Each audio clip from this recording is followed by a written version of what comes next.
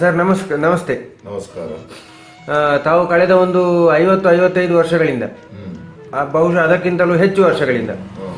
ನೀವು ಬಡಗುತಿಟ್ಟು ಯಕ್ಷಗಾನ ರಂಗದಲ್ಲಿ ಒಂದು ಪರಂಪರಾಗತವಾದಂತಹ ಒಂದು ವೇಷ ಎನ್ನುವಂತಹ ಒಂದು ಪ್ರಸಿದ್ಧಿಯನ್ನು ಇದುವರೆಗೆ ನೀವು ಉಳಿಸಿಕೊಂಡು ಬಂದವರು. ಸರಿ. ಬಹಳಷ್ಟು ಒಳ್ಳೆಯ ಒಂದು ಹೆಸರು, ಪರಂಪರಾಗತ ವೇಷ ಎನ್ನುವಂಥದ್ದೇ ಒಂದು ದೊಡ್ಡ ಒಂದು ಕೀರ್ತಿ. ಹೌದು. ಪರಂಪರೆಯ, ಯಾಕಂತ ಹೇಳಿದ್ರೆ ನಾನು ಪರಂಪರೆಯ ಚೌಕಟ್ಟನ್ನೇ ಅವಲಂಬಿಸಿ ಮೊದಲ ವೇಷಧಾರಿಗಳೆಲ್ಲ ಯಾವ ನಡೆಯಲ್ಲಿ ಹೋಗ್ತಾ ಇದ್ರು, ಅದು ಹಾಗೆ ಹೋದರೆ ಆ ವೇಷಕ್ಕೆ ಎಷ್ಟೊಂದು ಮರ್ಯಾದೆ ಉಂಟು, ಮಾನ್ಯತೆ ಉಂಟು ಎನ್ನುವುದನ್ನು ನಾನು ತಿಳ್ಕೊಂಡೆ. ಹೌದು, ನೀವು ಅದನ್ನೇ ನಾನು ಅನುಸರಿಸಿದೆ. ಹೌದು, ಅದನ್ನೇ ನೀವು ರಂಗದಲ್ಲಿ ತೋರ್ಪಡಿಸಿ ಇವತ್ತಿಗೂ ಕೂಡ ಪರಂಪರೆಯ ವೇಷಕ್ಕೆ ಮೌಲ್ಯವನ್ನು ಕೊಡಲಿಕ್ಕೆ ಸಾಧ್ಯ ಉಂಟು, ಅದನ್ನು ಓಲೈಸುವ ಪ್ರೇಕ್ಷಕರಿದ್ದಾರೆ ಎನ್ನುವುದನ್ನು ನೀವು ಈ ಕಾಲದಲ್ಲೂ ಕೂಡ ತೋರಿಸಿಕೊಟ್ಟವರು. ಹೌದು. ಈ ಬಡಗುತಿಟ್ಟು ಯಕ್ಷಗಾನದ ಬಗ್ಗೆ ಮತ್ತೆ ಹಲವಾರು ಇದರಲ್ಲಿ ಒಳಗೊಂಡಂತಹ ಕೆಲವು ವಿಚಾರಗಳ ಬಗ್ಗೆ ನಿಮ್ಮಿಂದ ಮಾಹಿತಿಯನ್ನು ತಿಳಿದುಕೊಳ್ಳುವ ಒಂದು ಇರಾದೆ ಸರ್ ಇದರಲ್ಲಿ. ಹೌದು. ಮೊಟ್ಟ ಮೊದಲನೇದಾಗಿ ಸರ್, ತಮ್ಮ ಒಂದು ವ್ಯಕ್ತಿ ಪರಿಚಯ, ಅಂದ್ರೆ ಹುಟ್ಟು, ವಿದ್ಯಾಭ್ಯಾಸ, ಕೌಟುಂಬಿಕ ಹಿನ್ನೆಲೆ, ಈ ಬಗ್ಗೆ ಸ್ವಲ್ಪ ಹೇಳ್ಬೋದು ಸರ್? ನನ್ನ ಹುಟ್ಟು ಇದೇ ಊರು ಐರೋಡಿಯಲ್ಲಿ. ನನ್ನ ತಾಯಿ ಗೌರಿ ಅಂತ ಅವರ ಹೆಸರು. ತಂದೆ ಯಕ್ಷಗಾನದ ಭಾಗವತರಾಗಿದ್ದರು, ಬೂದ ಭಾಗವತರು ಅಂತ ಅವರ ಹೆಸರು. ನಮ್ಮ ಗೋಳಿಗರಡಿ ಮೇಳದಲ್ಲಿಯೇ ಕೆಲವಷ್ಟು ವರ್ಷ ಭಾಗವತರಾಗಿ ದುಡಿದವರು. ಆ ಗೋಳಿಗರಡಿ ಮೇಳ ಆರ್ಥಿಕವಾದಂತಹ ಮುಗ್ಗಟ್ಟಿನಿಂದ ಕೆಲವು ವರ್ಷ ನಿಂತದ್ದು ಉಂಟು. ನನಗೆ ಹೇಗೆ ಯಕ್ಷಗಾನದ ಗೀಳು ಒಂದು ರಕ್ತ ಸಂಬಂಧವಾದ್ದು, ಕರೆಕ್ಟ್. ಇನ್ನೊಂದು ನಾನು ಹೋಗುವಂತಹ ಶಾಲೆಯಲ್ಲಿ, ಪಾಂಡೇಶ್ವರ ಶಾಲೆ, ಇಲ್ಲಿ ಶಾಸ್ತ್ರನ ಪಾಂಡೇಶ್ವರ, ಅಲ್ಲಿ ಹೆಡ್ ಮಾಸ್ಟರ್ ಆಗಿ ಕಾಂತಪ್ಪ ಮಾಸ್ತರು ಅಂತ ಇದ್ದಿದ್ರು. ಅವರು ಯಕ್ಷಗಾನ ಸಂಚಾರ ಭಂಡಾರಿ. ಅವರು ವೇಷಧಾರಿ ಹೌದು, ಅರ್ಥಧಾರಿ ಹೌದು, ಮೊದಲಿಗಾರರು ಹೌದು, ಭಾಗವತಿಗೂ ಮಾಡ್ತಾ ಇದ್ರು. ಅವರು ಒಟ್ಟಿಗೆ ಒಬ್ಬರು ಮೊದಲೇ ಬಾರಿಸುವ ಅವರು ಅಲ್ಲಿ ಮುಖ್ಯ ಉಪಾಧ್ಯಾಯರಾಗಿದ್ದರು, ಬಸವ ಮಾಸ್ತರ್ ಅಂತ ಪಾಂಡೇಶ್ವರ. ಶಾಲಾ ವಾರ್ಷಿಕೋತ್ಸವ ಆಗ್ತಾ ಇತ್ತು ಅಂದ್ರೆ ಅದು ಯಕ್ಷಗಾನವೇ ಮಾಡ್ತಾ ಇದ್ರು. ಹೌದು, ಕರೆಕ್ಟ್. ನಮ್ಮಲ್ಲೆಲ್ಲ ಹಾಗೆ. ಹೌದು, ಬೇರೆ ಏನು ಮಾಡ್ತಿರ್ಲಿಲ್ಲ ಅವರು. ಯಾಕಂದ್ರೆ ಇವರು ಇಬ್ಬರು ಯಕ್ಷಗಾನದ ಗೀಳಿದ್ದವರಾದ್ದರಿಂದ, ಅನುಭವ ಇದ್ದವರಾದ್ದರಿಂದ ಯಕ್ಷಗಾನವನ್ನು ಮಕ್ಕಳಿಂದ ಮಾಡಿಸ್ತಾ ಇದ್ರು. ಹೀಗೆ ಯಕ್ಷಗಾನದಲ್ಲಿ ಒಂದು ವರ್ಷ ಇದು ವೀರರೋಷಸೇನ ಅಂತ ಒಂದು ಪ್ರಸಂಗ ಆರಿಸಿಕೊಂಡು ಅದರಲ್ಲಿ ನನಗೊಂದು ಪಾತ್ರ ಕೊಟ್ಟಿದ್ದು, ಭೀಮನ ಪಾತ್ರ. ಅದನ್ನು ನಾನು ಅವರು ಹೇಳಿಕೊಟ್ಟದ್ದನ್ನು ಚೆನ್ನಾಗಿ ಅಭ್ಯಾಸ ಮಾಡಿಕೊಂಡು ಅದು ಒಳ್ಳೆ ರೀತಿಯಲ್ಲಿ ಮಾಡಿದೆ ಅಂತ ಅವರೇ ಹೇಳಿದ್ದು. ನನಗಂತೂ ಅಷ್ಟು ಅನುಭವ ಇರಲಿಲ್ಲ. ಕರೆಕ್ಟ್. ಆಮೇಲೆ ಏನಾಯಿತು ಅಂತ ಹೇಳಿದ್ರೆ, ಆ ವರ್ಷವೇ ನಮ್ಮ ಗೋಳಿಗರಡಿ ಮೇಳ ಮತ್ತೆ ತಿರುಗಾಟ ಪ್ರಾರಂಭ ಆಯಿತು. ಆವಾಗ ನಮ್ಮ ತಂದೆ ಮೇಳದಲ್ಲಿದ್ದರು. ನನಗೆ ಈ ಶಾಲೆ ಕಲಿಯುವುದಂತ ಹೇಳಿದ್ರೆ ಹೆಚ್ಚಿನ ಆಸಕ್ತಿ ಇರಲಿಲ್ಲ. ಆವಾಗ ಓದಾಯಿದಲ್ಲ ಒಂದು ನಿಮಿಷ. ಆವಾಗ ನನಗೂ ಕೂಡ ಈ ಶಾಲೆ ಕಲಿಯುವುದು ಅಂತ ಹೇಳಿದ್ರೆ ಅಷ್ಟಕ್ಕಷ್ಟೇ. ಹೌದು, ಅಷ್ಟು ಇಂಟ್ರೆಸ್ಟ್ ಇರಲಿಲ್ಲ. ಆಸಕ್ತಿ ಕಡಿಮೆ ಆಗಿತ್ತು. ನನಗೆ ಮೇಳಕ್ಕೆ ಹೋಗುವಂತ ಒಂದು ಉಮೇದು ಆಯ್ತು. ಕರೆಕ್ಟ್. ಆಗ ನಮ್ಮ ತಂದೆಯವರಿಗೂ ಕೂಡ ಬಂದರು, ಒಂದು ಕಲಾವಿದ ಆದರೂ ಆಗ್ಬೋದು ಅಂತೇಳಿ ಅವರಿಗೂ ಆಸೆ ಇತ್ತು ಏನು. ಹಾಗೆ ಗೋಳಿಗರಡಿ ಮೇಳಕ್ಕೆ ನಾನು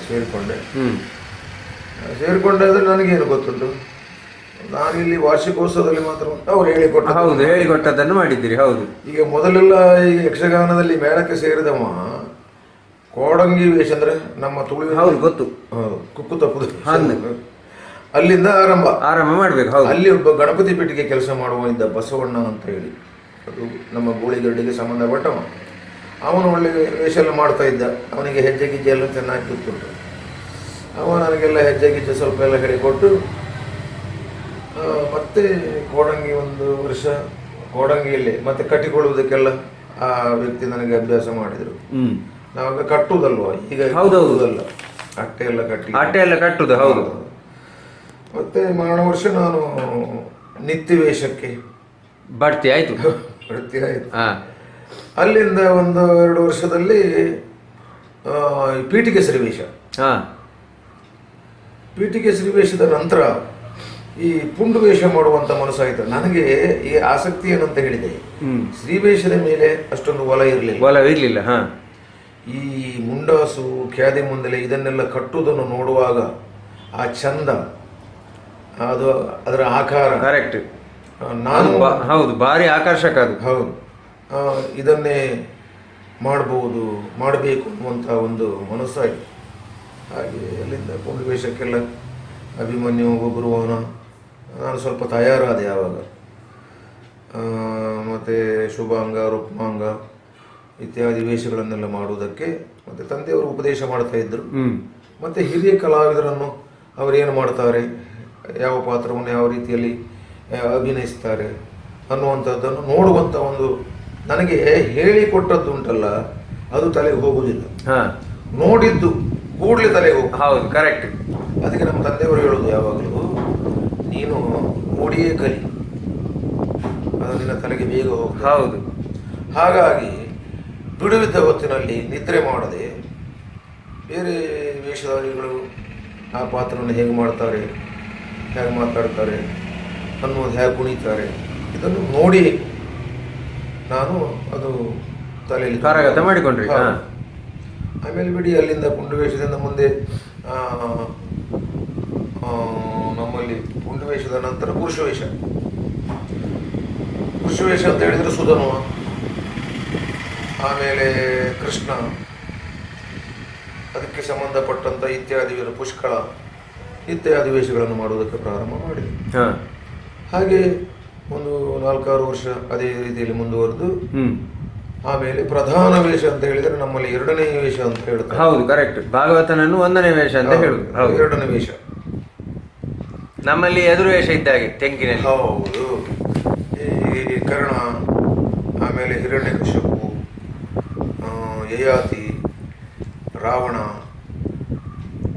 ಈ ಕೋಟಿ ಚೆನ್ನೈಯ ಕಾಲದಲ್ಲಿ ಪೆರುಮಳ ಬಳ್ಳಾಳ, ನಮ್ಮಲ್ಲಿ ಕೋಟಿಯನ್ನು ಮಾಡಿದ್ದೇನೆ ನಾನು. ಹೌದಾಗಲಿ. ಹೀಗೆ ಆ ಪ್ರಧಾನ ವೇಷದಲ್ಲಿ ಮುಂದುವರಿದೆ.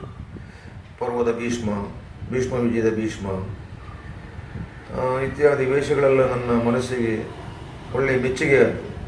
ಶಶಿಪ್ರಭಾ ಪರಿಣಯದ ಮಾರ್ತಾಂಡ ತೇಜ, ಸುಧರ್ಮ ವೇಷ ಅಂತ ಹೇಳಿದರೆ ನನಗೆ ಬಹಳ ಮೆಚ್ಚುಗೆ ಇತ್ತು.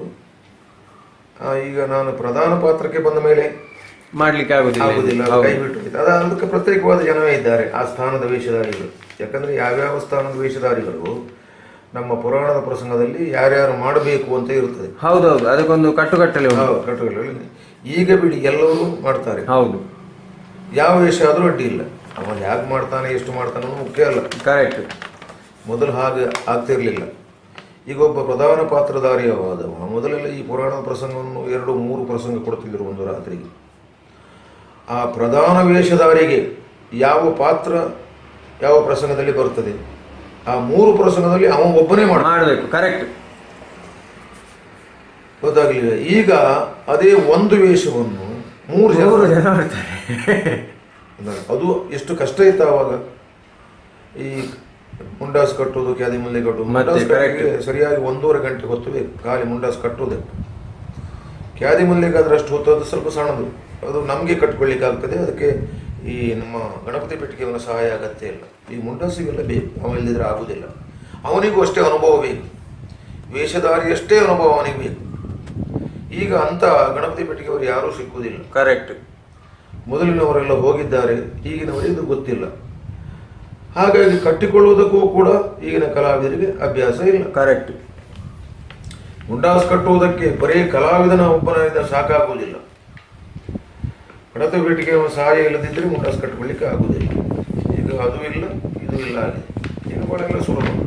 ಆಮೇಲೆ ಮೊದಲು ಎಷ್ಟು ಕಷ್ಟ ಇತ್ತು ಅಂತ ಹೇಳಿದರೆ, ಒಂದು ಮೇಳದಲ್ಲಿ ಒಂದು 8 ಮೈಲ್ ದೂರ ನಡ್ಕೊಂಡು ಹೋಗಬೇಕು. ಕರೆಕ್ಟ್. ಹೌದೌದು, ಎಲ್ಲ ನಮ್ಮ ಪೆಟ್ಟಿಗೆ ಇಟ್ಕೊಂಡು. ಮೇಳದ ಸಾಮಾನುಗಳು ಅದಕ್ಕೆ ಹೊರಗೆ ಬೇರೆ ಇದ್ದಾರೆ. ಈ ಬೆತ್ತದ ಪೆಟ್ಟಿಗೆ ಈಗ ಅದಿಲ್ಲ. ಈಗ ಇಲ್ಲ. ಹೌದು, ಬೆತ್ತದ ಪೆಟ್ಟಿಗೆ ಹೊರಲಿಕ್ಕೂ ಸುಲಭ ಇತ್ತು. ಹೌದು, ಅದು ಹಗುರ ಇತ್ತು. ಹಗುರ, ಹೌದು. ಹೌದಲ್ಲ. ಮತ್ತೆ ಅದು ಜವಳಿ ಗಂಟು ಹೊರುವವನೇ ಒಬ್ಬ ಬೇರೆ, ಗಣಪತಿ ಪೆಟ್ಟಿಗೆ ಹೊರುವವನೇ ಬೇರೆ. ಹೀಗೆಲ್ಲ ಅಂದರೆ ಆ ಗಣಪತಿ ಪೆಟ್ಟಿಗೆ ಕೆಲಸ ಮಾಡುವವನೇ ಗಣಪತಿ ಪೆಟ್ಟಿಗೆ ಹೊರುವುದು, ಹೊತ್ಕೊಂಡು ಹೋಗಬೇಕು. ಹೋಗಬೇಕಿತ್ತು. ಮತ್ತು ಸಾಕಾದಾಗ ಅವರಲ್ಲಲ್ಲಿ ಇಳಿಸ್ಕೊಂಡು ಅಲ್ಲಿ ಏನೋ ನೀರು ಗೀರು ಚಾರ ಕುಡ್ಕೊಂಡು ಕರೆಕ್ಟ್ ಮುಂದುವರಿತಾ ಇದ್ದರು. ನಾವು ಹಾಗೆ ನಡ್ಕೊಂಡು ಹೋಗುವಾಗ ನಮ್ಮ ಹಿರಿಯ ಕಲಾವಿದರನ್ನು ಅನುಸರಿಸಿ ಅವರು ಏನು ಹೇಳ್ತಾರೆ ಹೀಗೆ ದಾರಿ ಸಾಗೋದಕ್ಕಾಗಿ ಕರೆಕ್ಟ್ ಒಂದು ಅಧ್ಯಯನಶೀಲತೆ. ಹೌದು, ನಿನ್ನ ವೇಷ ಅದು ಹಾಗಾಗಲಿಲ್ಲ, ಅದು ಹೀಗಾಗಬೇಕಿತ್ತು, ಅದು ಸರಿಯಾಗಬೇಕಿತ್ತು, ನಾಳೆ ಸರಿ ಮಾಡು, ಅದು ಹೀಗೆ ನಡೆ ಅಂತ ಅವರು ಹೇಳ್ತಾ ಇದ್ರು. ನಾವು ಅದನ್ನು ಕೇಳಿಕೊಂಡು ಹೀಗೆ ದಾರಿ ಸಾಗ್ತಾ ಇತ್ತು. ಆವಾಗ ಸರಿಯಾಗಿ ಹರಕೆ ಆಟ ಎಲ್ಲ ಭಾಳ ಕಡಿಮೆ. ಕರೆಕ್ಟ್. ಆಟ ಕೇಳಿಕೊಂಡು ಹೋಗಿ ಎಲ್ಲಿಯಾದರೂ ಒಂದು 4 ಜನರನ್ನು ಹಿಡಿದು ಅವರು ಮತ್ತೆ ಒಂದು 4 ಜನರನ್ನು ಇದು ಮಾಡಿ ಅವ್ರನ್ನೆಲ್ಲ ಬರುವಾಗ ಆವಾಗ ಗಂಟೆ ಸಾಮಾನ್ಯ 3-4 ಅವರು ಹ್ಞೂ ಅಂತ ಹೇಳಿದ ಮೇಲೆ ಮತ್ತೆ ಅಲ್ಲಿ ಬಿಡಾರದ ಮನೆ ಹುಡುಕೋದು, ಎಲ್ಲಿ ಬಿಡಾರ ಮಾಡೋದು. ಅಷ್ಟೊತ್ತಿಗೆ ಒಂದು ಅಡುಗೆ ಆಗುವಾಗ 5 ಗಂಟೆ.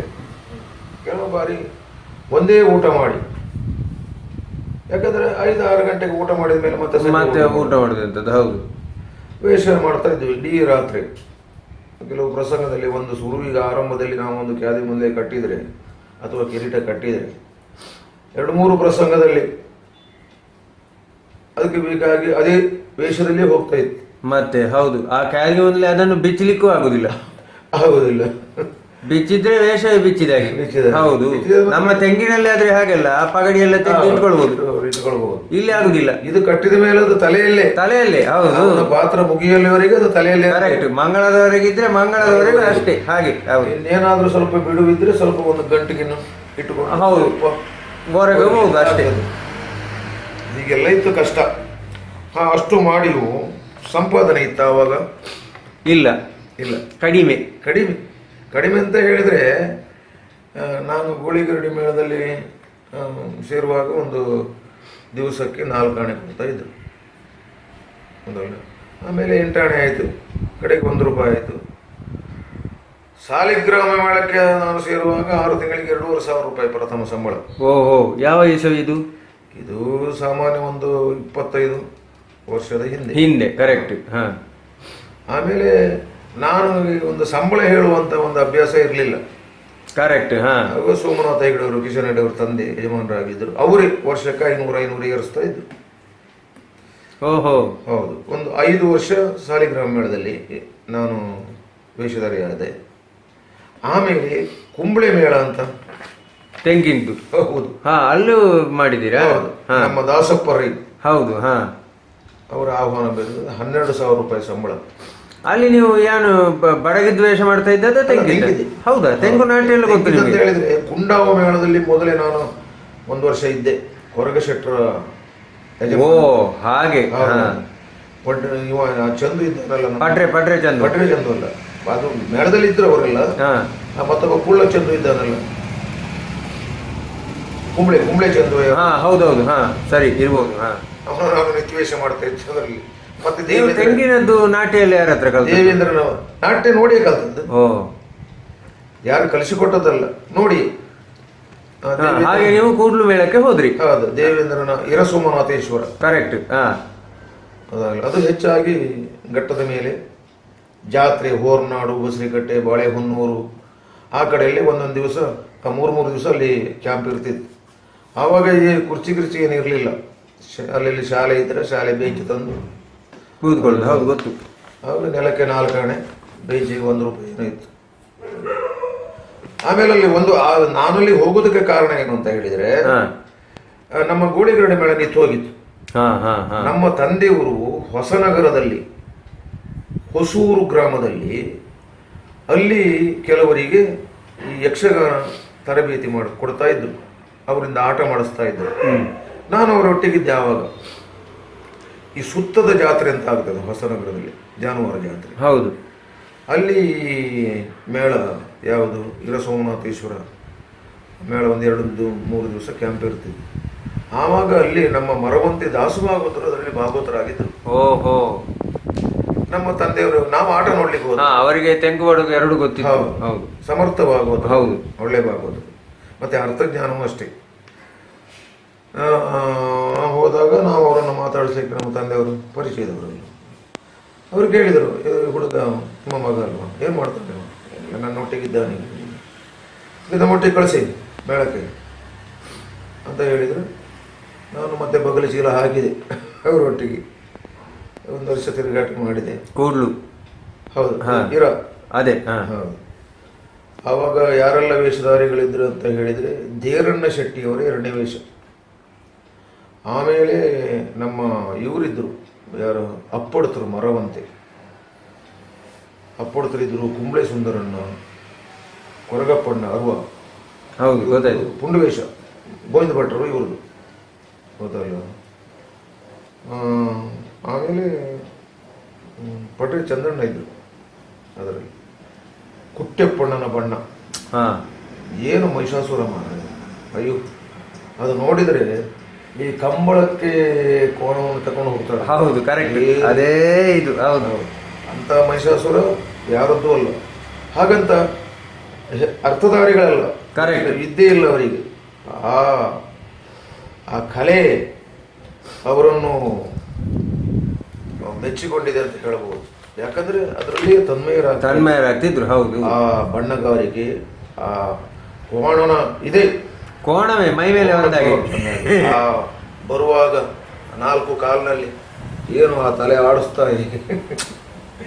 ನನಗದು ಇವತ್ತಿಗೂ ಕಣ್ಣಿಗೆ ಕಟ್ಟಿದ ಹಾಗುಂಟು. ಅಂತ ಮಹಿಷಾಸುರ ಯಾರ್ದು, ನಮಗೀಗ ಮಾಲೆಗಂಡ ಇವ್ರದೆಲ್ಲ ಮಹಿಷಾಸುರ ಅಂತ ಹೇಳ್ತಾರಲ್ಲ, ಆದರೆ ಕುಟ್ಟೆಪ್ಪಣ್ಣನ ಮಹಿಷಾಸುರ ಅವರು ಬರೀ ಮಹಿಷಾಸುರಲ್ಲ, ಅಜಮುಖಿ.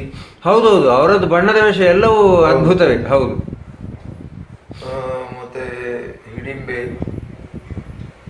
ಇದೆಲ್ಲ ಚೆನ್ನಾಗಿ ಮಾಡ್ತಾ ಇದ್ದರು, ಹೆಣ್ಣು ಬಣ್ಣ ಕೂಡ. ಆವಾಗ ಮತ್ತೆ ನಮ್ಮ ಗೋಳಿಗಡ್ಡೆ ಮೇಳ ಪ್ರಾರಂಭ ಆಯ್ತು. ಮತ್ತೆ ಅಲ್ಲಿ ನಾನು ಮತ್ತೆ ಇದಕ್ಕೆ ಬಂದು ಸೇರಿಕೊಂಡೆ. ಇದಕ್ಕೆ ಸೇರಿಕೊಂಡ ಮೇಲೆ ನಾನು ಮೊದಲು ಹೇಳಿದ್ನಲ್ಲ, ಯಾವುದು ಈ ಮುಂಡು ವೇಷ, ಆಮೇಲೆ ಪುರುಷ ವೇಷ, 2ನೇ ವೇಷ. ಆಮೇಲೆ ಮತ್ತೆ ಪುನಃ ನಾನು ಸಾಲಿಗ್ರಾಮ ಮೇಳಕ್ಕೆ ಒಂದು 4 ವರ್ಷ, ಒಟ್ಟು 9 ವರ್ಷ ಸಾಲಿಗ್ರಾಮದಲ್ಲಿ. ಹೌದು, ಯಾವ ನಾವುಡ್ರಿದ್ರು ಆವಾಗ. ಓಹೋ, 9 ವರ್ಷ ಸಾಲಿಗ್ರಾಮದಲ್ಲಿ.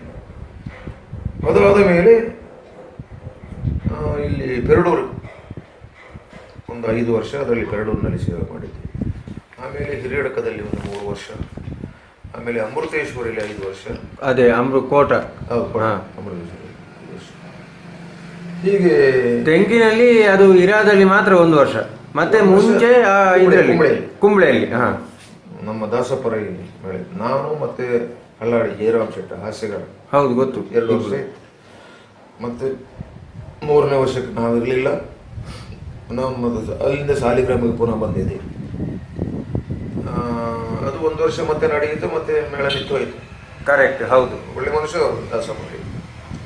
ನನಗವ್ರಿಗೆ ಭಾಳ, ನಾವಿಬ್ಬರು ಒಟ್ಟಾಗಿ ಬೇರೆನೇ ಹೋಗಿದ್ದೆವು, ನಮ್ಮ ಕನ್ನಡ ಕಲಾ ಸಂಘದವರ ಕಾರ್ಯಕ್ರಮ ಇತ್ತು. ಹೀಗೆ ಇರುವಾಗ ನನಗೆ ಈ ಆಲೋಚನೆ ಹೊಳೆದದ್ದು, ಮಂದರ್ತಿ ಮೇಳಕ್ಕೆ ಬಿಲ್ಲುವ ಕಲಾವಿದರು ಯಾಕಾಗುವುದಿಲ್ಲ. ಕರೆಕ್ಟ್. ಬಹಳ ಸಮಯದಿಂದ ನನ್ನ ತಲೆ ಕೊರೀತಾ ಇತ್ತದು. ಆಗುದಿಲ್ಲ ಅಂದ್ರೆ ಏನು, ಯಾವ ದೇವರಿಗೆ ಆಗುದಿಲ್ಲ, ಎಲ್ಲ ದೇವರಿಗೆ ಆಗ್ತದೆ, ಸಾಲಿಗ್ರಾಮ ದೇವರಿಗೆ ಆಗ್ತದೆ. ಹೌದು, ಅಂದ್ರೆ ಕೆಲವು ಕಡೆ ಅದು ಏನು ಅಲಿಖಿತವಾಗಿ, ಅಂದ್ರೆ ಲಿಖಿತವಾಗಿ ಹೇಳದೇ ಇದ್ರು, ಓಪನ್ ಆಗಿ ಹೇಳದೇ ಇದ್ರು, ಅಲಿಖಿತವಾಗಿ ತಗೊಳ್ತಿರ್ಲಿಲ್ಲ ಅನ್ನುವಂಥದ್ದು ಇತ್ತು ಕೆಲವೊಂದು ಮೇಳದಲ್ಲಿ. ಇಲ್ಲಿ ತಗೊಳ್ತಾನೆ ಇರ್ಲಿಲ್ಲ, ಅವ್ರು ಹೇಳಿ ಮೊದಲಾಗಿ ಕೇಳ್ತಾ ಇದ್ರು ಯಾವ ಜಾತಿ ಇದನ್ನೊಂದು ಈ ಅಸ್ಪೃಶ್ಯತೆಯನ್ನು ಹೇಗಾದ್ರೂ ಮಾಡಿ ತೊಡೆದು ಹಾಕ್ಬೇಕು ಅನ್ನುವಂತ ಒಂದು ಸಂಕಲ್ಪ ಮಾಡಿದ್ರಿ. ಮುಂದೆ ನಡೆದದ್ದೆಲ್ಲ ಗೊತ್ತೇ ಉಂಟು. ಹೌದು, ಅಂತೂ ದೇವಿಯ ಅದರಲ್ಲಿ ನೀವು ನಿಮ್ಮ ಒಂದು ಸಂಕಲ್ಪಕ್ಕೆ ದೇವರ ಒಂದು ಅನುಗ್ರಹವೂ ಸಹಾಯವಿತ್ತು, ಮತ್ತೆ ಬುದ್ಧಿಜೀವಿಗಳೆಲ್ಲರೂ ಸಹಾಯವೂ ಇತ್ತು. ಕರೆಕ್ಟ್. ಅದರಿಂದ ಆ ಕಾರ್ಯ ಯಶಸ್ವಿ ಆಯಿತು. ಅದು ನನಗೆ ತುಂಬ ಸಂತೋಷ. ಯಾಕಂತೇಳಿ ನಮ್ಮ ಕಲಾವಿದರಿಗೆ ಈಗ ತುಂಬ ಜನಕ್ಕೆ, ಒಂದು 100 ಜನಕ್ಕೂ ಹೆಚ್ಚಿನ ಕಲಾವಿದರಿದ್ದಾರೆ ಬಿಲ್ಲವರಲ್ಲಿ. ತೆಂಕಿನಲ್ಲಿ ಬಡಗಿನಲ್ಲಿ 100ಕ್ಕೂ ಹೆಚ್ಚಿನ ಜನ ಇದ್ದಾರೆ. ಅವರಿಗೆಲ್ಲ ಒಂದು, ಈಗ ನನ್ನನ್ನು ಅವ್ರು ಹಾಕ್ಕೊಳ್ಳೋದಿದ್ರೂ ಅಡ್ಡಿ ಇಲ್ಲ. ಯಾಕಂದರೆ ಮಂದರ್ತಿ ಮೇಳಕ್ಕೆ ನಾನಿನ್ನು ಹೋಗಿ ಇದರಿಂದ ಹೆಚ್ಚಿನ ಕೀರ್ತಿ ಗಳಿಸುವಂಥದ್ದೇನಿಲ್ಲ. ಹೌದೌದು, ನಿಮ್ಮ ಕೀರ್ತಿ ನೀವು ಗಳಿಸಿ. ನಮ್ಮ ಜನಾಂಗಕ್ಕೊಂದು ಅವಕಾಶ ಸಿಗಲಿ ಅಲ್ಲಿ ಮುಂದಿನ ಪೀಳಿಗೆಗೆ ಕರೆಕ್ಟ್ ಅನ್ನುವಂತ ನನ್ನ ಉದ್ದೇಶ ಇತ್ತು. ಹೌದು, ಅದು ಈಡೇರಿತಲ್ಲ. ಅದು ಈಡೇರಿತು. ಈಡೇರಿದೆ. ನನ್ನ ಮನಸ್ಸಿಗೆ ಒಂದು ತೃಪ್ತಿ. ಅಂದ್ರೆ ನಿಜವಾಗಿ ಆದ್ರೆ ನಾನಿಲ್ಲಿ ಹೇಳುದೇನು ಅಂತಂದ್ರೆ, ನೀವು ಯಕ್ಷಗಾನ ಕ್ಷೇತ್ರಕ್ಕೆ ಮಾತ್ರ ಒಂದು ಕೊಡುಗೆ ಕೊಟ್ಟದಲ್ಲ, ಒಂದು ಸಮಾಜಕ್ಕೆ ನೀವು ಕೊಡುಗೆ ಕೊಟ್ಟಿದ್ದೀರಿ, ನ್ಯಾಯ ಒದಗಿಸಿ. ಹೌದು. ಅದರಿಂದ ಅಂದ್ರೆ ಒಂದು ಸಮಾಜ ಅಂತಂದ್ರೆ ಸೀಮಿತವಾಗಿ ಬಿಲ್ಲವ ಸಮಾಜ ಮಾತ್ರ ಹೇಳುದಲ್ಲ, ಇಡೀ ಸಮಾಜಕ್ಕೆ ಅದೊಂದು ನಿಮ್ಮ ಒಂದು ಕೊಡುಗೆ. ಹೌದು, ಅದರಿಂದ ನನ್ನ ಮನಸ್ಸಿಗೂ ತೃಪ್ತಿ ಇದೆ. ಕರೆಕ್ಟ್. ಈಗ ನಾಳೆ ನಾನು ಸತ್ರು ಯಾವನಾದ್ರೂ ಒಬ್ಬ ಹೇಳಿಯಾನು, ನಾವು ಇಷ್ಟಕ್ಕೆಲ್ಲ ಕಾರಣ ಒಬ್ಬರು ಇದ್ದಿದ್ರು ಮಾರ್ರೆ ಅಂತ ಹೇಳಿದ್ರೆ ನನಗೆ ಅದೇ ಸಾಕು. ಕರೆಕ್ಟ್. ಅದಲ್ಲೇ ಅದರಿಂದ ನಾನು ಯಾಕಂತ ಹೇಳಿದ್ರೆ ಅಷ್ಟೆಲ್ಲ ಹೋರಾಟಕ್ಕೆ ನಾನು ಒಂದು 10-20 ಸಾವಿರ ಖರ್ಚು ಮಾಡಿದ್ದೆ ಕೈಯಲ್ಲಿ. ಹೌದು, ಅಂದ್ರೆ ಸಮಾಜಕ್ಕೋಸ್ಕರ. ಹೌದು, ಅದು ಹೋಗಲಿ, ನಾವು ಸಂಪಾದನೆ ಮಾಡಿದ್ದು ಒಳ್ಳೆ ಕೆಲಸಕ್ಕಲ್ಲ ವಿನಿಯೋಗ ಆದದ್ದು. ಈಗ ದುಂದು ವೆಚ್ಚ ಮಾಡಲಿಲ್ಲ. ಕರೆಕ್ಟ್. ಹೌದು, ಗೊತ್ತಾಗಲಿಲ್ಲ. ಈಗ ನಾನೀಗ ಒಂದು ದುಂದು ವೆಚ್ಚ ಅಂತ ಹೇಳಿದರೆ ಕೆಲವರಿಗೆಲ್ಲ ಈ ಕುಡಿಯುವುದು ಅಥವಾ ಮತ್ತೊಂದು ಇನ್ನೊಂದು ಎಲ್ಲ ಇರ್ತದೆ. ಈ ಕಲಾ ಜೀವನ ನಿದ್ರೆಗೆಟ್ಟು ಕಲಾ ಜೀವನವೇ ಅಂತ. ಕರೆಕ್ಟ್. ಹೌದು ಹೌದು. ನನಗೆ ಅಂಥದ್ದಕ್ಕೆ ಯಾವುದಕ್ಕೂ ನಾನು ಹೌದು ಮಾಡಿದವನಲ್ಲ. ನನ್ನ ಚಾಪೆ ಎಷ್ಟುಂಟು ಅಷ್ಟಕ್ಕೆ ಕಾಲಿನಲ್ಲಿ ಮಲಗಿದ್ದು. ಹೌದು ಹೌದು. ಅದರಿಂದ ನನಗೆ ತೃಪ್ತಿ ಉಂಟು. ಈಗ ನನಗೆ ಅಭ್ಯಾಸ ಅಂತ ಹೇಳಿದರೆ ಒಂದು ಎಲೆ ತಿನ್ನುವ ಅಭ್ಯಾಸ ಇತ್ತು, ಅದು ಈಗಲೂ ಅಪರೂಪ ಕಂಡು ಅದನ್ನು ಕಡಿಮೆ ಮಾಡಿದ್ದೇನೆ. ಬಿಟ್ಟರೆ ಮತ್ತೆ ಯಾವ ಅಭ್ಯಾಸವೂ ಇಲ್ಲ. ಹೀಗೆ ಮುಂದುವರಿಯುದು. ಅದೊಂದು ಕಾರ್ಯ ಆಯಿತು ಅಂತ ಹೇಳಿ ಬಹಳ ತೃಪ್ತಿಯಾಗಿದೆ ನನ್ನ ಮನಸ್ಸಿಗೆ. ಇನ್ನು ಈ ವೇಷದ ಮಟ್ಟಿಗೆ ನೀವು ಕೇಳಿದ ಅಲ್ಲ, ನಾನು ನೋಡಿ ಇಲ್ಲಿ ಒಂದು ಇದು ಹೇಗೆಂತಂದ್ರೆ, ಯಕ್ಷಗಾನವನ್ನು ನೀವು ವೃತ್ತಿಯಾಗಿ ಆರಿಸದೇ ಇರ್ತಿದ್ರಿ, ಬೇರೆ ಯಾವ ಕ್ಷೇತ್ರವನ್ನು ನೀವು ಆರಿಸಿಕೊಳ್ತಿದ್ರಿ? ಯಕ್ಷಗಾನ ಆರಿಸಿಕೊಳ್ಳದೆ ಹೋಗಿದ್ರೆ ಬೇರೆ ಯಾವ ವೃತ್ತಿ ಆರಿಸಿಕೊಳ್ಳುವುದಕ್ಕೂ ನಾನು ವಿದ್ಯಾವಂತನಾಗಲಿಲ್ಲ. ಇನ್ನೇ ಎಲ್ಲಿಯಾದರೂ ಹೋಗಿ ಯಾರದ್ದೋ ಕೈ ಕೆಳಗೆ ಒಂದು ಹೋಟೆಲ್ನಲ್ಲಿಯೋ ಅಥವಾ ಇನ್ನೊಂದರಲ್ಲಿಯೋ ಕೆಲಸ ಮಾಡಬೇಕಿತ್ತು. ಮತ್ತೆ ಇಲ್ಲಿ ಬೇಸಾಯ ಕೆಲಸ. ಕರೆಕ್ಟ್. ನಾವು ಸ್ವಲ್ಪ ಗದ್ದೆ ಇತ್ತು ನಮಗೆ. ಈಗ ಎಲ್ಲ ಹೋಗಿದೆ ಅಂತ ಮಾಡುವ ಅದು. ಆವಾಗ ಈ ಬೇಸಾಯದ ಕೆಲಸ ನನಗೆಲ್ಲವೂ ಗೊತ್ತು. ಅದೇ ನೀವು ಬೇಸಾಯ ಮಾಡ್ತಿದ್ರಿ ಹಾಗಾದ್ರೆ. ಈ ಬೇಸಾಯ ಮಾಡ್ತಾ ಇದ್ರೆ ಈ ಹೆಸರು ಬರ್ತಿರ್ಲಿಲ್ಲ. ಹೌದು, ಕರೆಕ್ಟ್. ನಾನು ಯಾರು ಅಂತ ಗೊತ್ತಾಗ್ತಿರ್ಲಿಲ್ಲ. ಯಾಕಿದ್ರೆ ಅದು ಸೀಮಿತ ಮಟ್ಟಕ್ಕಿದ್ದದು. ಈ ಕಲಾ ಮಾಧ್ಯಮ ಉಂಟಲ್ಲ, ಇದು ಪ್ರಚಾರಕ್ಕೆ ಒಂದು ಮುಖ್ಯವಾದಂತ ಒಂದು ದಾರಿ ಇದು. ಕರೆಕ್ಟ್. ಈಗ ಐರೋಡಿ ಗೋವಿಂದಪ್ಪ ಅಂತ ಹೇಳಿದ್ರೆ, ಐರೋಡಿ ಎನ್ನುವಂತಹದ್ದು ಗ್ರಾಮವೇ ಎಷ್ಟು ಊರಿಗೆ ಗೊತ್ತುಂಟು. ಕರೆಕ್ಟ್. ಹೌದೌದು. ಈಗ ನಾನೊಬ್ಬ ಕಲಾವಿದನಾಗಿ ಸ್ವಲ್ಪ ಹೆಸರು ಪಡೆದದ್ದಕ್ಕಲ್ವ, ಊರಿನ ಹೆಸರು ಕೂಡ ನನ್ನಿಂದಾಗಿ ಬಹಳಷ್ಟು ಪ್ರದೇಶಕ್ಕೆಲ್ಲ ಪ್ರಚಾರ ಆಯಿತು. ವಿದೇಶದಲ್ಲಿ ಕೂಡ ನಾನೊಂದು 4 ಬಾರಿ ವಿದೇಶಕ್ಕೆ ಹೋಗಿದ್ದೆ. ಇಲ್ಲಿ ನಮ್ಮ ಸುಬ್ಬಣ್ಣ ಭಟ್ರು ಅಂತ ಇದ್ದಾರೆ ಬ್ರಹ್ಮವರು, ಆಮೇಲೆ KS ಉಪಾಧ್ಯರು ಅಂತೇಳಿ, ಇಲ್ಲಿ KS ಉಪಾಧ್ಯರು ನಮ್ಮ ಕೋಡಿಯವರು, ಕೋಡಿಯವರು, ಅವರದ್ದು ಮಂಗಳೂರಿನಲ್ಲಿ ಪ್ರಸಿದ್ಧ. ಅವರ ಹೆಂಡತಿ ಡಾಕ್ಟರ್, ಇವರು ಅವ್ರ ಹೆಸರು ಡಾಕ್ಟರ್ ಲೀಲನು. ಹೌದು, ಬೊಂಬೈ ಅವರಲ್ವಾ? ಅಲ್ಲ, ಬೊಂಬೈ ಅವರಲ್ವಾ? ಊರಿನವರೇ. ಹೆಸರು ನೆನಪು ಇಲ್ಲ, ಪರವಾಗಿಲ್ಲ ಬಿಡಿ. ಅವರು ಮತ್ತೆ ಅವರ ಗಂಡ ಆವಾಗ ಯಕ್ಷಗಾನದ ಬಗ್ಗೆ ಬಹಳ ಇದು ಪಡೆದು ಅನುಭವ ಉಳ್ಳವರು, ಬಹಳ ಆಸಕ್ತಿ ಇದ್ದವರು. ವಿದೇಶದ ಏನಾದರೂ ಕಾರ್ಯಕ್ರಮ ಬರ್ತಾ ಇದ್ರೆ ಅವರಿಗೆ ಬರ್ತಿತ್ತು. ಅವರಿಗೆ ಕೆಲವೆಲ್ಲ ಸಂಪರ್ಕ ಇತ್ತು, ಗೊತ್ತಾಗಲಿ. ಅವರು ನಮ್ಮ ಶುದ್ಧವಾದ ಯಕ್ಷಗಾನ ಅಂದ್ರೆ ನಮ್ಮ ಪರಂಪರೆ ಬಡಗುತಿಟ್ಟಿನದ್ದೇ ತೋರಿಸಬೇಕು ಅಂತ ಹೇಳಿ ನನ್ನನ್ನು ಮತ್ತು ಕೋಟ ವೈಕುಂಠನನ್ನು ಮತ್ತೆ ನಮ್ಮ ಇಲ್ಲಿ ಯಾರು ಅಂತ ಹೇಳಿದರೆ ಕಂಬದ ಕೋಣು ದಯಾನಂದನನ್ನು, ಮತ್ತೆ ರಮೇಶ್ ಅಂತ ಹೇಳಿದ್ದಾರೆ ಬೇಲ್ತೂರು, ಬೇಲ್ತೂರು ರಮೇಶ್, ಹೌದು, ಮುಂದೆ ಊಟ ಮಾಡಿಕೊಂಡು ಕರ್ಕೊಂಡು ಹೋಗ್ತಿದ್ರು. ಕೆಮ್ಮಣ್ಣ ಆನಂದು ಚೆಂಡೆಗೆ, ಆಮೇಲೆ ಹುಂಚದಕಟ್ಟೆ ಶ್ರೀನಿವಾಸಾಚಾರ್ಯ ಮೊದಲಿಗೆ, ಭಾಗವತಿಗೆ ಮರಿಯಪ್ಪಾಚಾರ್ಯ ತಂಡ ಹೋಗಿತ್ತು. ಒಂದು 4 ಬಾರಿ ಹೋಗಿತ್ತು. ಸ್ವಿಟ್ಜರ್ಲ್ಯಾಂಡ್, ಆಮೇಲೆ ಹೌದು ಪ್ಯಾರಿಸ್, ಕರೆಕ್ಟ್.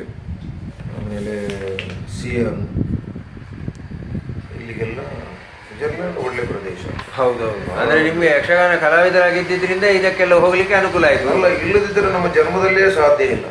ಹೌದು ಹೌದು. ಸತ್ಯ ಹೇಳಬೇಕು ಅಂತಿದ್ರೆ ನಾನೊಬ್ಬ ಯಕ್ಷಗಾನದ ಕಲಾವಿದನಾದ್ದರಿಂದ ಅಲ್ಲಿಗೆಲ್ಲ ಹೋಗುವಂಥ ಒಂದು ಅವಕಾಶ ನನಗೆ ಸಿಕ್ಕಿದೆ. ಬಿಟ್ಟರೆ ಮತ್ತೆ ನಮ್ಮ ಹತ್ರ ಎಲ್ಲ ಸಾಧ್ಯವೇ. ಸರ್, ನೀವು ಯಕ್ಷಗಾನ ಕ್ಷೇತ್ರಕ್ಕೆ ಈ ವೃತ್ತಿಯಾಗಿ ನೀವು ಆರಿಸಿಕೊಂಡು ಈಗ 70 ವರ್ಷಗಳನ್ನು ನೀವು ಕಳೆದಿದ್ದೀರಿ.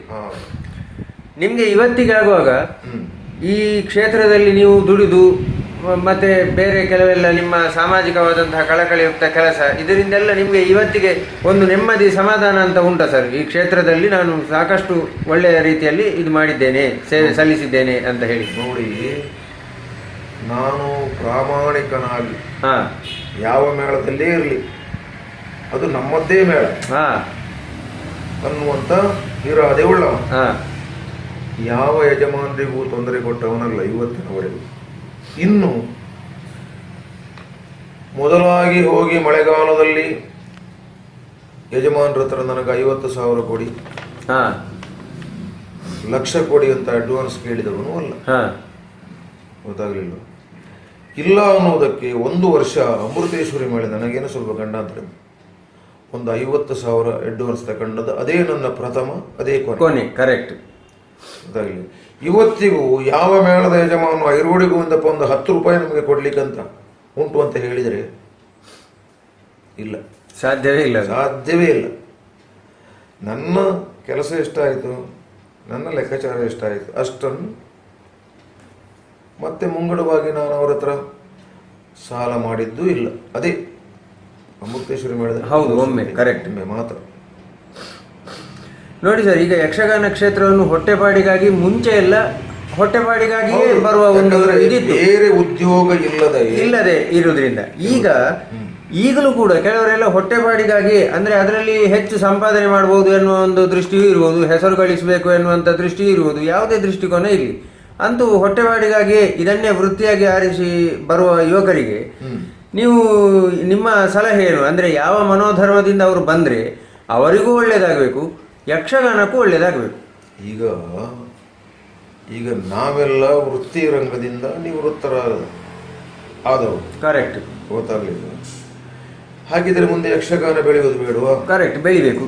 ಮೇಳಗಳು ಮುಂದುವರಿಯುವುದು ಕಲಾವಿದರು ಬೇಕೋ ಬೇಡವಾ? ಬೇಕಂತಾದ್ರೆ ಆ ಕಲಾವಿದ ಅದಕ್ಕೆ ತಯಾರಾಗಬೇಕು. ಕರೆಕ್ಟ್. ಮೇಳಕ್ಕೆ ಬರುವವ ನಾಳೆ ಅವನ ಬದುಕಿಗಾಗುವಷ್ಟು ಸಂಪಾದನೆ ಮಾಡ್ತೇನೆ ಎನ್ನುವಂತ ಧೈರ್ಯ, ಆ ವಿಶ್ವಾಸ ಅವನಿಗೆ ಬೇಕು. ಅದಿಲ್ಲ ಅಂತಾದರೆ ಬರೇ ವೇಷ ಮಾಡಿಕೊಂಡು ಯಾರೋ 4 ಜನ ಚಪ್ಪಾಳೆ ಸಿಳ್ಳೆ ಹಾಕಿ ಸಂತೃಪ್ತಿ ಪಟ್ಟರೆ ಅವನ ಸಾಂಸಾರಿಕವಾದಂಥ ಬದುಕು ಸುಖವಾಗಿ ಸಾಗುವುದಕ್ಕೆ ಸಾಧ್ಯವೇ ಇಲ್ಲ. ಕರೆಕ್ಟ್. ಇದರಿಂದ ಆಗುವುದಿಲ್ಲ. ಅದರಿಂದ ಬೇರೆ ವೃತ್ತಿ ನೋಡೋದು ಒಳ್ಳೆಯದು. ಗೊತ್ತಾಗಿಲ್ಲ. ಕಲಿಬೇಕು, ನಾನೊಬ್ಬ ಸಮರ್ಥನಾಗಬೇಕು, ನಾನೊಬ್ಬ ಹೆಸರು ಗಳಿಸಬೇಕು ಅನ್ನುವಂಥ ಈ ದೃಷ್ಟಿ ಬೇಕು ಅವನಿಗೆ. ಆ ಹಠವೂ ಬೇಕು, ಛಲವೂ ಬೇಕು. ಅಂತ ಕಲಾವಿದನಿಗೆ ಒಳ್ಳೆ ಮರ್ಯಾದೆ ಉಂಟು, ಸಂಪಾದನೆ ಉಂಟು. ಇನ್ನು ಕೆಲವರು ಬರೀ ಸಂಪಾದನೆಗಾಗಿ ಹೆಸರು ಗಳಿಸುವುದಕ್ಕಾಗಿ, ಕರೆಕ್ಟ್, ಯಕ್ಷಗಾನದಲ್ಲಿ ಕೂಡಲೇ ಹೆಸರು ಬರ್ತದೆ, ಪ್ರಚಾರ ಸಿಗ್ತದೆ. ಹೌದೌದು. ಇದರಲ್ಲಿ ಪ್ರಚಾರ ಸಿಕ್ಕಿದ ಹಾಗೆ ಮತ್ತೆ ನಿಮ್ಮ ಯಾವುದರಲ್ಲಿಯೂ ಪ್ರಚಾರ ಸಿಕ್ಕುವುದಿಲ್ಲ. ಹಾಗಾಗಿ ಅದರಲ್ಲಿ ಸಂಪಾದನೆ ಆಗ್ತದೆ, ಬರೀ ಪ್ರಚಾರ ಅಲ್ಲ. ಬಹಳಷ್ಟು ಮಂದಿ ಈ ಯಕ್ಷಗಾನವನ್ನು ಅವಲಂಬಿಸಿದ್ದಾರೆ. ಕರೆಕ್ಟ್. ಅಂದ್ರೆ ಅದು ಕರೆಕ್ಟ್ ನೀವು ಹೇಳಿದ್ದು. ಯಾವುದು?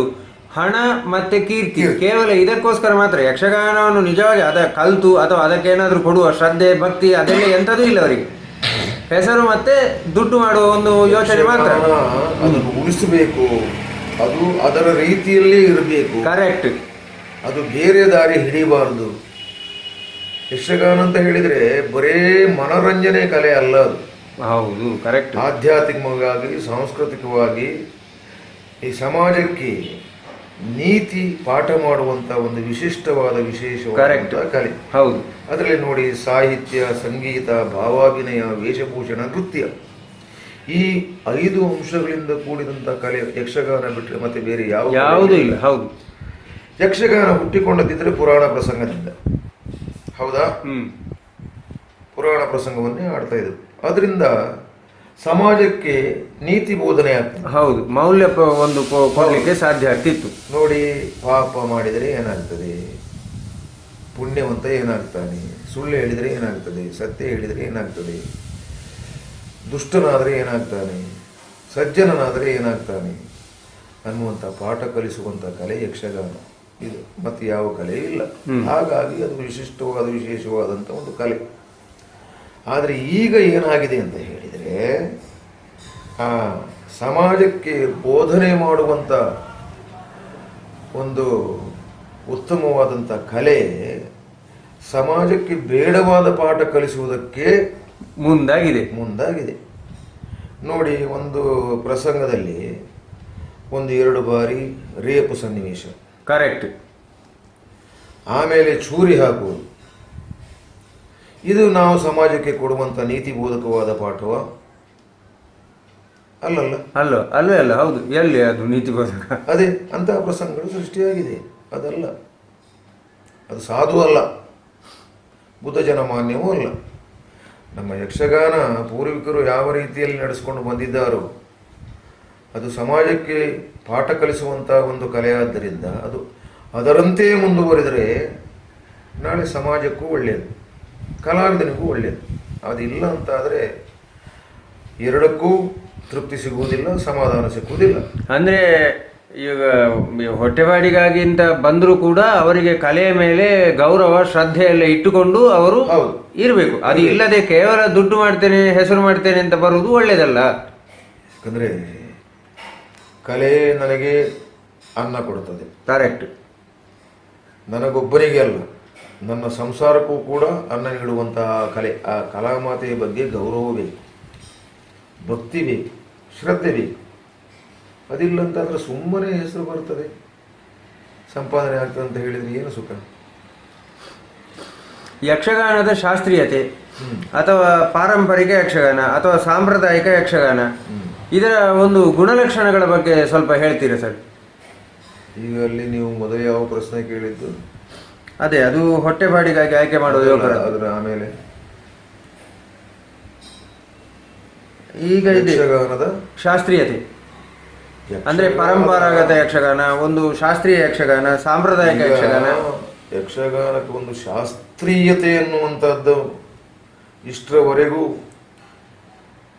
ಯಾರು ಕಂಡದ್ದಿಲ್ಲ. ಕರೆಕ್ಟ್. ಅಂದ್ರೆ ನಮ್ಗೆ ಲಾಕ್ಷಣಿಕ ಗ್ರಂಥ ಇಲ್ಲ. ಹಾಗಾಗಿ ಏನು ಈಗ ನಾವೆಲ್ಲ ಏನು ಅಂತ ಹೇಳಿದರೆ, ಹಿರಿಯ ಕಲಾವಿದರು ಆಯಾಯ ಪ್ರಸಂಗದಲ್ಲಿ ಆಯಾಯ ವೇಷವನ್ನು ಹೇಗೆ ಮಾಡ್ತಾ ಇದ್ದರು, ಅದರ ನಡೆ ಹೇಗೆ, ಅದರ ನುಡಿ ಹೇಗೆ ಅನ್ನುವಂಥದ್ದನ್ನು ಮನಗಂಡು ಆ ನೆಲೆಯಲ್ಲೇ ಅದನ್ನು ಉಳಿಸಿಕೊಳ್ಳುವಂತಹ ಪ್ರಯತ್ನ ಮಾಡ್ತಾ ಬಂದವರು. ಕರೆಕ್ಟ್, ಹೌದು. ಗೊತ್ತಾಗ್ಲಿಲ್ವಾ? ಮತ್ತೆ ಅದಕ್ಕೆ ಶಾಸ್ತ್ರೀಯತೆ ಉಂಟು ಅಂತ ನಿಖರವಾದಂತ ಇದು ಹೇಳುವ ಹಾಗಿಲ್ಲ. ಕರೆಕ್ಟ್. ಪರಂಪರೆ, ಹೌದು, ಒಂದು ಸಂಪ್ರದಾಯ. ಹಿಂದಿನ ಈಗ ತಂದೆ ಮಾಡಿದ್ದನ್ನು ಮಗ ಮಾಡುದು. ಕರೆಕ್ಟ್. ಮಗ ಮಾಡಿದ್ದನ್ನು ಅವನ ಮಗ ಅನುಸರಿಸುವುದು. ಹೀಗೆ. ಹೌದು. ಈಗ ಹಿಂದಿನವರು ಮಾಡಿದ್ದನ್ನು ಮಾಡುದು ಅಥವಾ ಪರಂಪರೆಯನ್ನು ನಾವು ಉಳಿಸಿಕೊಳ್ಳುವುದು, ಸಂಪ್ರದಾಯವನ್ನು ಉಳಿಸಿಕೊಳ್ಳುವುದು ಅಂತ ಹೇಳುವಾಗ ನಮ್ಮ ಸೃಜನಶೀಲತೆ ಬೇಕಾಗಿಲ್ವಾ? ಸೃಜನಶೀಲತೆ ಬೇಕು. ಯಾವುದು ಒಳ್ಳೆಯದು, ನಮ್ಮ ಸೃಜನಶೀಲತೆ ಯಾವುದಕ್ಕೆ ಉಪಯೋಗ ಆಗಬೇಕು. ಹೌದೌದು, ಗೊತ್ತಾಯ್ತು. ಆಗ ಉಪಯೋಗ ಆದರೆ ಅದು ಎಷ್ಟು ಪೂರಕ ಆಗ್ತದೆ ಆ ಕಲೆಗೆ ಅನ್ನುವಂಥದ್ದು ನಮಗೆ ಗೊತ್ತಿರಬೇಕು. ಯಾಕೆ ನಾನು ಇದು ಕೇಳಿದೆ ಅಂತಂದ್ರೆ, ಇತ್ತೀಚೆಗೆ ಪರಂಪರಾಗತವಾಗಿ ಮಾಡುವುದು ಅಥವಾ ನಾವು ನಮ್ಮ ಒಂದು ಇದನ್ನು ಉಳಿಸಿಕೊಳ್ಳುವುದು ಅಂತ ಹೇಳಿದರೆ ಅದೊಂದು ಹಾಸ್ಯಾಸ್ಪದ ಆಗಿ ಹೋಗಿದೆ. ಈಗ ಇದ್ದವರೆಲ್ಲ ಏನು ಅವರಿಗೆ ಮನಸ್ಸಿಗೆ ಬಂದದ್ದನ್ನು ಮಾಡುವಂಥ ಒಂದು ಸಮಯ ಬಂದಿದೆ. ಅದಕ್ಕೆ ನಾನು ಇದನ್ನು ವಿಶೇಷವಾಗಿ ಕೇಳಿರುವಂಥದ್ದು. ಅಂತ ಹೇಳಿದರೆ ಅದು ಖುಷಿ ಬಂದ ಹಾಗೆ ಮಾಡುವಂತಹದ್ದಲ್ಲ. ಈಗ ಒಂದು ಪಾತ್ರಕ್ಕೆ, ನಮ್ಮ ಪುರಾಣ ಪ್ರಸಂಗದ ಪಾತ್ರಕ್ಕೆ ಆ ಪಾತ್ರದ ನಡೆ, ಅದಕ್ಕೊಂದು ನಡೆ ಅಂತ ಇರ್ತದೆ. ಕರೆಕ್ಟ್. ಈಗ ನಾನು ಕರ್ಣ ಮಾಡ್ತೇನೆ, ಅದರ ನಡೆ ಹೇಗೆ? ನಾನು ಐರೋಳಿ ಗೋವಿಂದಪ್ಪನಾಗಿಯೇ ರಂಗದಲ್ಲಿ ಕಾಣಿಸುವುದಲ್ಲ. ನಾನು ಕರ್ಣನಾಗಿ, ಕರೆಕ್ಟ್, ಐರೋಡು ಗೋವಿಂದಪ್ಪ ಕರ್ಣನಾಗಿ ಆ ಪಾತ್ರದ ತನ್ಮಯತೆ ನಮ್ಮಲ್ಲಿ ಬೇಕು. ಹಾಗಿದ್ರೆ ಆ ಪಾತ್ರವನ್ನು ಯಶಸ್ವಿಗೊಳಿಸುವುದಕ್ಕೆ ಸಾಧ್ಯ ಇದೆ. ಕರೆಕ್ಟ್, ಗೊತ್ತಾಗಲಿ. ಹಾಗೆ ಅಂಥದ್ದೇ ಇನ್ನೂ ಅನೇಕ ಪಾತ್ರಗಳು. ಅದರ ನಡೆ ಪೂರ್ವಿಕರು ಹೇಗೆ ಮಾಡ್ತಾ ಬಂದಿದ್ರು, ಹಾಗೆ ಮಾಡುವುದರಿಂದ ಅವರ ಹೆಸರು ಇವತ್ತಿಗೂ ಉಳಿಯುವುದಕ್ಕೆ ಸಾಧ್ಯ ಆಗಿದೆ. ಕರೆಕ್ಟ್. ಅಂದ್ರೆ ನಾನು ಹೇಳುದು ಪರಂಪರೆ ಮತ್ತೆ ಸಂಪ್ರದಾಯವನ್ನು ನೀವು ಉಳಿಸಿಕೊಂಡು ನೀವು ಬೆಳೆದ್ರೆ ಹೆಸರು ಚಿರಸ್ಥಾಯಿ. ಅದೇ ಗಿಮಿಕ್ ಮಾಡಿದ್ರೆ ಇವತ್ತಿಗೆ ಮಾತ್ರ, ನಾಳೆಗೆ ಇಲ್ಲ. ಇಲ್ಲ, ನಾಳೆ ಹೊಸ ನೋಡಿ. ಈಗ ಈ ಹೊಸ ಹೊಸ ಪ್ರಸಂಗಗಳಲ್ಲಿ ಸಿಳ್ಳು ಚಪ್ಪಾಳೆ ಗಿಡಿಸಿಕೊಳ್ತಾರಲ್ಲ. ಕರೆಕ್ಟ್. ಈಗ ಈ ವರ್ಷವ ಒಳ್ಳೇದು ಮಾಡಿದ್ದಾನೆ, ಬರುವ ವರ್ಷಕ್ಕೆ ಉಂಟ ಅವನನ್ನು ಹೇಳ್ತಾರೆ ಯಾರು? ಇಲ್ಲ. ಇದು ಹಾಗಲ್ಲ, 100 ವರ್ಷಗಳಿಂದ. ಕರೆಕ್ಟ್. ಈಗ ನಮ್ಮ ಹಾರಾಡಿ ರಾಮಗಾಣಿಗರು, ವೀರಭದ್ರ ನಾಯಕರು, ಹಾರಾಡಿ ಕೃಷ್ಣಗಾಣಿಗರು, ಹಾರಾಡಿ ನಾರಾಯಣ ಗಾಣಿಗರು, ಕೊಳಕೆ ಬೈಲು ಸೀನನವರು, ಆಮೇಲೆ ನಮ್ಮ ಮಾರ್ಗೋಳಿ ಗೋವಿಂದ ಶೇರೆಗಾರರು, ಸಿರಿಯಾರ ಮಂಜು ನಾಯಕರು, ಇನ್ನು ಅನೇಕ ಕಲಾವಿದರು. ಕರೆಕ್ಟ್. ಇವತ್ತಿಗೆ ಅವರ ಹೆಸರು ಉಂಟಲ್ಲ. ಈಗ ಹಾರಾಡಿ ರಾಮಗಾಣಿಗರು, ವೀರಭದ್ರ ನಾಯಕರಿಗೂ ಒಳ್ಳೆದು ಕೆಲವಷ್ಟು ವರ್ಷ ಆಯಿತು. ಮತ್ತೆ ಹೌದು, ಇವತ್ತಿಗೂ ಹೇಳ್ತಾರೆ ಅವರ ಕೆಲವು ಪಾತ್ರಗಳನ್ನು. ಹಾಗಿದ್ರೆ ಅದನ್ನು ಉಳಿಸ್ಕೊಳ್ಬೇಕಿದ್ರೆ ಅವರ ಸಾಧನೆ ಎಷ್ಟು? ಕರೆಕ್ಟ್. ಆ ದಾರಿ ಅಂತದ್ದು. ಹಾಗಾಗಿ ಇವತ್ತಿಗೂ ಅವರ ಹೆಸರು ನೋಡಿ. ಇವತ್ತಿನ ಕಲಾವಿದರು ಇವತ್ತೊಂದು ಪ್ರಸಂಗದಲ್ಲಿ ಪಾತ್ರ ಮಾಡಿದ ಒಳ್ಳೆದಾಗಿದೆ ಅಂತ ಹೇಳಿಸ್ಕೊಂಡ. ಕರೆಕ್ಟ್. ಬರುವ ವರ್ಷಕ್ಕೆ ಇಲ್ಲ. ನಮ್ಮ ಪುರಾಣದ ಪ್ರಸಂಗಕ್ಕೂ ಈಗಿನ ಪ್ರಸಂಗಕ್ಕೂ ಇರುವಂತಹ ಮೌಲ್ಯ ಅಷ್ಟೇ. ಒಂದು ಸೆಕೆಂಡ್ ಸರ್. ಅದರಲ್ಲಿರಬಹುದಾದಂತಹ ಸತ್ವ ಸಾರ ಈಗಿನ ಆಧುನಿಕ ಪ್ರಸಂಗಕ್ಕೆ ಉಂಟ. ಕರೆಕ್ಟ್. ಅಂದ್ರೆ ನೀವು ಹೇಳಿದ ಮಾತನ್ನು ನಾನು ಅರ್ಥ ಮಾಡಿಕೊಂಡದ್ದು ಹೇಗೆ ಅಂತಂದ್ರೆ, ಮುಂದಿನ ಒಂದಷ್ಟು ವರ್ಷಗಳವರೆಗೆ ನಮ್ಮ ಹೆಸರು ಇರಬೇಕು ಅಂತಂದ್ರೆ ನಾವು ಸಂಪ್ರದಾಯ ಪರಂಪರೆಯನ್ನು ಗಟ್ಟಿಯಾಗಿ ಉಳಿಸಿಕೊಂಡು ಹೋಗಬೇಕು. ಇಲ್ಲ ಇವತ್ತಿಗೂ ಹೆಸರು ಬಂದ್ರೆ ಸಾಕು, ನಾಳೆಗೆ ನನ್ನ ಹೆಸರು ಬೇಕಾಗಿಲ್ಲ ಅಂತಂದ್ರೆ ನಾವು ಏನು ಇದೆ ಅಂತ ಹೇಳಿದ್ರೆ ಈ ವರ್ಷದ ಪ್ರಸಂಗ ಈ ವರ್ಷಕ್ಕೆ. ಹೌದು, ಕರೆಕ್ಟ್. ಮತ್ತೊಂದು ಪ್ರಸಂಗ ಮುಂದಿನ ವರ್ಷಕ್ಕೆ ಬೇಕು. ಯಾರಾದ್ರೂ ಬರೀತಾರೆ ಅಂತ ಇಟ್ಟುಕೊಳ್ಳೋರು ಅಂತ ಬರೆಯುವರು ಇದ್ದಾರಲ್ಲ ತುಂಬಾ ಜನ. ಆದರೆ ಅದು ವರ್ಷದಿಂದ ವರ್ಷಕ್ಕೆ ಈಗ ಅಣಬೆ ಹುಟ್ಟಿ ಸತ್ತ ಹಾಗೆ ಅಷ್ಟೇ. ಕರೆಕ್ಟ್. ಮೌಲ್ಯ. ಕರೆಕ್ಟ್. ಇದು ಭಾರಿ ಒಳ್ಳೆ ಮಾತು ಸರ್. ಗೊತ್ತಾಗಲಿಲ್ಲ ಸರ್. ಈಗ ನೋಡಿ, ಬಡಗುತಿಟ್ಟು ಮತ್ತು ಬಡಗುತಿಟ್ಟು ಅಂತ, ತೆಂಕುತಿಟ್ಟು ಬಿಡಿ, ಅದು ಹೇಗಿದ್ರು ಪ್ರತ್ಯೇಕ. ಬಡಗುತಿಟ್ಟು ಮತ್ತು ಬಡಗುತಿಟ್ಟು ಅಂತ ಇದೆ ನೋಡಿ, ಅದರ ನಡುವಿನ ವ್ಯತ್ಯಾಸ ಏನು? ಈಗ ಬಡಗು ಅಂತ ಹೇಳಿದರೆ ಉತ್ತರ ಕನ್ನಡ. ಹಾ, ಸರಿ. ಈಗ ನಮ್ಮ ಭಟ್ಕಳದಿಂದ ಆಚೆ. ಸರಿ. ಅಲ್ಲಿ ಇಲ್ಲಿಗೂ ವ್ಯತ್ಯಾಸ ಏನು ಅಂತ ಹೇಳಿದರೆ, ಈಗ ಉಡುಗೆ ತೊಡುಗೆಗಳಲ್ಲಿಯೂ ಕೂಡ ವ್ಯತ್ಯಾಸ ಉಂಟು. ಹೇಗೆ ಅದು ಉಡುಗೆ ತೊಡುಗೆಗಳಲ್ಲಿ ಸ್ವಲ್ಪ ವಿವರಣೆ ಕೊಡಿ ಸರ್. ವ್ಯತ್ಯಾಸ ಹೇಗಂತ ಹೇಳಿದ್ರೆ, ಬಡಗಿನಲ್ಲಿ ಈಗ ಎಲ್ಲ ಈಚೆಗೆ ಬಂದವರೆಲ್ಲ ಕಲ್ತಿದ್ದಾರೆ. ಮೊದಲು ಈ ಕಷೆ ನಾವು ಹಾಕ್ತೇವಲ್ಲ. ಕರೆಕ್ಟ್. ಹೌದು. ಅಂತ ಸೀರೆಗಳಲ್ಲಿ ಇರಲಿಲ್ಲ. ಅವರು ಕಷೆ ಹಾಕುವುದು ಯಾವುದಂತ ಹೇಳಿದ್ರೆ ಈ ಉಡ್ತಾರಲ್ಲ ಹೆಂಗಸರು. ಹೌದು, ಅದರದ್ದೇ ಹಾಕ್ತಿದ್ದದ್ದು. ಹೌದು, ಅದರದ್ದೇ ಕಸೆ ಹಾಕ್ತಾ ಇದ್ರು. ಮತ್ತೆ ಆ ವೇಷವನ್ನು ಕೆಳಗೆ ಮೇಲೆ ಸರಿಯಾಗಿ ತುಂಬಿಸಿಕೊಳ್ಳುವುದಿಲ್ಲ. ಕರೆಕ್ಟ್. ಅದು ಆಕಾರಬದ್ಧವಾಗಿ ನಮ್ಮ ಈ ಬಡಗುತಿಟ್ಟಿನ ವೇಷದ ಆಕಾರತೆ ಅಲ್ಲಿ ಆ ಬದ್ಧತೆ ಇರುವುದಿಲ್ಲ. ಹೌದು. ಮತ್ತೆ ಅದೇ ಕೆಳಗಡೆ ಸಪೂರ ಕಾಣ್ತದೆ. ಹೌದು. ಗೊತ್ತಾಗ್ಲಿಲ್ಲ. ಮತ್ತೆ ದಗಲೆಯನ್ನು ಕೂಡ ಒಂದೊಂದೇ ಬಳಸ್ತಾ ಇದ್ರು ಅವರು. ಇಲ್ಲೆಲ್ಲ ಅಂತೂ ಅದು ಆ ವೇಷ ತುಂಬಿ ಬರುತ್ತಿರ್ಲಿಲ್ಲ. ಕರೆಕ್ಟ್. ಒಂದು ಈ ಪಗಡಿ ಕಟ್ತೇವಲ್ಲ, ಕ್ಯಾದಿ ಮೊದಲೇ. ಹೌದು. ಇದನ್ನು ಇಲ್ಲಿಯವರು ಕಟ್ಟಿದಷ್ಟು ಆಕಾರಬದ್ಧವಾಗಿ ಅವರಿಗೆ ಕಟ್ಟಲಿಕ್ಕೆ ಗೊತ್ತಿಲ್ಲ. ಗೊತ್ತಾಗ್ಲಿಲ್ವಾ? ಏನೋ ಒಂದು ರೀತಿ ಪ್ರತ್ಯೇಕವಾಗಿ ಇರುತ್ತದೆ. ಮತ್ತೆ ಅವರ ಕುಣಿತದಲ್ಲಿ ಕೂಡ ನಮ್ಮ ಈ ಮಧ್ಯ ಬಡಗಿನ ಕರೆಕ್ಟ್ ಕುಣಿತದ ರೀತಿ ಅಲ್ಲ. ಅಲ್ಲಿ ಸ್ವಲ್ಪ ಅಭಿನಯ ಹೆಚ್ಚಿಗೆ, ಕುಣಿತ ಕಡಿಮೆ. ಹೌದು. ಈಗ ಅಭಿನಯವೇ ಹೆಚ್ಚಿನ ಪ್ರಾಧಾನ್ಯತೆ. ಕರೆಕ್ಟ್, ಗೊತ್ತಾಯ್ತು. ನಮ್ಮಲ್ಲಿ ಹಾಗಲ್ಲ. ನಮ್ಮಲ್ಲಿ ಇಂತಹ ಪಾತ್ರಕ್ಕೆ ಇಷ್ಟೇ ಕುಣಿಬೇಕು ಅಂತ ಉಂಟು, ನಿಯಮ ಉಂಟು. ಈಗ ಒಂದು ಅಪ್ಪ ಕುಣದ ಹಾಗೆ ಮಗ ಕುಣಿಯುವುದಲ್ಲ, ಮಗ ಕುಣದ ಹಾಗೆ ಅಪ್ಪ ಕುಣಿಯುವಂಥದ್ದಲ್ಲ. ಆಯಾ ಪಾತ್ರದ ತೂಕಕ್ಕೆ ಸರಿಯಾಗಿ ನಮ್ಮಲ್ಲಿ ಇದು ಮಾಡ್ತಾ ಇದ್ವಿ. ಅಲ್ಲಿ ಹೆಚ್ಚಿನ ಅಭಿನಯ ಬಂದದ್ದಿದ್ರೆ ಅದು ಚಿಟ್ಟಾಣಿಯವರ ಮೂಲಕವಾಗಿ. ಹಾ ಹಾ ಹಾ ಹಾ. ಅವರು ಈ ಕಡೆಗೆ ಬಂದು ಅವರನ್ನು ಕರೆಸಿದ್ದು ನಮ್ಮ ಅಮೃತೇಶ್ವರಿ ಮೇಳದ ಅಮೃತೇಶ್ವರ ಮೇಳದ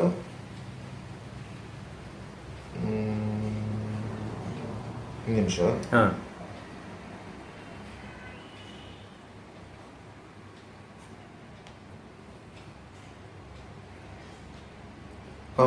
ಹಂದೇವರು ಅಂತ ಅವರು ಸ್ವಲ್ಪ ಯಕ್ಷಗಾನ ಗೊತ್ತಿದ್ದವರು, ಅದರ ಬಗ್ಗೆ ಅನುಭವ ಇದ್ದವರು. ಅವರು ಅಮೃತೇಶ್ವರಿ ಮೇಳ ಎತ್ತಿದ್ದರು. ಆವಾಗ ಈ ಚಿಟ್ಟಾಣಿ ಉತ್ತರ ಕನ್ನಡದವರನ್ನು ಭಾಳಷ್ಟು ಮಂದಿ ಅಂತಂದರು. ಮತ್ತೆ ಈ ಕರ್ಕಿ ಅವರ ಅದು ಯಾವ ಇದರಲ್ಲಿ ಬರ್ತದೆ? ಯಾವುದು? ಕರ್ಕಿ ಅವರು, ಕರ್ಕಿ ಹಾಸ್ಯಗಾರರು ಎಲ್ಲ ಇದ್ದಾರಲ್ಲ, ಅದೇ ಬಡಾಬಡಗೆ ಅವರು. ಹಾ, ಅದು ಕೂಡ ಬಡಬಡಗೆ. ಮತ್ತೆ ಈ ನಮ್ಮ ಕೆರೆಮನೆಯವರದ್ದು ಅದು ಕೂಡ ಬಡಬಡಗೆ. ಅದು ಬಡಗಿ ಅಲ್ಲಿಗೆ ಸೇರ್ತದೆ, ಬಡಬಡಿಗೆ ಸೇರ್ತದೆ. ಅವರೆಲ್ಲ ವೇಷವನ್ನು ಚಂದ ಮಾಡಿಕೊಳ್ಳಿಕ್ಕೆ ಕಲ್ತದ್ದು ಇಲ್ಲಿಗೆ ಬಂದು ಅಮೃತೇಶ್ವರಿ ಮೇಳ ಟೆಂಟ್ ಆಗಿತ್ತು. ಆವಾಗ ನಾರಾಯಣಪುರ ಭಾಗವತರು, ಮೊದಲೇಕರ್ ತಿಮ್ಮಪ್ಪನವರು, ಕೆಮ್ಮಣ್ಣ ಆನಂದ ಇವರೆಲ್ಲ ಇದ್ದಿದ್ರು. ಇಲ್ಲಿಗೆ ಬಂದ ಮೇಲೆ ಆ ವೇಷವನ್ನು ಇಲ್ಲಿನವರದ್ದು ನೋಡಿ ಅದೇ ರೀತಿಯಲ್ಲಿ ಕಟ್ಟಿಕೊಳ್ಳುವುದಕ್ಕೆ ಅಭ್ಯಾಸ ಮಾಡಿದ್ರು. ಹಾಗಾದ್ರೆ ಈಗ ಆ ತಿಟ್ಟುಗಳ ಬಡಗು ಮತ್ತು ಬಡಗು ನಡುವಿನ ವ್ಯತ್ಯಾಸ ಹೆಚ್ಚಿಲ್ಲ, ವ್ಯತ್ಯಾಸ ಕಾಣುವುದಿಲ್ಲ. ನೀವೇನು ಹೇಳ್ತೀರಿ ಸರ್, ನಿಮ್ಮ ಒಂದು ಅನುಭವದಲ್ಲಿ ವ್ಯತ್ಯಾಸ ಬೇಕು ಅಂತ ಹೇಳ್ತೀರಾ, ಬೇಡ ಅಂತ ಹೇಳ್ತೀರಾ? ಈಗ ವ್ಯತ್ಯಾಸ ಆ ಪಾತ್ರಕ್ಕೆ ಪೂರಕವಾಗಿದ್ರೆ ಬೇಕು. ಕರೆಕ್ಟ್. ಅದಕ್ಕೆ ಮಾರಕ ಆದ್ರೆ ಬೇಡ. ಕರೆಕ್ಟ್. ಅಗತ್ಯವೇ ಇಲ್ಲ. ಈಗ ನೋಡಿ, ಒಂದು ಪದ್ಯದ ಒಂದು ಚರಣವನ್ನು ಒಬ್ಬ ಭಾಗವತನಾಗಿದ್ದವ ಎಷ್ಟು ಬಾರಿ ಹೇಳಬಹುದು? 1 2 ತಪ್ಪಿದ್ರೆ 3. ಈಗ ನಮ್ಮಲ್ಲಿ ಹಾಗೆ ಹಿಂದಿನ ಎಷ್ಟು ದೊಡ್ಡ ದೊಡ್ಡ ಭಾಗವತರೆಲ್ಲ ಇದ್ರು. ಶೇಷಗಿರಿ ಭಾಗವತರು ಅಂತ ಹೇಳಿದ್ರೆ, ಮತ್ತೆ ಜಾನುವಾರು ಕಟ್ಟೆಯವರು, ನಮ್ಮ ತಂದೆಯವರು ಅಷ್ಟೇ. ಒಂದು ಚರಣವನ್ನು 2 ಬಾರಿ, ಹೆಚ್ಚಿಗೆ ಅಂದರೆ 3 ಬಾರಿ, ಅದು ಮತ್ತೆ 4ನೇ ಬಾರಿ ಬರಲಿಕ್ಕಿಲ್ಲ. ಆವಾಗ ನಾವು ಈ ಶಾಲೆಗೆ ಹೋಗುವ, ಆಟ ನೋಡೋದಕ್ಕೆ ಹೋಗ್ತಾ ಇತ್ತು. ನಮಗೆ ಏನನ್ಸ್ತಿತ್ತು ಅಂದರೆ, ಈ ಭಾಗವತರು ಆ ಚರಣವನ್ನು ಇನ್ನೊಮ್ಮೆ ಹೇಳಿದರೆ ಕೇಳಬಹುದಿತ್ತು ಅನ್ನುವಂಥ ಆಸಕ್ತಿ ಹುಟ್ಟಿಸುತ್ತಾರೆ. ಈಗ 10 ಬಾರಿ 20 ಬಾರಿ ಹೇಳಿದ್ದನ್ನೇ ಹೇಳಿ ಈ ಪುಣ್ಯಾತ್ಮೆಯನ್ನು ಎಷ್ಟೊತ್ತಿಗೆ ನಿಲ್ಲಿಸ್ತಾನೆ. ಹೌದು, ಕರೆಕ್ಟಾಗಿ ಹೇಳಿದ್ರಿ. ಹೌದು, ಆ ಹಿಂದಿನ ಭಾಗವತಿಗೂ ಇಂದಿನ ಭಾಗವತಿಗಿರುವ ವ್ಯತ್ಯಾಸ ಅದೇ. ಈಗ ಏನಾಗಿದೆ ಅಂತ ಹೇಳಿದರೆ, ಸಂಚಾರಿ ಭಾವ ಹೆಚ್ಚಾಗಿದೆ, ಸ್ಥಾಯಿ ಭಾವ ಇಲ್ಲ. ಕರೆಕ್ಟ್. ಈಗ ಒಂದು ಪದ್ಯವನ್ನು ಒಂದು ಅರ್ಧ ಗಂಟೆ ಇವ ಹೇಳಿದರೆ ಅವ ಕುಣಿದು ಏನು ಅರ್ಥ ಹೇಳ್ತಾನೆ? ಆಯಾಸ ಆಗುದಿಲ್ಲ. ಅಲ್ಲ, ಅದೇ ಆ ಆಲಾಪನೆ ಉದ್ದ ಪದದ ಅವಶ್ಯಕತೆ ಇಲ್ಲಲ್ಲ, ಅಗತ್ಯವೇ ಇಲ್ಲ. ಈಗ ಮತ್ತೆ ಅದಕ್ಕೆ ಇವ ಅಷ್ಟು ಬಾರಿ ಹೇಳಿದ ಮೇಲೆ ಮತ್ತೆ ಅವ ಅರ್ಥ ಹೇಳುದು ಯಾಕೆ? ಅಲ್ಲ, ಅದು ಅಲ್ಲದೆ ನೀವು ಹೇಳಿದಾಗೆ 7-8 ಸತಿ ಆ ಒಂದು ಸೊಲ್ಲನ್ನು ಹೇಳಿ ಅದಕ್ಕೆ ಇವ ಎಷ್ಟು ಸತಿ ಅಭಿನಯ ಮಾಡುದು? ಅದನ್ನೇ ಕಡೆಗೆ ಮಾಡಿದ್ದನ್ನೇ ಮಾಡಿದಲ್ಲ. ಹೌದು, ಮಾಡಿದ್ದನ್ನೇ ಮಾಡುದು. ಮತ್ತೆ ಕೊನೆಗೆ ಮತ್ತೆ ಎಲ್ಲಿಂದ ತರೋದವ? ಇಂಥ ಪರಿಸ್ಥಿತಿ ಅದು ಯಕ್ಷಗಾನಕ್ಕೆ ಬೇಡ ಅಲ್ವಾ ಸರ್? ಅಷ್ಟು ಉದ್ದ ಆಲಾಪನೆ, ಉದ್ದ ಪದ ಇಲ್ಲ. ಈಗ ಅದೇ ಇನ್ನೊಮ್ಮೆ ಹೇಳಿದ್ರೆ ಕೇಳುವಂತ ಇತ್ತು, ಅನಿಸ್ತಿತ್ತು ಅನ್ನುವಂಥದ್ದಾಗಬೇಕು. ಅಯ್ಯೋ, ಇವ ಪುಣ್ಯಾತ್ಮನ ಎಷ್ಟೊತ್ತಿ ನಿಲ್ಲಿಸ್ತಾನಪ್ಪ ಅಂತ ಆಗಬಾರ್ದು. ಕರೆಕ್ಟ್. ಭಾಗವತಿಯಲ್ಲಿ ಸರ್, ಈಗ ನಮ್ಮ ಈಗ ಬಡಗುತಿಟ್ಟಿನಲ್ಲಿ, ಈಗ ನಮ್ಮ ತೆಂಗುತಿಟ್ಟಿನಲ್ಲಿ ಎದುರು ವೇಷ, ಪೀಠಿಕೆ ವೇಷ, ಆಮೇಲೆ 1ನೇ ಪುಂಡು ವೇಷ, 2ನೇ ಪುಂಡು ವೇಷ, ಆ ರೀತಿ ವರ್ಗೀಕರಣ ಉಂಟು. ಈ ಬಡಗುತಿಟ್ಟಲ್ಲಿ ವರ್ಗೀಕರಣ ಹೇಗೆ ಉಂಟು ಸರ್? ಇಲ್ಲಿಯೂ ಹಾಗೆ ಉಂಟು. ಈಗ 2ನೇ ವೇಷ, ಅದರ ಎದುರಿಗೆ ಬಣ್ಣದ ವೇಷ, 2ನೇ ವೇಷದ ಕೆಳಗೆ ಪುರುಷ ವೇಷ, ಆಚೆಗೆ ಕಪ್ಪು ಮುಂಡಾಸಿನ ವೇಷ. ಪುರುಷ ವೇಷದ ಕೆಳಗೆ ಮುಖ್ಯ ಸ್ತ್ರೀ ವೇಷ, ಅದರ ಒಟ್ಟಿಗೆ 3ನೇ ವೇಷ ಅಂದರೆ ಪುಂಡು ವೇಷ. ಪುಂಡು ವೇಷ ಇಬ್ಬರು ಇದ್ರು, ಅವರು ಒಟ್ಟೊಟ್ಟಿಗೆ. ಹೌದು, ಒಟ್ಟೊಟ್ಟಿಗೆ. ಆಚೆಗೆ ಕಪ್ಪು ಮುಂಡಾಸು, ಕೆಂಪು ಮುಂಡಾಸು, ಅವರಿಬ್ಬರು ಇರ್ತಾರೆ. ಅವನೇ ಪೀಠಿಗೆಗೆ ಅಂತ ಹೇಳಿ ಪ್ರತ್ಯೇಕವಾದಂತಹ ಜನ ಇಲ್ಲ ನಮ್ಮ ಬಳಿ. ಕರೆಕ್ಟ್. ಯಾಕಂದ್ರೆ ಎಲ್ಲ ಹೊತ್ತಿಗೆ ಅವರಿಗೆ ಮುಂಡಾಸಿನ ವೇಷ ಬರುವುದಿಲ್ಲ. ಆ ಮುಂಡಾಸಿನ ವೇಷಧಾರಿ, ಮುಂಡಾಸು ಅಂತಂದ್ರೆ ಯಾವುದು? ದೊಡ್ಡ ಮುಂಡಾಸು. ಹೌದು, ಕಪ್ಪು ಮುಂಡಾಸು, ಶಲ್ಯ ಕರ್ಣನಿಗೆ ಮಾಡುವಂತ ಅಂತವರು ಅವರಿಬ್ರು ಇರ್ತಾರೆ. ಅವರೇ ಪೀಠಿಗೆ ವೇಷ ಮಾಡ್ತಾರೆ. ಈಗ ಬಬ್ರುವನ ಕಳಗಾಯಿತು, ಅರ್ಜುನನ ಬಲ ಹೊರಡಿತು. ಆವಾಗ ಅದರಲ್ಲಿ ಯಾರಾದರೂ ಒಬ್ಬ ಆ ಪಾತ್ರವನ್ನು ಮಾಡುತ್ತೆ, ಬಲದಾಗ್ತದೆ. ಹೀಗೆ ನಮ್ಮಲ್ಲಿ ಉಂಟು. ಆ ನಂತರ ನಿತ್ಯ ವೇಷದವರು. ಹೌದು. ಆ ನಂತರ ಅಡ್ಡಕ್ಕೆ ಹಾಸ್ಯ. ಆ ನಂತರ ಒತ್ತು ಶ್ರೀವೇಷ. ಆಚೆಗೆ ಮತ್ತೊಬ್ಬ ಈ ಪುಂಡಿ ವೇಷದಲ್ಲಿ ಇಬ್ಬರು ಇರ್ತಾರಲ್ಲ, ಕರೆಕ್ಟ್ ಇರ್ತಾನೆ. ಕಿರೀಟದ ವೇಷಧಾರಿ ಅಂತೇಳಿ ಒಬ್ಬ ಇರ್ತಾನೆ. ಓ, ಕಿರೀಟ ವೇಷ ಅಂದ್ರೆ ಎಂತದ್ದು ನಿಮ್ಮ ನೀವು ಹೇಳಿದ್ರಲ್ಲಿ ಪೀಠಿಗೆ ಆ ತರವೇ. ಹಾ ಹಾ ಹಾ. ಈಗ ಅವನು ಒಮ್ಮೊಮ್ಮೆ ಪೀಠಿಗೆ ವೇಷ ಯಾವುದು ಈ ಬಲದ ಅರ್ಜುನ ಇಂಥದ್ದೆಲ್ಲ ಮಾಡ್ತಾನೆ. ಅಂದ್ರೆ ಮುಖ್ಯವಾಗಿ ನಿಮ್ಮಲ್ಲಿ ಎರಡನೇ ವೇಷ, ಆಮೇಲೆ ಪುರುಷ ವೇಷ, ಎರಡನೇ ವೇಷ ಪುರುಷ ವೇಷ, ಸ್ತ್ರೀ ವೇಷ, ಮುಂಡಾಸಿನ ವೇಷ. ಅದರಲ್ಲಿ ಎರಡು. ಹಾ ಹೌದು, ಕೆಂಪು ಮುಂಡಾಸು ಮತ್ತೆ ಕಪ್ಪು ಮುಂಡಾಸು. ಮತ್ತೆ ಎದುರಿಗೆ ಬಣ್ಣ, ಎರಡನೇ ವೇಷದ ಎದುರಿಗೆ ಬಣ್ಣ ಅದಲ್ಲ. ಅವನು ಇದು ಪುರುಷ ವೇಷದ ಜೊತೆಲಿ ಮುಖ್ಯ ಸ್ತ್ರೀ ವೇಷಧಾರಿ, ಅದರೊಟ್ಟಿಗೆ ಮೂರನೇ ವೇಷ, ಅದರ ಆಚೆಗೆ ಮತ್ತೊಬ್ಬ ಈ ಕೆಲವು ವೇಷಗಳೆಲ್ಲ ಬೇಕಾಗ್ತದೆ. ಹೌದು ಹೌದು, ಅದೇ ನಿತ್ಯ ವೇಷದ್ದೆಲ್ಲ. ಆಮೇಲೆ ಹಾಸ್ಯ, ಅದೆಲ್ಲ ಯಥಾಸ್ಥಿತಿ.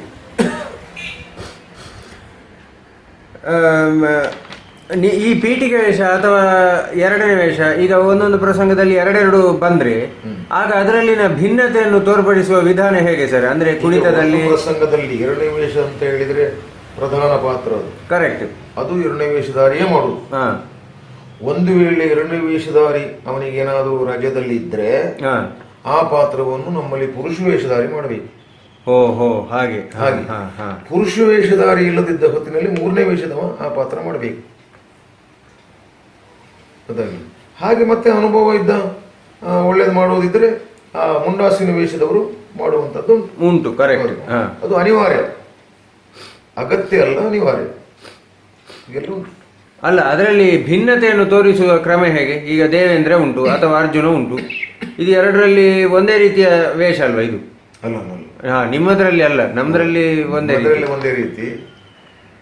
ಅಂದ್ರೆ ನಾನು ಕೇಳಿದ್ದೇನೆಂದ್ರೆ ಈಗ ಕರ್ಣ, ಶಲ್ಯ ಆ ರೀತಿಯ ಪಾತ್ರಗಳು ಒಂದೇ ರೀತಿಯ ಪಾತ್ರಗಳಲ್ವಾ? ಅದರಲ್ಲಿ ಆ ಮುಂಡಾಸು ಕಟ್ಟುವುದರಲ್ಲಿ ಇರ್ತದೆ. ಕರ್ಣನಿಗೆ ಕಪ್ಪು ಮುಂಡಾಸು, ಆಮೇಲೆ ಅದಕ್ಕೆ ಹಿಂದಿನಿಂದ ಆ ಮುಂಡಾಸಿಗೊಂದು ಪಾಕ್ ಅಂತ ಬರುತ್ತದೆ, ಅದು. ಮತ್ತೆ ಈಗ ಈ ಹಿಂದೆ ಕಟ್ತಾರಲ್ಲ ಜಾಲ್ರಿ, ಕರೆಕ್ಟ್, ಹೌದು, ಅದು ಕರ್ಣನಿಗೆ ಹಾಕುವುದಿಲ್ಲ ನಮ್ಮಲ್ಲಿ. ಖಾಲಿ ಹಿಂದಿನ ಈ ಅಂಡಿಗೆ ಒಂದು ಈ ಆಕಾರವಾದಂಥ ಒಂದು ಬಟ್ಟೆ, ಕರೆಕ್ಟ್, ಅದು ಬರ್ತದೆ. ಅದು ಮತ್ತೆ ಹೆಗಲುವಲ್ಲಿಯನ್ನು ಸುತ್ತ ಹಾಕಿ ಅದು ಎರಡು ಸುತ್ತಿಲಿ ಕಟ್ಟಿ, ಯಾಕಂದ್ರೆ ಆ ಕಟ್ಟು ಮಸ್ತಾದ ಕರ್ಣನ ದೇಹ ಆಕೃತಿ ತೋರಿಸ್ಬೇಕು ನಾವು. ಶಲ್ಯನಿಗೆ ಹಾಕಿಲ್ಲ, ಕೆಂಪು ಮುಂಡಾಸು, ಅದಕ್ಕೆ ಕ್ಯಾದಿಗೆ, ಈ ಕರ್ಣನ ಮುಂಡಾಸಿಗೆ ಕ್ಯಾದಿಗೆ ಅಂತ ಒಂದು ಬರ್ತದೆ, ಕರೆಕ್ಟ್, ಹೌದು, ಹಾಕ್ಲಿಕ್ಕಿಲ್ಲ. ಕರ್ಣನಿಗಾಗಲಿ ವೃಷಕೇತುಗಾಗಲಿ ಕಪ್ಪು ಮುಂಡಾಸಿ ಹಾಕ್ಲಿಕ್ಕಿಲ್ಲ. ಶಲ್ಯನಿಗೆ ಅದೆಲ್ಲ ಕೆಂಪು ಮುಂಡಾಸಿಗೆಲ್ಲ ಉಂಟು, ಮತ್ತೆ ಹಿಂದೆ ಇದೆಲ್ಲ ಪಾಕ್ ಅಂತ ಅದೆಲ್ಲ ಇರ್ತದೆ. ಅದೇ ವ್ಯತ್ಯಾಸ. ಸರ್, ಈಗ ನಮ್ಮ ಯಕ್ಷಗಾನದಲ್ಲಿ ಪೂರ್ವರಂಗ, ಆಮೇಲೆ ಏನು ಈ ಒಡ್ಡೋಲಗ ಕ್ರಮಗಳು ಇವೆಲ್ಲ ಮಾಯ ಆಗ್ತಾ ಉಂಟು. ಈಗ ಇದು ಪುನಃ ಇದನ್ನು ಅಂದ್ರೆ ಅದು ಮಾಯ ಆಗ್ತಾ ಉಂಟು. ಬಣ್ಣದ ಒಡ್ಡೋಲಗವು ಮಾಯ. ಕರೆಕ್ಟ್, ಹೌದು, ಇದೇ ಕೃಷ್ಣನ ಒಡ್ಡೋಲಗವು ಮಾಯ ಆಗಿದೆ. ಅಲ್ಲ, ಬಡಗಿನಲ್ಲಿ ಅಂತೂ ಸಂಪೂರ್ಣ ಮಾಯ ಆಗ್ತಾ ಉಂಟು. ಈ ಬಣ್ಣದ ವೇಷ ನಿಮ್ಮಲ್ಲಿ ಮಾತ್ರ, ತೆಂಕಿನಲ್ಲಿ ಮಾತ್ರ ಇರುವುದು ಈಗ. ಆ ಒಡ್ಡೋಲ ಕ್ರಮ ಇದೆಲ್ಲ ಮಾಡುವಂತ ನಮ್ಮ ಬಡಗಿನಲ್ಲಿ ಪೂರ ಹೋಗಿದೆ. ಅಂದ್ರೆ ಬಣ್ಣ ಮಾಡುವವರೇ ಇಲ್ಲ. ಈಗ ಪುನಃ ಅದನ್ನು ಮರುಸ್ಥಾಪಿಸಬೇಕು ಅಂತಾದ್ರೆ ಏನೆಲ್ಲ ಮಾಡಬಹುದು ಸರ್? ಅಂದ್ರೆ ಇದನ್ನು ಯಾರು ಮಾಡಬೇಕು? ಕಲಾವಿದರಾದವರು ಮಾಡುವುದಾ, ಅಥವಾ ಮೇಳದ ಯಜಮಾನರುಗಳು ಮಾಡುವುದಾ, ಅಥವಾ ವ್ಯವಸ್ಥಾಪಕರು ಮಾಡಬೇಕಾ? ಯಾರು ಮಾಡಬೇಕು ಸರ್ ಇದನ್ನು? ಎಲ್ಲ ಸೇರಿ ಮಾಡಬೇಕು. ಯಾಕಂತ ಹೇಳಿದ್ರೆ ಯಕ್ಷಗಾನ ಹಾಗಿರಬೇಕು, ಹೀಗಿರಬೇಕು, ಅದು ಹಾಗಿದ್ರೆ ಸರಿ, ಹೀಗಿದ್ರೆ ಸರಿ ಅಂತ ಈ ವೇದಿಕೆಯಲ್ಲಿ ಉದ್ದುದ್ದ ಭಾಷಣ ಮಾಡ್ತಾರಲ್ಲ, ಕರೆಕ್ಟ್, ಈ ದೊಡ್ಡ ದೊಡ್ಡ ಮನುಷ್ಯರು, ಅವರೆಲ್ಲ ಒಟ್ಟಾಗಿ ಮಾಡಬೇಕು ಯಜಮಾನರ ಕೈಯಿಂದ. ಈಗ ಕಲಿಕಾ ಕೇಂದ್ರ ಉಂಟು ನಮ್ಮ ಉಡುಪಿಯಲ್ಲಿ, ಕರೆಕ್ಟ್. ಅಲ್ಲಿ ನಮ್ಮ ಸಂಜೀವ ಸುವರ್ಣ ಒಳ್ಳೆ ರೀತಿಯಲ್ಲಿ ಕಲಿಸಿಕೊಡ್ತಾನೆ ಬಣ್ಣದ ಒಡ್ಡೋಲದ ಕ್ರಮದಲ್ಲಿ. ಆದರೆ ಬರೀ ವೇಷಧಾರಿ ಕಲ್ತರೆ ಸಾಲದು, ಹಿಮ್ಮೇಳದವನು ಕಲಿಬೇಕು. ಕರೆಕ್ಟ್. ಆ ಬಿಡತಿಗೆ ಎಲ್ಲ ಬಾರಿಸುವಂಥದ್ದು, ಆ ಬಣ್ಣದ ವೇಷ ಕುಣಿಸುವಂಥ ಒಡ್ಡೋಲ ಕ್ರಮ ಇವತ್ತಿನ ಹೆಚ್ಚಿನ ಭಾಗವತರಿಗೆ ಬರುವುದಿಲ್ಲ, ಚಂಡೆಯವನಿಗೂ ಬರುವುದಿಲ್ಲ, ಮೊದಲೇವನಿಗೂ ಬರುವುದಿಲ್ಲ. ಯಾಕಂದ್ರೆ ಅವರು ಅದನ್ನು ಕಲೀಲಿಲ್ಲ. ಕರೆಕ್ಟ್. ಮತ್ತೆ ಅದನ್ನು ನೋಡಲೂ ಇಲ್ಲ ಅವರು ಸರಿಯಾಗಿ, ಹೋಗಿದೆ.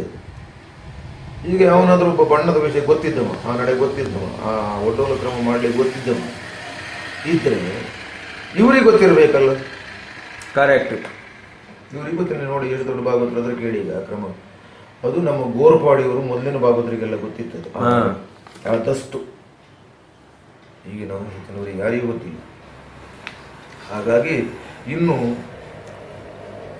ಬಾಲಗೋಪಾಲ, ಪೀಠಿಗೆ ಶ್ರೀವೇಶ ಇಲ್ಲವೇ ಹೋಯ್ತು. ಹೌದು, ನಿಮ್ಮಲ್ಲಿ ಮಂದಟ್ಟಿಯಲ್ಲಿ ಉಂಟು, ಒಂದೊಂದೇ ಬರುದು. ಒಂದೊಂದೇ ಅಂದರೆ ಮಕ್ಕಳು ಸಿಗುವುದಿಲ್ಲ ಅಂತ ಹೇಳಿ. ಹೌದು, ಕರೆಕ್ಟ್. ಮಕ್ಕಳು ಪೀಠಿಗೆ ಶ್ರೀವೇಶ ಮಾಡಲಿಕ್ಕೆ ಕೇಳುವುದೇ ಇಲ್ಲ.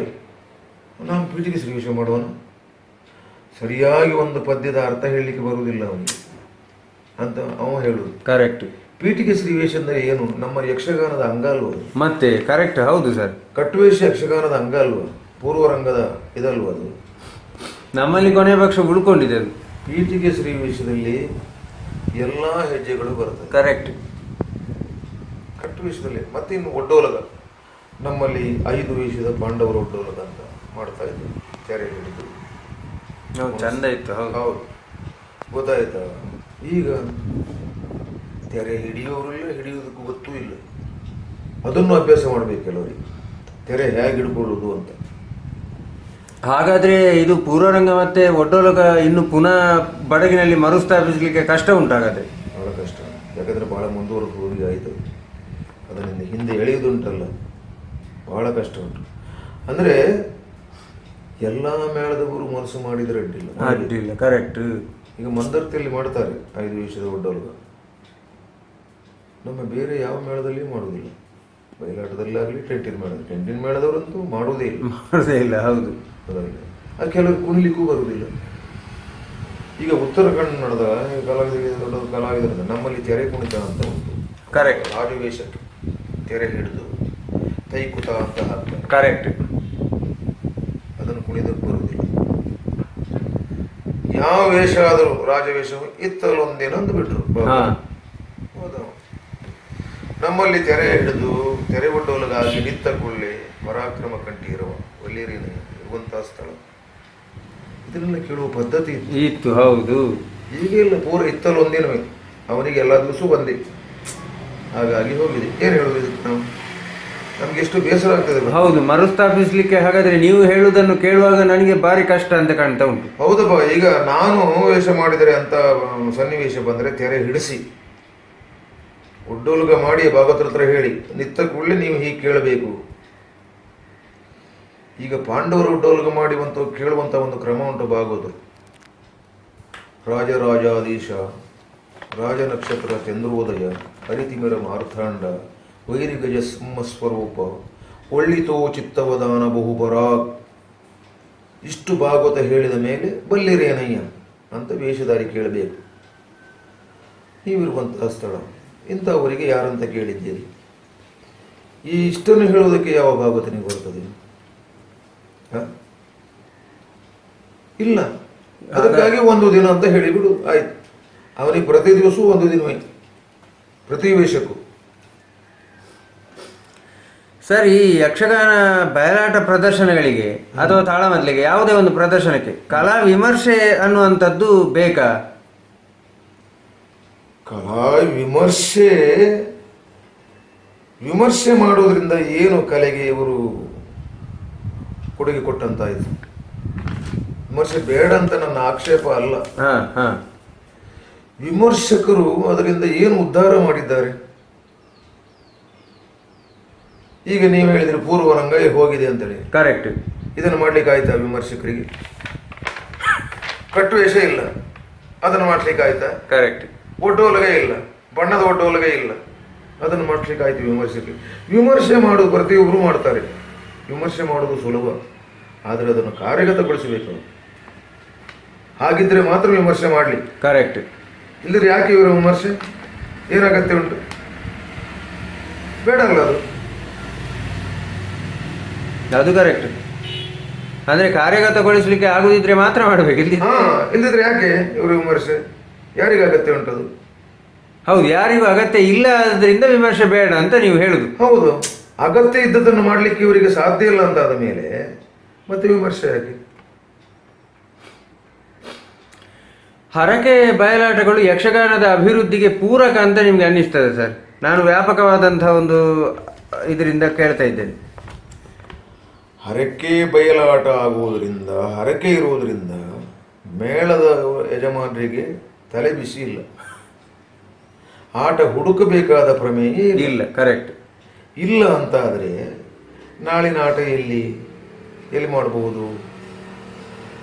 ಯಾರಾದರೂ ಮಾಡಿದ್ರೆ ಆಯ್ತು, ಇಲ್ದ್ರೆ ನಾವೇ ಕಲೆಕ್ಷನ್ ಮಾಡಬೇಕಲ್ಲ, ಎಷ್ಟಾಗ್ತದೋ ಏನೋ ಅನ್ನುವಂಥ ತಲೆ ಬಿಸಿ ಇರ್ತದೆ. ಹರಕೆ ಇರುವುದರಿಂದ ಇವರು ಇಂತಿಷ್ಟು ವೀಳ್ಯ ಅಂತ ನಿಗದಿಪಡಿಸ್ತಾರೆ. ಊಟ, ಚಹಾ, ಕಾಫಿ ಇದೆಲ್ಲೂ ಯಾವ ತಲೆ ಬಿಸಿ ಇಲ್ಲದೆ ಮೇಳಕ್ಕೆ ಆಗ್ತದೆ. ಆದ್ದರಿಂದ ಹರಕೆ ಆಟ ಇರುವುದರಿಂದ ಮೇಳದ ಯಜಮಾನನಾದವನಿಗೆ ಯಾವ ತಲೆ ಬಿಸಿ ಇಲ್ಲ.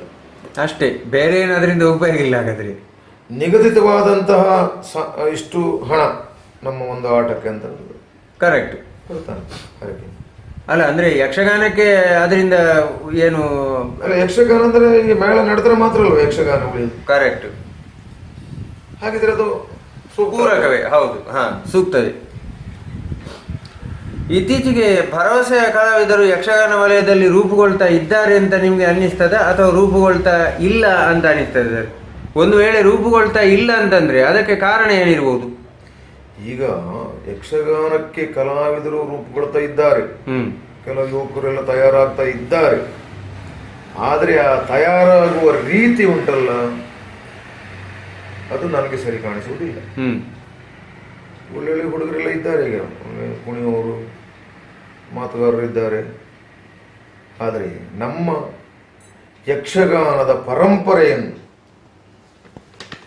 ನಮ್ಮ ಈ ಮಧ್ಯಪ್ರದೇಶ ಪರಂಪರೆಯನ್ನು ಉಳಿಸಿಕೊಳ್ಳುವಲ್ಲಿ ಮಾತ್ರ ನನಗೆ ವಿಶ್ವಾಸ ಇಲ್ಲ. ಯಾಕಂತ ಹೇಳಿದರೆ ನಾವು ಈಗ ಏನಾಗಿದೆ ಅಂತ ಹೇಳಿದರೆ, ನಮ್ಮತನವನ್ನು ಬಿಟ್ಟು ಕರೆಕ್ಟ್ ಯಾರದ್ದನ್ನು ಅವಲಂಬಿಸ್ತಾ ಇದ್ದೇವೆ.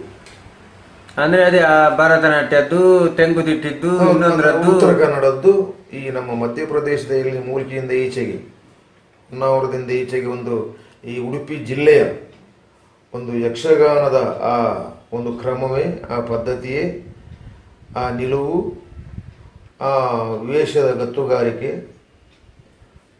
ಅನ್ನುವಂಥದ್ದನ್ನು ಉಳಿಸಿಕೊಳ್ಳುತ್ತಾರೋ ಇಲ್ಲೋ ಎನ್ನುವಂಥ ಅನುಮಾನ ಉಂಟು ನನಗೆ. ಮತ್ತು ಕಷ್ಟ ಕಾಣ್ತದೆ. ಈಗಿನ ಹೆಚ್ಚಿನ ಕಲಾವಿದರಿಗೆ ಏನು ಗೊತ್ತುಂಟ, ಅವರು ಅಪೇಕ್ಷೆ ಮಾಡುವಂಥದ್ದು ಕಲೆ ನಾವು ಹೇಗೆ ಉಳಿಸ್ಕೊಳ್ಬೇಕು ಅನ್ನುವಂಥದ್ದಲ್ಲ, ಪ್ರೇಕ್ಷಕರಿಂದ ಸಿಳ್ಳೆ ಚಪ್ಪಾಳೆ ಗಿಟ್ಟಿಸಿಕೊಳ್ಳುವಂಥ ಒಂದು ಮನೋವೃತ್ತಿ ಕಲಾವಿದನಲ್ಲಿ ತಲೆದೋರಿದೆ. ಕರೆಕ್ಟ್. ಅದರಿಂದ ನಮ್ಮ ಸಂಪ್ರದಾಯವನ್ನು ಉಳಿಸಿಕೊಳ್ಳುವುದು ಕಷ್ಟ. ಸಂಪ್ರದಾಯವನ್ನು ಉಳಿಸಿಕೊಳ್ಳದಿದ್ರೆ ಯಕ್ಷಗಾನಕ್ಕೆ ಉಳಿ ಉಂಟ? ಸಂಪ್ರದಾಯನು ಅಲ್ಲ, ಯಕ್ಷಗಾನ ಅಂತ ಹೇಳಿದರೆ ಅದು ಯಾವುದೋ ರೀತಿಯಲ್ಲಿ ಸಾಗ್ತದೆ ಅಷ್ಟೇ. ಅದು ಅದರದಾದಂತಹ ರೀತಿಯಲ್ಲಿ ಮುಂದುವರಿಯುವುದಿಲ್ಲ. ಯಾವುದೋ ಒಂದು ರೀತಿಯಲ್ಲಿ, ಯಾವುದೋ ಒಂದು ಮುಖದಲ್ಲಿ ಹೋಗ್ತದೆ ಅದು. ಈಗ ಅದರಿಂದ ನಮ್ಮಂಥವರಿಗೆ ತುಂಬ ನೋವಾಗ್ತದೆ. ಅದಾಗಿಲ್ಲ, ಯಾವುದನ್ನು ನಾವು ಅವಲಂಬಿಸಿಕೊಂಡು ಬಂದಿದ್ದೇವೋ ಯಾವ ದಾರಿಯನ್ನು, ಆ ದಾರಿಯಂತೆ ಅದು ಬಾರದೇ ಇದ್ದರೆ ತುಂಬ ಮನಸ್ಸಿಗೆ ನೋವಾಗ್ತದೆ. ಹಾಗಾಗಿ ಯಕ್ಷಗಾನವೇ ಬೇಡ ಅಂತ ಅನಿಸ್ತದೆ ಒಮ್ಮೊಮ್ಮೆ. ಕರೆಕ್ಟ್. ಕಾಲಮಿತಿ ಯಕ್ಷಗಾನದ ಬಗ್ಗೆ ನಿಮ್ಮ ಅಭಿಪ್ರಾಯ ಏನು ಸರ್? ಅಂದ್ರೆ ಇದರ ಸಾಧಕ ಬಾಧಕ ಏನು? ಕಾಲಮಿತಿ ಯಕ್ಷಗಾನ ನಮ್ಮ ಕರಾವಳಿ ಪ್ರದೇಶಕ್ಕೆ ಅಡ್ಡಿ ಇಲ್ಲ. ಯಾಕಂತ ಹೇಳಿದರೆ ಇಲ್ಲಿ ನಿತ್ಯವೂ ದುಡಿಮೆ ಇದ್ದವರು, ದುಡಿಮೆ ಮಾಡದೆ ಹೋದರೆ ಅವನ ಈಗಿನ ಈ ಖರ್ಚು ವೆಚ್ಚದಲ್ಲಿ ಅವನಿಗೆ ಬದುಕುವುದು ಕಷ್ಟ ಆಗ್ತದೆ. ಮತ್ತೆ ಮನೆಗಳಲ್ಲಿ ಮನೋರಂಜನೆಗೆ ಬೇಕಾದಂತಹ ಟಿವಿ ಮಾಧ್ಯಮಗಳು ಉಂಟು.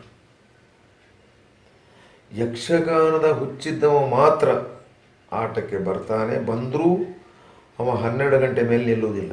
ಬೆಳಿಗ್ಗೆ ಅವನಿಗೆ ಕೆಲಸಕ್ಕೆ ಹೋಗಬೇಕು. ಈಗ ಅವನದ್ದು ತಪ್ಪಲ್ಲ, ಇಡೀ ರಾತ್ರಿ ನಿದ್ರೆ ಬಿಟ್ಟರೆ ಮರುದಿವಸ ಕೆಲಸ ಮಾಡಲಿಕ್ಕೆ ಆಗೋದಿಲ್ಲ ಅವನು. ಕರಾವಳಿ ಯಾಕಂದರೆ ಅವರು ಬರುವುದಕ್ಕೆ ಅನುಕೂಲ ಮಾಡಿಕೊಂಡು ಬರ್ತಾರೆ, ವಾಹನಗಳೆಲ್ಲ ಇರ್ತದೆ, ಸ್ವಲ್ಪ ಹೊತ್ತಿದ್ದು ಹೋಗ್ತಾರೆ. ಆದರೆ ಈಗ ಘಟ್ಟದ ಮೇಲೆ ಅದಷ್ಟು ಸಮಂಜಸ. ಯಾಕಂದರೆ ಘಟ್ಟದ ಮೇಲೆ ಒಂದು ಆಟ ನೋಡಬೇಕು ಅಂತ ದೂರದವರಲ್ಲಿ ಹೆಂಗಸರು ಮಕ್ಕಳೆಲ್ಲ ಬರ್ತಾರೆ. ಇವರು ಮಧ್ಯರಾತ್ರಿಯಲ್ಲಿ ಆಟ ಕೈದು ಮಾಡಿದ ಮೇಲೆ ಆ ಹೆಂಗಸರು ಮಕ್ಕಳು ಹೋಗುವುದೆಲ್ಲಿಗೆ? ಅದು ಕಾಡು ದಾರಿ ಘಟ್ಟ. ಅಲ್ಲಿಗಷ್ಟೊಂದು ಪೂರಕ ಆಗಲಿಕ್ಕಿಲ್ಲ ಅಂತ ನನ್ನ ಮನಸ್ಸಿಗೆ ಕಾಣ್ತದೆ. ಇಲ್ಲ. ಇನ್ನು ಅದರಿಂದ ಈಗ ಕಲಾವಿದ ಈಗ 12 ಗಂಟೆಗೆ ಆಟ ಮುಗೀತಂತ ಮಾಡುವ, ಅವನ ಮನೆ ಎಲ್ಲೋ ಇರುತ್ತದೆ, ಅವ ಎಲ್ಲೋ ಇದ್ದಾನೆ, ಎಲ್ಲಿಯೋ ಆಟ ಅಂತ. ಅಲ್ಲಿ ಮಲ್ಕೊಳ್ಳಿಕ್ಕೆ ಚೌಕಿಲಿ ಸರಿಯಾದ ವ್ಯವಸ್ಥೆ ಇರುವುದಿಲ್ಲ, ಸೊಳ್ಳೆಗಳ ಕಾಟ. ಹೌದು. ಮತ್ತು ಈ ಕೆಲವು ಹುಳ ಹುಪ್ಪಟೆಗಳು ಹಾರಾಡುವುದರಿಂದ ನಿದ್ರೆ ಮಾಡಲಿಕ್ಕೆ ಆಗುವುದಿಲ್ಲ. ಏನು ಮಾಡೋದು? ಇನ್ನು ವಾಹನ ಇದ್ದವ, ಸ್ವತಃ ವಾಹನ ಇದ್ದವ ಹೋದಾನ ಮನೆಗೆ. ಅದು ರಾತ್ರಿ ಕಾಲದಲ್ಲಿ ಹೋಗುವುದು ಈಗ ಅಷ್ಟು ಒಳ್ಳೆಯ ಒಂದು ಲಕ್ಷಣ ಅಲ್ಲ ನೋಡಿ. ಕೆಲವರಿಗೆಲ್ಲ ಆಕ್ಸಿಡೆಂಟ್ ಆಗೋದು ಕಲಾವಿದರಿಗೆ ಅಂತ ನನಗನಿಸ್ತದೆ. ಯಕ್ಷಗಾನವನ್ನು ಉಳಿಸಿ ಬೆಳೆಸಬೇಕಾದ ಹೊಣೆ ಯಾರದ್ದು ಸರ್? ಅಂದರೆ ಕಲಾವಿದರದ್ದ, ಪ್ರೇಕ್ಷಕರದ್ದ, ಮೇಳದ ಯಜಮಾನರುಗಳದ್ದ, ಸಂಘಟಕರದ್ದ? ಎಲ್ಲವರದ್ದು ಉಂಟು. ಹಾಂ, ಪ್ರತಿಯೊಬ್ಬನಲ್ಲಿಯೂ ಆ ಹೊಣೆಗಾರಿಕೆ ಉಂಟು. ಕಲಾವಿದನಲ್ಲಿ ಉಂಟು, ಯಜಮಾನರಲ್ಲಿ ಉಂಟು, ಮತ್ತು ಕಲಾಭಿಮಾನಿಗಳಲ್ಲಿ ಉಂಟು. ಹೋದಾಗಲೂ ಇವರೆಲ್ಲರೂ ಅದನ್ನು ಉಳಿಸುವಂಥ ಒಂದು ಸಂಕಲ್ಪ, ಛಲ ಬರಬೇಕು. ಹಾಗಿದ್ದರೆ ಮಾತ್ರ ಅದು ಉಳಿಬಹುದು. ಯಕ್ಷಗಾನ ಚೌಕಿಯಲ್ಲಿನ ವಾತಾವರಣದಲ್ಲಿ ಇಂದಿಗೂ ಮತ್ತೆ ಹಿಂದೆಗೂ ಇದ್ದ ವ್ಯತ್ಯಾಸಗಳ ಬಗ್ಗೆ ಸ್ವಲ್ಪ ತಿಳಿಸ್ತೀರಾ ಸರ್? ಹಿಂದೆ ಚೌಕಿಯಲ್ಲಿ ಈ ಒಂದು ರೀತಿಯ ವೃತ್ತಿ ಮಾತ್ಸರ್ಯ ಅನ್ನುವಂಥದ್ದು ಇವತ್ತಿಗೂ ಉಂಟು ಕಲಾವಿದ. ಹೌದು ಹೌದು, ಹಿಂದೆಯೂ ಇತ್ತು. ಹಿಂದೆಯೂ ಇತ್ತು, ಇವತ್ತು ಉಂಟದು. ಆದರೆ ಈ ಉತ್ತಮ ಜಾತಿಯವರು ಕಲಾವಿದರಿದ್ದರೆ, ಅವರೊಂದು 4-5 ಜನ ಒಂದು ಮೇಳದಲ್ಲಿ ಇದ್ದರೆ, ಇತರ ಜಾತಿಯ ಕಲಾವಿದರ ಬಗ್ಗೆ ಸ್ವಲ್ಪ ಅಸಡ್ಡೆ, ಅಲಕ್ಷ್ಯ ಅವರಿಗೆ. ಬಿಡಾರದಲ್ಲಿ ಕೂಡ ಹಾಗೆ ಅವರದ್ದೇ ಆದಂಥ ಒಂದು ಕೂಟ ಬೇರೆ, ಉಳಿದವರೇ ಬೇರೆ, ಹೀಗೆ ಆ ರೀತಿ ಭೇದಭಾವ ಇತ್ತು. ಇತ್ತು. ಯಾಕಂದ್ರೆ ಇದನ್ನು ಸಾಲಿಗ್ರಾಮ ಮೇಳದಲ್ಲಿ ನಾನಿದ್ದಾಗಲ್ಲ, ಅದರ ಮೊದಲು ಸಿರಿಯಾರ ಮಂಜುನಾಯ್ಕರು, ಮಾವುಲೆ ಹೆಗಡೆಯವರು, ಶಂಭು ಹೆಗಡೆಯವರು ಇವರೆಲ್ಲ ಇದ್ದ ಕಾಲದಲ್ಲಿ ಇತ್ತಂತೆ ಅನ್ನುವಂಥದ್ದನ್ನು ನಾನು ಕೇಳಿದ್ದೇನೆ. ಆದರೆ ಅದನ್ನು ಅವರಿಗೆ ಅದರಿಂದ ಏನು ಮಾಡಿಕೊಳ್ಳಿಕ್ಕೂ ಆಗಲಿಲ್ಲ ಇಲ್ಲಿ ಕಲಾವಿದರನ್ನು. ಯಾಕಂದರೆ ಇಲ್ಲಿಯವರು ಸಮರ್ಥರಾಗಿದ್ದರು. ವೀರಭದ್ರ ನಾಯಕರು, ಸಿರಿಯಾರ ಮಂಜುನಾಯ್ಕರು, ಹರಾಟೆ ಮಂಜುನಾಥನವರು. ಹಾಗಾಗಿ ಅವರ ಯಾವ ವಿರೋಧಕ್ಕೂ ಇವರು ತಲೆಬಾಗಿದವರಲ್ಲ, ಮತ್ತೆ ಹೊಂದಿಕೊಂಡು ಹೋಗ್ತಾ ಇದ್ರು. ನಾನು ಇದುವರೆಗೆ ಅದೇ ಚೌಕಿಯಲ್ಲಿ ಜಾತಿ ಭೇದ ಇಲ್ಲ ಅಂತಾನೆ ಕೇಳಿಕೊಂಡು ಇದ್ದವ. ಅಂದರೆ ಅಲ್ಲಿ ಅಡಿಗೆ ಒಬ್ಬ ಯಾರೋ ಒಬ್ರು ಮಾಡ್ತಾರೆ, ಎಲ್ಲರೂ ಬ್ರಾಹ್ಮಣರು ಅವರು ಇವರು ಎಲ್ಲರೂ ಅದನ್ನು ಊಟ ಮಾಡ್ತಾರೆ ಅಂತೆಲ್ಲ ಇತ್ತು. ಹೆಚ್ಚಾಗಿ ಮೇಳದಲ್ಲಿ ಅಡುಗೆ ಮಾಡುವುದಕ್ಕೆ ಬ್ರಾಹ್ಮಣರೇ ಇರ್ತಾ ಇದ್ರು, ಬೇರೆಯವರು ಯಾರು ಇರ್ತಿರ್ಲಿಲ್ಲ. ಬ್ರಾಹ್ಮಣರನ್ನೇ ಅದಕ್ಕೆ ನಿಯೋಜಿಸ್ತಾ ಇದ್ರು. ಸರಿ, ಇನ್ನು ಅಂಥ ಒಂದು ಸಂದರ್ಭ ಬಂದಾಗ ಬೇರೆ ಯಾರಾದರೂ ಒಬ್ಬ ಜನಿಯವರು ಹಾಕುವ ಜಾತಿಯನ್ನು ಕರೆಕ್ಟ್ ಹೌದು ಇದು ಮಾಡ್ತಾ ಇದ್ರು, ಬಿಟ್ರೆ ಹೆಚ್ಚಾಗಿ ಬ್ರಾಹ್ಮಣರೇ. ಈ ಭರತನಾಟ್ಯ ಅಥವಾ ತೆಂಕುತಿಟ್ಟಿನ ನಾಟ್ಯ ಅಥವಾ ಇನ್ಯಾವುದಾದರೂ ಬೇರೆ ಕಲೆಯ ಕುಣಿತದ ಶೈಲಿಗಳು ಬಡಗುತಿಟ್ಟು ಯಕ್ಷಗಾನಕ್ಕೆ ಅವಶ್ಯಕತೆ ಉಂಟಾ? ಈಗ ಭರತನಾಟ್ಯದ ಕೆಲವೊಂದು ಅಂಶಗಳು ನಮ್ಮ ಯಕ್ಷಗಾನದಲ್ಲಿಯೂ ನಾವು ಕಾಣ್ತೇವೆ. ಅಂದರೆ ನಮ್ಮ ಪರಂಪರೆ ಯಕ್ಷಗಾನದಲ್ಲಿ ಕೂಡ ಇತ್ತು. ಯಾಕಂದರೆ ಕೆಲವು ಹಾವಭಾವಗಳು, ಕೆಲವು ವಿನ್ಯಾಸಗಳೆಲ್ಲ ಇತ್ತು. ಆದರೆ ಅದು ಮಾರಕ ಆಗುವ ಹಾಗಿರಲಿಲ್ಲ. ಕರೆಕ್ಟ್. ಆ ಪಾತ್ರಕ್ಕೆಷ್ಟು ಔಚಿತ್ಯವು ಅಷ್ಟೇ ಅಲ್ಲಿ ಅದನ್ನು ಅಳವಡಿಸಿಕೊಳ್ತಾ ಇದ್ರು. ಆದ್ದರಿಂದ ಅದರಿಂದ ಏನೂ ತೊಂದರೆ ಆಗ್ತಿರಲಿಲ್ಲ. ಈಗ ಔಚಿತ್ಯ ಮೀರಿ ಉಪಯೋಗ ಮಾಡ್ತಾ ಇದ್ದಾರೆ. ಹಾಗಾದರೆ ಬಿಡಿ, ಎಲ್ಲವೂ ಮೀರಿ ಹೋಗಿದೆ ಈಗ. ಯಾಕಂತ ಹೇಳಿದರೆ ನಮ್ಮಲ್ಲಿ ಒಂದು ಪಾತ್ರಧಾರಿ, ಒಂದು ಶ್ರೀವೇಷಧಾರಿ ಕುಣಿಯುವಾಗ ಇಂತಿಷ್ಟೇ ಎತ್ತರಕ್ಕೆ ಅವನ ಕೈ Correct. ಹೋಗುವಂತ ಕೈಗೆ ಸರಿಯಾದ ಕಣ್ಣು ಕರೆಕ್ಟ್, ಹಾವಭಾವಗಳು ಈ ತಲೆಯಿಂದ ಮೇಲೆ ಹೋಗಬಾರ್ದು ಅಂತ ಹೇಳಿ ಇರ್ಲಿಲ್ಲ. ಹೌದು, ಈಗ ಹೇಗೆ ಹೋಗ್ತದೆ, ಎಲ್ಲೆಲ್ಲೋ ಹೋಗ್ತದೆ, ಕಾಲು ಕೈ ಎಲ್ಲ, ಅದು ಸಮಂಜಸ ಆಗುವುದಿಲ್ಲ. ಏನು ನೋಡು, ಅದನ್ನೇ ಮೆಚ್ಚುವವರೆಗೂ ಇದ್ದಾರೆ. ಹೌದೌದು ಕರೆಕ್ಟ್. ಅಲ್ಲ, ಕೆಲವರೆಲ್ಲ ಹೇಳ್ತಾರೆ ಪ್ರೇಕ್ಷಕರ ಒಂದು ಅಭಿರುಚಿ ಮಟ್ಟ ಕುಸಿದಿದೆ ಅಂತ ಹೇಳ್ತಾರೆ. ಇದರ ಬಗ್ಗೆ ನಿಮ್ಮ ಅಭಿಪ್ರಾಯ ಏನು ಸರ್? ಪ್ರೇಕ್ಷಕರ ಅಭಿರುಚಿ ಮಟ್ಟ ಕುಸಿದದ್ದು ಹೇಗಂತಾದ್ರೆ ಸದಾಭಿರುಚಿ ಅಲ್ಲ. ಅಭಿರುಚಿ ಅಂತ ಹೇಳಿದ್ರೆ ಒಂದು ಹುಚ್ಚು ಅಭಿರುಚಿ. ಹೌದೌದು, ಅದೇ ಆ ಮಟ್ಟ ಕುಸಿದದ್ದಕ್ಕೆ ಕಾರಣ ಏನಿರ್ಬೋದು? ಕುಸಿತದ ಕಾರಣ ಏನು ಅಂತ ಹೇಳಿದ್ರೆ ನಿಜವಾದ ಯಕ್ಷಗಾನ ಹೇಗಿರ್ಬೇಕು ಅಂತ ಅವರಿಗೂ ಗೊತ್ತಿಲ್ಲ. ಕರೆಕ್ಟ್, ತೋರಿಸಿಕೊಡುವವರು ಇಲ್ಲ. ಅದನ್ನು ಸರಿಯಾಗಿ ತೋರಿಸಿ, ಇಂಥ ನಮ್ಮ ಯಕ್ಷಗಾನ ಅಂದ್ರೆ ಹೀಗೆ, ಇದು ಹೀಗಿತ್ತು, ಹೀಗಿರಬೇಕಾದ್ದು, ಮುಂದೆ ಹೀಗಿರಬೇಕು ಅದು ಅನ್ನುವಂಥದ್ದನ್ನು ತೋರಿಸಿಕೊಡುವ ಸಾಮರ್ಥ್ಯವು ನಮ್ಮಲ್ಲಿಲ್ಲ. ಹಾಗಂತ ಪ್ರೇಕ್ಷಕರಿಗೂ ಕೂಡ ಅದು ಹೇಗಿತ್ತು ಮೊದಲು, ಅದು ಗೊತ್ತಿಲ್ಲ, ಯಕ್ಷಗಾನ ಹೇಗಿರ್ತದೆ ಅನ್ನೋದು ಅವರಿಗೂ ಗೊತ್ತಿಲ್ಲ. ಒಟ್ಟು ಮನೋರಂಜನೆ. ಕರೆಕ್ಟ್, ಒಟ್ಟು ಮನೋರಂಜನೆ ಅಂದ್ರೆ ಹೀಗೆ. ಹೌದಮ್ಮ, ಹೀಗೆ ತಮ್ಮ ಈ ಎಲ್ಲಾ ರೀತಿಯ ಸಾಧನೆಗಳು, ಇದಕ್ಕೆ ತಮ್ಮ ಕುಟುಂಬ ವರ್ಗದ ಸಹಕಾರದ ಬಗ್ಗೆ ಸ್ವಲ್ಪ ಹೇಳಿ ಸರ್. ನನ್ನ ಕುಟುಂಬ ವರ್ಗದವರು ಅಂತ ಹೇಳಿದರೆ ನಾವು 4 ಜನ, ಒಬ್ಬಳು ಹೆಣ್ಣು ಹಿರಿಯವಳು, ಅದರಲ್ಲಿ 2 ಇಲ್ಲ ಈಗ. ಅವ್ರದ್ದೆಲ್ಲ ತುಂಬ ಪ್ರೋತ್ಸಾಹ ಇತ್ತು. ಮತ್ತೆ ನನ್ನ ಹೆಂಡತಿ ಕೂಡ ಅದರ ಬಗ್ಗೆ ಯಾವ ಆಕ್ಷೇಪ ಇರಲಿಲ್ಲ ಅವಳಿಗೆ. ಯಾಕಂದರೆ ಮನೆ ಬಿಟ್ಟು ಹೋಗ್ತಾರಲ್ಲ ಅಂತೇಳಿ ಒಂದು ಸ್ವಲ್ಪ ನೋವು ಇರ್ತಿತ್ತು ಬಿಟ್ಟು. ಕರೆಕ್ಟ್. ನಾನು ಎಷ್ಟು ಕ್ಯಾಂಪಿಗೆ ಹೋದರೂ ದಿವಸ ಮನೆಗೆ ಬರ್ತೀನಿ. ಸಾಧಾರಣ ಮಂಗಳೂರಿಂದ ಈಚೆಗೆ, ಬೈಂದೂರಿಂದ ಈಚೆಗೆ ಎಲ್ಲಿದ್ರು ಮನೆಗೆ ಬಂದು ಹೋಗ್ತಾ ಇದ್ದೆ. ಹಾಗಾಗಿ ಸ್ವಲ್ಪ ತೃಪ್ತಿ ಉಂಟು, ಒಳ್ಳೆ ಸಮಾಧಾನ ಉಂಟು. ನೀವು ಎಷ್ಟು ಜನ ಶಿಷ್ಯರನ್ನು ತಯಾರು ಮಾಡಿದ್ದೀರಿ ಸರ್? ನಾನು ಸತ್ಯ ಹೇಳ್ತೇನೆ ಸ್ವಾಮಿ, ಯಾರು ನನ್ನಿಂದ ಯಾಕಂತ ಹೇಳಿದ್ರೆ ನಮ್ಮ ಇದನ್ನು ಚೌಕಟ್ಟನ್ನು ಕಲಿಯುವಂತ ಇರಾದೆ ಈಗಿನ ಮಕ್ಕಳಿಗಿಲ್ಲ. ಇಲ್ಲ, ಕರೆಕ್ಟ್. ಅವರಿಗೆ ಬೇಕಾದ್ದು ಈಗಿನ ಕುಣಿತ, ಕರೆಕ್ಟ್, ಈಗಿನ ಪ್ರಸಂಗಗಳು. ನಾನು ಹೇಳಿದ ಸಿಳ್ಳು ಚಪ್ಪಾಳೆ ಯಾವುದರಲ್ಲಿ ಬೀಳ್ತದೆ ಅದನ್ನು ಬಯಸುವಂಥವರು. ಗೊತ್ತಾಗಲಿಲ್ಲ, ಈಗ ನಮ್ಮ ಪರಂಪರೆಯನ್ನು ಸಂಪ್ರದಾಯವನ್ನು ಅನುಸರಿಸಬೇಕು ಅನ್ನುವಂಥ ಈ ದೃಷ್ಟಿ ಇದ್ದ ಕಲಿಕೆಯವರು ಬಹಳ ಕಡಿಮೆ. ಹಾಗೆ ಕೆಲವರಿದ್ದರೆ, ಈಗ ನಿನ್ನೆ ಒಂದು ಕರ್ಣಾರ್ಜುನ ಕಳಗ ಆಯಿತು, ಅದರಲ್ಲಿ ಅರ್ಜುನ ಮಾಡಿದವರು ಅವರು ನಮ್ಮ ಬಗ್ಗೆ ಸ್ವಲ್ಪ 70ರ ಸಂಭ್ರಮಕ್ಕೆಲ್ಲ ಅವರೇ ಕಾರಣ. ಕರೆಕ್ಟ್. ನಮ್ಮ ಸಾಯಿಬರ ಕಟ್ಟೆ ಆಚಾರ್ಯ ಅಂತ ಒಳ್ಳೆ ಪರಂಪರೆಯ ವೇಷ. ಅವರು ಕೇಳ್ತಾ ಇದ್ದರು ಹೇಗೆ ಮಾಡಬೇಕು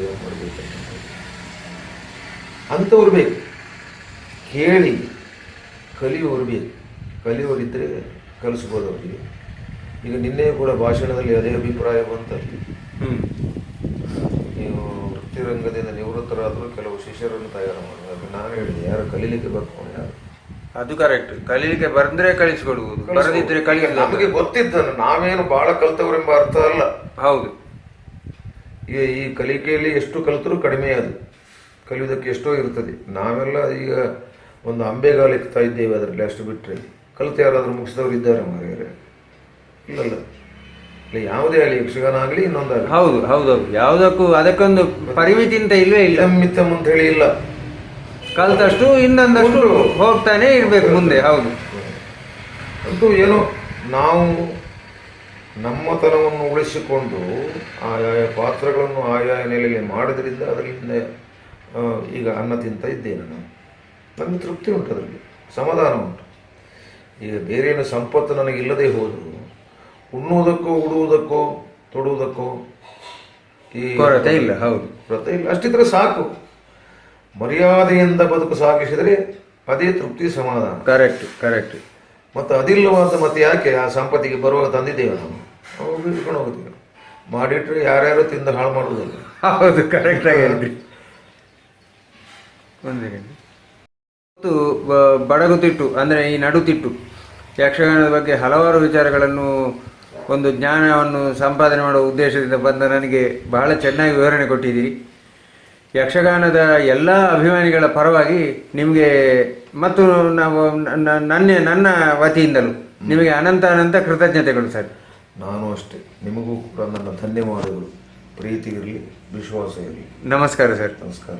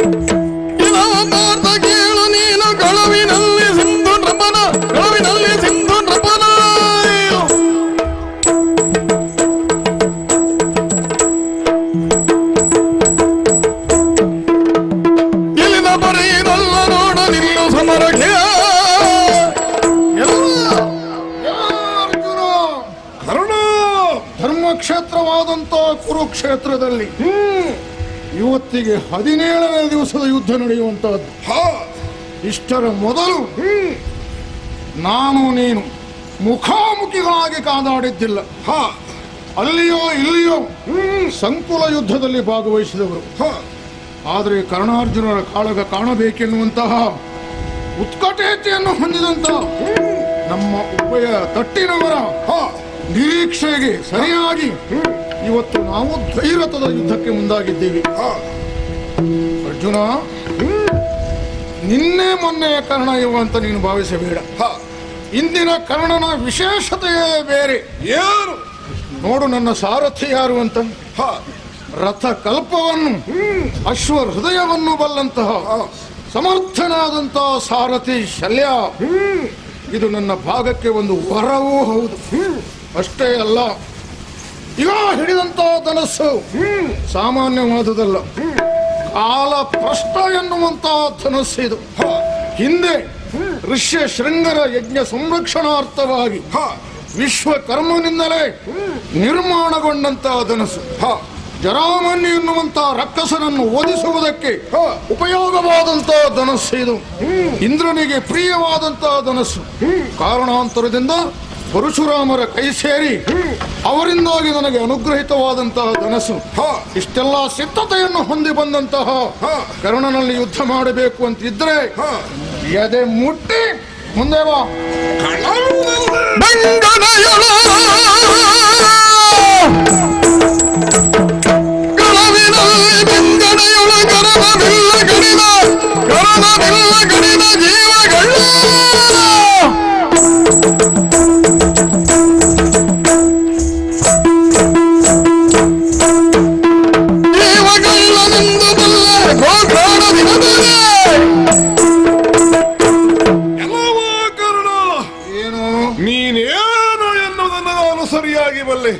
ಏನು ಬಲ್ಲೆ?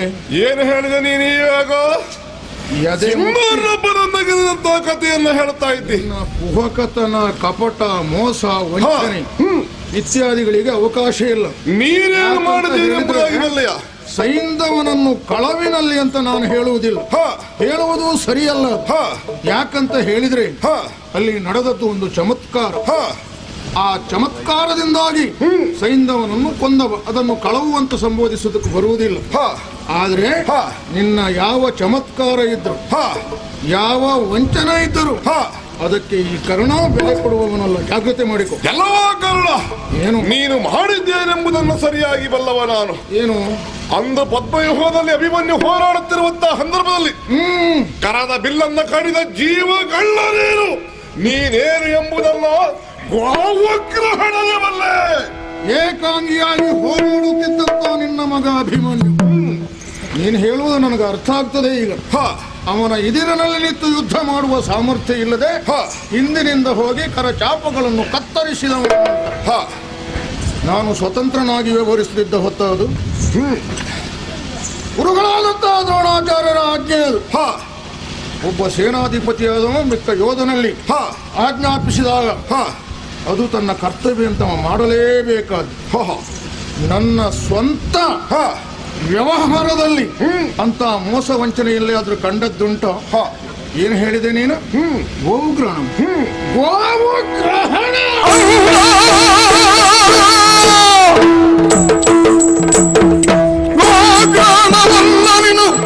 ನಿನಗೆ ಹೋಮಗ್ರಹಣ, ಪಾರ್ಥ ನಿನಗೆ ಹೋಮಗ್ರಹಣ.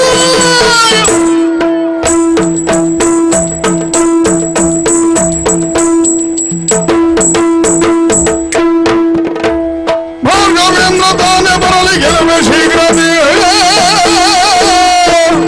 ಹೋಮಗ್ರಹಣದ ಕಥೆಯನ್ನು ಎಚ್ಚರಿಸಿದೆ ನೀನು. ಅದರ ಅಗತ್ಯವೂ ಇಲ್ಲ, ಔಚಿತ್ಯವೂ ಇಲ್ಲ ಇಲ್ಲಿ. ಅದು ಗತಿಸಿ ಹೋದಂತಹ ಘಟನೆ. ಈ ಗೋಗ್ರಹಣಕ್ಕೆ ನಾವು ಬಂದದ್ದು ಯಾಕೆ? ಪಾಂಡವರಾದಂತಹ ನಿಮ್ಮ ಸುಳಿವನ್ನು ತಿಳಿಯುವುದಕ್ಕೋಸ್ಕರವಾಗಿ, ನಿಮ್ಮ ನಿಜವನ್ನು ತಿಳಿಯುವುದೇ ನಮ್ಮ ಉದ್ದೇಶವಾಗಿತ್ತೇ ವಿನಃ ನಿಮ್ಮೊಡನೆ ಯುದ್ಧ ಮಾಡಬೇಕೆನ್ನುವಂತಹ ಇರಾದೆಯಿಂದ ನಾವು ಬಂದದ್ದಲ್ಲ. ಯಾವ ಸಮರ ಸಿದ್ಧತೆಯೂ ನಮ್ಮಲ್ಲಿ ಇರಲಿಲ್ಲ. ಹಾಗಾಗಿ ನಮ್ಮ ಪಾಲಿಗೆ ಸೋಲಾದದ್ದು ಹೌದು, ಅದನ್ನು ನಾನು ಒಪ್ಪಿಕೊಳ್ಳುತ್ತೇನೆ.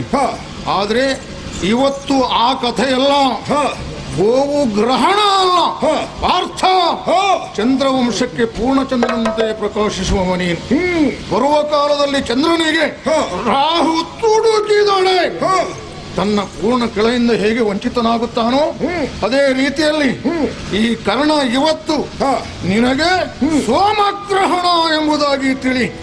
ಇಲ್ಲಿಯವರೆಗೆ ಶನಿಯಂತೆ ನಿಮ್ಮನ್ನು ನಾನು ಕಾಡಿದನು, ಇವತ್ತು ಪ್ರತ್ಯಕ್ಷ ಗಮನಾಗಿ ಬಂದಿದ್ದೇನೆ ನಿನ್ನ ಪಕ್ಷಕ್ಕೆ. ಬಹಳ ಹೊತ್ತಲ್ಲ, ಏನಾದ್ರೂ ಸ್ವಲ್ಪ ಹೊತ್ತು ಈ ಕರ್ಣನೊಡನೆ ಯುದ್ಧ ಮಾಡಬೇಕೆಂಬ ಇಚ್ಛೆ ಇದ್ರೆ ನಿನ್ನ ಪಕ್ಷಕ್ಕೆ ಭಾರ್ಗವೇಂದ್ರನನ್ನು ಕರೆಸಿಕೊ.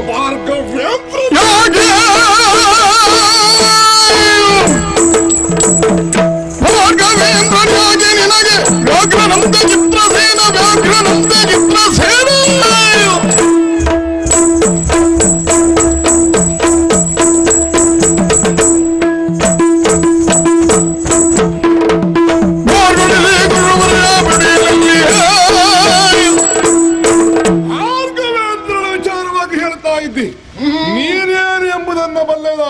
ಏನು ಅಂದು ದೈತ್ಯವನದಲ್ಲಿ ನಮ್ಮವರನ್ನ ಹೊಟ್ಟವರಿಸುವುದಕ್ಕೋಸ್ಕರವಾಗಿ ನೀವು ಬಂದಂತಹ ಸಂದರ್ಭದಲ್ಲಿ ಆ ಗಂಧರ್ವನಾಗಿರುವಂತಹ ಚಿತ್ರಸೇನ 27 ಮಂದಿ ಕೌರವರನ್ನ ನಾಗಪಾಶದಿಂದ ಬಿಡಿಸಿ ಹೋಗುತ್ತಿರುವಂತಹ ಸಂದರ್ಭದಲ್ಲಿ ನಿಮ್ಮ ಪೌರುಷ ಎಲ್ಲಿ ಹೋಯಿತು? ವಿಕರ್ಣನ ರಥ ಹೇರಿ ಓಡಿದವನೇನು, ಬಿಡಿಸಿದವನಾರು? ನೀವೆಲ್ಲ ಅದಕ್ಕೆ ಓಡಿದ ಅಂತ ಒಂದು ಬಣ್ಣ ಹಚ್ಚಿದ್ರಿ. ಸತ್ಯ ಆದ್ರೆ ಅದು ಅಲ್ಲ. ಮತ್ತೆ ಚಿತ್ರಸೇನೆನ್ನುವಂತ ಗಂಧರ್ವ ಚಾಕ್ಷುಷಿ ಎನ್ನುವಂತ ಗಂಧರ್ವ ವಿದ್ಯೆಯನ್ನು ಕಲಿತವ. ಅದರ ಪ್ರಭಾವ ಏನು? ದೂರದರ್ಶಿತ್ವವುಳ್ಳದ್ದು. ಇದ್ದಲ್ಲಿಯೇ ಆ ದೃಷ್ಟಿ ಮಾತ್ರದಿಂದ ತನಗೆ ಬೇಕಾದುದನ್ನು ಕಾಣಬಹುದಾದಂತಹ ಶಕ್ತಿಯುಳ್ಳ ವಿದ್ಯೆ ಅದು. ಸತ್ಯ ಹೇಳ್ತೇನೆ, ನಾನು ಅದನ್ನು ಕಲಿಯಲಿಲ್ಲ. ಹಾಗೆಂದು ನಮ್ಮಲ್ಲಿ ಕಲಿತವರಿಲ್ಲ ಎಂಬ ಅರ್ಥ ಅಲ್ಲ. ಭೀಷ್ಮಾಚಾರ್ಯರು ಅದನ್ನು ಬಲ್ಲವರಾಗಿದ್ರು. ನಾನೇನಾದ್ರೂ ಓಡಿದ್ದಿದ್ರೆ ಭೀಷ್ಮಾಚಾರ್ಯರನ್ನು ಕರೆತರುವುದಕ್ಕಲ್ಲದೆ ಹೆದರಿ ಓಡಿದ್ದಲ್ಲ. ನೀವು ಹೆದರಿದ್ದಂತ ಒಂದು ಬಣ್ಣ ಹಚ್ಚಿದ್ರಿ ಅದಕ್ಕೆ. ಹೌದೇನೋ? ಇವತ್ತು ಮಧ್ಯಾಹ್ನದ ಯುದ್ಧದ ಕಥೆ ಏನಾಗಿದೆ ಗೊತ್ತಾ ನಿನಗೆ? ಕಾಲ ನೋಡುವುದೇ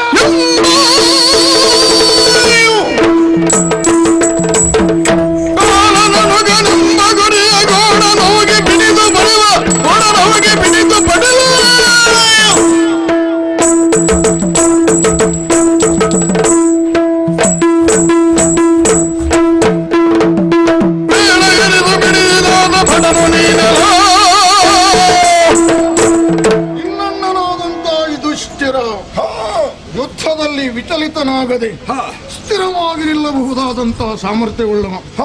ಅಂತ ಯುಧಿಷ್ಠಿರನೊಡನೆ ಮುಖಾಮುಖಿಯಾಗಿ ಹೋರಾಡಿ ಅವನನ್ನು ಸೋಲಿಸಿದ್ದಷ್ಟೇ ಅಲ್ಲ, ಸೆರೆ ಹಿಡಿದು ನನ್ನ ಬಿಲ್ಲ ನೇಣನ್ನು ಅವನ ಕುತ್ತಿಗೆಗೆ ಸುತ್ತಿ ರಣಧಾರುಣಿಯಲ್ಲಿ ಇತ್ತಿಂದ ಅತ್ತಿಂದ ಇತ್ತ ಎಳೆದಾಡಿದ್ದಲ್ಲದೆ ನನ್ನ ಎಡಗಾಲ ತುದಿಯಿಂದ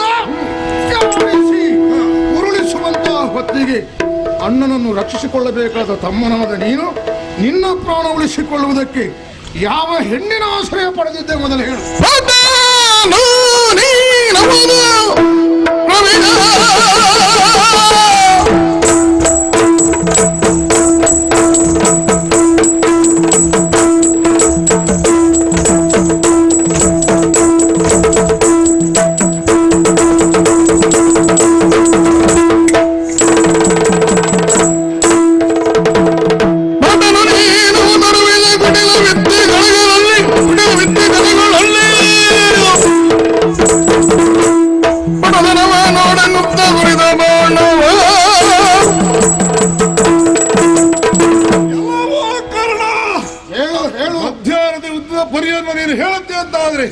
ನೀನು ಬಟನ್ ಹೌದು ಅನ್ನುವುದು ಸತ್ಯವಂತಾದ್ರೆ ಆದರೆ ಬಂದಿರುವಂತಹ ನನ್ನನ್ನ ಎದುರಿಸಿ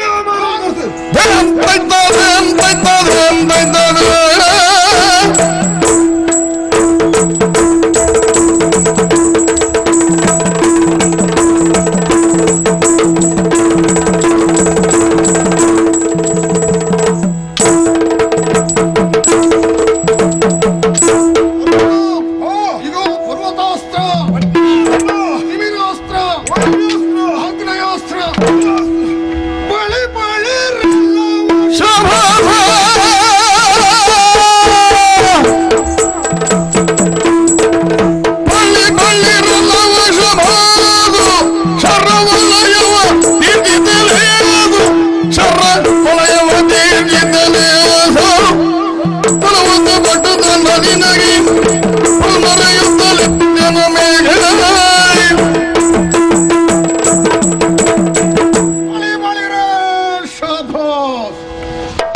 ನೀನೊಬ್ಬ ಭಟನೆಂಬುದರಲ್ಲಿ ಎರಡು ಮಾತಿಲ್ಲ. ನಾನು ಬಿಟ್ಟಂತ ಮಂತ್ರಾಸ್ತ್ರಗಳನ್ನು ಪ್ರತಿ ಮಂತ್ರಾಸ್ತ್ರಗಳಿಂದ ತುಂಡಿಸಿ ಖಂಡಿಸಿ ನನ್ನ ಜಯದ ಮೇಲ್ಮೆಯನ್ನು ಹಾರ ಹೊಡೆಯಲ್ಲಿ ನೀನು ತೋರಿಸಿದಂತಹ ಸಾಹಸ ಮೆಚ್ಚಲೇಬೇಕಾದ್ದು. ಆದರೆ ಈಗ ಒಂದು ಶರಪ್ರಯೋಗ ಮಾಡ್ತೇನೆ. ಹರಿತವಾದಂತಹ ತೀಕ್ಷ್ಣವಾದಂತಹ ತೀವ್ರತರವಾದಂತಹ ಶರ ಅದು. ಕ್ರೌಂಚ ಪರ್ವತದ ರಂಧ್ರವನ್ನು ಪಕ್ಷಿಗಳು ಪ್ರವೇಶ ಮಾಡಿದಂತೆ ನನ್ನ ಅತುಳವಾದಂತಹ ಶಕ್ತಿಯಿಂದ ಬಿಡಲ್ಪಡುವಂತಹ ಶರ ನಿನ್ನ ದೇಹವನ್ನು ಕೊರೆದು ಪ್ರಾಣವನ್ನು ಹಿಂಡುವಾಗ ರಕ್ಷಿಸಿಕೊಳ್ಳುವ ಸಾಮರ್ಥ್ಯ ಇದ್ದರೆ ಮುಂದಾಗು.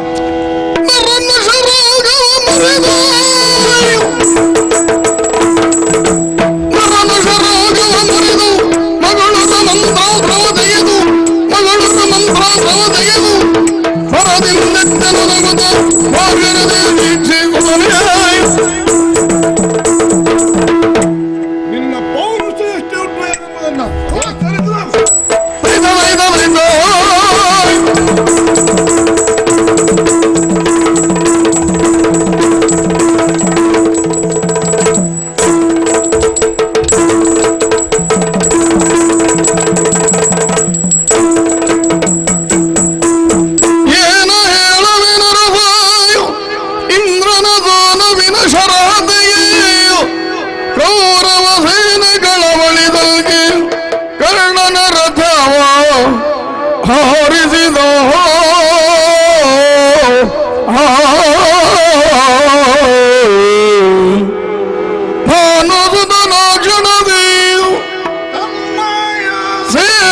ಅಭಯವ ಕೊಟ್ಟು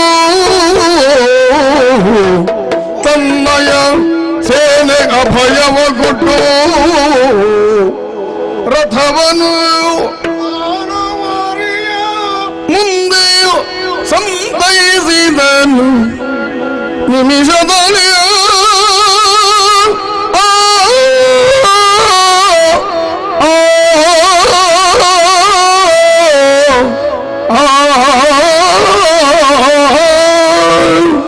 ಏನಾಶ್ಚರ್ಯವಿದು! ಅರ್ಜುನನ ಅಮೋಘವಾದ ಸರಳೊಂದು ನನ್ನ ರಥವನ್ನು ಇದ್ದ ಸ್ಥಳದಿಂದ ಯೋಜನಾಂತರ ಹಿಂದಕ್ಕೆ ಹಾರಿಸಿ ಕುಲಾಲ ಭವನದಲ್ಲಿ ತಿರುಗಬಹುದಾದಂತಹ ತಿಗರಿಯೋಪಾದಿಯಲ್ಲಿ ತಿರುಗಿ ಯೋಜನಾಂತರ ಹಿಂದೆ ಬಂದು ನಿಂತಿದೆ. ಈ ದೃಶ್ಯವನ್ನು ಕಂಡ ನಮ್ಮ ಸೇನೆಯವರೆಲ್ಲ ಭಯ ವ್ಯೂಹನರಾಗಿ ಹೆದರಿ ಹೌಹಾರಿ ಪಲಾಯನ ಮಾಡುತ್ತಿದ್ದಾರೆ.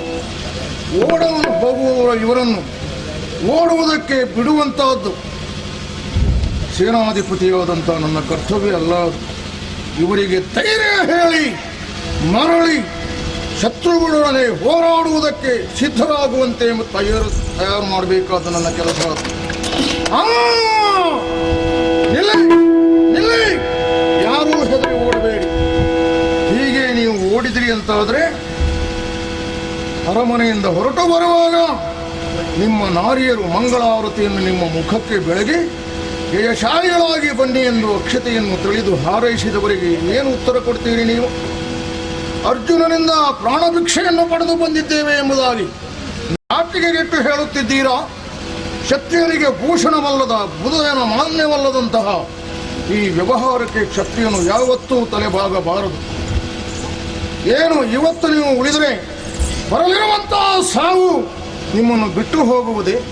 ಕ್ಷತ್ರಿಯನ ಧರ್ಮಕ್ಕನುಸಾರವಾಗಿ ರಣಕ್ಷೇತ್ರದಲ್ಲಿ ಶತ್ರುವಿನೊಡನೆ ಹೋರಾಡಿ ಶತ್ರುವನ್ನು ಜಯಿಸುವುದು ಅಲ್ಲ, ಅವನ ಹರಿತವಾದಂಥ ಬಾಣಕ್ಕೆ ಕೊರಳನ್ನುಡ್ಡಿ ಅಶಾಶ್ವತವಾದಂಥ ಈ ದೇಹವನ್ನು ರಣಕ್ಷೇತ್ರದಲ್ಲಿ ದೂಡಿ ಶಾಶ್ವತವಾದಂಥ ಕೀರ್ತಿ ಶರೀರಿಗಳಾಗಿ ಮೆರೆಯಬೇಕಾದ ಕ್ಷತ್ರಿಯನ ಧರ್ಮ. ಆ ಧರ್ಮಕ್ಕೆ ಯಾಕೆ ತಿಲಾಂಜಲಿ ಕೊಡ್ತೀರಿ ನೀವು? ಏನು ನಿಮ್ಮ ಸೇನಾಧಿಪತಿಯಾದಂಥ ಕರ್ಣ ಸತ್ತನೇ ಈಗ? ಸೋಲು ಕ್ಷಣ ಹೊತ್ತಿನದ್ದು. ಸೋಲು ಗೇಲು ಯುದ್ಧದಲ್ಲಿ ಇದ್ದದ್ದೇ, ಯಾರನ್ನೂ ಬಿಟ್ಟದ್ದಿಲ್ಲ. ಅದು ಮರಳಿ ಯತ್ನ ಮಾಡುವಂತ ಹೇಳಿದ್ದಾರೆ. ನನ್ನ ಮರಳಿ ಪ್ರಯತ್ನ ಮಾಡುವಂತಹ ಈ ನನ್ನ ಶೌರ್ಯವನ್ನು, ಸಾಹಸವನ್ನು, ನನ್ನ ಧೀರತನವನ್ನು, ದಿಟ್ಟತನವನ್ನು ನೀವು ವೀಕ್ಷಿಸುವವರಾಗಿ ಬನ್ನಿ ಬನ್ನಿ, ಶತ್ರುಗಳ ಮೇಲೆ ಹೋರಾಡಿ, ಒಂದೇ ಕೊಲ್ಲಿ ಇಲ್ಲದೆ ಸಾಯ್. ಬನ್ನಿ ಬನ್ನಿ. ನನ್ನ ಧೈರ್ಯೋತ್ಸವದ ಮಾತುಗಳನ್ನು ಕೇಳಿ ಹೆದರಿ ಹಿಂಬೇಡಿಗಳಂತಿದ್ದವರೆಲ್ಲ ಸೆಟೆದು ನಿಂತಿದ್ದಾರೆ. ಎದೆ ಅಗಲಿಸಿಕೊಂಡು ಮರಳಿ ಶತ್ರುಗಳು ಎಂಬುದಾಗಿ ಮುಂದಾಗಿದ್ದಾರೆ. ಇಷ್ಟೆಲ್ಲ ಆದದ್ದಿದ್ದರು ನನ್ನ ಸಾರಥಿಯಾದಂಥ ಶಲ್ಯ ಯಾಕೋ ಮೌನಾವಲಂಬಿಯಾಗಿದ್ದಾನೆ. ಇದರ ಅರ್ಥ ಏನಿರಬಹುದು?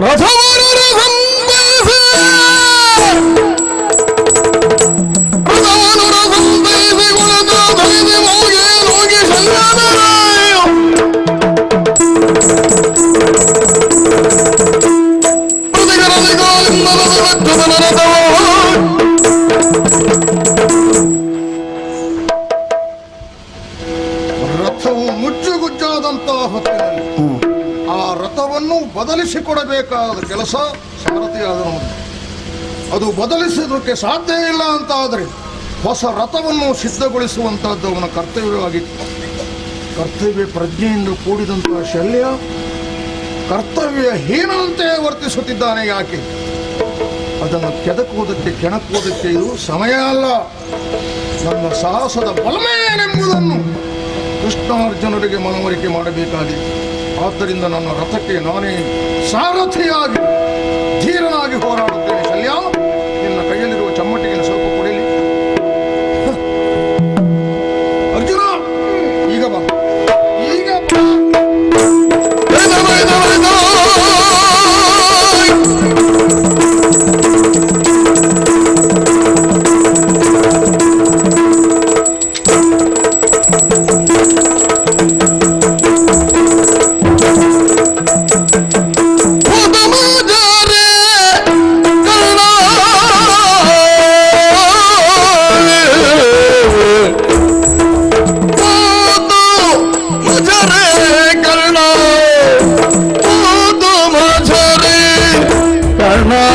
सुफट ख्यातनी न गिलेजु सुफट ख्यातनी न लेजु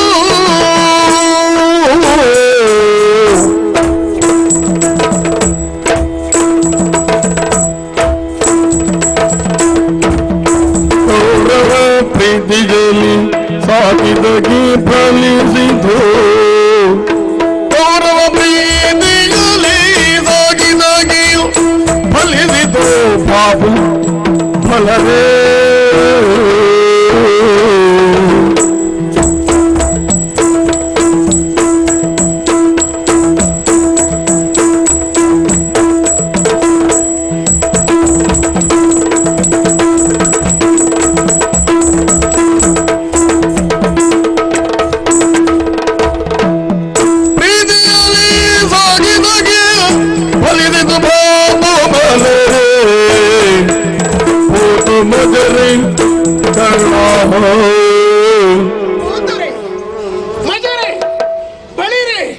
ಶಹಬ್ಬಾಸ್ ಕರ್ಣ, ಶಹಬ್ಬಾಸ್.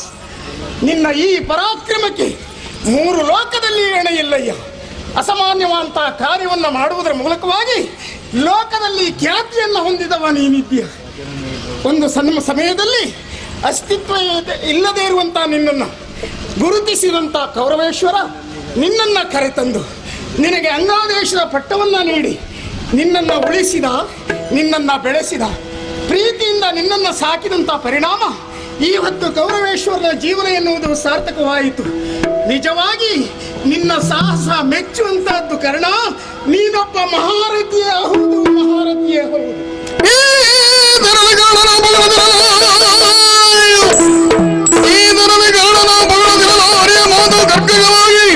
ನಡಲಾಂಕಾರದ ಖಾತಿಸಲಾಡಿ ಬಿಡವನೇ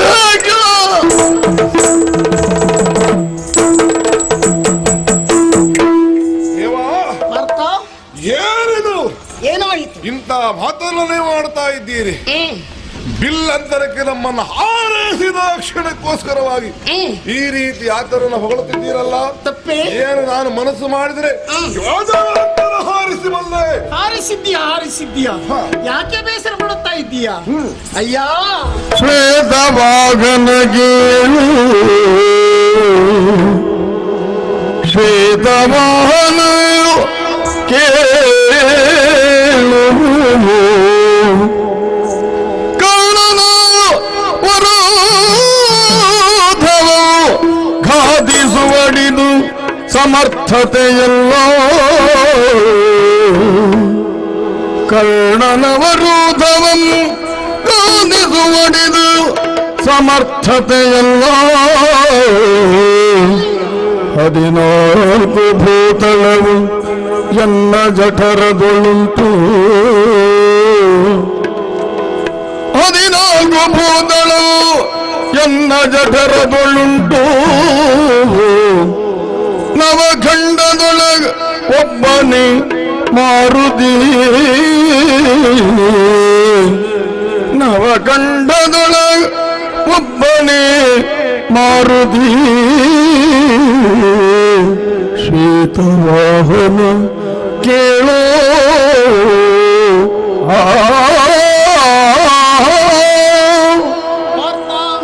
ದೇವಾ, ಈ ಹೊತ್ತಿನಲ್ಲಿ ಕರ್ಣನ ಸಾಹಸವನ್ನು ನೋಡಿ ಅವನನ್ನು ಹೊಗಳುವುದಕ್ಕೆ ಮುಂದಾದವ. ಅದನ್ನ ಕೇಳಿ ನೀನು ಖಿನ್ನನಾಗುತ್ತಾ ಇದ್ದೀಯ ಎನ್ನುವುದು ನಿನ್ನ ಮಾತಿನಿಂದ ನನಗೆ ಅರ್ಥವಾಗುತ್ತಾ ಇದೆ. ಅವನನ್ನ ಹೊಗಳಿದ ಮಾತ್ರಕ್ಕೆ ನೀನ್ಯಾಕೆ ಸುಮ್ಮನೆ ಬೇಸರ ಮಾಡಿಕೊಳ್ಳುತ್ತಾ ಇದ್ದೀಯ ಹೇಳು? ಮುಂದೆ ಇದ್ದಂತಹ ವ್ಯಕ್ತಿ ಮನ್ಮಥನಿದ್ದಾನೆ ಎಂದು ಹೇಳಿದರೆ ಹಿಂದೆ ಇದ್ದಂತಹ ವ್ಯಕ್ತಿ ಹನುಮಂತ ಅಂತ ಅರ್ಥವಾಗ್ತದೆ ಹೇಳು. ಅವನ ಸಾಹಸವನ್ನ ಈ ಹೊತ್ತಿನಲ್ಲಿ ನಾನು ಆಡುವುದಕ್ಕೂ ಬಲವಂತ ಕಾರಣ ಇದೆ. ನೀನು ಅವನ ರಥವನ್ನ ಯೋಜನಾಂತರ ದೂರ ಹಾರಿಸಿದ್ದೀಯ. ಆದ್ರೆ ಈ ಹೊತ್ತಿನಲ್ಲಿ ಕರ್ಣ ಬಿಲ್ಲಿನ ಅಂತರ ಮಾತ್ರ ನಮ್ಮ ರಥವನ್ನು ಹಾರಿಸಿದ್ದು, ಅದೇ ವಿಶೇಷ. ಅವನ ರಥ ಹಾರಿಸುವುದು ವಿಶೇಷ ಅಲ್ಲ, ಯೋಜನಾಂತರವಾಗಿ ಹಾರಿಸುವಂತಹ ಸಾಮರ್ಥ್ಯವು ನಿನಗಿದೆ. ಆದ್ರೆ ನಮ್ಮ ರಥ ಕೇವಲ ಬಿಲ್ಲಳತೆಯ ದೂರ ಸರಿಸುವುದಲ್ಲ, 1 ಅಂಗುಲ ಸರಿಸಿದರು ನಿಂತ ಸ್ಥಳದಿಂದ. ಅದು ವಿಶೇಷ ಎಂದು ಹೇಳುವುದಕ್ಕೂ ಬಲವಂತ ಕಾರಣ ಇದೆ. ನಮ್ಮ ರಥ ಯಾವುದು, ಕರ್ಣನ ಈ ರಥ ಯಾವುದು? ಅದು ಸಾಮಾನ್ಯ ಒಬ್ಬ ಬಡಗಿ ಮಾಡಿದಂತಹ ಸಾಮಾನ್ಯ ರಥ. ನಮ್ಮ ರಥ ಹಾಗಲ್ವಲ್ಲ, ಅಗ್ನಿದತ್ತವಂತಹ ರಥ, ಭೂಮಿ ತೂಕ ಅಲ್ಲವೇ? ಅಷ್ಟೇ ಅಲ್ಲ, ಅವನ ಕೈಯಲ್ಲಿರುವಂತಹ ಧನಸ್ಸೆನ್ನುವುದು ಸಾಮಾನ್ಯವಾದದ್ದು. ನಿನ್ನ ಕೈಯಲ್ಲಿರುವಂತಹ ಈ ಧನು ಗಾಂಡೀವ ಧನಸ್ಸು ತಾನೆ. ಅಷ್ಟೇ ಅಲ್ಲ, ಈ ರಥದಲ್ಲಿ ವಿರಾಜಮಾನನಾಗಿ ರಾರಾಜಿಸುತ್ತಿರುವಂತಹ ವ್ಯಕ್ತಿ ಯಾರು? ನವ ಕಂಡದೊಳಗ ಒಬ್ಬನೇ ಮಾರುತಿ. ಅವನೇ ನಮ್ಮ ರಥದಲ್ಲಿ ಹೊತ್ತು ಕುಳಿತಿದ್ದಾನೆ. ಅದಕ್ಕಿಂತಲೂ ಮುಖ್ಯವಾಗಿ ನಾನು ಯಾರು ಎನ್ನುವಂತ ವಿಚಾರವನ್ನು ನಿನಗೆ ಪ್ರತ್ಯೇಕವಾಗಿ ಹೇಳಬೇಕಂತ ಅನಿವಾರ್ಯತೆ ಇಲ್ಲ ಅಂತ ಕಾಣುತ್ತದೆ. ಆದರೆ ಈ ಹೊತ್ತಿನಲ್ಲಿ ನೆನಪಿಸಿಕೊಡಬೇಕಾದ್ದು ಅನಿವಾರ್ಯವಾಗಿದೆ. ನಾನೇನು ಎನ್ನುವುದನ್ನು ನೀನು ಚೆನ್ನಾಗಿ ತಿಳಿದಿದ್ಯಾ ಅಂತಾದ್ರೆ 14 ಲೋಕವು ನನ್ನ ಜಠರದಲ್ಲಿ ನಾನು ಧರಿಸಿದ್ದೇನೆ ಎನ್ನುವುದು ಸತ್ಯ ತಾನೇ? ಅಂತಿರುವಾಗ ಇಷ್ಟೆಲ್ಲ ವಿಶೇಷವುಳ್ಳಂತ ನಮ್ಮ ರಥ ಇಷ್ಟು ಸರಿಸಿದ್ದು ವಿಶೇಷವೇ, ಅದು ವಿಶೇಷವೇ. ಅಂತರಹಿತನೆ ನಿನ್ನ ಮಹಿಮೆಯ ಇಂದು ಬಣ್ಣಿ ಬರಾರು ಲೋಕದಿ. ನಿನ್ನ ಮಹಿಮೆಯ ಇಂದು ಬಣ್ಣಿ ಬರಾರು ಲೋಕದಿ. ಮುಂದೆ ಹೇಳುವುದೆನ್ನ ಭಾಷೆಯ, ಮುಂದೆ ಹೇಳುವುದೆನ್ನ ಭಾಷೆ ನನ್ನ ಪಾರ್ಥ.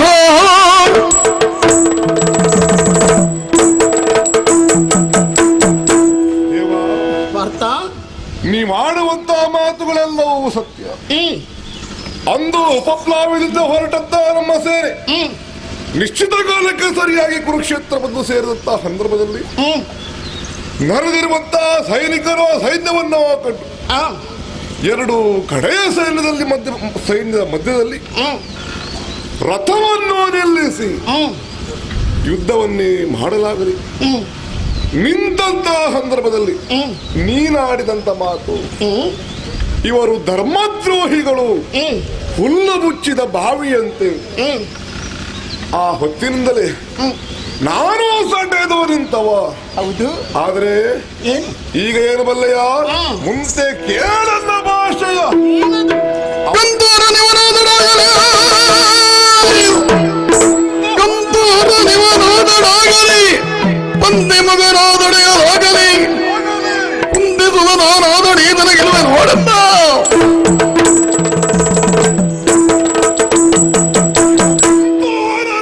ಆಗಲಿ, ಪಂಕ್ತಿಮುಖ ಬ್ರಹ್ಮನೇ ಆಗಲಿ, ಅಲ್ಲ ಯಾರೇ ಆಗಲಿ, ಕುಂತಿಸುತ್ತ ನಾನು ಹೌದು ಅಂತಂದ್ರೆ ಸೂರ್ಯ ಮುಳುಗುವುದರೊಳಗೆ ಇವನನ್ನು ನಾನು ಸಹಿಸಿದ್ದೇನೆ. ಗುಣಕ್ಕೆ ಯಾವತ್ತೂ ಮತ್ಸರ ಇಲ್ಲ.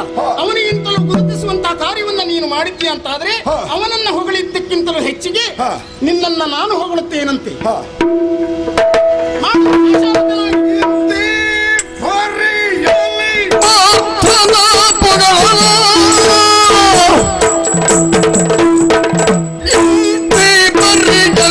ಪಾರ್ಥನ ಪಂಗಳಲ್ಲಿ ಅಂತರದಲ್ಲಿ ರವಿದ ಸಂಘಸದಿಂಬರ ಗೋತ್ರವದಿಗೆ ಮಹಾಂತ ಪರಾಕ್ರಮದೇ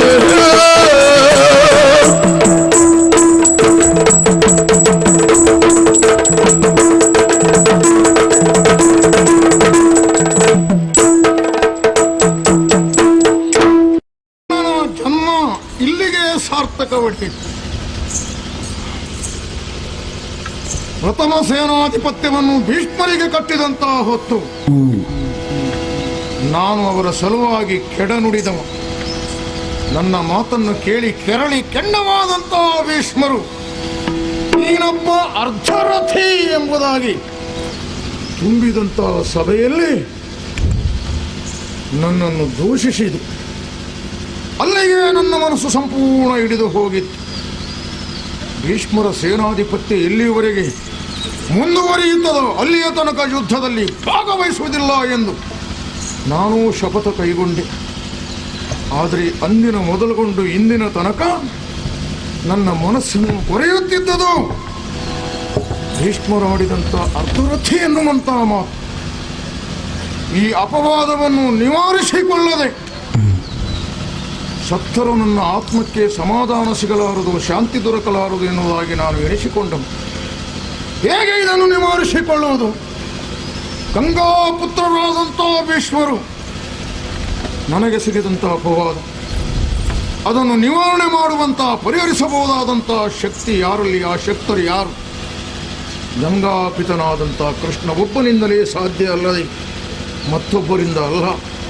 ಅದಕ್ಕಾಗಿಯೇ ರಥಿಕನಾದಂಥ ನಾನು ಸಾರಥಿಯಾಗಿ ಉಭಯ ತೆರನಾದಂಥ ಕೌಶಲವನ್ನು ವ್ಯಕ್ತಪಡಿಸಿ ಕೃಷ್ಣನ ಮನಸ್ಸನ್ನು ಮೆಟ್ಟಿಸಿ ಹೊಗಳಿಸಿಕೊಳ್ಳಬೇಕೆಂಬುದಾಗಿ ಸಂಕಲ್ಪ ತೊಟ್ಟು ವ್ಯವಹರಿಸಿದವ. ಹೊಗಳಿದನಲ್ಲ, ನೀನೊಬ್ಬ ಮಹಾರಥಿ. ಭೀಷ್ಮರಿಂದ ನನ್ನ ಪಾಲಿಗೆ ಬಂದಂಥ ಅಪವಾದ ನಿವಾರಣೆ ಆಯಿತು. ಇಲ್ಲಿಗೆ ಮನಸ್ಸಿಗೆ ಸಮಾಧಾನ ಉಂಟಾಯಿತು, ತೃಪ್ತಿ ಆಯಿತು. ಆದರೆ ಯುದ್ಧ ಇಲ್ಲಿಗೆ ನಿಲ್ಲುವುದಿಲ್ಲವಲ್ಲ. ಅರ್ಜುನನು ಕೊಲ್ಲದೆ ಬೇರೆಯವರ ಕೈಯಿಂದ ಕಾಲು ತೊಳಸಿಕೊಳ್ಳುವುದಿಲ್ಲ ಅಂತ ನಾನು ಶಪಥ ಮಾಡಿದವ. ಹೊರೆಯಾದಂಥ ಕೌರವೇಶ್ವರನಿಗೂ ಆಶ್ವಾಸನೆ ಕೊಟ್ಟವ. ನನ್ನ ಬದ್ಧಶತ್ರುವಾದಂತಹ ಪಾರ್ಥನನ್ನು ನಿಗ್ರಹಿಸಿ ನಿನ್ನ ಮುಖ ಬಂದು ನೋಡ್ತೇನೆ ಅಂತ ಹೇಳಿದವ ನಾನು. ಹಾಗಿದ್ರೆ ಯುದ್ಧ ತೊಡಗಬೇಕಲ್ಲ. ಅದಕ್ಕಾಗಿ ಬತ್ತಳಿಕೆಯಲ್ಲಿರುವಂತಹ ಅಮೋಘವಾದಂತಹ ಒಂದು ಸರಳನ್ನು ತೆಗೆದು ಇವನ ಕೊರಳಿಗೆ ಉರಿ ಹಿಡಿದು ಹೂಡ್ತೇನೆ.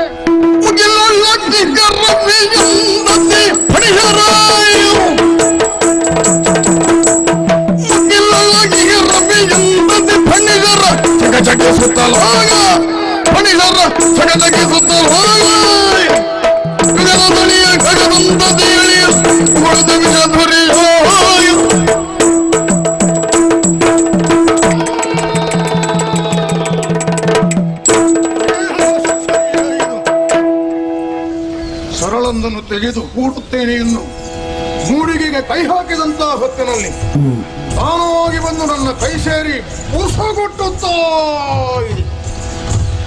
ಜೊತೆಯಲ್ಲಿ ವಿಷ ಉಗುಳುತ್ತಾ ಇದೆ.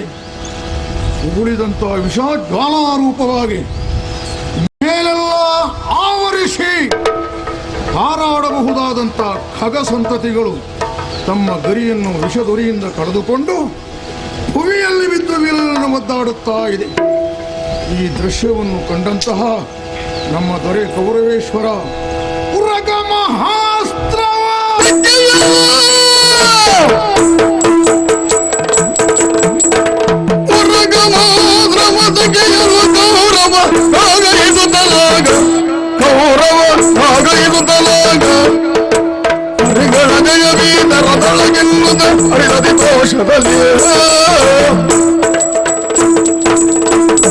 ಮಹಾಸ್ತ್ರವನ್ನು ಕೈಗೆತ್ತಿಕೊಂಡದ್ದೇ ತಡ. ದೊರೆಯಾದಂತಹ ಕೌರವೇಶ್ವರನ ಮುಖದಲ್ಲಿ ನಗು ಸೂಸುತ್ತಾ ಇದೆ.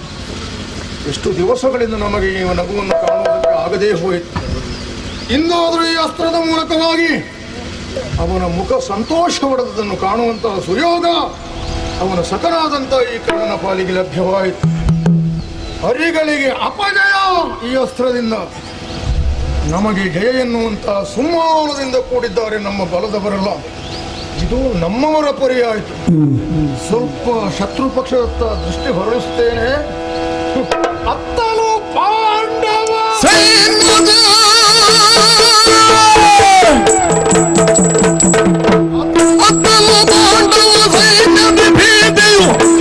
ವಿಷಧುರಿಗೆ ಭೀತಿಯು ಹತ್ತಿದ್ದು ವಿಷಧುರಿಗೆ ಅದೇ ಭಯದೋರು ದಯವನ್ನು ಜಲ ಹುಟ್ಟಿದು ಲೋಕ್ಷಣಕ್ಕೆ ನೋಡಬಾರದೆ ಧರ್ಮರಾಜ ಭೀಮನ ಕುಲಾದಿಗಳ ಮುಖವನ್ನು. ಈ ಅಸ್ತ್ರದ ಪ್ರಭಾವವನ್ನು ಗಮನಿಸಿ ಇದು ಕಾರುತ್ತಿರುವಂತಹ ವಿಷದ ಜ್ವಾಲೆಯನ್ನು ಸಹಿಸಿಕೊಳ್ಳುವುದಕ್ಕೆ ಸಾಧ್ಯ ಇಲ್ಲದೆ ಪ್ರತಿಯೊಬ್ಬರ ಮುಖವೂ ಹರಕಲಾಗಿ ಹೋಗಿದೆ. ಇದೇ ಸರಿಯಾದ ಹೊತ್ತು. ಈ ಸರಳನ್ನು ಅರ್ಜುನನ ಕೊರಳಿಗೆ ಗುರಿ ಹಿಡಿದು ಪ್ರಯೋಗಿಸ್ತೇನೆ.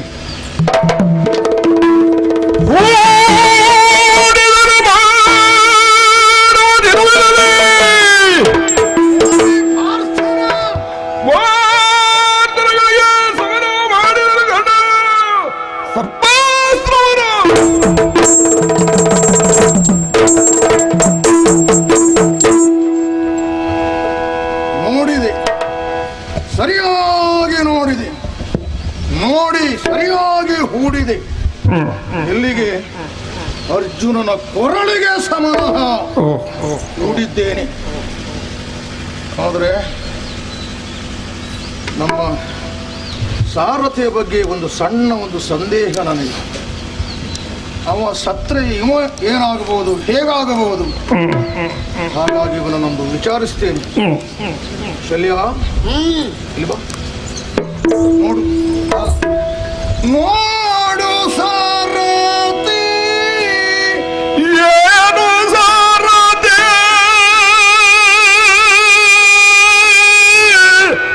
ಸರಳ ಪಾಂಡವ ಸೇನೆಯನ್ನು ಗೆಲ್ಲಬಹುದೇ? ಪಾರ್ಥನ ಮಾನಿನಿಗೆ ವೈದವ್ಯ ದೀಕ್ಷಾ ವಿಧಿಯ ಇಯಬಹುದೇ?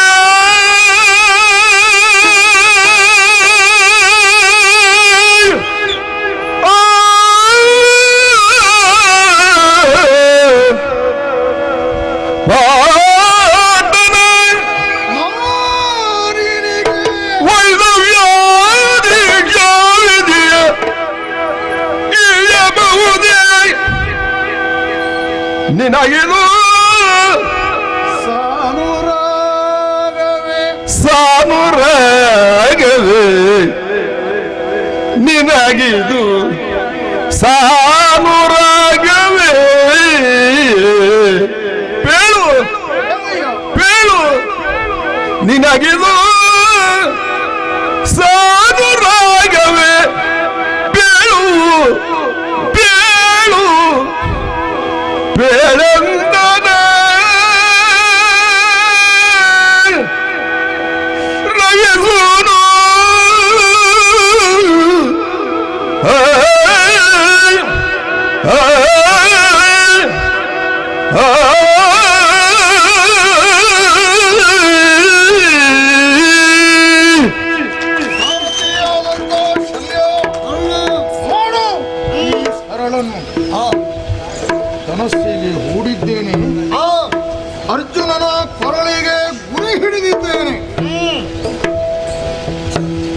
ಶರನಿಂದ ಅರ್ಜುನ ಸಾಯುವುದಂತೂ ಸತ್ಯ.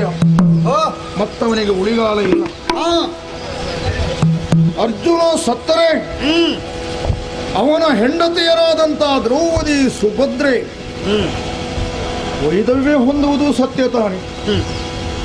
ಅವರೇನಾದರೂ ಹಾಗಾದ್ರೆ ಅವರ ಸಂಬಂಧಿಯಾದಂಥ ನಿನಗಿದು ಸಾನುರಾಗವೇ ಸಂತೋಷವೇ ಶಲ್ಯ? ನೋಡು ಕಲಿಯಾಗಿ ನೋಡು. ನೋಡಿದನು ಕಲಿಸಲು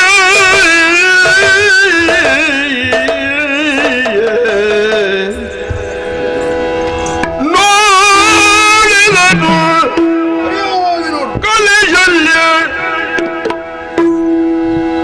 ಮನದಲ್ಲಿ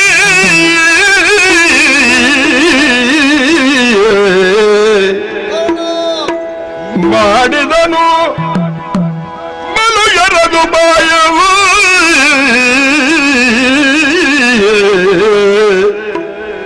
ಮಾಡಿದನು ಬಲು ಎರದು ಬಾಯವ ಪಾಡು ತಪ್ಪಿತು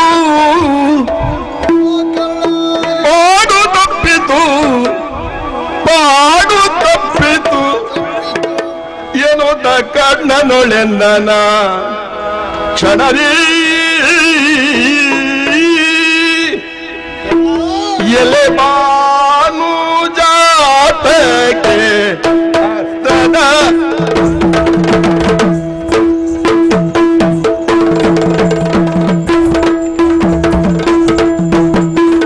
ಎಲೆ ಬಾನು ಜಾತಕ್ಕೆ ಹಸ್ತದ ಮಹಿಮೆಯ ಹಸ್ತದ ಮಹಿಮೆಯ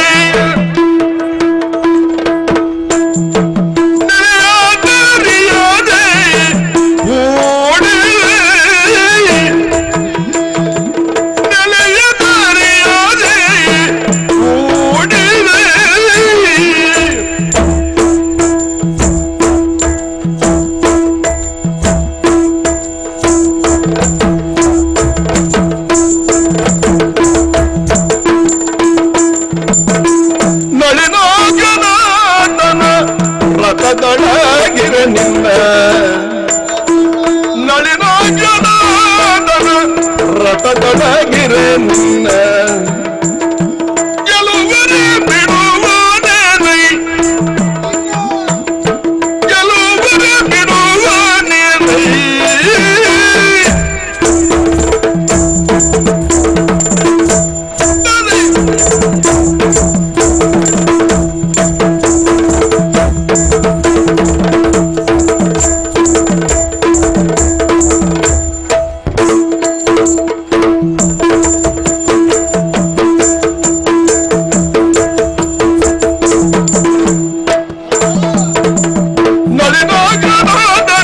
ರಥದೊಳಗಿರ ನಿನ್ನ ಗೆಲುವರ ಬಿಡುವನೇ ಗೆಲುವರ ಬಿಡುವನೇ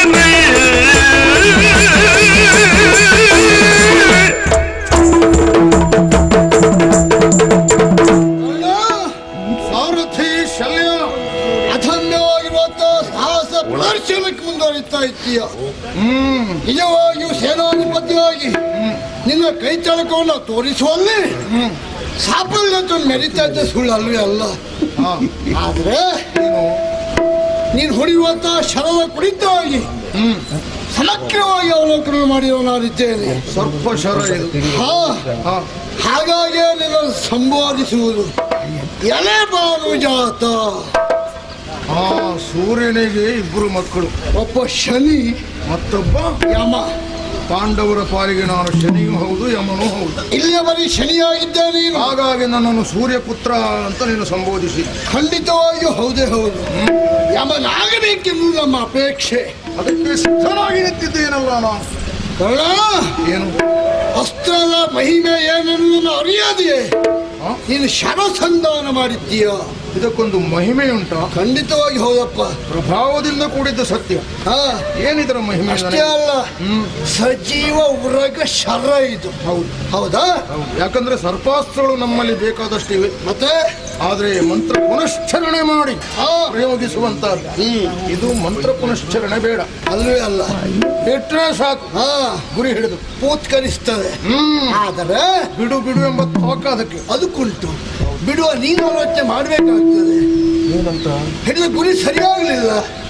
ಹಿಡಿದು ಸರಿಯಾಗಿ ಹಿಡಿದಿದ್ದೀನಿ. ಇಲ್ಲಪ್ಪ, ಗುರಿಯ ಬಗ್ಗೆ ನಾನಿನ್ನು ಕಲಿಬೇಕು. ಮತ್ತೆ ಎಷ್ಟೆಲ್ಲ ಗುರಿ ಹಿಡಿದು ಅಸ್ತ್ರ ಪ್ರಯೋಗ ಮಾಡಿದ ಇಷ್ಟರೊಳಗೆ ನಾನು ಎಷ್ಟೇ ಗುರಿ ಹಿಡಿದು ಸಹ ಕೆಲವೊಮ್ಮೆ ತಪ್ಪಿ ಹೋಗ್ತದೆ.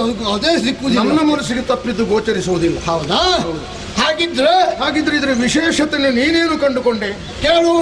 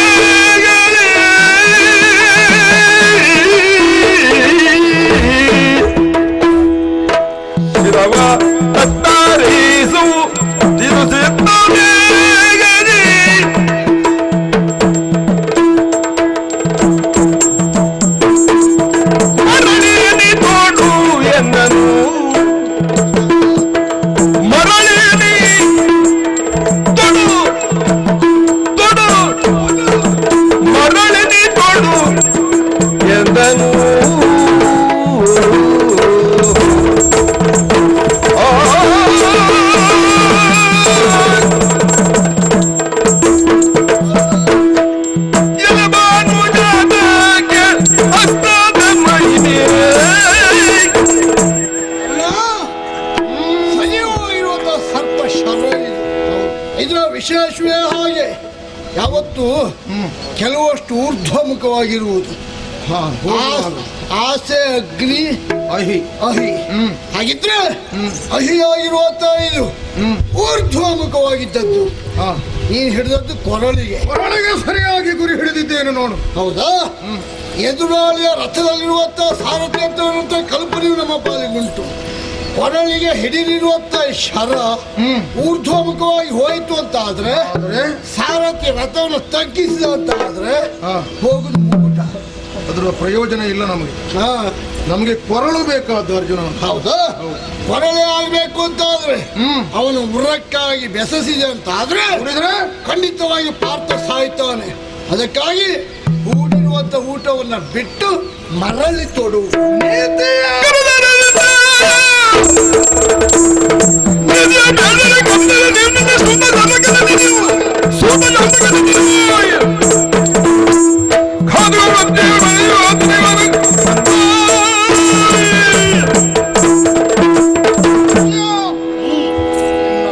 ರಥಕ್ಕೆ ನಿನ್ನನ್ನು ಆಹ್ವಾನಿಸಿದ ಸಾರಥಿತನ ಮಾಡುವುದಕ್ಕೆ, ನೀತಿ ನಿರ್ದೇಶನ ಮಾಡುವುದಕ್ಕಾಗಿ ಅಲ್ಲ. ಅದರ ನಿರ್ದೇಶನಕ್ಕೂ ಸಮಯವೂ ಅಲ್ಲ, ಸಂದರ್ಭವೂ ಅಲ್ಲ, ಸ್ಥಳವೂ ಅಲ್ಲ.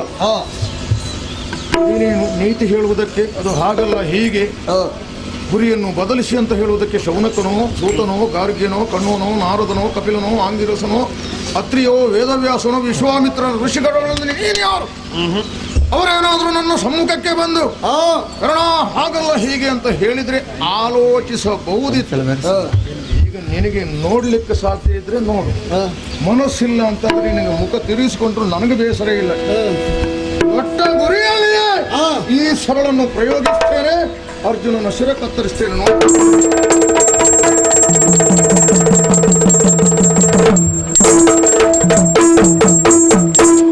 ಅರಿಗೆ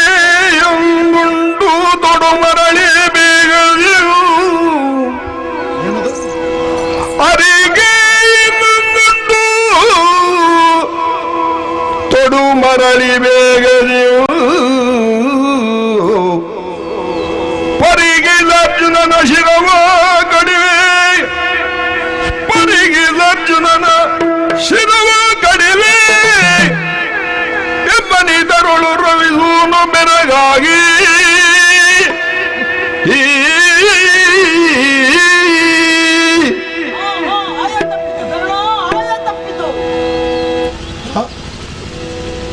ಒಮ್ಮೆ ಹೂಡಿದ ಗುರಿ ಸರಿಯಲ್ಲ, ಮರಳಿ ತೋಡು ಎಂಬುದಾಗಿ. ಅಲ್ಲಿಯ ಅಲ್ಲೇ ಒಂದು ಅಪಸ್ವರ ಯಾರದ್ದು ಯಾರದ್ದು ಕೇಳು. ಏ ಪುಣ್ಯಾತ್ಮ, ಯಾರೋ ನೀನು? ತಕ್ಷಕ ಪುತ್ರ ಅಶ್ವಸೇನ ಎಂಬಾತ. ಏನ್ ನಿನ್ ಕತೆ? ಹಿಂದೆ ಕಾಂಡವನವನ್ನು ಅಗ್ನಿಗೆ ಆಹುತಿರುವಂತಹ ಸಂದರ್ಭದಲ್ಲಿ ನಾನು ಹಾಗೂ ನನ್ನ ತಾಯಿ ಪರಸ್ಪರ ವಿಕ್ರಮದಲ್ಲಿ ಒಬ್ಬರನ್ನೊಬ್ಬರು ಒಪ್ಪಿಕೊಂಡು ಹಾರುತ್ತಿರುವಂತಹ ಸಂದರ್ಭ, ಅರ್ಜುನ ಬಾಣವನ್ನು ಬಿಟ್ಟ. ಆ ಬಾಣ ಪ್ರಯೋಗದಿಂದ ನನ್ನ ಬಾಲ ಹೋಯಿತು, ತಾಯಿಯ ತಲೆ ಹೋಯಿತು. ಹಾಗಾಗಿಯೇ ಅರ್ಜುನನ್ನು ಕೊಲ್ಲಬೇಕು ಎಂಬ ಕಾರಣಕ್ಕಾಗಿ ನಿನ್ನ ಬತ್ತಳಿಕೆಯಲ್ಲಿ ಸೇರಿಕೊಂಡಿದ್ದೇನೆ. ಪುನಃ ಮತ್ತೊಮ್ಮೆ ನನ್ನ ತೊಟ್ಟರೆ ಖಂಡಿತವಾಗಿ ಅರ್ಜುನ ಶಿರವನ್ನು ತಂದೊಪ್ಪಿಸ್ತೇನೆ.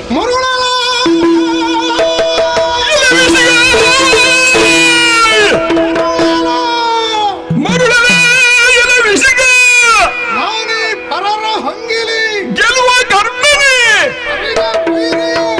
ಅರಿಯ ವೈರಿಯು ನೀನು ನಿನ್ನ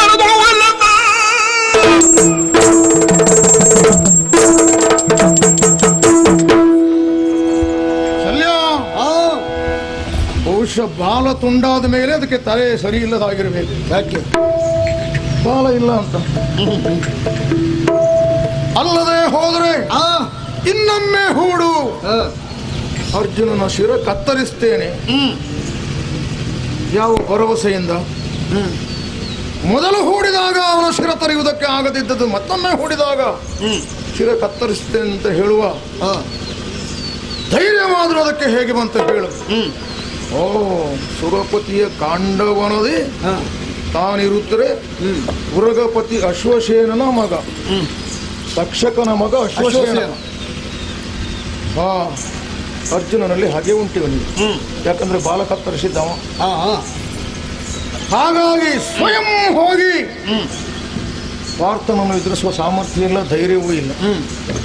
ನನ್ನಂತ ಪ್ರಭಾವಿಗಳ ಹೊರೆ ಹೊಕ್ಕು ಹುಟ್ಟಿನಲ್ಲಿ ನೆಲೆಸಿ ಸಂದರ್ಭ ಒದಗಿದಾಗ ಕೈಗೆ ಬಂದು ಪ್ರಯೋಜನ ಹೊಂದುತ್ತೇನೆ ಎಂಬುದಾಗಿ ಬಯಸಿದ ಶರ ಇದು ಸರ್ಪ. ಇದನ್ನು ತೊಟ್ಟು ನಾನು ಅಪವಾದ ಹೊರಗಬೇಕು ಲೋಕದಲ್ಲಿ. ಅರ್ಜುನ ಹೇಗೆ ಸತ್ತ, ಯಾರಿಂದ ಸತ್ತ ಅಂತ ಪ್ರಶ್ನಿಸಿದ್ರೆ ಲೋಕ ಏನು ಹೇಳ್ತದೆ? ತಕ್ಷಕನ ಮಗನಾದಂಥ ಅಶ್ವಸೇನ ಅವನನ್ನು ಕೊಂದ ಅಂತ ಹೇಳುವುದಿಲ್ವ? ಈಗ ಪ್ರಯತ್ನ ನನ್ನದು, ಸಾಹಸ ನನ್ನದು, ಧೈರ್ಯ ನನ್ನದು. ಅವ ಅದರ ಲಾಭ ಹೊಂದುವುದಾ? ಅದರ ಅಗತ್ಯ ಉಂಟ? ಇಂಥವನ ಸಹಾಯ ಸಾಕಾರದಿಂದ ಶತ್ರುಗಳನ್ನು ಗೆಲ್ಲುತ್ತೇನೆ ಅಂತ ನಾನು ಇಲ್ಲಿಗೆ ಬಂದದ್ದಲ್ಲ. ಸತ್ಯ ಹೇಳುತ್ತೇನೆ, ನನ್ನ ಬತ್ತಳಿಕೆಯಲ್ಲಿ ಹಾಗೊಂದು ಸರ ಉಂಟು ಎನ್ನುವುದು ಕೂಡ ಇಲ್ಲಿಯವರೆಗೆ ನನಗೆ ಗೊತ್ತಿರಲಿಲ್ಲ. ಸೂಕ್ಷ್ಮ ರೂಪದಲ್ಲಿ ಬಂದು ಅಡಗಿಕೊಂಡು ಸಂದರ್ಭ ಒದಗಿದಾಗ ತನ್ನ ನಿಜ ಸ್ವರೂಪದಿಂದ ಮುಂದಾಗಿ ಶತ್ರುವನ್ನು ನಾಶ ಮಾಡಿ ಹಾಗೆ ತನ್ನ ತೀರಿಸಿಕೊಳ್ಳುತ್ತೇನೆ ಅಂತ ಹೊರಟೆ. ಹುಚ್ಚು ಹಿಡಿದ ಸರ್ಪವೇ, ನಿನ್ನಂತವನಿಂದ ನಾನು ಅರ್ಜುನನನ್ನು ಗೆಲ್ಲಬೇಕೇನೋ? ಅಗತ್ಯ ಇದೆಯೇ ನನಗೆ? ನಿನ್ನ ಹಂಗು ನನಗೆ ಬೇಡ, ಒಳಗಿಲ್ಲಿಂದ.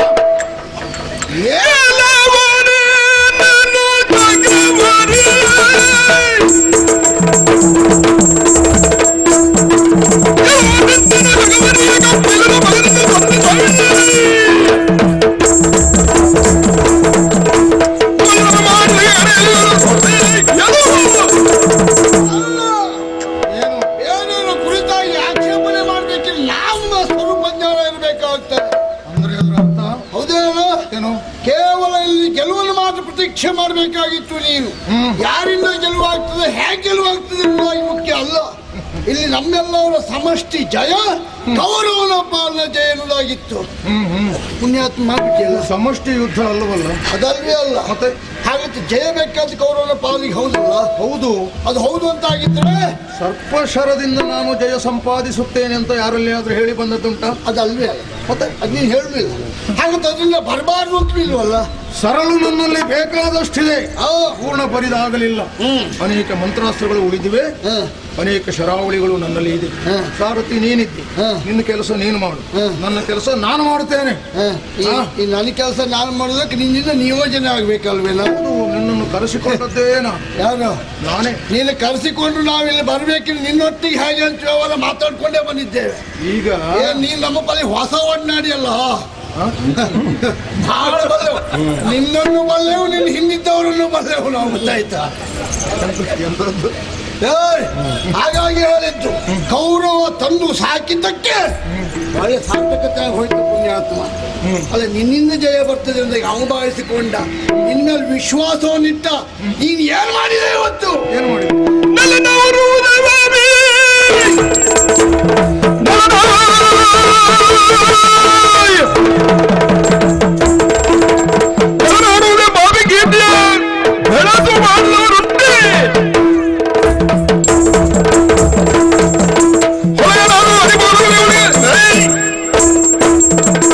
ವಿಶ್ವಾಸವನ್ನಿಟ್ಟ ನಿನ್ನ ಮೇಲೆ, ಆಗ ವಿಶ್ವಾಸ ಎಲ್ಲ ಅಪ್ರಯೋಜನ ಆಗಿ ಹೋಯಿತು.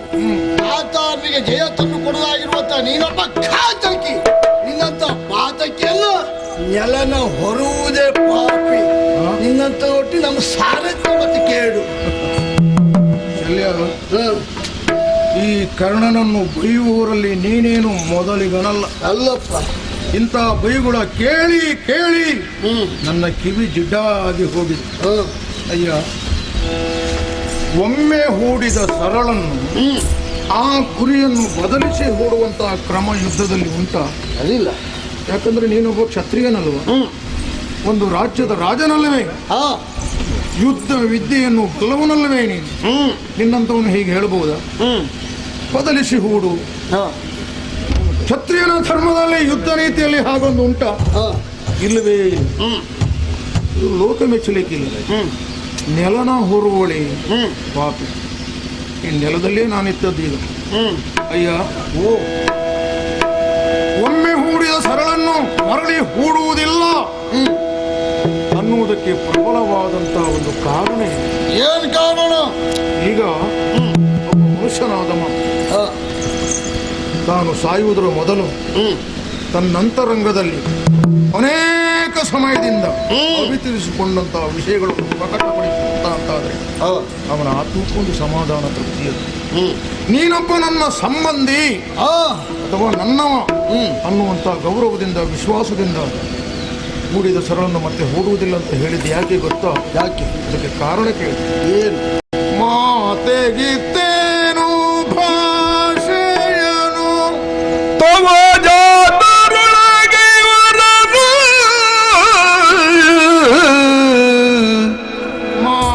ಮಾತೆಗಿತ್ತೇನು ಭಾಷೆಯನು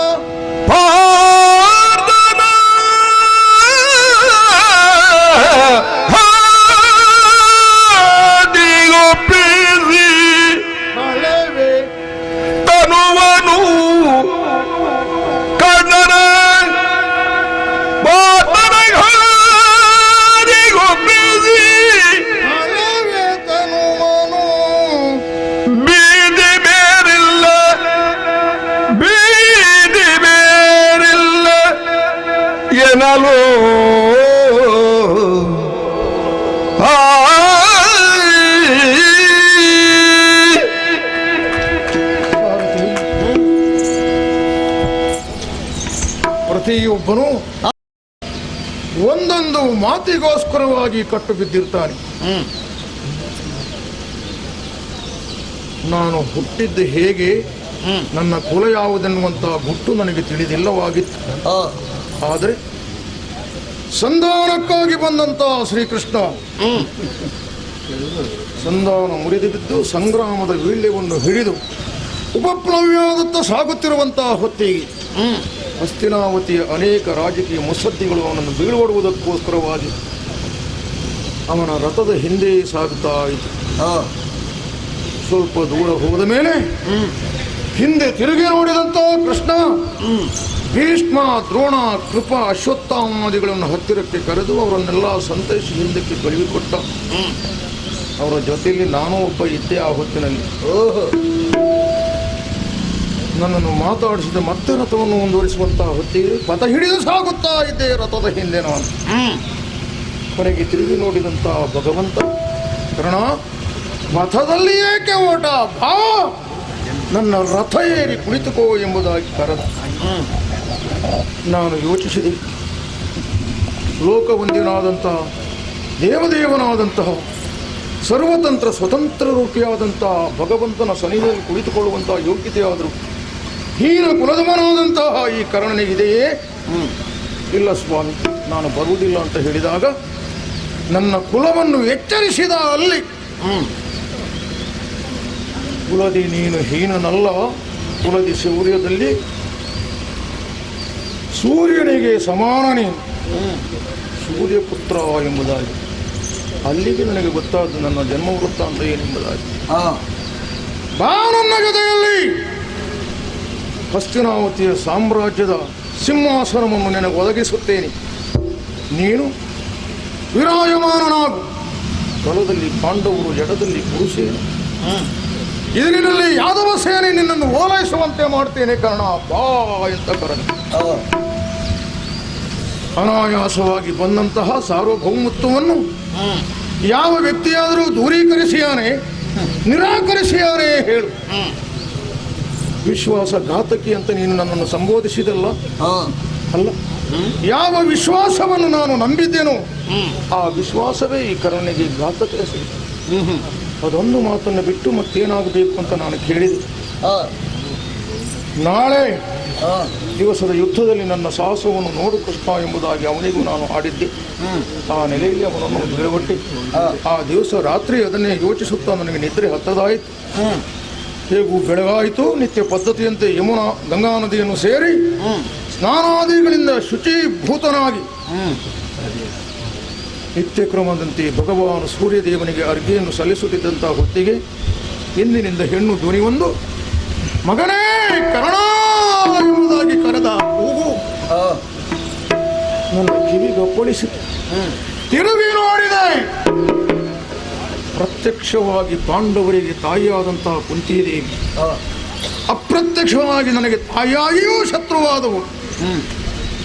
ಅಲ್ಲಿವರೆಗೆ ಮಾತ್ರ ವಾತ್ಸಲ್ಯವನ್ನು ತಿಳಿಯದಿದ್ದಂತಹ, ಅನುಭವಿಸದಿದ್ದಂತಹ ಈ ಕರ್ಣ ಅವನು ನೀಡಿದಂತಹ ನಿಡಿದಾದ ತೋಳಿನ ತಕ್ಕೆಯಲ್ಲಿ ತಲೆ ತಗ್ಗಿಸಿ ನಿಲ್ಲಬೇಕಾಯಿತು. ಕುಂತಿದೇವಿ ಮಾತಾಡುವ ಸ್ಥಿತಿಯಲ್ಲಿ ಇರಲಿಲ್ಲ. ಉಭಯರ ಕಣ್ಣಿನಲ್ಲಿಯೂ ಧಾರಾಕಾರವಾದಂತಹ ನೀರು ಸುರಿಯಿತು. ನಾನೇ ಕುಡಿದು ಏನಾಗಬೇಕಮ್ಮ ಅಂತ ಕೇಳಿದೆ. ಅವಳು ಹೇಳಿದ್ದು, ಕೃಷ್ಣ ಹೇಳಿದ್ದನ್ನೇ, ಬಾ ನನ್ನ ಜೊತೆಯಲ್ಲಿ ಅಂತ. ಇಲ್ಲಮ್ಮ, ಪೋಷಿಸಿದಧಿಕ ಆಪತ್ತಿನ ವೇಳೆದಿ ಮೋಸವ ಮಾಡಿ ಏಸು ದಿನ ಬದುಕಿಕೊಂಡಿರಬೇಕಮ್ಮ. ಹೇಸಣೆ ಜಯಸಿರಿ ವೃಂದಾರಕರು ನಗರೇ ಲೋಕಾಪವಾದಕ್ಕೆ ನನ್ನನ್ನು ಗುರಿ ಮಾಡ್ತೀಯ ತಾಯಿ? ಇಲ್ಲ, ಬರುವುದಿಲ್ಲ. ನೀನು ನನ್ನ ತಾಯಾದ್ದಕ್ಕೆ ನನ್ನಿಂದ ಏನಾಗಬೇಕು ಅಂತ ಕೇಳಿದಾಗ, ನನಗೆ 5 ಜನ ಮಕ್ಕಳು, ನಿನ್ನಿಂದ ಅರ್ಜುನ ಸತ್ತರೆ 4 ಜನ ಉಳಿಯುತ್ತಾರೆ, ಏನು ಮಾಡಲಿ ಮಗನೇ? ಆಗ ಹೇಳಿದೆ, ಯೋಚಿಸಬೇಡ, ಅರ್ಜುನಿಂದ ನಾನು ಸತ್ತರೆ ನಿನ್ನ 5 ಆಗಿ ಉಳಿಯುತ್ತದೆ ಅಲ್ಲಿ. ಅಲ್ಲ, ನನ್ನಿಂದ ಅರ್ಜುನ ಸತ್ತರೆ ನಾನು ಬಂದು ಆ 4ರನ್ನು ಕೂಡಿಕೊಳ್ತೇನೆ, ನಿನಗೆ 5 ಆಗಿಯೇ ಉಳಿಸ್ತೇನೆ. 6ರನ್ನು ಬಯಸಬೇಡ ತಾಯಿ ಎಂದು ಅವಳನ್ನು ಬೀಳ್ಕೊಡಬೇಕಾದಂತಹ ಸಂದರ್ಭ ಬಂತು. ಕೊನೆಗೊಂದು ಮಾತು ಹೇಳಿದ್ದು, ಮಾತೃ ಋಣದಿಂದ ಬಿಡುಗಡೆ ಆಗುವುದಿಲ್ಲಬೇಕಂದ, ತೊಟ್ಟ ಅಂಬನ್ನು ಮರಳಿ ತೊಡಬೇಡ ಮಗನೇ ಅಂತ ಕೇಳಿಕೊಂಡಾಗ, ಮಾತೃ ಋಣ ಹರಿಸುವಂತಹದ್ದು ಮಗನ ಧರ್ಮ ಕರ್ತವ್ಯ ಎಂಬುದಾಗಿ, ಆಗಲಮ್ಮ ಎಂಬುದಾಗಿ ಕುಂತಿದೇವಿಗೆ ನಾನು ಮಾತು ಕೊಟ್ಟನು. ಆ ಮಾತಿಗಾಗಿ ನಾನು ಸೋತವನೇ ವಿನಃ ಅರ್ಜುನನ ಯುದ್ಧಕ್ಕೆ ನಾನು ಸೋತವನಲ್ಲ, ಹೆದರಿದವನಲ್ಲ. 6 ಯತ್ನಗಳಿಂದ ಪ್ರಯತ್ನಿಸುವಂತಹದ್ದು ಪುರುಷ ಪ್ರಯತ್ನ. 7ನೇ ಯತ್ನ ದೈವೇಚ್ಛೆ. ನನ್ನ ಪ್ರಯತ್ನಕ್ಕೆ ಫಲ ಸಿಕ್ಕಿದ್ರೆ ಕೌರವನ ಆನಂದದ ಬೀಡು ಭವ್ಯಗೊಳ್ಳುತ್ತದೆ. ಅಲ್ಲ ಇದು ವಿರೋಧ ಆದ ಅಂತಾದ್ರೆ ಅರ್ಜುನನಿಂದ ನಾನು ಸಾಯುತ್ತೇನೆ, ಪಾರ್ಥಿವ ಶರೀರವನ್ನು ತೊರೆಯುತ್ತೇನೆ, ಕೀರ್ತಿ ಶರೀರಿಯಾಗಿ ಉಳಿಯುತ್ತೇನೆ. ಇದೇ ನನ್ನ ಕೊನೆಯ ನಿರ್ಧಾರ, ಬದಲಿಲ್ಲ. ಆಯ್ತಪ್ಪ, ಒಬ್ಬೊಬ್ಬರು ಒಂದೊಂದು ಹಾಗಿದ್ರೆ ಇನ್ನೊಂದೇನೋ ಉಂಟು ಅಂತಾಯ್ತು. ನನ್ನತ್ತಲ್ಲ, ಮೊದಲಿಂದ ಅತ್ತೆ ಅದು. ನಂಬಿ ಹಿಡಿದರೆ ನಂಬಿ ಹಿಡಿದರೆ ನದಿಯ ಮಗ ಹಾಗೆ ಅಂಬಿತನು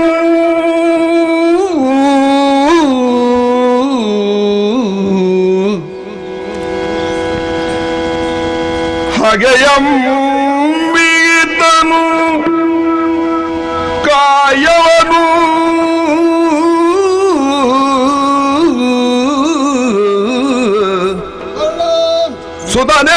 ಸುಧನೆಂಬನವನಲ್ಲಿ ತನುವ ಬಿಸುಟನು ಸುಧನೆಂಬ ತನುವ ಬಿಸುಟನು ಗರುಡಿಯಾಚಾರ್ಯ ತನುವ ಬಿಸುಟನು ಗರುಡಿಯಾಚಾರ್ಯ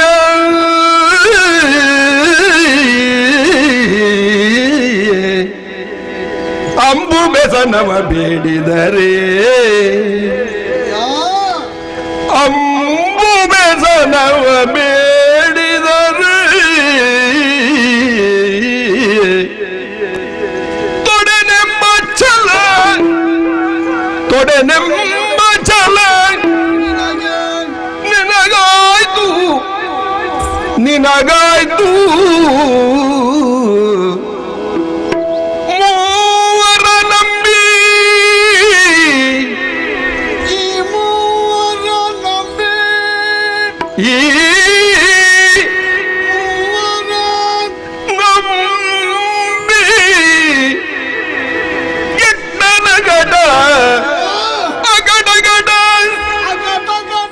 ಅಗಡಗಡ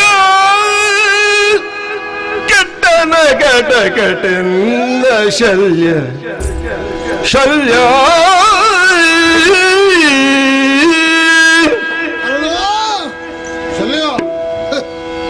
ಎಂತ ಒಂದು ಸಂದಿಗ್ಧಮಯ ವಾತಾವರಣ ಸೃಷ್ಟಿಯಾದ ಸುಳ್ಳು ಅಲ್ವೇ ಅಲ್ಲ ನೋಡಿ. ನಿಮ್ಮಂತವನ್ನೆಲ್ಲ ಗೆಲುವು ತನ್ನ ಪಾಲಿಗೆ ಬಂದಿತ್ತು ಎನ್ನುವಂತ ಗೆಲುವಿನ ಪ್ರತೀಕ್ಷೆ ಮಾಡಿದ್ದ ಕೌರವೇಶ್ವರ ಮೊದಲು ಮಾಡಿದ್ದು ಆ ಮುತ್ತಯ್ಯನಾಗಿರುವಂತ ಭೀಷ್ಮಾಚಾರ್ಯನ ಮೇಲೆ. ಹೌದಾ? ಹಾಗೆ ಅಂಬಿಗೆ ಶರಶೈಯಲ್ಲೇ ಹೊರಗೆ ಬಿಟ್ಟರು ಭೀಷ್ಮಾಚಾರ್ಯರು. ಇಚ್ಛಾಮರಣಿಗಳು ನಾನು ಇಚ್ಛೆ ಮಾಡಲಿಲ್ಲ, ಸೋಲು ಸ್ವೀಕಾರ ಮಾಡಿಬಿಟ್ರು ಎಂಬಲ್ಲಿಗೆ ಭೀಷ್ಮಾಚಾರ್ಯರಾಗಿ ಜಯವಾದ್ದು ಆತನ ಒಲಿಸಿ ಬರಲಿಲ್ಲ. ಪ್ರಾಣ ಗುರುಗಳಾಗಿರುವಂತ ದ್ರೋಣಾಚಾರ್ಯ ತನ್ನ ಪಾಲಿಗೆ ಜಯದ ಒಲಿದು ಬಂದಾಳು ಎನ್ನುವಂತ ನಿರೀಕ್ಷೆಯಲ್ಲಿದ್ದ.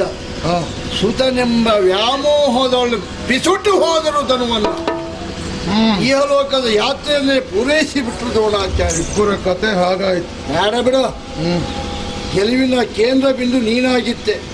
ಕುಂಭಾಗ ನಡೆಯುವಾಗ ಕುಂಭಾಗ ಎಷ್ಟೊತ್ತಿಗೆ ನೋಡಿದ್ರು ಕಳ್ಳ ಕಳ್ಳ ಕಳ್ಳ ಕಳ್ಳ. ಈ ಕಳ್ಳನ ಹೊಡೆತ ಭಾರಿ ಉಂಟು ಅಂತ ಲೆಕ್ಕ ಹಾಕಿದಾಗ ದೇಹ ಎರಡಾದ್ರೂ ಒಂದೇ ಆತ್ಮದಂತೆ ಬದುಕಿದವರು ನಾವು. ಹೌದಾ?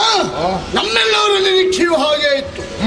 ತನ್ನ ಮನ ಶ್ರೇಯಸ್ಸಿಗಾಗಿ ತನ್ನ ತನುವನ್ನು ಸಹ ಕೊಡಲಿಕ್ಕೆ ಸಿದ್ಧ ಕರ್ಣೇನುದಾಗಿ ಭಾವಿಸಿದ್ರೆ ಅದಕ್ಕಾಗಿ ಅಲ್ವೋ ಈ ಹೆಣಗಾಟ ಹೋರಾಟ, ಕೌರವನಿಗಾಗಿ ಮತ್ತೆ ನನಗಾಗಿ. ಯಾರು ನೀನು ಅಂತೆಲ್ಲ ಹೇಳುದು ಬೇಡ. ಮತ್ತೆ ಕೌರವನಿಗಾಗಿ ಹೆಣಗಾಟ ಹೋಗುವಂತಾಗಿ ಆ ಶರ ತೊಡಬೇಕಾಗಿತ್ತು. ಅದನ್ನು ನಾನು ನಂಬಿ ಬರ್ಲಿಲ್ಲ ಶಲ್ಯ. ಅದು ಉಂಟು ಅಂತ ನನಗೆ ಗೊತ್ತಿರ್ಲಿಲ್ಲ. ಅಲ್ಲ, ಕೆಲವಷ್ಟು ಉಂಟು ಅಂತ ಗೊತ್ತಾಗಲಿಲ್ಲ, ಅದು ಪ್ರಯತ್ನಕ್ಕೆ ಬರುವುದಾದ. ಈಗ ನನ್ನ ಮೂಡಿಗೆಯಲ್ಲಿ ಯಾವೆಲ್ಲ ಶರಗಳುಂಟು ಎನ್ನುವಂತ ಪ್ರಜ್ಞೆ ನನಗೆ ಚೆನ್ನಾಗಿದೆ. ಇದೆಲ್ಲೋ ಒಂದು ಸೂಕ್ಷ್ಮ ರೂಪದಲ್ಲಿ ನನಗೆ ಗೊತ್ತಾಗದ ಹಾಗೆ ಅಡಗಿ ಕುಳಿತುಕೊಂಡದ್ದು. ಈ ಸರ್ಪಗಳಿಗೆ ಎಲರುಣಿ ಎನ್ನುವಂತ ಒಂದು ಹೆಸರು. ಯಾಕೆ? ಗಾಳಿಯನ್ನೇ ಆಹಾರವಾಗಿ ಬಹುಕಾಲ ಬದುಕಬಲ್ಲವು. ಹಾಗೆ ಸೂಕ್ಷ್ಮ ರೂಪದಲ್ಲಿ ಗಾಳಿ ನುಂಗಿ ಬದುಕೊಂಡಿತ್ತು. ಸಂದರ್ಭ ಬಂತು ನನ್ನ ಕೈಗೆ ಬರಲಿಕ್ಕೆ. ಓ ಇದೇ ಸರಿಯಾದ ಸಮಯ ಅಂತ ಒಂದು ಬುಸುಗುಟ್ಲಿಕ್ಕೆ ಆರಂಭ ಮಾಡಿ. ಇಂಥ ಬುಸುಗುಟ್ಟುವುದೆಲ್ಲ ಎಷ್ಟೆಲ್ಲ ಹೋಗಿದೆ. ಇದೊಂದೇನು ಮಹಾ ಬೇಡ ಬೇಡ, ತೊಟ್ಟೊಮ್ಮ ತೊಡೆನೆಮ್ಮೆ ಅಂತ ಛಲ ನಿನ್ನ ಪಾಲಿಗಾಯಿತು. ಯಾಕಂದ್ರೆ ಬ್ರಹ್ಮಯುದ್ಧದಲ್ಲಿ ಒಮ್ಮೆ ಹಿಡಿದ ಗುರಿಯನ್ನು ಬದಲಿಸಿ ಹಿಡಿಯುವಂತ ಕ್ರಮ ಇಲ್ಲ. ಅದು ಮಾಡಬಾರ್ದು. ಇದೆಲ್ಲ ಇತ್ತಿತ್ತಲ ಬಹಳ ನೆನಪಾಗುದಲ್ವೇನಾ? ಹೌದು, ಈಗ ನೆನಪಾಗುದು. ನಿನ್ನ ಬದುಕಿನಲ್ಲಿ ಇಲ್ಲಿಯವರೆಗೆ ಧರ್ಮಯುದ್ಧ ಮಾಡಿದ ಬಹಳಷ್ಟು ಕಡಿಮೆ. ಧರ್ಮಯುದ್ಧವನ್ನೇ ಮಾಡಿದ್ದು. ದ್ರೋಣಾಚಾರ್ಯರ ಸೇನಾಧಿಪತ್ಯದ ಒಂದು ಪ್ರಕರಣ ಬಿಟ್ರೆ ಮತ್ತೆಲ್ಲಿ ಅನ್ಯಾಯದ ಯುದ್ಧ ಮಾಡಿದೆ. ಹೌದಾ? ಅದು ಒಂದೇ ಪ್ರಕರಣ ಸಾಕಲ್ಲ. ಅಲ್ಲ, ಧರ್ಮ ಬಾಹಿರಲಾಗಿ ಸೇನಾಧಿಪತಿಗಳ ಆಜ್ಞೆ ಅದನ್ನು ಪಾಲಿಸುವಂತ ಹೊಣೆಗಾರಿಕೆ ನಮಗೆ. ಸರಿ, ನೀನಾದ್ರೂ ಅಷ್ಟೇ. ನಾಳೆ ನಾನು ಬೇರೆ ಸೇನಾಧಿಪತಿ ಇತ್ತು, ನಮ್ಮ ವ್ಯವಹಾರವೇ ಇಲ್ಲ. ಇತ್ತು ನಾವು ಹೇಗೆ ಅಂತಲೇ ಇರುವುದು. ಹೇಳು. ನಿಮ್ಮ ಮೂವರ ನಂಬಿಕೆಟ್ಟ ಕೌರವ ಏನೋ ಒಂದು ಒಳ್ಳೆ ಕನಸಿನ ಸೌಧ ಕಟ್ಕೊಡ್ತೀರಿ ಅಂತ ಲೆಕ್ಕ ಹಾಕಿದ್ದು. ನೀವೆಲ್ಲ ಅವನು ಹುಗಿದ ಕೊಂಡ ತೋಡದಕ್ಕಾಗಿಯೇ ಬಂದು ಸ್ಪಷ್ಟ. ನೀನೇನು ಅಧೈರ್ಯನಾಗಬೇಡ. ಸಾರಥಿಕ ನಡೆಸಿ. ಯಾರು ಉಳಿದ ಬಾಣಾವಳಿಗಳಿಂದ ಪಾರ್ಥನ ಕತ್ತರಿಸ್ತೇನೆ. ನನ್ನ ಮಾತಿಗೆ ಮಾನ್ಯತೆ ಸಿಗುವಲ್ಲಿಯವರೆಗೆ ನಿನ್ನ ರಥದಲ್ಲಿ ನಾನು. ಅದಲ್ಲ ಅಂತ ಆದ್ರೆ ನೀನುಂಟು, ನಿನ್ನ ರಥ ಉಂಟು, ನಿನ್ನ ಹೋರಾಟ ಉಂಟು. ನಾನು ಮಾತಾಡ್ಕೊಂಡು ಬಂದದ್ದೇ ಹಾಗೆ. ಓಹೋ, ಅದು ನಿನಗೂ ಉಂಟು ಅಲ್ವಾ? ನನಗೇ ಉಂಟು. ಗೊತ್ತಾಗಿದೆ ನಮ್ಗೆ ಏನಂತ. ಅದಕ್ಕೆ ಆಗಾಗ ನಿನ್ನನ್ನು ನಾನು ಕೆದರ್ತಾ ಇದ್ದೆ. ನೀನು ರಾಜ್ಯದಿಂದ ಹೊರಟು ಬರುವಾಗ ಯಾರ ಪಕ್ಷಕ್ಕಂತ ಬಂದವ? ಪಾಂಡವರ ಪಕ್ಷಕ್ಕೆ. ಹೌದಾ? ಆಮೇಲೆ ಪಕ್ಷಾಂತರ ಮಾಡಿದ್ಯಾಕೆ? ಇವನ ಒಲಿಮೆಗೆ ಮೆಚ್ಚಿ ಅಲ್ಲ, ಭಾರಿ ಉದ್ದಕ್ಕೂ ನಿನ್ನ ಸೇನೆಯವರಿಗೆ, ಆನೆಗಳಿಗೆ, ಕುದುರೆಗಳಿಗೆ ಹೇರಳವಾದಂತಹ ತಿನಿಸುಗಳನ್ನು ಕೊಟ್ಟ. ಹೌದು, ನಿಮ್ಮ ಸೇನೆಯವರಿಗೆ ನಿನಗೂ ಸರಿ ತಕ್ಕೊಳ್ಳಿಕ್ಕೆ ಏರಿಸಲಿಕ್ಕೆ ಕೊಟ್ಟ. ಇಂಟಿದ ನೀನು ಸರಿಯಾಗಿ ತಲೆಗೆ ಏರಿತದೆ. ಈ ರೀತಿಯಾದಂಥ ಸಂಭ್ರಮ, ಈ ರೀತಿಯಾದಂಥ ಕೊಡುಗೆ, ಇಂಥ ಅನ್ನ ಪಾನೀಯಗಳ ನಿತ್ತವನು ಯಾರೇ ಆಗಲಿ ಅವನಿಗೆ ನಾನು ಪ್ರಾಣ ಬೇಕಾದರೂ ಕೊಟ್ಟೇನಂತ ಹೇಳಿದ್ದು. ಹೌದಾ? ಅಷ್ಟೊತ್ತಿಗೆ ಕೌರವ ಬಂದ. ಮಾಮ ಇದನ್ನೆಲ್ಲ ನಾನು ಮಾಡಿದ್ದೆ. ಆವಾಗ ನನಗೆ ಕೊಡದದ್ದು ಇಳಿದದ್ದು. ಹೌದಾ? ಹಾಗಿದ್ರೆ ಕೊಟ್ಟು ಮಾತು ತಪ್ಪಲಿಲ್ಲ. ನಾನು ಇಲ್ಲೇ ಇದ್ದೆ. ಕೊಟ್ಟು ಮಾತು ತಪ್ಪು. ಇಲ್ಲೇ ಇರಬೇಕು ನೀನು. ಇಲ್ಲೇ ಮಾತಾಡಿದಿತ್ತು. ಇಲ್ಲ ಇದ್ದೆ. ಪಡೆಯುವುದಿಲ್ಲ. ನಿನ್ನ ನಾನಲ್ಲ. ನಾನು ಹೇಳ್ಬೇಕು ಮತ್ತೆ ಚೆನ್ನಾಗಿ ತೊಡ್ತೀಯ ನೀನು. ಅದು ಹೋಯ್ತಲ್ಲ. ಅಲ್ಲ, ಅದು ತೊಡ್ಲಿಕ್ಕೆ ಎಲ್ಲಿಂಟು? ಪೊಲೀಸ್ ನೋಡೋಣ ಬರ್ತಾರೆ. ಅದನ್ನು ಕೊಂದು ಮುಗಿಸಿದ ಅರ್ಜುನ. ನೀನು ಏನೋ ಅಪರೂಪಕ್ಕೆ ಸಿಕ್ಕಿದ್ದೆ. ಇವತ್ತೇನಾದ್ರು ಜಯ ಆಗ್ತದೆ ಅಂತ ಲೆಕ್ಕ ಹಾಕಿದ್ದಲ್ಲ.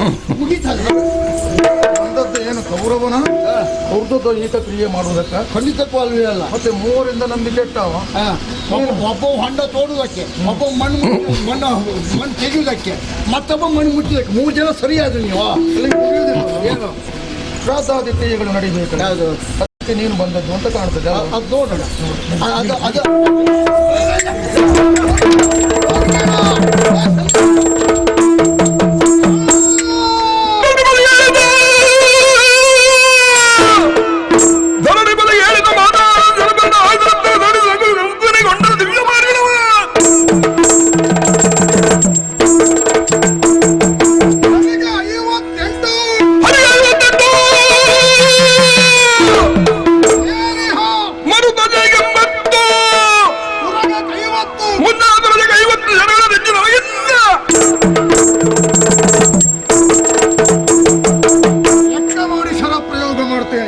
ಅವರಿಗೆ 58, ಏಲಿಹ ಮರುತನಿಗೆ 80, ಪಾರ್ಥನ ಅಶ್ವಕ್ಕೆ 50 ಪುಂಕವಾದ ಬಾಣಗಳನ್ನು ಪ್ರಯೋಗಿಸುವುದರ ಮೂಲಕವಾಗಿ ಪಾರ್ಥನ ಸೇನೆ ಸಾರಥಿ ಯಾರು ಪ್ರಪಂಚದ ಕಣ್ಣಿಗೆ ಕಾಣದ ಹಾಗೆ ಮಾಡ್ತೇನೆ. ಅರ್ಜುನ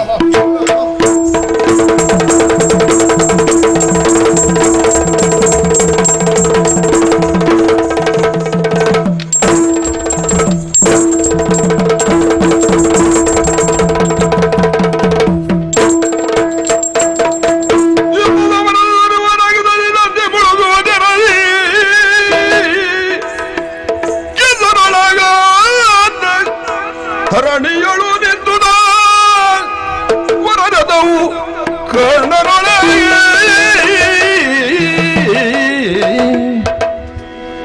ಪಾರ್ಥ, ಒಳ್ಳೆಯ ಅವಕಾಶ ಎನ್ನುವುದು ಕೂಡಿ ಬಂದಿದೆ. ಕೇಳಯ್ಯ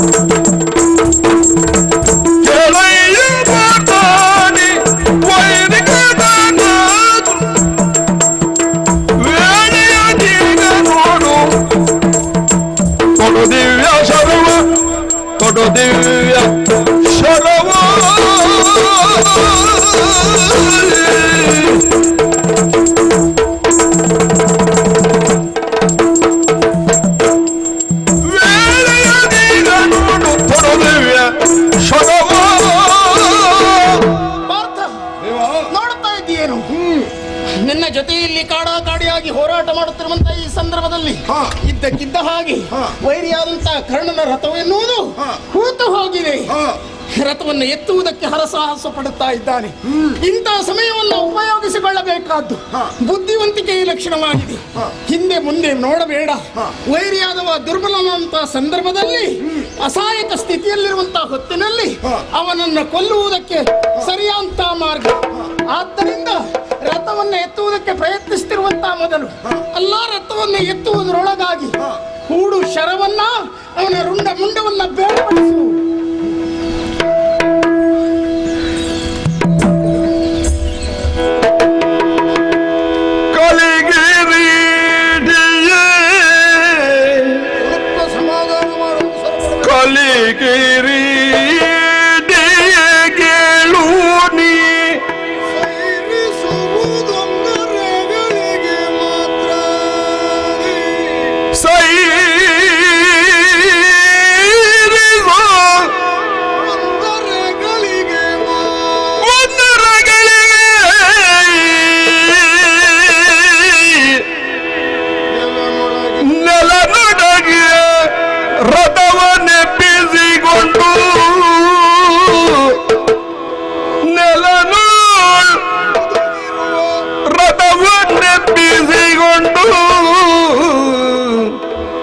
ನಾನೀಗ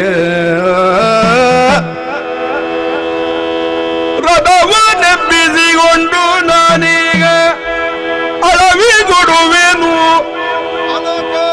ಮತ್ತೆ ಅನಗರ ನಿಲ್ಲಿಸು ಗಾಡಿವವನು.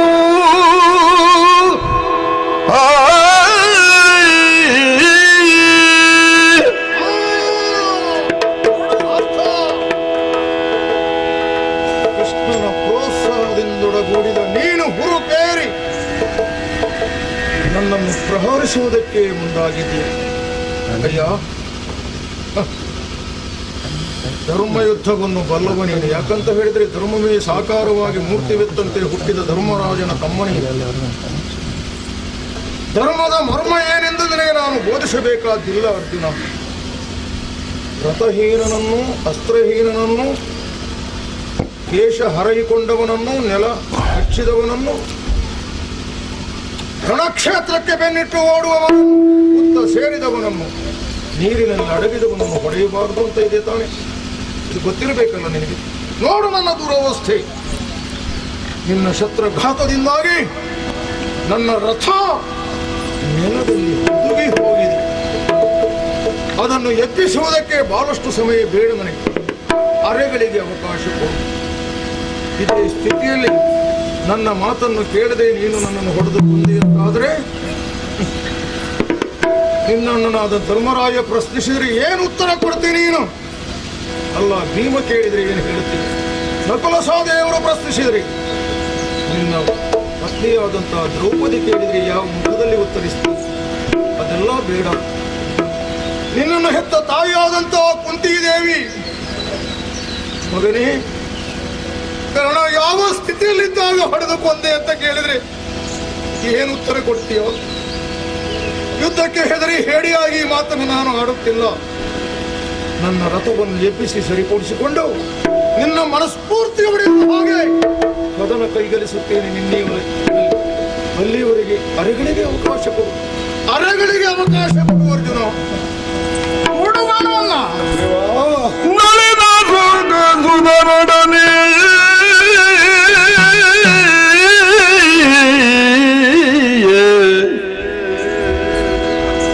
ನಳಿನೊಡನೆ ಕೃಪೆ ಸಂಜನಿಸಿತು ಅರ್ಜುನಗೆ.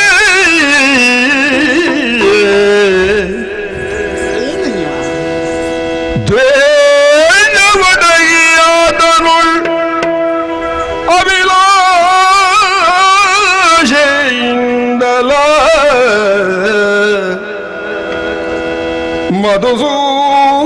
ಮಧುಸೂದನೊಳಗಂ ದೇವನಗಿ ಆತನೋಳ್ ಅಭಿಲಾಷೆಯಿಂದಲ ಮಧುಸೂದನೊಳಗಂ ಮೋದರಿ ಕೊಲಿಸದೆ ಕಣ್ಣನು ಈ ಸಮಯದೊಳಾರು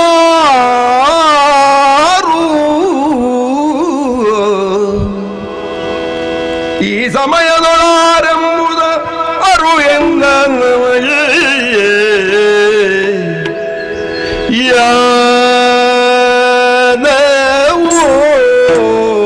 ತುಮ ಲಾಲಿಸಿ ಕೇಳು ಗಿಡ ಗಿಡದ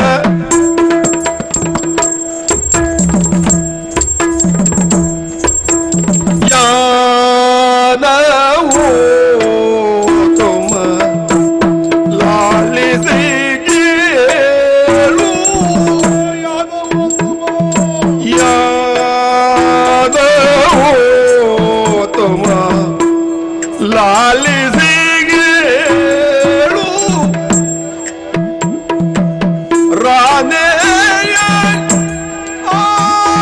ಆರೆಂಬ ನಿಜವನ್ನೇ ಬೇಳು ರಾಧೆಯ ಆರಂಭ ನಿಜವನ್ನೇ ಬೇಳು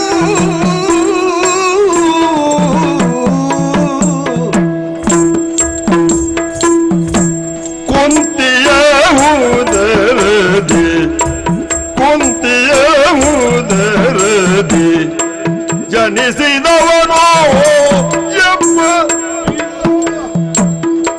ಕುಂತಿಯ ಉದರದಿ ಜನಿಸಿದವನೋ ಯಪ್ಪ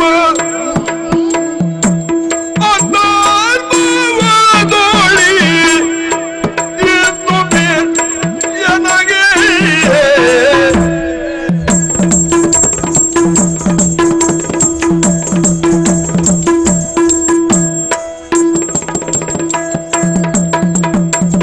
ಕುಂತಿಯ ಉದರದಿ ಜನಿಸಿದವನು ಕುಂತಿಯ ಉದರದಿ ಜನಿಸಿದವನು ಯಪ್ಪ ಅದಾರ್ಭವದೊಳಿ ಇಂತು ಬೆಳೆಮೈ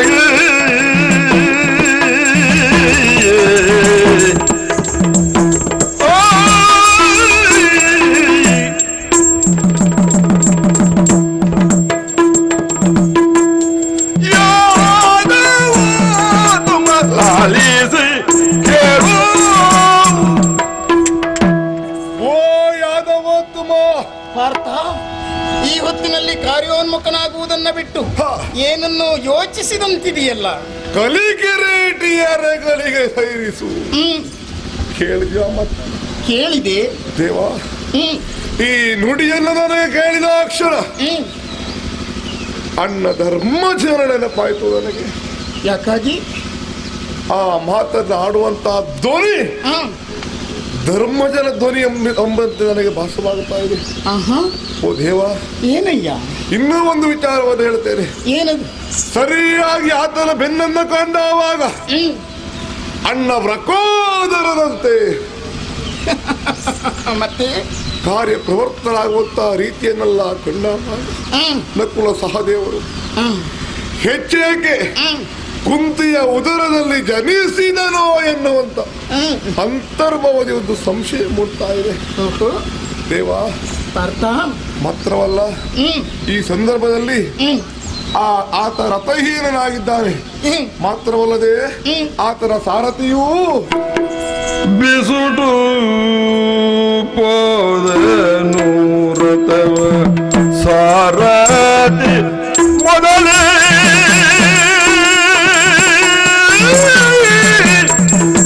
ಬಿಸುಟು ಪೋದನು ರಥವ ಸಾರಥಿ ಮೊದಲೇ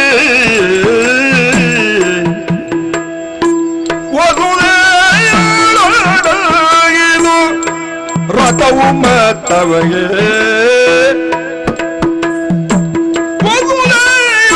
ವಸುದೇಯೊಳಗಿದು ರಥವು ಮತ್ತವಗೆ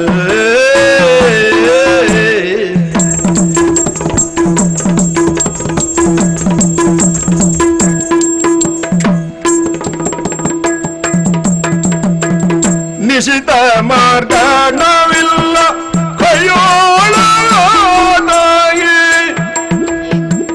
ನಿಶಿತ ಮಾರ್ಗಣವಿಲ್ಲ ಕೈಯೋಳನಾಗಿ ಅಸುರಾರಿ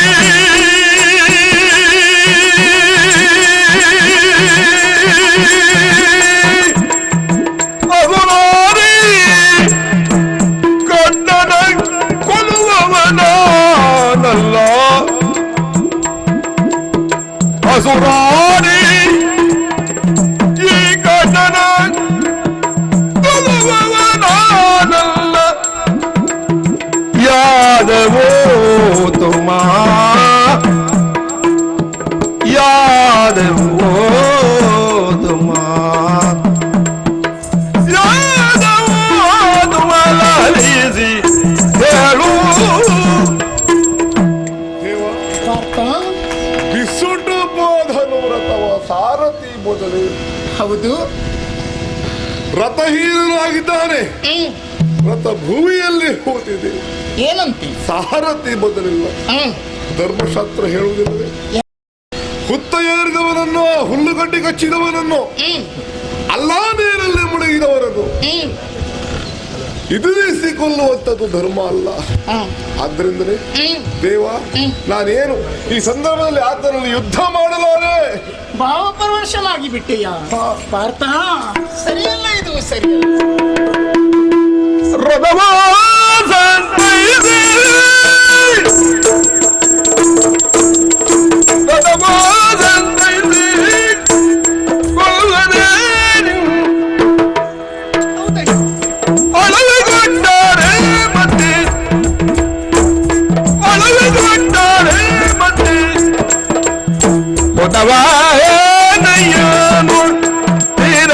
ನೋಡು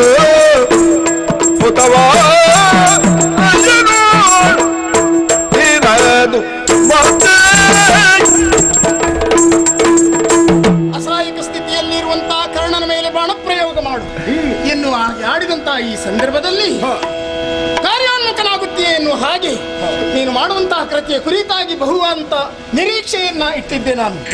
ಆದ್ರೆ ಈಗ ಭ್ರಮೆಗೆ ಒಳಗಾಗುತ್ತಾ ಇದ್ದೀಯ. ಅವನ ಹೀನಾಯವಂತ ಸ್ಥಿತಿಯನ್ನ ಕಂಡು ಅಷ್ಟೇ ಅಲ್ಲ, ಅವನ ಅಂಗಾಂಗವನ್ನ ಪರೀಕ್ಷಿಸಿದಂತ ನೀನು ಬಂಧುತ್ವದ ಆ ಪ್ರೇಮವನ್ನು ವ್ಯಕ್ತಪಡಿಸುವುದಕ್ಕೆ ಮುಂದಾಗುತ್ತಾ ಇದ್ದೀಯ. ನಿನ್ನಣ್ಣನ ಅಂತ ಧರ್ಮರಾಜನಿಗೆ ಈ ಕರ್ಣನನ್ನ ಹೋಲಿಸ್ತಾ ಇದ್ದೀಯ. ತಲೆ ಸರಿ ಇದೆಯೇನೋ ನಿನಗೆ?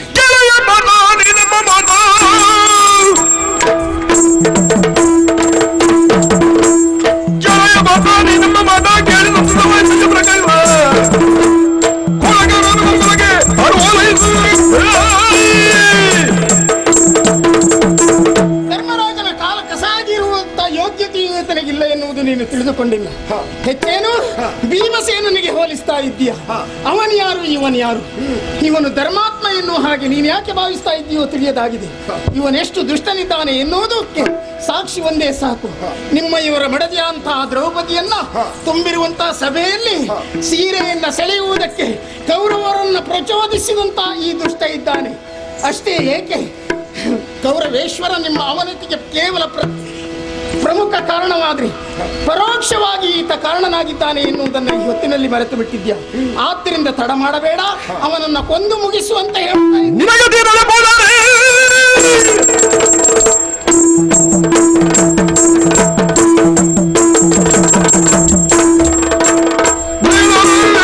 ಅನಿಲ ಸಂಭವ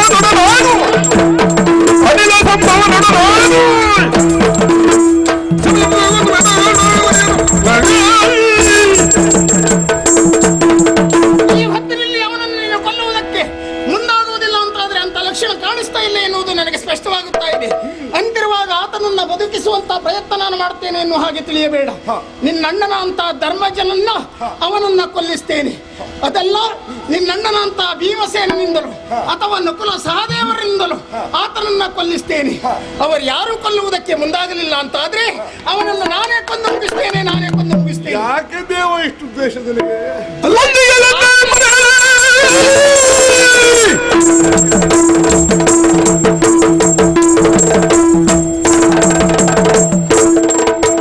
ಲೊಂಡಿಗಳಂತೆ ಮನೆಯಲ್ಲಿ ನಿನ್ನ ಹೊಂದಾಣಿಗಳ ಬೆಂಗಡಿಯಲ್ಲಿ ಹೊಂದಾಣಿಗಳ ಬೆಂಗಡಿಯಲ್ಲಿ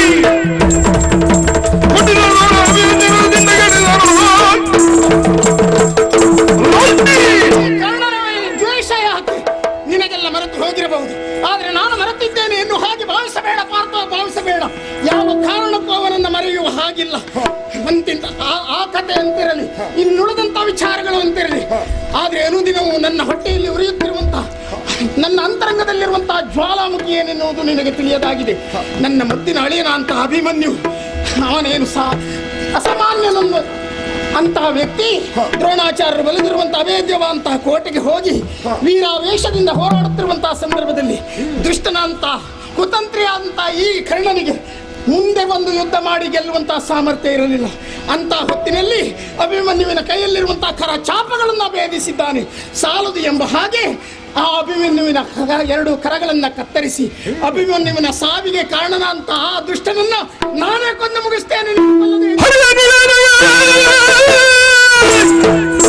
ಹೊಡೆಯ ನುಡಿಯರು ಕೇಳಿ ಬಲುವಿನ ಉರುವ ಕಪ್ಪಗೆಯಿಂದ ನಾಸದಳು ಉರುಳಿದುದು ಕೆಂಗುಡಿಯ ಕಣ್ಣಿನೊಳಗ ಬಲುವಿನ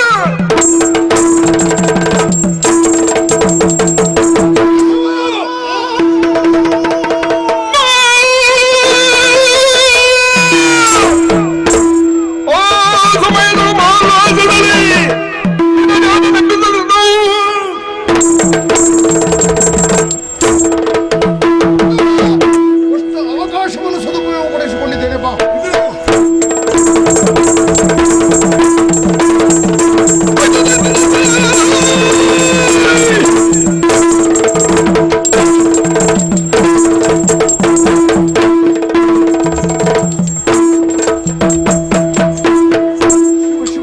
ಶಿವ ಶಿವ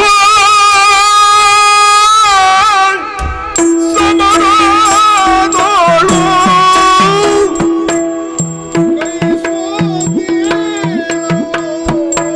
ಭುವನೇಶ ಮಮದೇಯೋಳರಿದು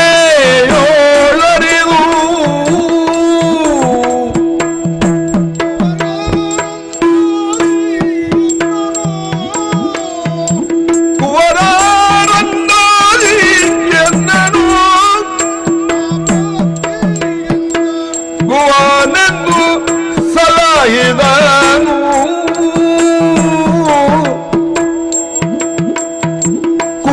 ಕುವರಾರಂದಾದಿ ಎನ್ನನು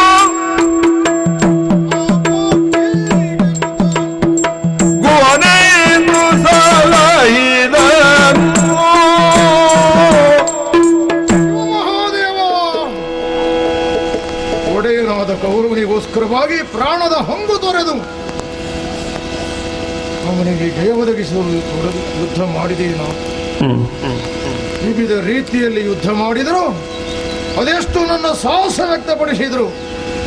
ಕ್ಷಣ ಕ್ಷಣಕ್ಕೂ ಸೋಲಿ ನನ್ನ ಬದುಕಿಗೆ ಪ್ರಾಪ್ತವಾಯಿತಲ್ಲದೆ ಗೆಲುವನ್ನು ಕಾಣುವುದಕ್ಕೆ ನಾನು ಅಸಮರ್ಥನಾಗಿ ಹೋದೆ, ಅಸಾಧ್ಯನಾಗಿ ಹೋದೆ. ಶಿವ ಮಹಾದೇವ, ಶಿವನ ಬರಹು ಉಂಟೆಂಬೇನೆ. ಇಲ್ಲ, ಮೊದಲೇ ಅರ್ಜುನನಿಗೆ ಬಲಿದು ಪಾಶುಪತವನ್ನು ಕೊಟ್ಟವ. ಹರಿಯ ಸಹಾಯವಾದರೂ ನನಗುಂಟೆಂಬೇನೆ. ಅರ್ಜುನನ ಬಂಡಿಯ ಬೋವ ಇಂದ್ರಾದಿಗಳ ಸಹಕಾರ ಇದೆ ನನಗೆ. ಸಾಕ್ಷಾತ್ ಇಂದ್ರನೇ ಅರ್ಜುನನ ತಂದೆಯೆಂದೆನಿಸಿಕೊಂಡವ. ಸುಮನಸರೆಲ್ಲರೂ ಅವನ ಕಡೆಯವರೇ. ಇದೆಲ್ಲ ಯಾಕೆ? ನಮ್ಮವರಾದರೂ ನಮಗಿದ್ದಾರೆಯೇ? ಸಾರಥಿಯಾದಂಥ ಶಲ್ಯ ವಾಗೆಯನ್ನು ಬಿಸುಟ್ಟು ರಥದಿಂದ ಧುಮುಕಿ ಹೋದ. ಅದೆಲ್ಲ ಹೋಗಲಿ, ನಾನು ನಿಂತ ನೆಲವಾದರೂ ನನ್ನ ಸಹಾಯಕ್ಕಿದೆಯೇ? ಈಗಾಗಲೇ ನನ್ನ ರಥವನ್ನೇ ಕಬಳಿಸಿ ಬಿಟ್ಟಿದ್ದಾಳೆ. ನನಗಾಗಿ ನಾನು ದುಃಖಿಸುತ್ತಿಲ್ಲ, ಮರುಗುತ್ತಿಲ್ಲ. ನನ್ನನ್ನೇ ನಂಬಿದಂತ ನನ್ನೊಡೆಯ ಕೌರವೇಶ್ವರ ಊಟದಲ್ಲಿ ಕರ್ಣ, ಪಾಠದಲ್ಲಿ ಕರ್ಣ, ಸವಿನಯದ ನೋಟದಲ್ಲಿ ಕರ್ಣ, ಊಟದಲ್ಲಿ ಕರ್ಣ. ನಾನಿಲ್ಲದೆ ಅವನಿಲ್ಲ, ಅವನಿಲ್ಲದೆ ನಾನಿಲ್ಲ. ಈ ರೀತಿಯಲ್ಲಿ ನನ್ನನ್ನು ಮಿತ್ರತ್ವವನ್ನು ಬೆಳೆಸಿದವ. ನನ್ನನ್ನು ನೋಡಿದಷ್ಟಕ್ಕೂ ಅವನಿಗೆ ತೃಪ್ತಿ ಇಲ್ಲ, ನನಗೆ ಕೊಟ್ಟಷ್ಟು ಅವನಿಗೆ ಸಮಾಧಾನ ಇಲ್ಲ, ನನ್ನಲ್ಲಿ ಮಾತನಾಡಿದಷ್ಟಕ್ಕೂ ಅವನಿಗೆ ಸಮಾಧಾನ ಇಲ್ಲ ಅಂತ ನನ್ನ ಬರಿಯಾದಂತಹ ಕೌರವೇಶ್ವರನಿಗೆ ನಾನೇನು ಉಪಕಾರ ಮಾಡಿದ ಹಾಗಾಯಿತು. ಶಿವ ಮಹಾದೇವ, ಇಷ್ಟಕ್ಕೆಲ್ಲ ಕಾರಣ ಯಾರು? ಎನ್ನ ಕುಲವ ಕೃಷ್ಣನು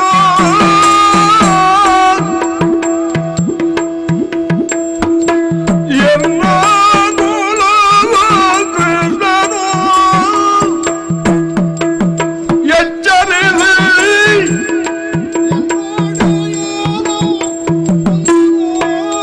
ಎಚ್ಚರಿಸಿದ ಎನ್ನೋಡೆಯನ ಕೊಂದನು. ಇನ್ನೇನು ಕೌರವನ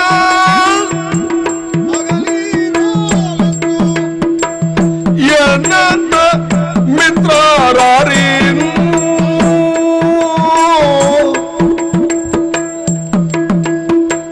ಇನ್ನೇನು ಕೌರವನ ಎನ್ನಂತ ಮಿತ್ರರಾರೇನು.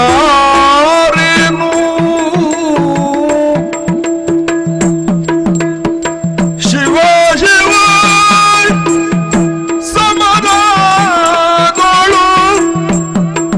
ಕೈಗೋದೆ ನನ್ನ ಭುವನೇಯ ಮಮತೆಯೋಳು.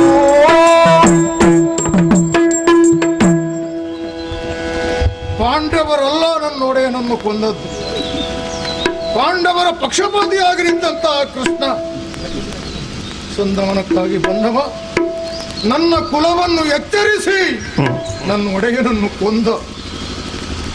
ಪಾಂಡವರಲ್ಲಿ ನನಗಿರುವಂತಹ ದ್ವೇಷದ ಹಲ್ಲನ್ನು ಮುರಿದ. ನನ್ನೊಡೆಯನಿಗಾಗಿ ಪ್ರಾಣಾರ್ಪಣಕ್ಕೂ ಸಿದ್ಧನಾಗಿ ಬಂದವನ. ಅಯ್ಯೋ, ನಾನಿಲ್ಲ ಅಂತ ಆದ್ರೆ ನನ್ನ ಒಡೆಯನಿಗೆ ನನ್ನಂತಹ ಮಿತ್ರರು ಯಾರಿದ್ದಾರೆ? ಎಲ್ಲಿ ಹೋದರೂ ಕರ್ಣ, ಎಲ್ಲಿ ನೋಡಿದರೂ ಕರ್ಣ, ಎಲ್ಲಿ ಕೇಳಿದರೂ ಕರ್ಣ ಅನ್ನುವಂತಹ ಅವನ ಆ ಮಾತಿಗೆ ಇಲ್ಲಿ ಯಾವ ಅರ್ಥ ಸಿಕ್ಕಿದ ಹಾಗಾಯಿತು. ನನ್ನೊಡೆಯನ ಭಾಗ್ಯದ ಬೀಡು ಹರಿಯಿತೆ. ನನ್ನೊಡೆಯನಿಗೋಸ್ಕರವಾಗಿ ಅದೆಷ್ಟು ಸಾಹಸ ವ್ಯಕ್ತಪಡಿಸಿದೆ ನಾನು, ಎಷ್ಟೊಂದು ಸಾಧನೆಗೈದೆ. ಆದರೂ ಜಯ ನಮ್ಮ ಪಾಲಿಗೆ ಒದಗದೇ ಹೋಯಿತು. ಇನ್ನು ಉಳಿದದ್ದು ನನಗೆ ಒಂದೇ ಒಂದು ದಾರಿ. ಒಡೆಯನಿಗೋಸ್ಕರವಾಗಿ ಈ ದೇಹವನ್ನು ರಣ ದಾರುಣಿಯಲ್ಲಿ ದೂಡುವುದು ಒಂದೇ ಕೊನೆಗುಳಿದ ದಾರಿ. ಶಿವ ಮಹಾದೇವ, ಶಿವ ಮಹಾದೇವ, ನನ್ನೊಡೆಯನಿಗೆ ಯಾರು ಗತಿ, ಯಾರು ಗತಿ? ಸಮಯದೊಳು ಆ ಸಮಯದೊಳು ಹರಿಯು ಭೂಸುರ ವೇಷವನು ಆತು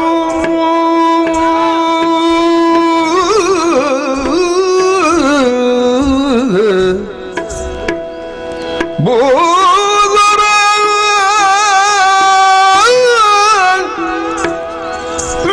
ವೇಷವನು ಯಾರು? ತಾಳ್ದೊಡನೆ ಘನ ಸಂತೋಷದಿಯು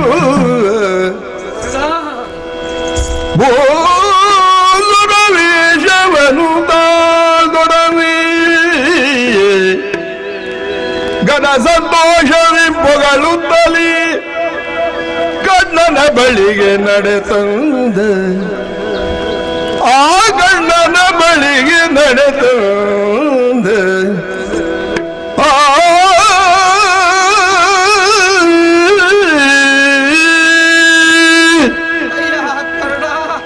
ವಿಪ್ರ ಸತ್ತಮರೇ, ಹೌದು ನಾನೇ. ನಮೋ ನಮಃ. ಒಳ್ಳೆಯದ ಒಳ್ಳೇದಾಗಲಪ್ಪ. ಇನ್ನೆಂತ ಒಳ್ಳೇದಾಗ್ಲಿಕ್ಕೆ ಉಂಟಿಲ್ಲಿ. ಕರ್ಣ, ನಿನ್ನನ್ನೇ ಅರಸುತ್ತಾ ಈ ಕಡೆ ಬಂದೆ. ನನ್ನನ್ನು? ಹೌದು, ನೀನು. ನನ್ನನ್ನು? ಹೌದಪ್ಪ. ಯಾಕೆ ಸ್ವಾಮಿ, ನನ್ನಂತವನಿಂದ ನಿಮಗೆ ಏನು ಪ್ರಯೋಜನ? ಕಾರಣ ಉಂಟಪ್ಪ. ಯೇಸು ಕೀರ್ತಿಯು ನೀನು ಜಗದಲ್ಲಿ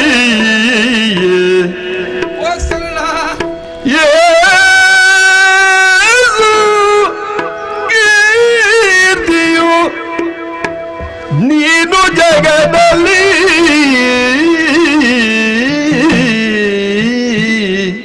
ಹೌದಯ್ಯ. ಮಾಸಲಳಿಯದ ತ್ಯಾಗಿ ಎಂಬುದ ಬಲ್ಲೆ, ಮಾಸಲಳಿಯದ ತ್ಯಾಗಿ ಎಂಬುದ ಓಸರಿಸಿ ನಾ ಬಂದೆ. ಹೌದಯ್ಯ. ಈವುದು ಎನ್ನ ಮನದಿರವ, ಮಾಸಲಳಿಯದ ತ್ಯಾಗಿ ಎಂಬುದ ಓಸರಿಸಿ ನಾ ಬಂದೆ. ನೀವುದು ಮನದಿರವ ಕಣ.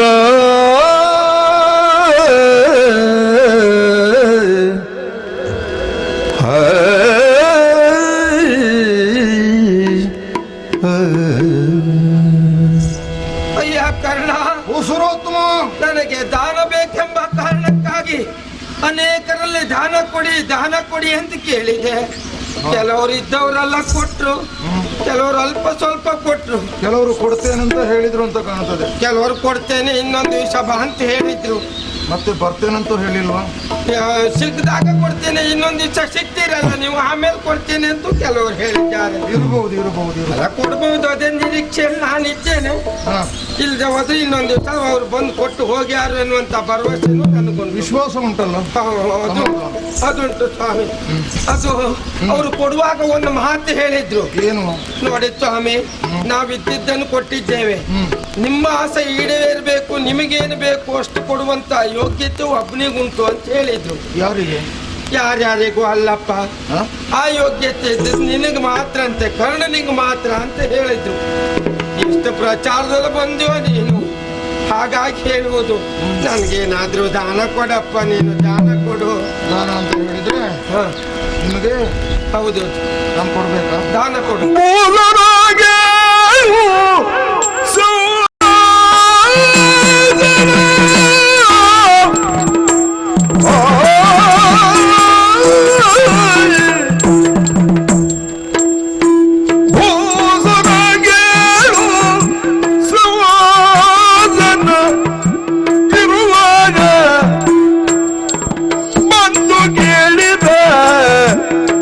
ಜನರಿಗೆ ಬಂದು ಕೇಳಿದ ಜನರಿಗೆ ಕಾಸು ಕನಗ ಭೂಮಿ ಗೋವುದನಗಳ, ಕಾಸು ಕನಗ ಭೂಮಿ ಗೋವುದನಗಳ ಏಸರ ಕೊಡಬಹುದು, ಏಸರ ಕೊಡಬಹುದು.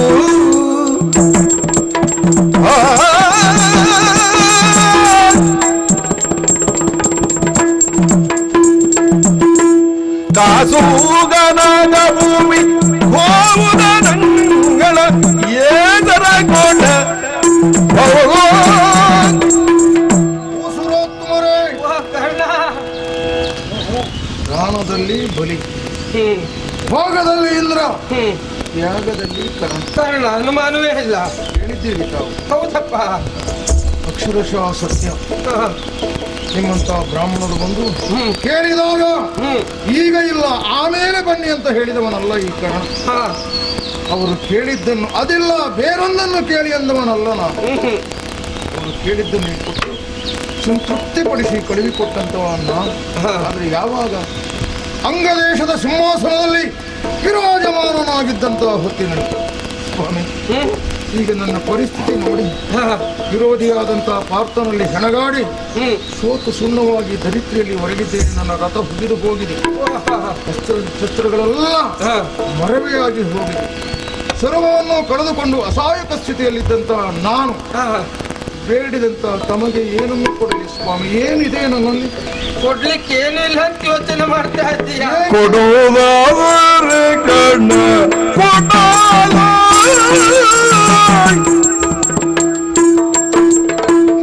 ಕೊಡುವುದಾದರೆ ಕಣ್ಣ ಕೊಂಡಲೋ ಎರಡನು ಕೊಡುವಾರಿ ಎರೆದು ನೀನು ಕೊಡುವಾರಿ ಎರೆದು ನೀನು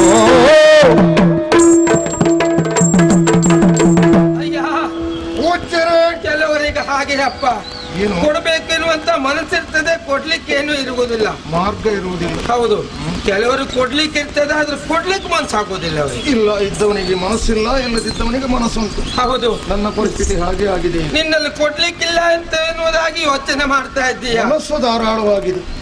ಇದ್ದಿದ್ದನ್ನೇ ಕೇಳಿದ್ರೆ ಕೊಡ್ತೀಯಾ? ಏನಿದೆ ನನ್ನಲ್ಲಿ? ಅಯ್ಯೋ, ನೀವು ಪಡೆಯುವಂತದ್ದೇನಿದೆ ನನ್ನಲ್ಲಿ? ಉಂಟಪ್ಪ, ಕೊಡುವಂತ ಮನಸ್ಸು ನಿನಗುಂಟು ಅಂತ ಆದ್ರೆ ನಿನ್ನ 2 ಕರುಣ ಕುಂಡಲವನ್ನು ನನಗೆ ದಾರೆ ಎರೆದು ಕೊಡಪ್ಪ ನೀನು. ಹೀಗೆ ತೆಗೆದುಕೊಡುವುದಲ್ಲ, ವಿಧಿ ವಿಧಾನವಾಗಿ ಧಾರೆ ಎರೆದು ಕೊಡುವಂತಹದ್ದು. ಹೌದು,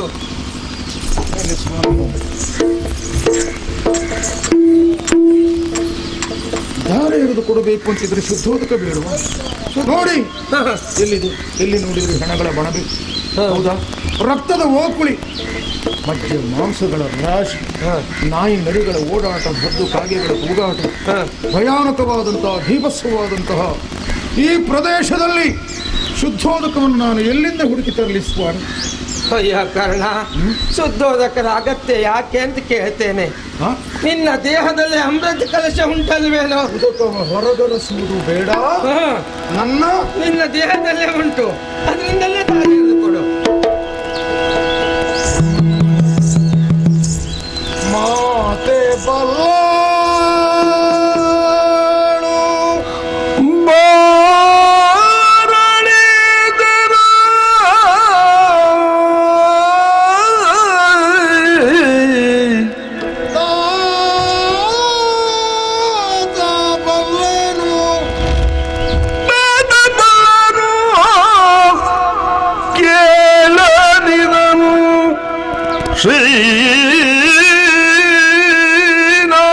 ಶ್ರೀನಾಥಬಲ್ಲನು ಬಂದ ನೀತನೆನುತ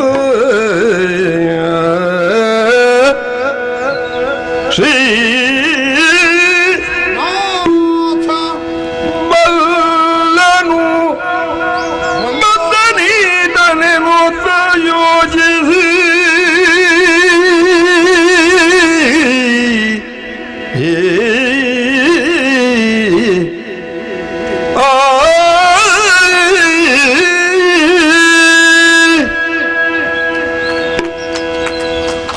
ಮನಸ್ಸಿಗೊಂದು ಸಮಾಧಾನ, ಸಂತೃಪ್ತಿ.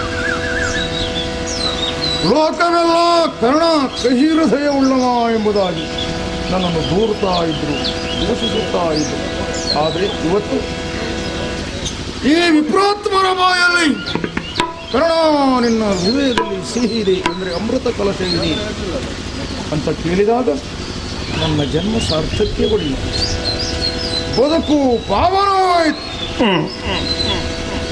ಯಾರಿಗೊತ್ತಿದೆ ನನ್ನ ಹೃದಯದಲ್ಲಿ ಅಮೃತ ಕಲಶ ಇದೆ ಎಂಬುದಾಗಿ? ಲೋಕದ ಎಲ್ಲರೂ ತಿಳಿದಿದ್ದಾರೆಯೋ? ಇಲ್ಲ. ತಿಳಿದತ್ತಿದ್ರೆ 3 ಮಂದಿಗಳು. ಕೆಟ್ಟ ತಾಯಿಯಾದಂಥ ಕುಂತಿ ಬಲ್ಲಳು, ಆದರೆ ಅವಳ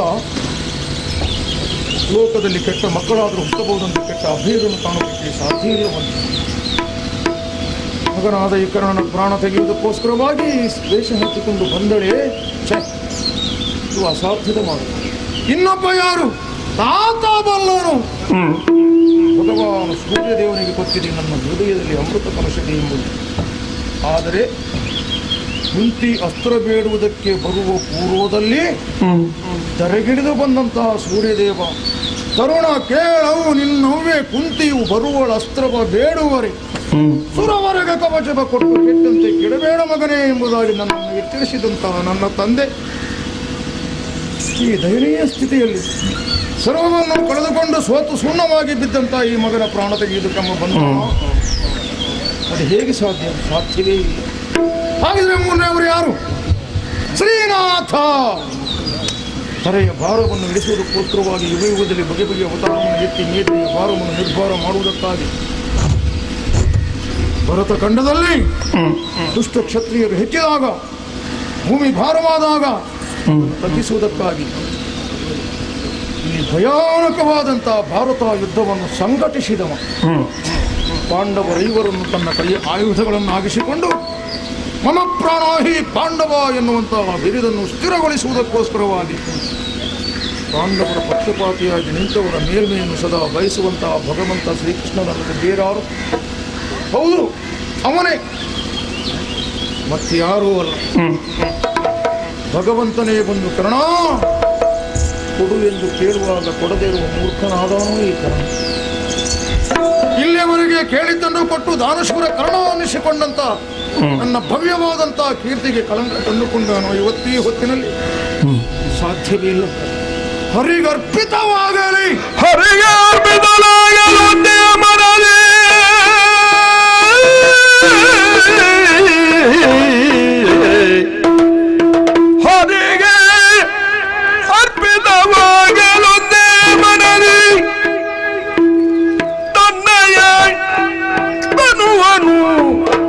ಸರಳರಿಸಿ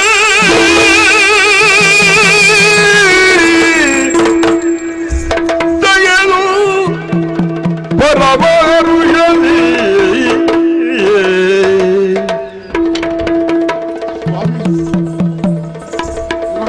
ಪರಮಹರುಷಲಿ ನಿಮ್ಮಲೋದಗವ ಎರೆದು ದಾರಿಯನಿದ್ದು ಕುಂಡಲವೆರಡನ ಚಿರಿಗಟ್ಟು ಬಿಟ್ಟಿಯಳು.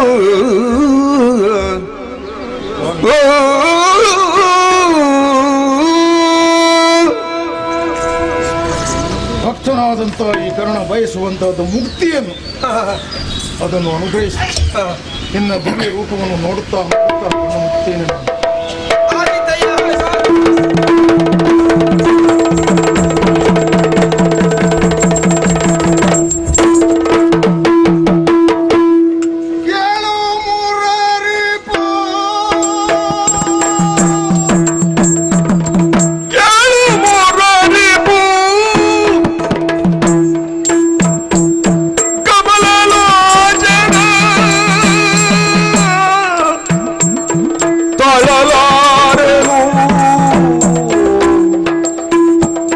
ಸರಳಿ ನುರಿಯನು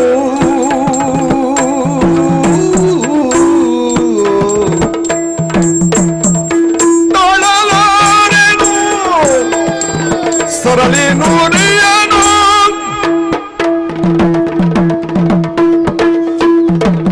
ಒಡಲು ಸುಡುತ್ತೀರಿ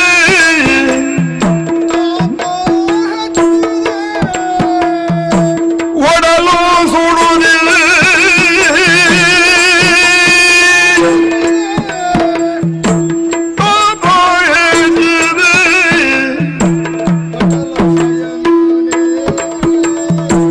ಕಾಯೋ ಕರುಣದಿ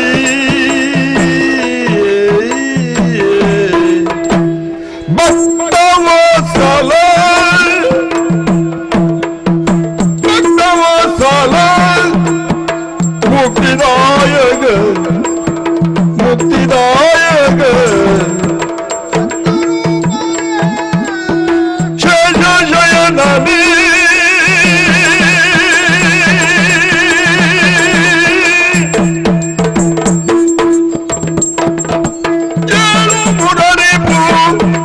ಕಮಲಲೋಚನ. ಮುರನೆಂಬ ದೈತ್ಯನನ್ನು ಸಂಹಾರ ಮಾಡಿ ಮುರಾಂತಕ ಎಂಬ ಬಿರುದನ್ನು ಕೊಡದವ. ಮುರರಿಗೂ ನನ್ನ ವಾಕ್ಯಗಳನ್ನು ಅವಧರಿಸು. ಹೇಳು. ಭಕ್ತವತ್ಸಲನಿ, ಮುಕ್ತಿಯನ್ನು ಕರುಣಿಸಬಹುದಾದಂಥ ದಾತಾರ ನೇತಾರ ಪ್ರಭು, ಕ್ಷಣ ಕ್ಷಣಕ್ಕೂ ಒಡಲು ಸುಡುತ್ತಾ ಇದೆ, ತಾಪ ಹೆಚ್ಚುತ್ತಾ ಇದೆ. ಅರ್ಜುನ ಬಿಟ್ಟ ಉರಿಯಲ್ಲ ಇದು. ಅಮೃತವನ್ನು ಹೊರತೆಗೆಯುವುದಕ್ಕಾಗಿ ನನ್ನ ಸರಳಿನಿಂದಲೇ ಸೇರಿಕೊಂಡಂತಹ ಆ ವೇದನೆಯನ್ನು, ಆ ನೋವನ್ನು, ಆ ಉರಿಯನ್ನು ಸಹಿಸಿಕೊಳ್ಳುವ ಸಾಮರ್ಥ್ಯ ನನಗಿಲ್ಲ ಸ್ವಾಮಿ. ಇನ್ನೂ ಏಕೆ ಧರಿಸುತ್ತಿದ್ದೀಯ ನನ್ನನ್ನು? ಭಕ್ತವತ್ಸಲ, ಶೇಷಶಯನ, ನನ್ನ ಕೊನೆಯ ಆಸೆಯನ್ನು ನೆರವೇರಿಸಿಕೊಡು. ನಿನ್ನನ್ನು ನೋಡುತ್ತಾ ನೋಡುತ್ತಾ ಸಾಯಬಹುದಾದಂತಹ ಸೌಭಾಗ್ಯ ಈ ಕರ್ಣನಿಗೆ ಒದಗಿಸು. ಭಾಗ್ಯ ನನಗಲ್ಲದೆ ಉಳಿದ ಯಾವರಿಗೂ ಇಲ್ಲ ಸ್ವಾಮಿ, ಅಷ್ಟನ್ನು ಅನುಗ್ರಹಿಸು. ಕರ್ಣ, ಯೋಚನೆ ಮಾಡಬೇಡ. ದೈಹಿಕವಾಗಿ ಅನುಭವಿಸುತ್ತಿರುವಂತಹ ಈ ನೋವುಗಳನ್ನೆಲ್ಲ ನಿನಗೆ ಮುಕ್ತಿಯನ್ನು ನೀಡುವುದರ ಮೂಲಕವಾಗಿ ದೂರಗೊಳಿಸ್ತೇನಂತೆ. ಅಷ್ಟೇ ಅಲ್ಲ, ನಿನ್ನ ಇಚ್ಛೆಯಂತೆ ಎಲ್ಲವೂ ಮುಂದೆ ನಡೆಯುತ್ತದೆ ಎನ್ನುವಂಥ ವಿಶ್ವಾಸವನ್ನು ಹೊಂದು ದಾನಶೂರನಾಗಿ ಮೆರೆದವ ನೀನು. ಆ ಚಂದ್ರಾರ್ಕವಾಗಿ ನೀನೊಬ್ಬ ದಾನಶೂರ ಕರ್ಣನೆಂದೇ ಖ್ಯಾತಿಯನ್ನ ಹೊಂದು ನಿನಗೆ ಶುಭವಾಗಲಿ. ಧನ್ಯವಾದ.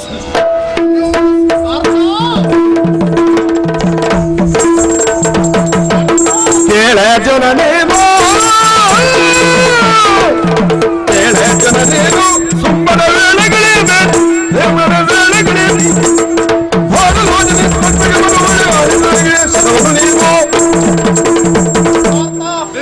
ಯೋಚನೆ ಮಾಡಬೇಡ, ಹಾಗೆ ಹೀಗೆ ಎನ್ನುವ ಹಾಗೆ ನೋಡಬೇಡ. ಕರ್ಣನಿಗೆ ಅವಸಾನ ಸನಿಯವಾಗಿದೆ. ಆದ್ದರಿಂದ ಕೈಯಲ್ಲಿ ದಾಂಡೀವವನ್ನು ಹಿಡಿದಿದ್ದೀಯ ತಾನೇ?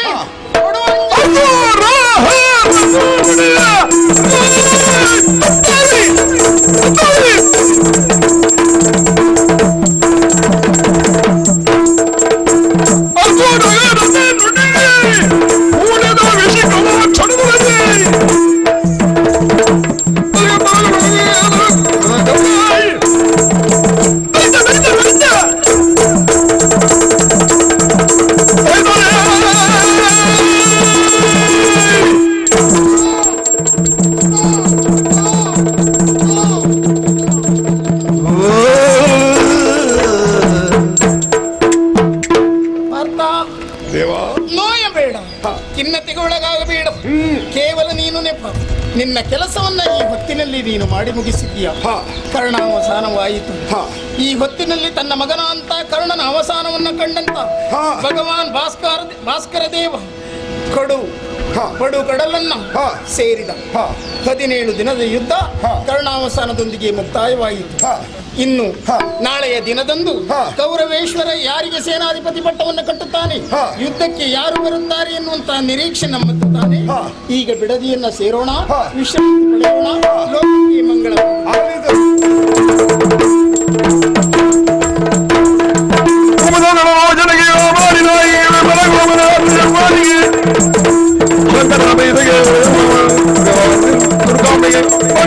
ಶುಭ ಮಂಗಲ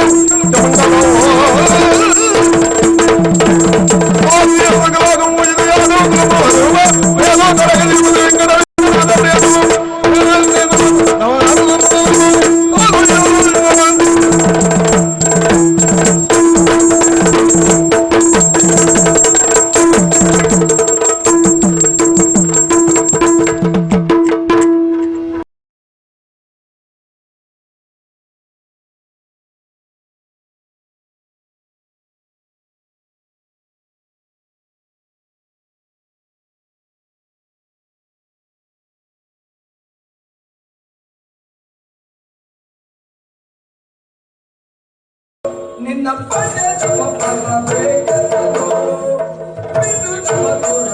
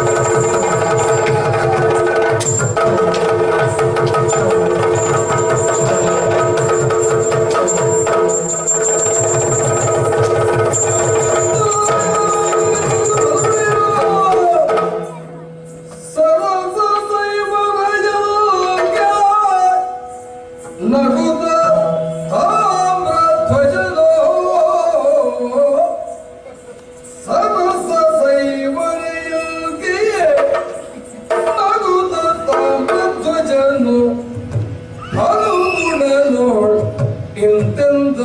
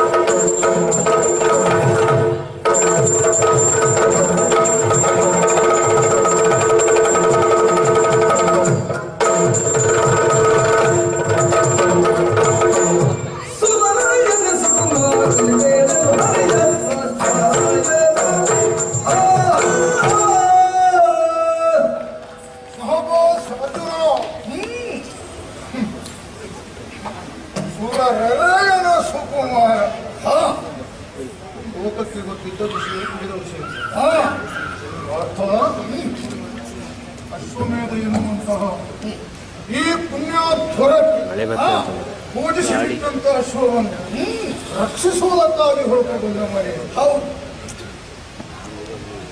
ಕೊನೆಯಿಂದ ಕಡೆಗಳಲ್ಲಿ ಕುದುರೆಯನ್ನು ಕಟ್ಟಿದವರಲ್ಲಿ ಹೋರಾಡಿ ನಿನ್ನ ಸಾಮರ್ಥ್ಯವನ್ನು ವ್ಯಕ್ತಪಡಿಸುವುದರ ಮೂಲಕವಾಗಿ ವಿಜಯ ಎನ್ನುವಂತಹ ಹೆಸರನ್ನು ಸಾರ್ಥಕಪಡಿಸಿಕೊಂಡು ಬಂದಿದ್ದೆ ಎನ್ನುವಂತಹ ಸತ್ಯ ನಮಗೂ ಚೆನ್ನಾಗಿ ತಿಳಿದಿದೆ. ಓಹೋ, ಆದರೆ ಅಶ್ವಮೇಧ ನೀವು ಕೈಗೊಂಡರ ಉದ್ದೇಶವೇ ಆದರೂ ಏನು? ಲೋಕದಲ್ಲಿ ಉಪ್ಪು ಬನ್ನಿ ಅರಿಯದಿದ್ದರು ನಿಮ್ಮ ಪ್ರಶಂಸಾ ಕಾರ್ಯಗಳನ್ನು ಕಂಡು ಹೌದು ಅಂತ ತಲೆದೂಗಬಹುದು. ಆದರೆ ನಮ್ಮಂಥವರು ಅದಕ್ಕೆ ತಲೆದೂಗುವುದಿಲ್ಲ.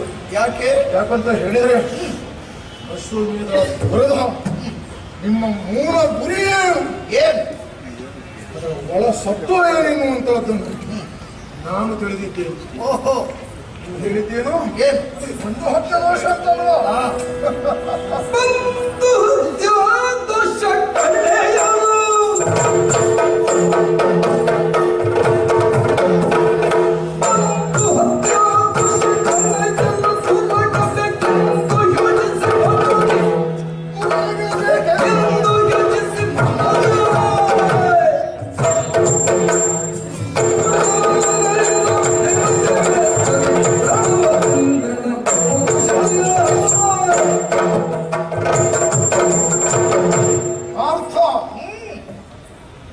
ನೀನೇನು ಅರಿಯದ ಅಜ್ಞಾನಿಯಲ್ಲ. ಕೃಷ್ಣನ ಸಾಂಗತ್ಯದಿಂದ ಸಹವಾಸದಿಂದ ಧರ್ಮವೇ ಸಾಕಾರವಾಗಿ ಮೂರ್ತಿವೆತ್ತಂತೆ ಉದ್ಭವಿಸಿದಂತಹ ಧರ್ಮರಾಯನ ತಮ್ಮನೇ.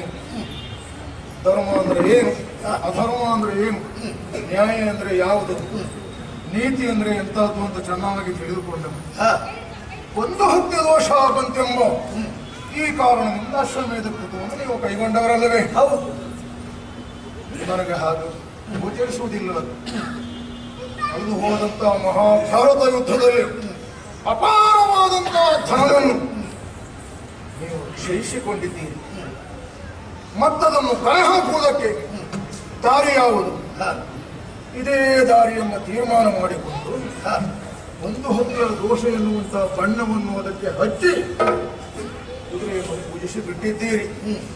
ಏನೋ ಅರ್ಜುನ, ಧನವೇ ಬೇಕು ಅಂತಿದ್ರೆ, ಕಳೆದುಕೊಂಡಂತಹ ಅಪಾರವಾದ ಸಂಪತ್ತನ್ನು ಗಳಿಸಬೇಕು ಅಂತಿದ್ರೆ ಇದ್ಯಾಕು ಒಬ್ಬ ಕ್ಷತ್ರಿಯನಾದ ಮನೆಗೆ ಇದರೊಳಗೆ ಆರಾಧಿಸಿಕೊಂಡಂತ ಎದುರಾಳಿಯನ್ನು ಗೆಲ್ಲುವುದೋ ಯಾ ಕೊಲ್ಲುವುದೋ ಅದು ಕ್ಷತ್ರಿಯನಿಗೆ ಅನುಚಿತ ಅಲ್ಲ, ಉಚಿತವಾದ, ಅದು ಧರ್ಮವಾದ. ಸತ್ತವರಿಗೆ ವೀರ ಸ್ವರ್ಗ, ಗೆದ್ದವರಿಗೆ ಲೋಕಾತ್ಯಂತವಾದ ಕೀರ್ತಿ. ಹೀಗಿರುವಾಗ ಒಂದು ಹತ್ತಿರ ದೋಷಕ್ಕೆ ಬಂತು ಎನ್ನುವುದಕ್ಕೆ ಏನು ಆಸ್ಪದ ಇದು? ಏನು ದಾರಿ? ಅದೆಲ್ಲ ಬೇಡ. ಈಗ ಕುದುರೆಯನ್ನು ಬಿಟ್ಟು ಹಿಂದೆ ಪೌರುಷ ಆಡಿದ್ದೇನೆ, ನಾನು ತೋರಿಸಿದ್ದೇನೆ, ಸಾಹಸ ಮಾಡಿದ್ದೇನೆ ಅಂತ ಅದೇ ಕಲ್ಪನೆಯಿಂದ ಮುಂದಾದೆ ಅಂತ ಮುಂದಾದರೆ ಸುಮ್ಮನೆ ಪ್ರಾಣ ಕಳ್ಕೊಳ್ತೀಯಾ? ಯುದ್ಧ ಬೇಡ ಬರು. ಇದೆಲ್ಲ ನೀನು ಆಡುವ ಮಾತಾ? ನಾನೇ ಆಡಿದ್ದೇನೆ.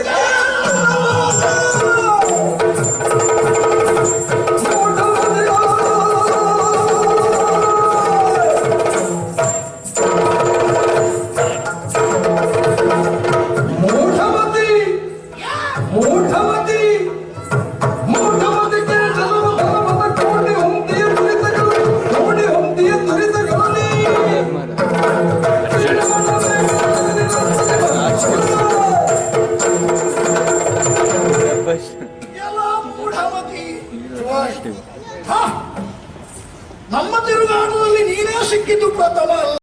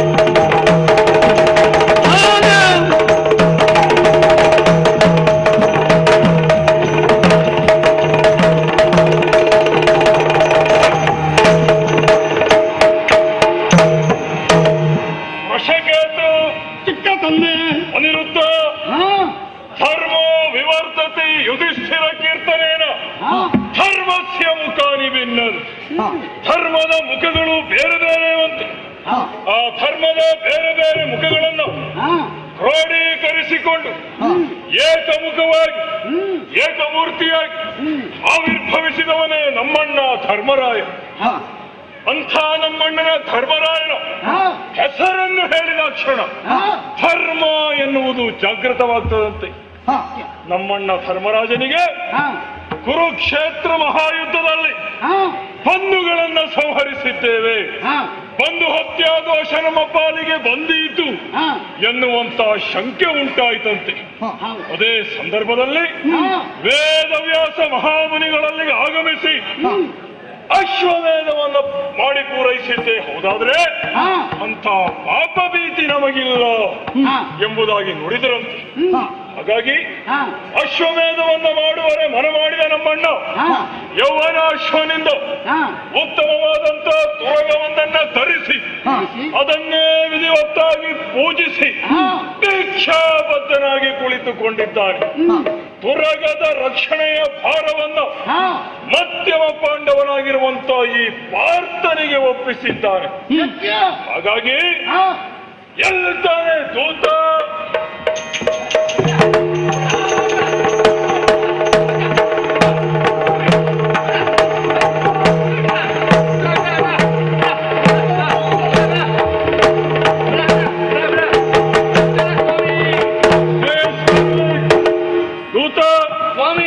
ಅಶ್ವ ಸಿದ್ಧವಾಗಿದೆಯಲ್ಲ? ನೀವು ಹೇಳಿದಾಗ ಎಲ್ಲ ಸಿದ್ಧವಾಗಿದೆ. ಲಿಖಿತವೂ ಸಿದ್ಧವಾಗಿದೆಯಲ್ಲ? ನಮ್ಮ ಅಪ್ಪಣೆ ಮೇರೆಗೆ ಹಾಗೆ ಆಗಿದೆ. ಅದನ್ನಾದ್ರೂ ಹಣೆ ಮೇಲೆ ಕಟ್ಟು. ನಮ್ಮ 7 ಅಕ್ಷೋಹಿಣಿ ಸೇನೆ ಸಿದ್ಧವಾಗಿದೆಯಲ್ಲ? ಓ, ಹಾಗಾಗಿ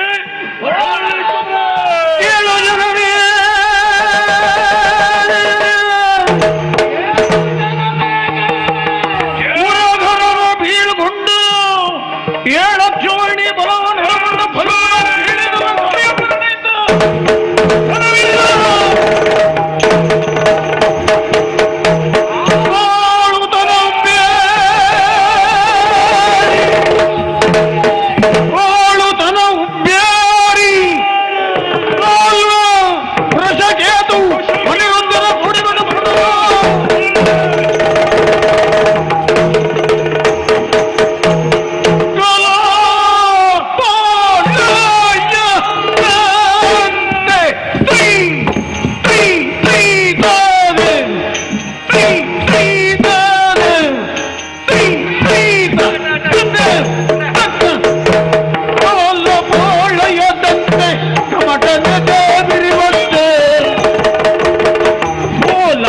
ಮಗದ ವಯದಯಿತು ಮೂರು ಲೋಕದ ಗಂಡ ಸರತಕ್ಕೂ ಮುಖವಾಗಿ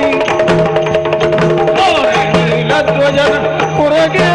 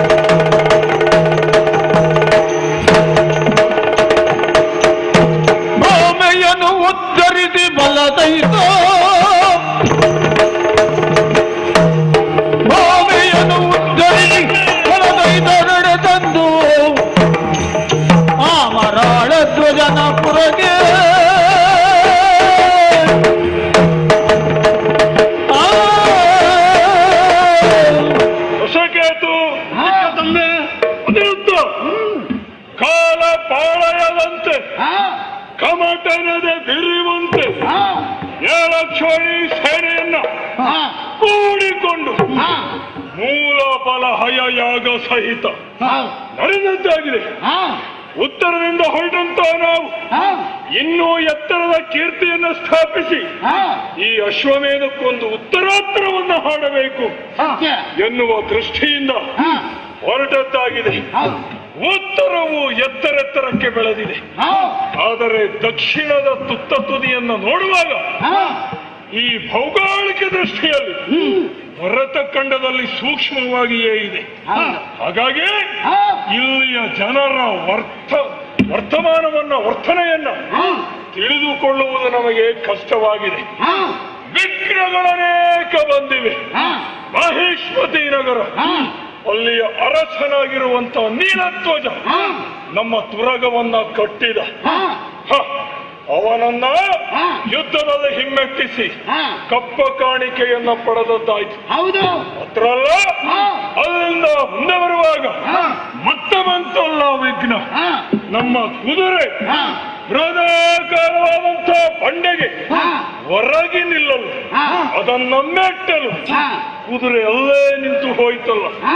ಕಲ್ಲಿನಲ್ಲಿ ಎಲ್ಲಾದರೂ ಕಾಲು ಹೋತು ಹೋಗುವುದುಂಟೆ ಇಲ್ಲ ಎಂಬುದಾಗಿ ಚಿಂತಿಸಿ ಅಲ್ಲಿಯ ಬಳಿಯಲ್ಲಿದ್ದಂತ ಸೋಮರಿ ಮಹಾಮುನಿಗಳು ಅವರ ಬಳಿ ಪ್ರಾರ್ಥಿಸಿದಾಗ ಹೇಳಿದ್ರಲ್ಲ, ಅಯ್ಯೋ ಅರ್ಜುನ, ಆ ಬಂಡೆ ಎನ್ನುವಂಥದ್ದು ಒಂದು ಹೆಣ್ಣು, ಈ ಹಿಂದೆ ಚಂಡಿ ಎನ್ನುವ ಹೆಸರಿನಿಂದ ಬದುಕಿದ್ದವಳು, ಉದ್ದಾಲಕನ ಪತ್ನಿ, ಪತಿಗೆ ವಿರೋಧವಾಗಿ ನಡೆದದ್ದರಿಂದ ಸಾಕ್ಷಾತ್ ಉದ್ದಾಲಕನೇ ಶಾಪವನ್ನ ಕೊಟ್ಟಿದ್ದಾನಂತೆ, ಕಲ್ಲಾಗಿರು ಎಂಬುದಾಗಿ. ಆದ್ರೆ ಈ ಶಾಪಕ್ಕೆ ವಿಮೋಚನೆ ಎಂಬಂತೆ ಮುಂದೊಂದು ಕಾಲದಲ್ಲಿ ಅಶ್ವಮೇಧ, ಪಾಂಡವಾಶ್ವಮೇಧ ನಡೆಯುವಂತಹ ಸಂದರ್ಭದಲ್ಲಿ ಎಲ್ಲಿ ಪಾರ್ಥನ ತುರಗ ಬಂದು ನೆಟ್ಟುತ್ತದೋ, ಪಾರ್ಥ ಪ್ರಾರ್ಥಿಸಿ ಕಾಲನ್ನ ಎಳೆಯುತ್ತಾನೋ, ಅಲ್ಲಿ ನಿನಗೆ ವಿಮೋಚನೆಯಾಗುತ್ತದೆ. ಹಾಗಿದ್ರೆ ಈ ಪಾರ್ಥ ಆ ಚಂಡಿಯನ್ನು ಉದ್ಧರಿಸಿದ್ದು ಹೌದಲ್ಲ? ಈ ಹಿಂದೆ ತ್ರೇತಾಯುಗದಲ್ಲಿ ರಘುಕುಲ ಲಲಾಮನಾಗಿರುವಂತ ಶ್ರೀರಾಮಚಂದ್ರ ಸಾಕ್ಷಾತ್ ಅಹಲ್ಯೆಯನ್ನ ಉದ್ಧರಿಸಿದಂತೆ ಈ ಯುಗದಲ್ಲಿ ಈ ಪಾರ್ಥ ಉದ್ಧರಿಸಿದ್ದಾನೆ. ಹಾಗಿದ್ರೆ ಕಾಣ್ತಾ ಉಂಟಲ್ಲ ಕುದುರೆ, ಅದನ್ನ ಹಿಂಬಾಲಿಸಿ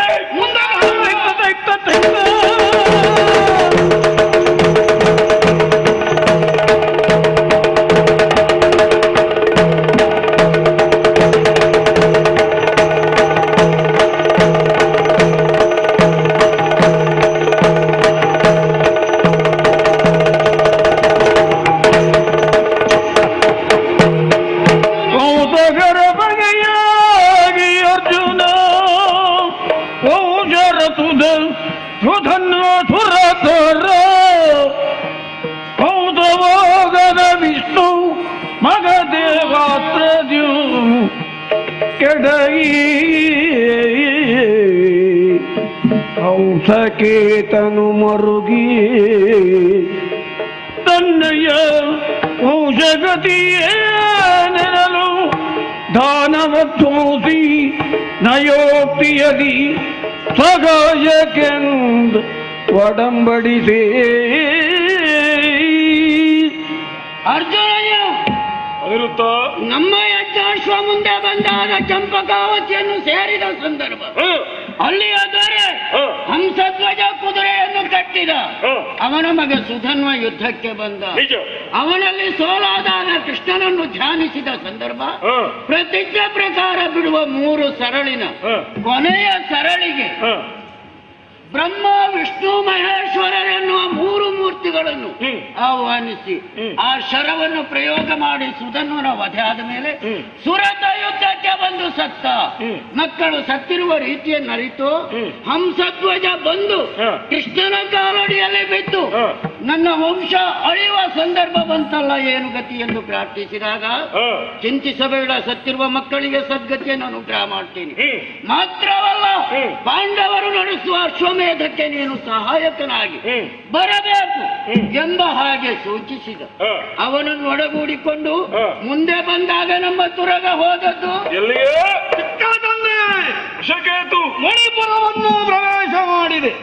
ಅಲ್ಲಿಯ ಮಾನ್ಯಾಧಿಪತಿ ಎನಿಸಿಕೊಂಡ ಬಬ್ರುವಾಹನ ತುರಗವನ್ನು ಬಂಧಿಸಿದ, ಲೇಖನವನ್ನು ಆಶಿಸಿದ, ಯುದ್ಧಕ್ಕೆ ನಮ್ಮ ಪಡೆಯವರೆಲ್ಲ ಅವನೊಡನೆ ಸಂಘಕ್ಕೆ ನಿಂತು ನಮ್ಮ ಪರಿಸ್ಥಿತಿ ಹೇಳಲಾರದ ಸುದ್ದಿ ಆಯಿತು. ಆಮೇಲೆ ಮರಣ ಒಪ್ಪುವಂತಹ ಪ್ರಸಂಗ ನಮ್ಮ ಪಾಲಿಗೆ ಬಂದಾಗ ಜಗನ್ನಾಥನಾದಂತಹ ನಮ್ಮ ದೇವರು ಕೃಷ್ಣಪರಮಾತ್ಮನ ಅನುಗ್ರಹದಿಂದ ಮರಳಿ ನಾವು ಜೀವಿತರಾಗಿದ್ದೇವೆ, ಚೇತರಿಸಿಕೊಂಡಿದ್ದೇವೆ. ಅರ್ಜುನ ಯಾರು, ಬಬ್ರುವಾಹನ ಯಾರು ಎಂಬ ಸತ್ಯಕತೆ ಕೃಷ್ಣಪರಮಾತ್ಮನಿಂದ ತಿಳಿದ ಮೇಲೆ ತಂದೆಯೆಂದು ಒಪ್ಪಿಕೊಂಡಂತಹ ಬಬ್ರುವಾಹನ ಅಪ್ಪ ಕಾಣಿಕೆ ಕಾಣಿಕೆಯನ್ನು ಕೊಟ್ಟದ್ದಲ್ಲದೆ ನೋಡಿ ನಮ್ಮ ಪಡೆಯನ್ನ ಕೂಡಿಕೊಂಡಿದ್ದಾನೆ. ಕೂಡಿದ್ದವನಲ್ವೋ? ಅವನನ್ನು ಒಡಗೂಡಿಕೊಂಡು ಹಾಗಾಯ್ತು. ಇನ್ನು ಇನ್ನಿಲ್ಲಿ ನಿಲ್ಲುವುದಲ್ಲ. ಮುಂದೆ ನೋಡ್ಬೇಕು.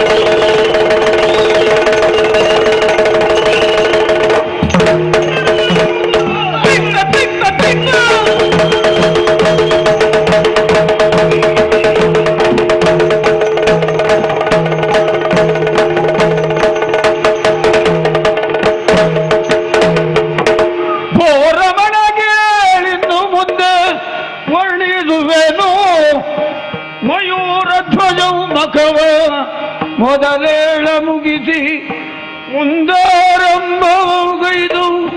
ಕುದುರೆಯೋ ಬಿಟ್ಟಿರಲು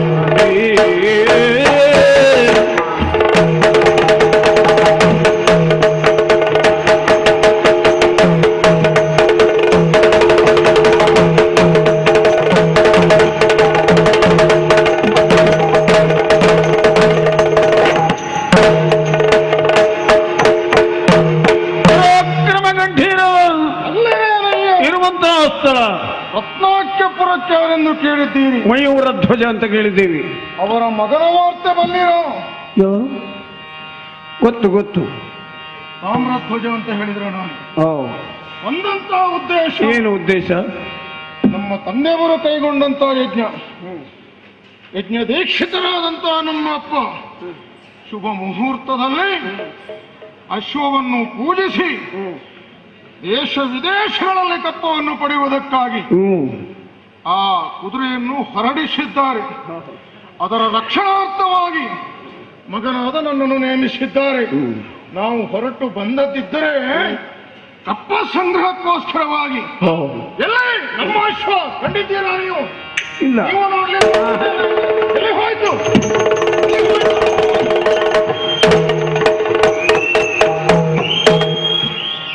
ಪ್ರಭು, ಏನೋ ಕುದುರೆ ಬಹಳ ಜಾಗ್ರತೆಯಿಂದ ಕಣ್ಣಿಗೆ ಎಣ್ಣೆ ಹಾಕೊಂಡು ಕಾಯ್ತಾ ಇದ್ದೆ. ಕುದುರೆ ಇಲ್ಲ. ಕಣ್ಣಿಗೆ ಹಾಕಿದ್ಯೋ ಎಣ್ಣೆ ಸರಿಯಾಗಿ? ಬೇರೆ ಎಲ್ಲಿ ಹಾಕ್ಲಿಕ್ಕೂ ಅವಕಾಶವೇ ಇಲ್ಲ. ಹೌದಾ? ಹೌದಪ್ಪ. ಅವಕಾಶ ಇರಬಾರ್ದಂತಲೇ ನಾವು ಆಜ್ಞಾಪಿಸಿದೆವು. ನೀವು ಆಜ್ಞೆ ಪಾಲಿಸ್ತಾ ಅಲ್ಲ ಹೇಗೆ? ಹೌದಪ್ಪ. ಎಲ್ಲಿಯೂ ನಮ್ಮ ಅಶ್ವ ಕಾಣುವುದಿಲ್ವಲ್ಲ? ಅಲ್ಲ, ಅಶ್ವ ಇಲ್ಲದಿದ್ರೆ ನಾನು ಊಟನೂ ಮಾಡುವುದಿಲ್ಲ. ಯಾಕಂದ್ರೆ ಅಷ್ಟು ಜಾಗ್ರತೆ ಅಶ್ವದ ಜವಾಬ್ದಾರಿಕೆ ಉಂಟು ನನಗೆ. ಅಶ್ವದ ಪ್ರಾಣ ಹೋಯ್ತು ಅಂತಿದ್ರೆ ನನ್ನ ಪ್ರಾಣ ನಾಳೆ ಹಾರಿರ್ತದೆ. ಅಮಂಗಲದ ವಾಕ್ಯ ಅದು. ಅಲ್ಲಪ್ಪ, ಪ್ರಾಣ ಹೋಗುವುದಕ್ಕಾಗಿ ನಾವು ಬಿಟ್ಟದ್ದೇನಾದ್ರು? ದೇವ್ರ ಸೇವೆ ಮಾಡುವುದಲ್ವೇ? ಎಂಥದ್ದು? ದೇವ್ರ ಸೇವೆ ಮಾಡುವುದಲ್ವೇ? ಹೌದು. ಯಾಕೆ? ಯಾಕಂದ್ರೆ ಒಳ್ಳೆಯ ಕೆಲಸ. ನಿಮ್ಮ ಅಪ್ಪ ಅಲ್ಲಿ ಕೂತ್ಕೊಂಡಿದ್ರು, ನೀವು ಇಲ್ಲಿ ಕೂತ್ಕೊಂಡಿದ್ರಿ. ನಾವು ಕೂತದ್ದಲ್ವೋ? ಅಲ್ಲಪ್ಪ, ಅಶ್ವಮೇಧ ಯಾಗ ಅದರ ಕೈಗೊಳ್ಬೇಕಲ್ವಾ? ರಕ್ಷಣಾರ್ಥವಾಗಿ ಬೆಂಬಲಿಸಿದವರು ನಾವು. ಹೌದು. ಈಗ ನಿನ್ನನ್ನು ಕುದುರೆಯನ್ನು ನೋಡಿಕೊಳ್ಳುವುದಕ್ಕೆ ನೇಮಿಸಿದವರು. ಹೌದು. ಆ ಹೊಣೆಗಾರಿಕೆ ಉಂಟಲ್ಲ ನಿಮಗೆ? ಅಯ್ಯೋ, ಎಲ್ಲಿ ಕಾಣುವುದಿಲ್ಲ ನಮ್ಮ ಕುದುರೆ. ಮೈ ಮೇಲೆ ಒಂದು ನೊಣ ಕೂತ್ಕೊಂಡ್ರು ಒನಕೆ ತಕೊಂಡ್ ಬಾಸುವ. ಅಡ್ಡಿಲ್ಲ ನೀನು. ನಿನ್ನಂತವನನ್ನು ನಾವು ಕೆಲಸಕ್ಕೆ ಇಟ್ಟುಕೊಂಡಿದ್ದೇವೆ ನೋಡು. ಅದಲ್ಲ, ನಮ್ಮ ಕುದುರೆ ಇಲ್ಲಲ್ಲ ತಲೆ ಬಿಸಿ ಒಳಗೆ. ಆನೆ ಬಂದದಿದ್ರೆ ಒನಕೆಯಿಂದ ಹೊಡಿಬೇಕು. ಮತ್ತೆ ಕುದುರೆ ಮೈಯಲ್ಲಿ ನೊಣ ಕೂತ್ರೆ ವಾನಿಕೆಯಲ್ಲಿ ಪ್ರಹರಿಸುವುದು ಯಾಕೆ? ಸೊಪ್ಪಿನಿಂದ ಹೊಡಿಬೇಕು. ಹೊಡಿಬೇಕು. ಹೌದು. ಜಾಗ್ರತೆ. ಎಲ್ಲಿದೆ? ನೋಡ್ತೇನೆ. ಎಲ್ಲಿದೆ? ಪ್ರಯತ್ನ ಮಾಡ್ತೇನೆ. ಆಗಿಲ್ಲ, ಆಗಿಲ್ಲ, ಆಗಿಲ್ಲ.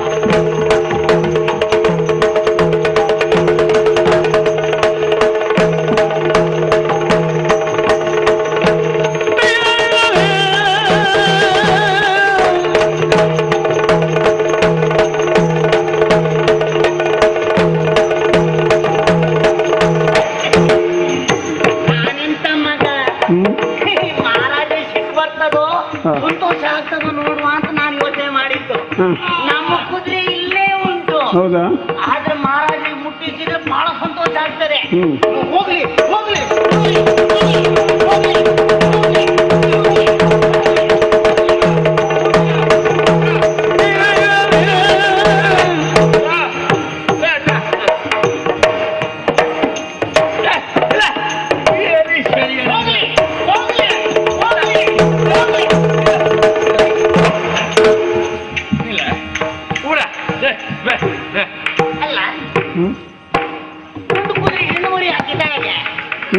ಅಲ್ಲ, ನನ್ನ ಕುದುರೆ ಗಂಡು ಮರಿ ಹಾಕಿತ್ತ?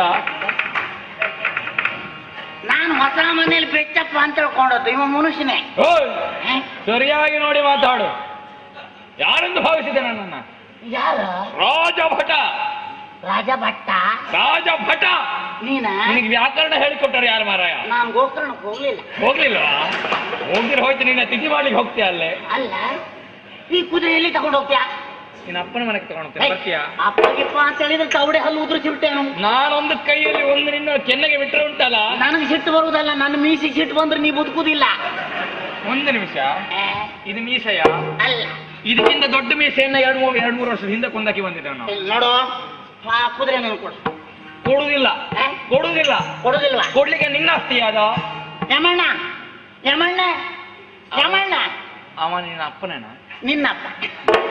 ಅದಲ್ಲ, ಮತ್ತೆ ಯಮ ಚಿತ್ರಗುಪ್ತ ನನ್ನ ಹತ್ರ ಮೊದಲೇ ಹೇಳಿದ್ರು, ಇಂಥ ವ್ಯಕ್ತಿ ಸಿಕ್ಕಿದ್ರೆ ಬೇಗ ಕಳಿಸಿ ಕೊಡು ಅಂತ.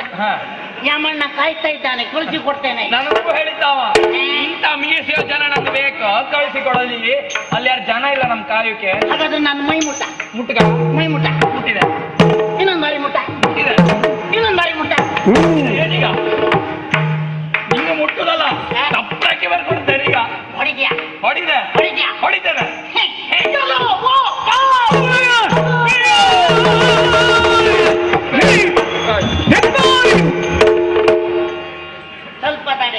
ಸಾಕಾಯ್ತಾನ?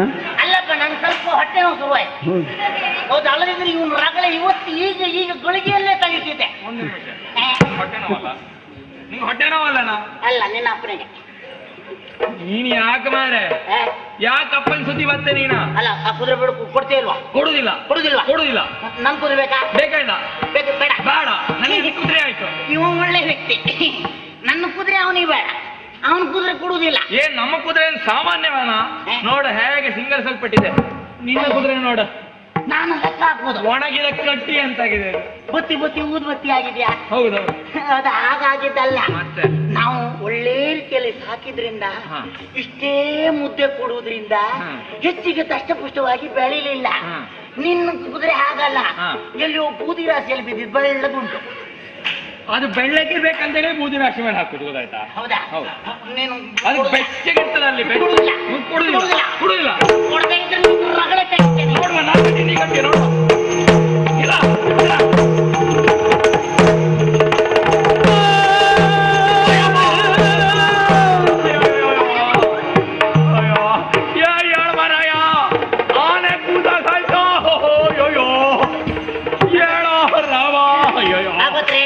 ಬಂದ ಹಾಕಿದ.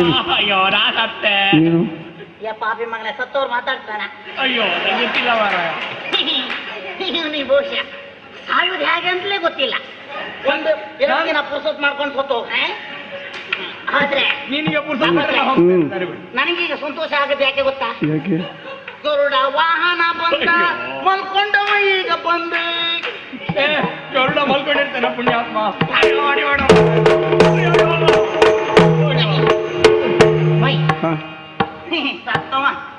ಸತ್ತವ ಸತ್ತೇ ಹೋದ.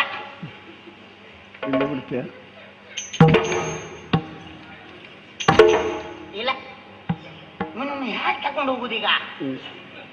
ಒಂದು ಕೆಲಸ ಮಾಡುವ, ಒಣ ಬುಂಗಡೆ ಇದ್ರೆ ಖಾಲಿ ಕಟ್ಟಿದ್ರೆ ನಾಯಿ ಹೇಳ್ಕೊಂಡು ಹೋಗ್ತದೆ.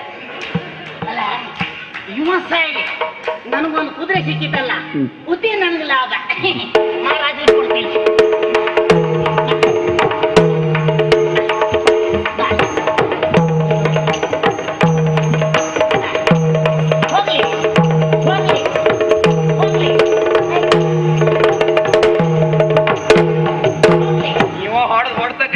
ಪೂರ ಬಿಚ್ಚಿ ಹೋಯ್ ಬೇಕಾ ಇದು? ನಮ್ಮ ಮಹಾರಾಜರಲ್ಲಿ ಹೋಗಿ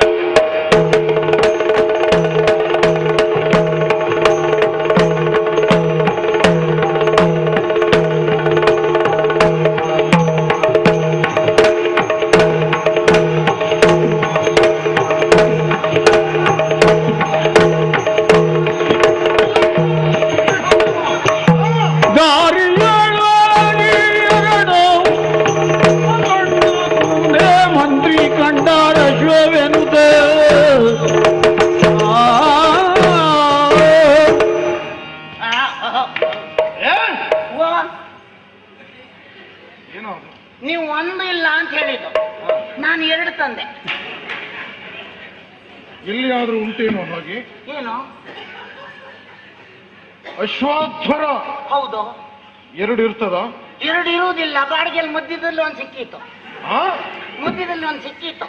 ನಮ್ಮ ಕುದುರೆಯಂತೆ ಶೋಭಿಸುವಂತ ಮತ್ತೊಂದು ಕುದುರೆ ಸಿಕ್ಕಿತ್ತು.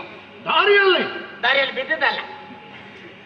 ನಾನು ಹೋಗುವ ಮಾರ್ಗದಲ್ಲಿ ಅಲ್ಲಿ ಒಂದು ಪ್ರಕರಣವೇ ನಡೆಯಿತು.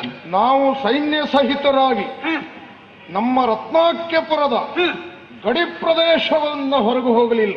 ಇಲ್ಲ, ಅಷ್ಟರೊಳಗಾಗಲೇ ನಮ್ಮ ಕುದುರೆಗೆ ಮತ್ತೊಂದು ಕುದುರೆ. ಹೌದು, ರಹಸ್ಯ ಉಂಟು.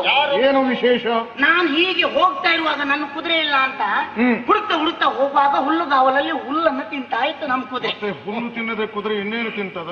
ಅದು ಹುಲ್ಲು ತಿನ್ನೋದು ಬಿಟ್ರೆ ನಾನೇ ತಿನ್ಬೇಕೇನು. ಆದ್ರೂ ನಾನು ಅನ್ನ ಊಟ ಮಾಡೋದು ಬಿಟ್ಟು ಅನ್ನವನ್ನು ಅದಕ್ಕೆ ಕೊಟ್ಟು ಹುಲ್ಲು ನಾ ತಿನ್ನೋದು ಲೆಕ್ಕ ಹಾಕಿದೆ. ಬದಲಾವಣೆ. ಹೌದು, ಬದಲಾವಣೆ. ಪೂರ್ವದಲ್ಲಿ ಅದೇ ಆಗಿ ಹುಟ್ಟಿದ್ದೀಯನ ನೀನು? ಏನೋ ಗೊತ್ತಿಲ್ಲ, ಅಪ್ಪನ ಹತ್ರ ಕೇಳಲಿಲ್ಲ. ನಿನ್ನ ಅಪ್ಪ ಹೇಳ್ತಾನ ಕೇಳಿದ್ರೆ? ಅಪ್ಪ ಮೊದಲೇ ಜಾಗ ಹಾಕಿ ಆಯ್ತು. ಮತ್ತೆ ಕೇಳುವುದು ಯಾರಲ್ಲಿ? ಅಮ್ಮ ಹತ್ರ ಕೇಳುವ ಅಂದ್ರೆ ಮೊದಲೇ ಜಾಗ ಬಿಟ್ಟಾಯ್ತು. ಬಿಡದಮ್ಮ? ಅದು ಬೇಡ. ಆದ್ರೆ ಆ ಪ್ರಕರಣ ಕಾರಣ ಏನು? ನಮ್ಮ ಕುದುರೆ ಹೋಗ್ತಾ ಉಂಟಲ್ಲ ಅಂತ ಯೋಚನೆ ಮಾಡಿ ಸರಾಗವಾಗಿ ಹೋದೆ. ಹೋಗುವ ಹೊತ್ತಿನಲ್ಲಿ ಮತ್ತೊಂದು ಕುದುರೆ ಎದುರಾಗಿ ಬಂತು. ನಮ್ಮ ತುರಗಕ್ಕೆ ಇದರಾಗೆ ಇನ್ನೊಂದು ತುರಗ ಬಂತು. ಬಂದಾಗ ದಾರಿ ಬಿಡುದಿಲ್ಲ ಅಂತ ಅವನು ಕುದುರೆ ಒಂದೇ ಇದ್ದದ್ದು ಅಲ್ಲಪ್ಪ, ಮತ್ತೆ ಒಬ್ಬ ಚದುರನೂ ಇದ್ದ. ಆ ಕುದುರೆ ಹೌದಪ್ಪ, ಅವನು ಒಬ್ಬನೇ ಇದ್ದದಲ್ಲ, ಮತ್ತೆ 10 ಜನ ಇದ್ದಾರೆ. ನನಗೆ 10 ಜನ ಲೆಕ್ಕಕ್ಕಲ್ಲ, 1000 ಜನ ಸುಮ್ಮನೆ ಕೂತ್ಕೊಂಡ್ರು ಅಷ್ಟು ಜನರು ಹೊಡೆದು ಹೋಗ್ತೇನೆ ನಾನು. ಅವರು ಕೈ ಎತ್ತದೆ ಸುಮ್ಮನೆ ಉಳಿದ್ರೆ ಹೊಡಿದೀವಿ ನೀವು. ಅವ್ರು ಕೈ ಎತ್ತಿದ್ರೆ ಎತ್ತಿದ್ರೆ ಅವ್ರು ಯಾರಿಗೂ ಸಿಗದೆ ಎತ್ಕೊಂಡು ಓಡುವವನೆ. ಆ ಎರಡೂ ಬುದ್ಧಿ ಉಂಟು ಆದ್ದರಿಂದ ಇಲ್ಲಿವರೆ ಬದುಕಿದ್ದೆ ಹಾಗೆ. ಹಾಗೆ ಅವನಿಗೆ ಹೆದರಿಸಿದೆ. ಈ ಕುದುರೆ ಎಲ್ಲಿಂದ ಬಂತು, ಎಲ್ಲಿ ಹೋಗುವುದು, ನಮ್ಮ ಮಹಾರಾಜ ಅಪ್ಪಣೆ ಹೇಳಿದ್ರೆ ನಮ್ಮ ರಾಜ್ಯದ ಗಡಿ ಪ್ರದೇಶವನ್ನು ದಾಟಿ ಒಳಪ್ರವೇಶ ಮಾಡಿದೆ ಅಲ್ವೇ ಪ್ರಭು. ಹಾಗಾಗಿ ಅದನ್ನು ವಿಚಾರಿಸಬೇಕಾದಂತ ಅಗತ್ಯ ಇದೆ ಅಲ್ವಾ? ಕೇಳಿದ್ದೆ ತಡ, ಹೊಮ್ಮಿನ ಮಾತಾಡಿಬಿಟ್ಟ ಹುಡುಗ. ಅದಕ್ಕೆ ನೀನೇನು ಕಡಿಮೆ ಏನು ಇಲ್ಲಕ್ಕ, ನಿನಗೆ ಆ ವಿಷಯದಲ್ಲಿ ಏನಾದ್ರೂ ಬಾಡಿಗೆ ತರಬೇಕಾದಿಲ್ಲ. ನನಗೆ ಸಿಟ್ಟು ಬಂತು ಅಂತಿದ್ದು ಎಷ್ಟು ಬೀಳ್ತದೆ ನನಗೆ ಲೆಕ್ಕ ಸಿಗಲಿಲ್ಲ. ಯಾರಿಗ? ಅವನಿಗೆಲ್ಲ. ನನಗೆ ಸಿಟ್ಟು ಬಂದು ಮುಷ್ಟಿ ತುಟ್ಟಿ ಹೊಡೆಯುವುದೇ. ಏನಾಯ್ತು ನಿಮ್ಮಲ್ಲಿ? ಕಾಡಿ ಯುದ್ಧ. ಯುದ್ಧದಲ್ಲಿ ಅವ ಅಲ್ಲೇ ಉದ್ದ, ನಾನು ಎದ್ದ ಬಂದ. ಮತ್ತೇನು ತಂದೆ? ಬರುವಾಗ ಕುದುರೆ ಹಿಡ್ಕೊಂಡು ಬಂದಿದೆ. ಕುದುರೆ ಹಣೆಯಲ್ಲಿ ನೋಡಿ ಒಂದು ಲೇಖನ ಉಂಟು. ಅಮಾತ್ಯ ನೋಡು, ಆ ಲೇಖನದಲ್ಲಿ ಏನಿರಬಹುದು ಅಂತ ಮಾಡಿ. ಹೊಣೆಯ ಪದಗವ ನೋಡಿಯೇ, ಹೊಣೆಯ ಪದಗವ ನೋಡಿಯೇ ಭೂರಮಣ ಧರ್ಮಜನ ಬಿರುದುಗಳ, ಧರ್ಮಜನ ಬಿರುದುಗಳ ವಿಸ್ತರವ ಒಡೆಯಂಗೆ ಕೇಳಿಸಿದನು. ಸತ್ಯಾಗಿ ಶೋಚಿ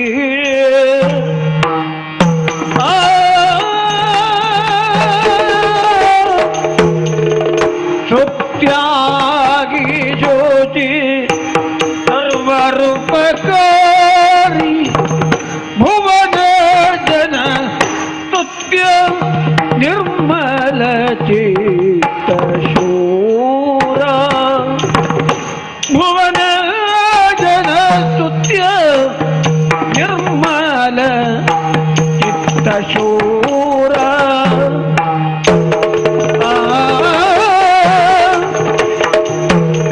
ಸತ್ಯಭೋಜಿತ ಕರುಣ ನಿಧಿ ಕಮಲದಳ ನಯನ, ಸತ್ಯಭೋಜಿತ ಕರುಣ ನಿಧಿ ಕಮಲದಳ ನಯನ, ನೃತ್ಯಸಿರಿ ಸಂಪನ್ನನಾದ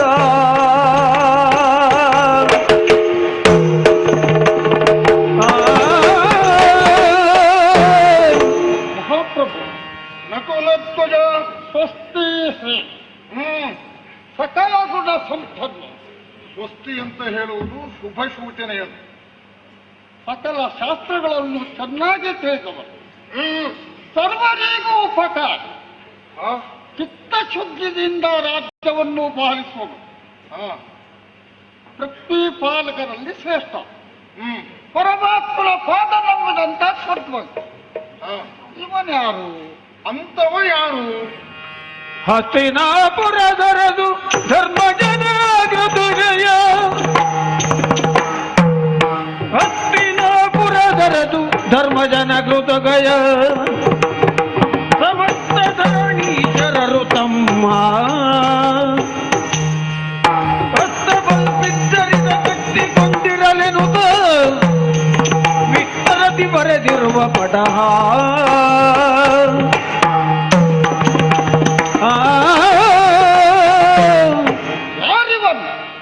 ಯಾರು? ಹಸ್ತಿನಾಪುರದ ಅಧಿಪತಿ ಯಮನಿಗೆ ಜಾಸ್ತಿ, ಪಾಂಡವರಲ್ಲಿ ಶ್ರೇಷ್ಠ. ಯಾಕಾಗಿ ಇಂಥ ಕೃತ್ಯವನ್ನು ಕೈಗೊಂಡ? ಪಾಂಡವರಲ್ಲಿ ಶ್ರೇಷ್ಠನಾದ ಧರ್ಮರಾಜ ಬಂಧುಗಳಾಗಿರುವಂತಹ ಕೌರವಾದಿಗಳನ್ನು ಭರ್ತಾ ಯುದ್ಧದಲ್ಲಿ ಕೊಂಡು ಬಂಧು ಹತ್ಯೆ ದೋಷ ತನ್ನ ಪಾಲಿಗೆ ಬಂತು ಅಂತ ಚಿಂತೆಯಲ್ಲಿ ಇರುವಾಗ ಯಾಶ್ರಯ ಹೇಳಿದರಂತೆ, ದೋಷವನ್ನು ದೂರ ಮಾಡಿಕೊಳ್ಳಬೇಕಾದ್ರೆ ಅಶ್ವಮೇಧ ಎನ್ನುವ ಪುಣ್ಯಕೃತ್ಯವನ್ನು ಕೈಗೊಂಡು ಒಳ್ಳೆಯ ಕೆಲಸ. ಪರಮಾತ್ಮನ ಪಾದ ನಂಬಿದಂತ ಸತ್ವಂತ ಕೈಗೊಂಡಿರುವಂತಹ ಕೃತ್ಯ ಅದಕ್ಕಾಗಿ ಕೊಲ್ಪುಳ್ಳವರು ಕಟ್ಟಬೇಕು. ಸಾಧ್ಯ ಇಲ್ಲದಿದ್ದರೆ ತಪ್ಪ ಕಾಡಿದೆ ಎಂದು ಕೊಟ್ಟು ಶರಣಾಗತಿಯಾಗಬೇಕು.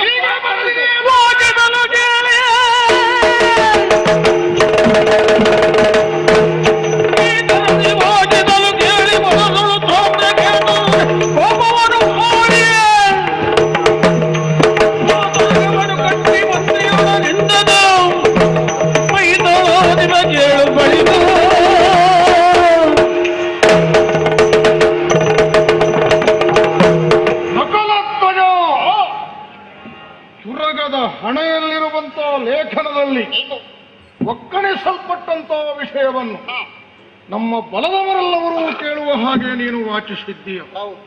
ಧರ್ಮರಾಯನೆನ್ನುವಮ ಬಂಧು ಹತ್ಯಾ ದೋಷ ತನ್ನ ಪಾಲಿಗೆ ಬಂತು ಎಂಬ ಸಂದೇಹಕ್ಕೊಳಗಾದ ಸಂದರ್ಭದಲ್ಲಿ ವೇದವ್ಯಾಸರ ನಿರೂಪಣೆಯಂತೆ ಯಜ್ಞವನ್ನು ಕೈಗೊಳ್ಳುವುದರ ಮೂಲಕವಾಗಿ ತಾನು ಅಸಿಪತ್ರ ವೃಥವನ್ನು ಅವಲಂಬಿಸಿ ಶುಭ ಕಾಲದಲ್ಲಿ, ಶುಭ ಗಳಿಗೆಯಲ್ಲಿ, ಶುಭ ಮುಹೂರ್ತದಲ್ಲಿ, ಶುಭ ದಿನದಲ್ಲಿ ಯಜ್ಞ ದೀಕ್ಷಿತನಾಗಿ ದಿಕ್ಕಿನಲ್ಲಿರುವಂತಹ ಅರಸು ಮಕ್ಕಳಿಂದ ಕಪ್ಪವನ್ನು ಪಡೆಯಲು ಉದ್ದೇಶವಾಗಿ ಈ ಅಶ್ವವನ್ನು ಪೂಜಿಸಿ ಬಿಟ್ಟಿದ್ದಾನೆ. ಬಲವಂತರಾದವರು ಕಟ್ಟಿ ಅದರ ರಕ್ಷಣಾರ್ಥವಾಗಿ ಬಂದಂತಹ ಫಲಗುಣನೊಡನೆ ಕಾಳಗ ಎಸಗಬೇಕು. ಅದಲ್ಲಾದವರು ಪಾರ್ಥನನ್ನು ಕಂಡೊಡನೆ ಅವನ ಪಾದಕ್ಕೆ ಮಣಿದು ಅಶ್ವದ ಜೊತೆಯಲ್ಲಿ 1000 ಅಶ್ವಗಳನ್ನು ಒಪ್ಪಿಸಿ ಕಪ್ಪ ಕಾಣಿಕೆಯನ್ನಿತ್ತು ಅವನ ಬಲವನ್ನೊಳಗೊಂಡು ಮುಂದಿನ ಅವನ ವ್ಯವಹಾರದಲ್ಲಿ ತಾವು ಪಾಲ್ಗೊಳ್ಳಬೇಕು ಎಂಬುದಾಗಿ ಬರೆದಿದ್ದಾನೆ. ಏನು ಮಂತ್ರಿ ಕೇಳಯ್ಯ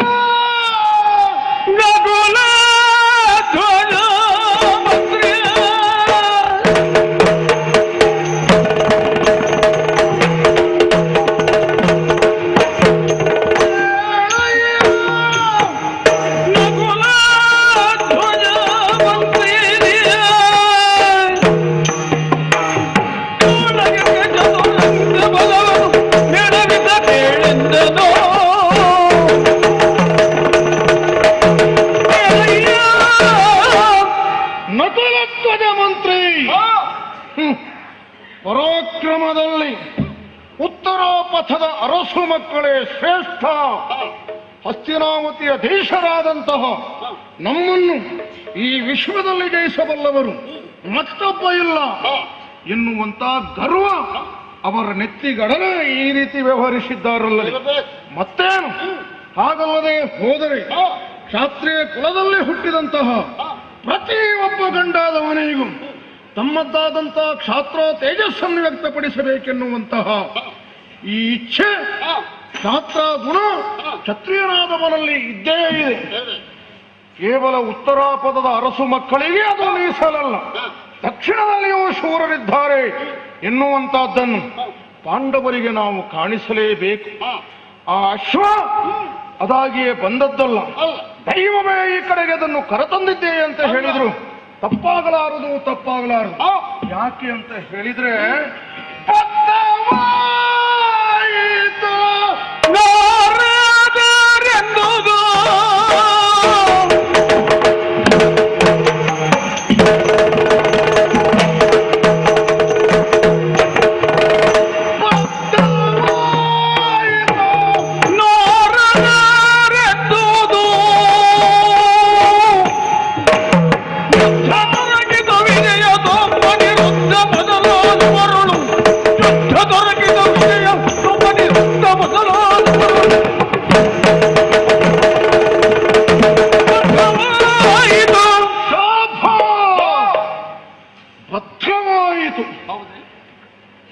ಯಾವುದು ಬದ್ಧವಾಯಿತು?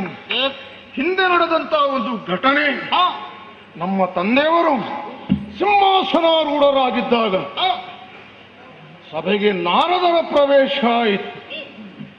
ನಮ್ಮ ಅಪ್ಪನ ನಿರ್ದಿಷ್ಟವಾದ ಗುರಿ ಬದುಕಿನಲ್ಲಿ ಮತ್ತೇನು ಅಲ್ಲ, ನನ್ನ ಜೀವಿತ ಕಾಲದಲ್ಲಿ ಕೃಷ್ಣ ಅವತಾರ ಎತ್ತಿದ್ದಾನೆ ಎನ್ನುವಂತಹ ವಿಷಯ ತಿಳಿದುಕೊಂಡಂತಹ ನಮ್ಮ ತಂದೆಯವರು ಪರಮಾತ್ಮನನ್ನು ಪ್ರತ್ಯಕ್ಷವಾಗಿ ಕಾಣಬೇಕು ಎನ್ನುವಂತಹ ಸದುದ್ದೇಶವನ್ನಿರಿಸಿಕೊಂಡು ನಿತ್ಯದಲ್ಲಿಯೂ ಮನದಾಳದಲ್ಲಿ ಆತನನ್ನು ಚಿಂತಿಸುತ್ತಾ ಇದ್ದವರು. ಬಹಿರಂಗವಾಗಿಯೂ ಅದನ್ನು ಪ್ರಕಟಗೊಳಿಸಿದವರು ನಮ್ಮಪ್ಪ. ಆದರೆ ಆ ಸಲುವಾಗಿ ಕೈಗೊಂಡಂತ ತನ್ನ ವ್ಯವಹಾರ ಕೈಗೂಡಲಿಲ್ಲ ಎನ್ನುವಂತ ಈ ಚಿಂತಾ ಲತೆಯು ನಮ್ಮ ಅಪ್ಪನನ್ನು ವ್ಯಾಪಿಸಿತ್ತು. ಅದನ್ನೇ ನಾರದರು ವಿವರಿಸಿದ್ದು. ಅಯ್ಯ, ಯಜ್ಞವನ್ನು ನೆರವೇರಿಸು. ಒಂದಲ್ಲ ಒಂದು ದಿವಸ ಕೃಷ್ಣ ಪಕ್ಷದವರಾದಂಥ ಅನಿರುದ್ಧ, ಸಾಂಬ, ಸಾತ್ತಕಿ, ಫಲಗುಣಾದಿಗಳಲ್ಲಿ ನಿಮಗೆ ಯುದ್ಧ ಸನ್ನಿಹಿತವಾಗುವಂತಹ ಸಂದರ್ಭ ತಲೆದೋರುವುದರಲ್ಲಿ ಸಂದೇಹ ಇಲ್ಲ ಎನ್ನುವಂತಹ ಮಾತನ್ನ ಹೇಳಿದರು. ಈಗ ಅದನ್ನು ನಾನು ನೆನಪಿಸಿಕೊಳ್ಳಬೇಕಾಗಿದೆ. ಆ ಎಲ್ಲಾ ವಿಷಯಗಳನ್ನು ಯೋಚಿಸುವಂತಹ ಹೊತ್ತಿನಲ್ಲಿ ನಾರದರಾಡಿದಂತಹ ಮಾತು ಬದ್ಧ ಆಯಿತು. ಇಂದು ನಮ್ಮ ಮುಖಾಮುಖಿಯಾಗಬಹುದಾದಂತಹ ವ್ಯಕ್ತಿಗಳು ಸಾಮಾನ್ಯರೇನೂ ಅಲ್ಲ.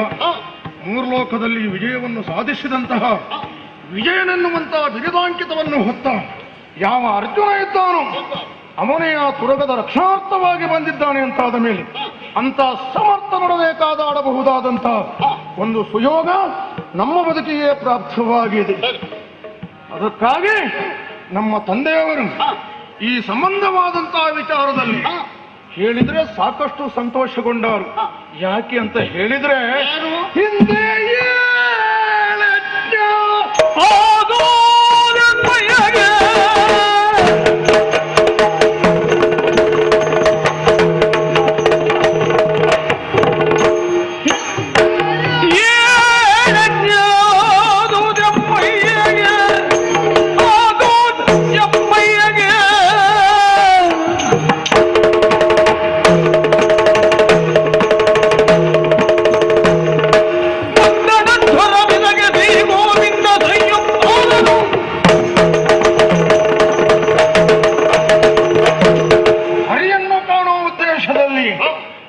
ಬಿಟ್ಟವರು ಇವತ್ತು ನಾವು ಅಲ್ಲವೇ?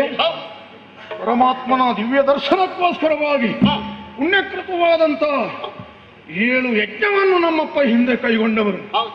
ಅಷ್ಟಾದರೂ ಶ್ರೀಹರಿಯನ್ನು ಕಾಣುವುದಕ್ಕಾಗಲಿಲ್ಲ, ಆ ಭಾಗ್ಯ ನಮಗೊದಗಲಿಲ್ಲ, ಯೋಗ ಬರಲಿಲ್ಲ ಎನ್ನುವುದಾಗಿ ನಮ್ಮ ತಂದೆಯವರ ಹಪಾಪಿಕೆಯಾಗಿತ್ತು. ಇಂದು ಅರ್ಜುನನ ಯಜ್ಞಾಶ್ವ ಇಲ್ಲಿಗೆ ಬಂದಿದೆ ಅಂತಾದ ಮೇಲೆ ನಮ್ಮ ತಂದೆಯವರ ಯಾವ ಆಸೆ ಇದೆ, ಬಹುದಿವಸದ ನಿರೀಕ್ಷೆ ಇದೆಯೋ ಅದಿಂದು ಸಫಲ ಆಗುವುದರಲ್ಲಿ ಸಂದೇಹ ಇಲ್ಲ. ಯಲಮಾದೂತ ಹಿಡಿದು ತಂದಿದ್ದೀಯಲ್ಲ, ಹೌದಾ? ಆ ತುರಗವನ್ನು ನಮ್ಮ ಸೇನೆಯ ತನ್ಮಧ್ಯದಲ್ಲಿ ಬಲವಾಗಿ ಬಂಧಿಸು. ಇದು ಸಾಮಾನ್ಯವಾದಂತಹ ಕುದುರೆ ಅಲ್ಲ. ಇಂತಹ ಕುದುರೆಯನ್ನು ಕೆಲವರೆಲ್ಲ ಹೇಳ್ತಾರೆ ಲಾಯದಲ್ಲಿ ಬಂಧಿಸಿದ್ದೇವೆ ಅಂತ. ಲಾಯದಲ್ಲಿ ಕಟ್ಟುವಂತ ಕುದುರೆ ಇದಲ್ಲ. ಈ ಕುದುರೆಗೆ ಬಣ್ಣ ಎಷ್ಟು ನೋಡಿದ್ಯಾ ನೀನು? ಯಾರೇ ಹೇಳಿದ್ದದು? ನಂದು ದಶವರ್ಣ. ಪಂಚವರ್ಣವೂ ಅಲ್ಲ, ದಶವರ್ಣವೂ ಅಲ್ಲ. ಸ್ವಚ್ಛತರ ಧವಳಾಂಗ ಅತಿ ಮನೋಹರ ಪೀತ ಪುಚ್ಛದ ಸುಗಮ ಒಂದೇ ಕಿವಿಯೊಳೆಸವ ನೀಲಚ್ಛವಿಯ ಕೋಮಲ ತುರಂಗ. ಇದು 5 ವರ್ಷ ಕಡುಗಲ್ಲಿ ಹಾಕಿ ತಿರ್ಸಿ ಕುಡಿದ್ರು ನನಗೆ ಜೀರ್ಣ ಆಗುತ್ತೆ. ನಿನ್ನಂತವನಿಗೆ ಬರಲಿಲ್ಲ. ಮೈಯೆಲ್ಲ ಬೆಳ್ಳಗಾಗಿತ್ತು, ಕಿವಿಯೊಂದು ಕಪ್ಪಾಗಿದ್ದು, ಬಾಲ ಹಳದಿ ವರ್ಣವಾಗಿದ್ದಂತಹ ತುರಗ. ಅದು ಯಜ್ಞಕ್ಕೆ ಬೇಕಾದಂತ ಉತ್ತಮವಾದಂತ ಅಶ್ವ.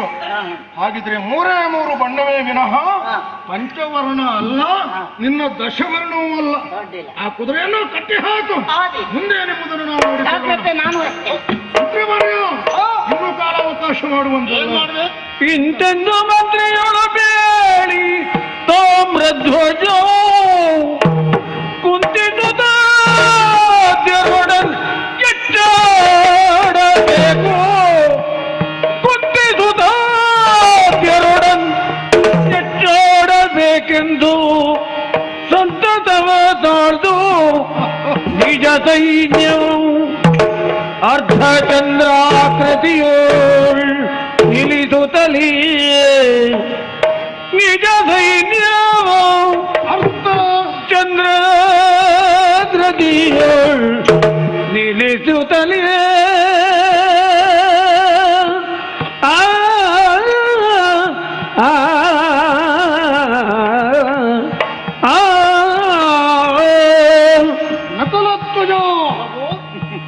ನಮ್ಮ ಅನೇಕ ಜನ್ಮದ ಪುಣ್ಯ ವಿಶೇಷತೆ ಅಂತ ಹೇಳಿದ್ರು.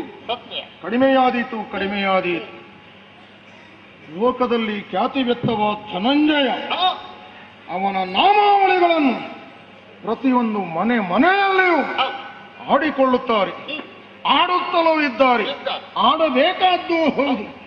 ಅಂತ ಒಬ್ಬ ಗಂಡು ಗಲಿಗಳ ಗಂಡಕ್ಕೆ ಗಂಡನಾಗಿ ಪರಿಶೋಭಿಸುವಂತಹ ಮೂರ್ಲೋಕದಲ್ಲಿ ವಿಜಯವನ್ನು ಸಾಧಿಸಿದಂತಹ ವಿಜಯನಲ್ಲಿ ನಮ್ಮ ಭುಜಬಲ ಸಾಮರ್ಥ್ಯವನ್ನು ವ್ಯಕ್ತಪಡಿಸುವುದಕ್ಕೆ ಅವಕಾಶ ಸನ್ನಿಹಿತವಾಗಿದೆ ಅಂತಾದ ಮೇಲೆ ಇಂತಹ ಸುವರ್ಣಾವಕಾಶವನ್ನು ಕ್ಷತ್ರಿಯರಾದಂಥ ನಾವು ಕಳೆದುಕೊಳ್ಳಬಾರದು.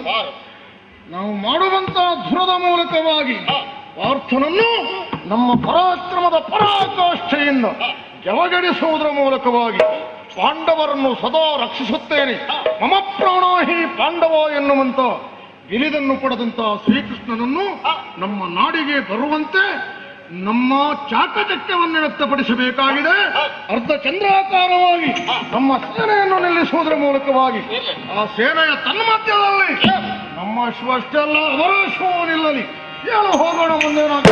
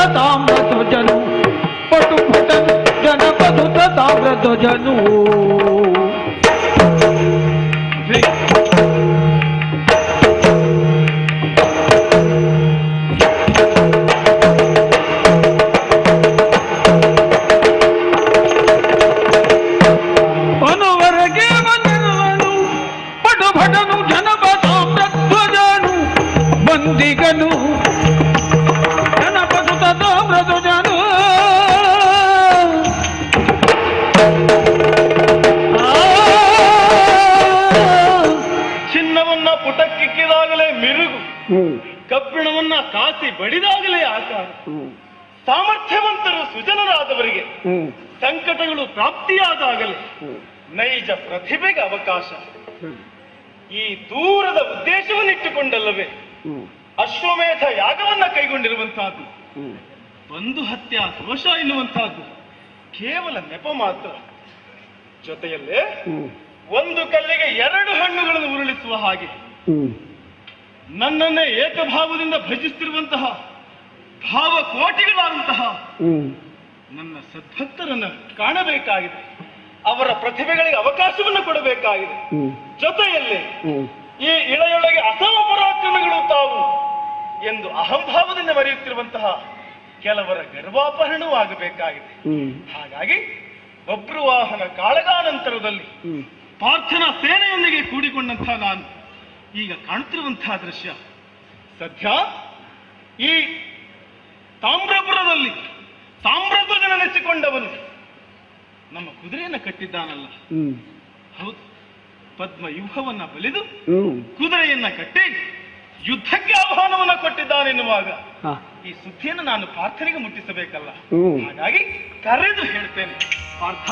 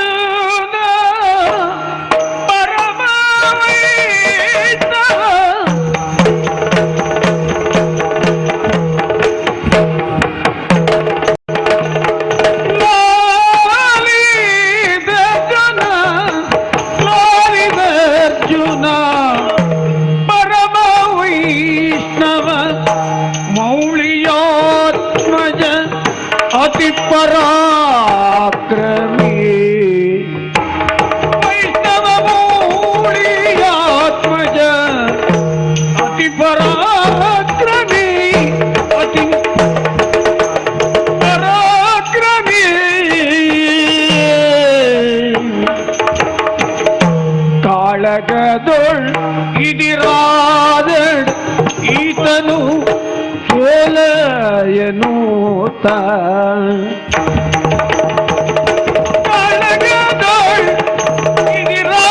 ಈತನು ಸೋಲನೆನೂತ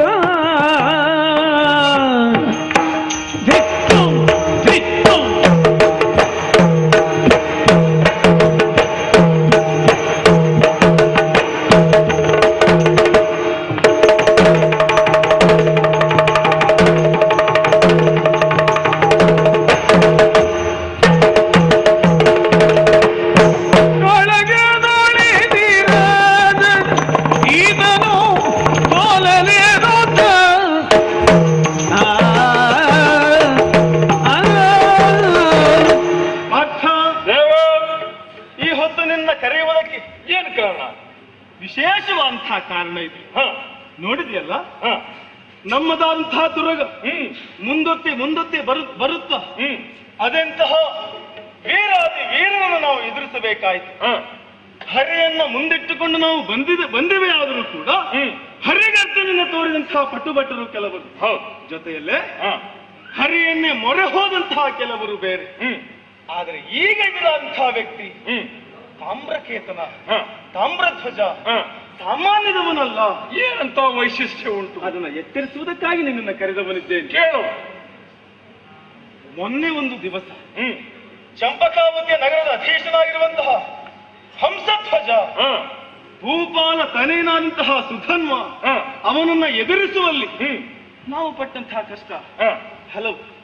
ಹಾಗೆಯೇ ಇಂದು ಎದುರಾದಂತಹ ಮಯೂರ ಧ್ವಜನೋ ಇಲ್ಲ ಅವನ ಮಗನಂತಹ ತಾಮ್ರಧ್ವಜ ಎದುರಿಸುವುದಕ್ಕೆ ಕಷ್ಟ ಸಾಧ್ಯವಾದಂತಹ ವ್ಯಕ್ತಿಗಳು ಸೋಹಂ ಅದ್ವೈತ ಭಾವವನ್ನೇ ಮುಂದಿಟ್ಟುಕೊಂಡು ಸದಾ ಕೃಷ್ಣನನ್ನ ರನ್ಮಂದಿರದಲ್ಲಿಟ್ಟು ಪೂಜಿಸುತ್ತಿದ್ದಂತಹ ಆ ಹಂಸಧ್ವಜನನ್ನ ನಾವು ಕಾಳಗದಲ್ಲಿ ಎದುರಿಸುವುದಕ್ಕೆ ಪಟ್ಟಂತಹ ಕಷ್ಟ. ಹಂಸಧ್ವಜನೋ ಸುಧನ್ವನು ಉಪಾಯಾಂತರದಲ್ಲಿ ಗೆಲುವನ್ನ ಸಾಧಿಸಬೇಕಾಯಿತು. ಹಾಗೆಯೇ ಇಂದು ಎದುರಾದಂತಹ ಈ ತಾಮ್ರಧ್ವಜ ಕೇವಲ ವೀರ ಮಾತ್ರ ಅಲ್ಲ, ಭಕ್ತಾಗ್ರಣಿಯೂ ಹೌದು. ಅವನ ತಂದೆಯಾದಂತಹ ಮಯೂರ ಧ್ವಜ ವೈಷ್ಣವ ಶಿಖಾಮಣಿ, ವೈಷ್ಣವ ಮೌಳಿ ಎಂದು ಪ್ರಖ್ಯಾತಿ ಹೊಂದಿದವನು. ಮಯೂರವನ್ನು ಗಗನದಲ್ಲಿ ಮಳೆಯನ್ನ ಕರೆಯಬಲ್ಲಂತಹ ಮೋಡಗಳ ನಿರೀಕ್ಷೆಯಲ್ಲಿರುವಂತೆ ಸದಾ ಶ್ರೀಹರಿಯ ನಿರೀಕ್ಷೆಯಲ್ಲೇ ಇದ್ದ ಆತ. ಹಾಗಾಗಿ ಕೇವಲ ಬಾಹ್ಯವಾದಂತಹ ಶಕ್ತಿ ಮಾತ್ರ ಅಲ್ಲ, ಅಂತರಂಗದ ತತ್ವ ಇವರಲ್ಲಿ ಕಾಣುತ್ತಾ ಇದೆ. ಹಾಗಾಗಿ ಪ್ರತಿಭಟನಾಗಿ ಬಂದಂತಹ ತಾಮ್ರಧ್ವಜನನ್ನು ಎದುರಿಸುವುದಕ್ಕೆ ಸಾಮಾನ್ಯ ಯೋಧನಿಗೆ ಸಾಧ್ಯ ಇಲ್ಲ. ಅದನ್ನು ಸೂಚಿಸುವುದಕ್ಕಾಗಿ ಕರೆದವನಿದ್ದೇನೆ. ನಾಗವೈರಿ ವರೋತ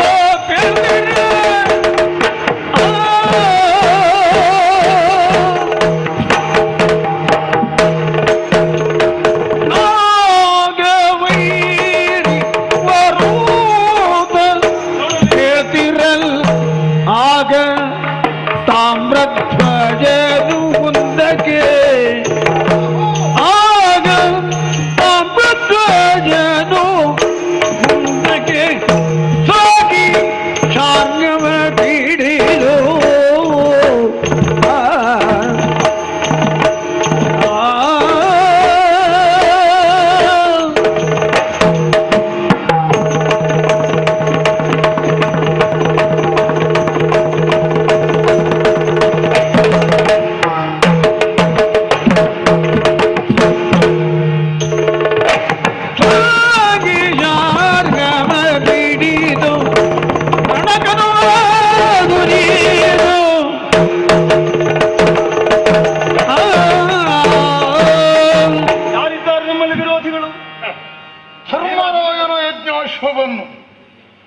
ನಮ್ಮ ಸೇನೆಯ ತನ್ಮಧ್ಯದಲ್ಲಿ ಬಂಧಿಸಿ ಬಿಡಿಸಿಕೊಳ್ಳುವುದಕ್ಕಾಗಿ ಅರ್ಜುನ ಮುಂದಾಗುತ್ತಾನೆ ಎನ್ನುವಂತಹ ನಿರೀಕ್ಷೆಯಲ್ಲಿ ನಾವಿದ್ದವನು.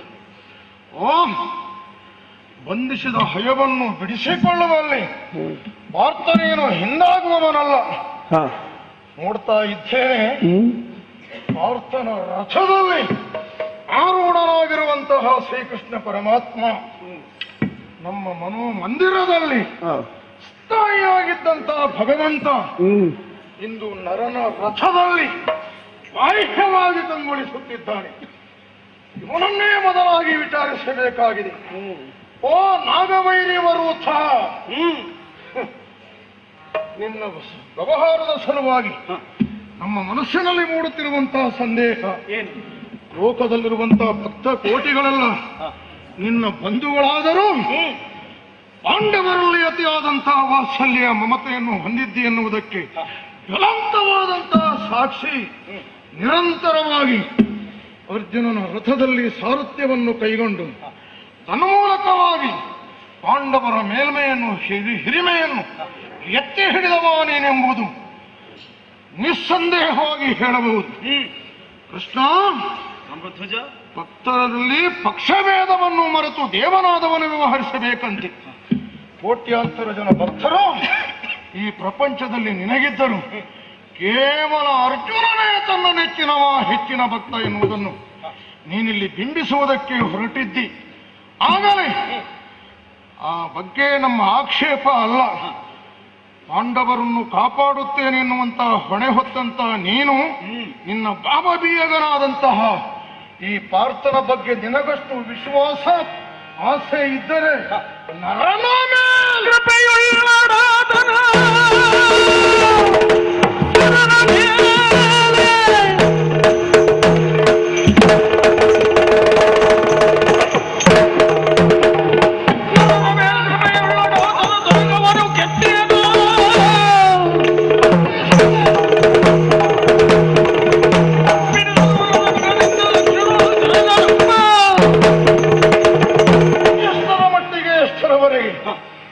ಅರ್ಜುನನನ್ನು ನೀನು ರಕ್ಷಣೆ ಮಾಡುತ್ತಿ ಎನ್ನುವಂತಹದ್ದನ್ನು ಮನಗಾಣಬೇಕೆನ್ನುವಂತಹ ಉದ್ದೇಶ ಹೊತ್ತಂತ ನಾನು ಬಿಟ್ಟಂತ ರಾಜೆಯನ್ನು ಈಗ ನಾನು ಬಂಧಿಸಿದ್ದೇನೆ. ಅವನ ಮೇಲೆ ನನಗೆ ಕೃಪೆ ಇದ್ದುದೇ ಸತ್ಯ ಅಂತಾದ್ರೆ ನಾನು ಕಟ್ಟಿದಂತ ಹಯವನ್ನು ಬಿಡಿಸಿಕೊಳ್ಳುವುದಕ್ಕೆ ಕೊಡು ನಿನ್ನ ಶಾರ್ಗವಾಗಿದೆ ಧೈರ್ಯ. ಇವತ್ತಿನ ಮಟ್ಟಿಗೆ ಹೆದರುವುದೇ ಬೇಡ. ಯಾಕಂದ್ರೆ ನಮ್ಮ ತಂಡ ಅಷ್ಟು ಗಟ್ಟಿ ಉಂಟು. 24 ಗಳಿಗೆ ಅಲ್ಲ, 24 ಘಟಿ ಅಲ್ಲ, 24 ವಿಘಟಿ ಅಲ್ಲ, 24 ದಿವಸ ಅಲ್ಲ, 24 ವರ್ಷ ಯುದ್ಧ ಆದ್ರೂ ನಮ್ಮ ತಂಡ ಸಿದ್ಧ ಉಂಟು. ನೀನು ಅದಕ್ಕೆ ಸಿದ್ಧನಿದ್ದೆ ಉಂಟಲ್ಲ. ಆದ್ರೆ ಇವರಿಗೆ ಹೆಚ್ಚು ಹೊತ್ತು ಕೊಡಬಾರದು. ನಾವು ನಮ್ಮ ಪಡೆ ಉಂಟಲ್ಲ, ಬರೀ ನೋಡೋಣ ಯಾರಿಗೆ.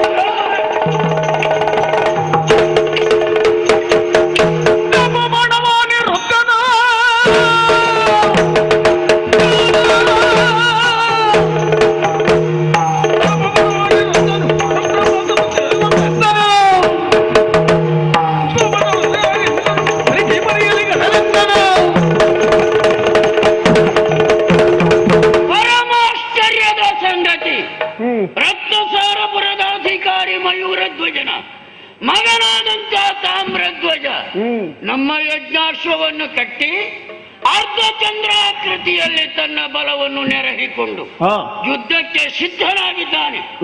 ಅವನೊಡನೆ ಕಾಳಗ ಕೊಡುವುದರ ಸಲುವಾಗಿ ಯುದ್ಧೋಪಕರಣಗಳನ್ನೆಲ್ಲ ಸಜ್ಜುಗೊಳಿಸಿಕೊಂಡು ಬಂದೆ. ಕರೆದು ವಿಚಾರಿಸಬೇಕು.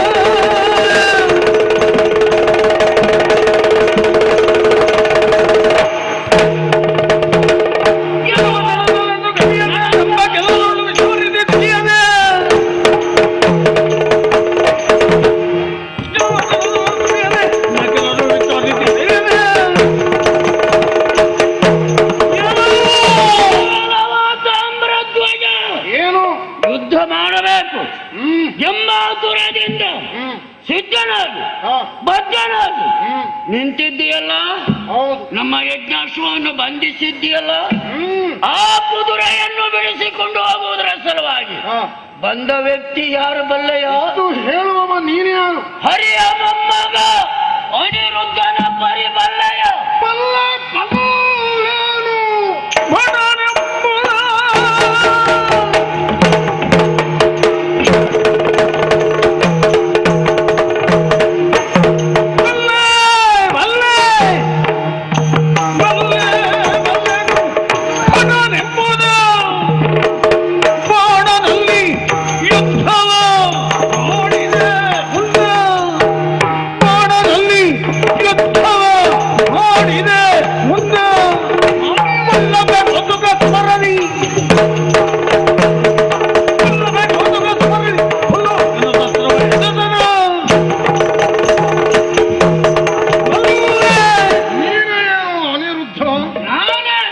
ನಿನ್ನ ಪರಿಚಯದಿದ್ದವನಲ್ಲ.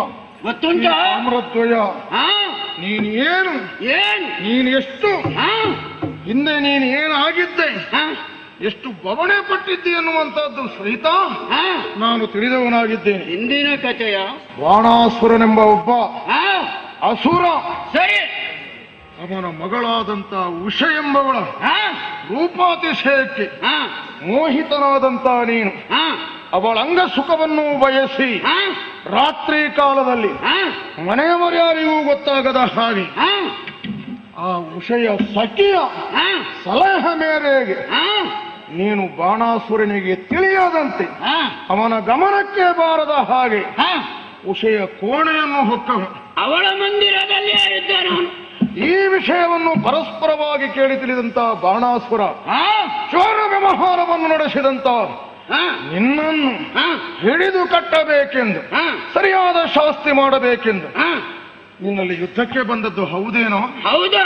ಹೆಣ್ಣಿನ ಮೋಹವನ್ನು ಹೊತ್ತಂತ ನಿನ್ನಲ್ಲಿ ಸಮರ್ಥನಾದಂತ ಬಾಣಾಸುರನಲ್ಲಿ ಕಾಳಗಬಹುದಾದಂತ ಮನಸ್ಥೈರ್ಯವಾಗಲಿ ಎಲ್ಲಿಂದ ಬರಬೇಕು ಹೇಳು? ಏನು?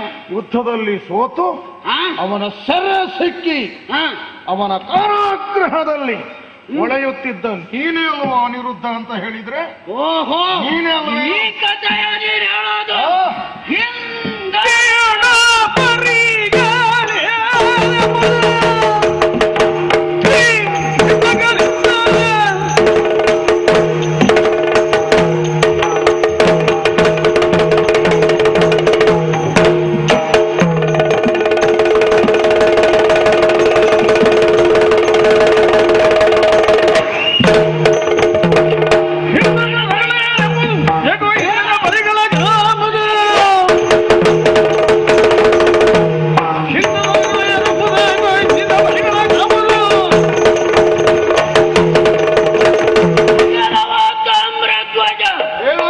ಹಿಂದಿನ ಕತೆ. ಒಂದು ಬಾಣನಲ್ಲಿ ಯುದ್ಧ ಮಾಡಿ ಸೋಲು ನನಗಾದದ್ದು ಹೌದು. ಹೌದೇನೋ? ಯುದ್ಧ ಮಾಡುವಾಗ ಅವನ ಸೆರೆಯಲ್ಲಿ ಕೊಳದದ್ದು ಇಬ್ಬರಿಗೂ ಜಯ ಆಗ್ತದ? ಇಲ್ಲ, ಒಬ್ಬರಿಗೆ ಅಲ್ವಾ ಆಗೋದು?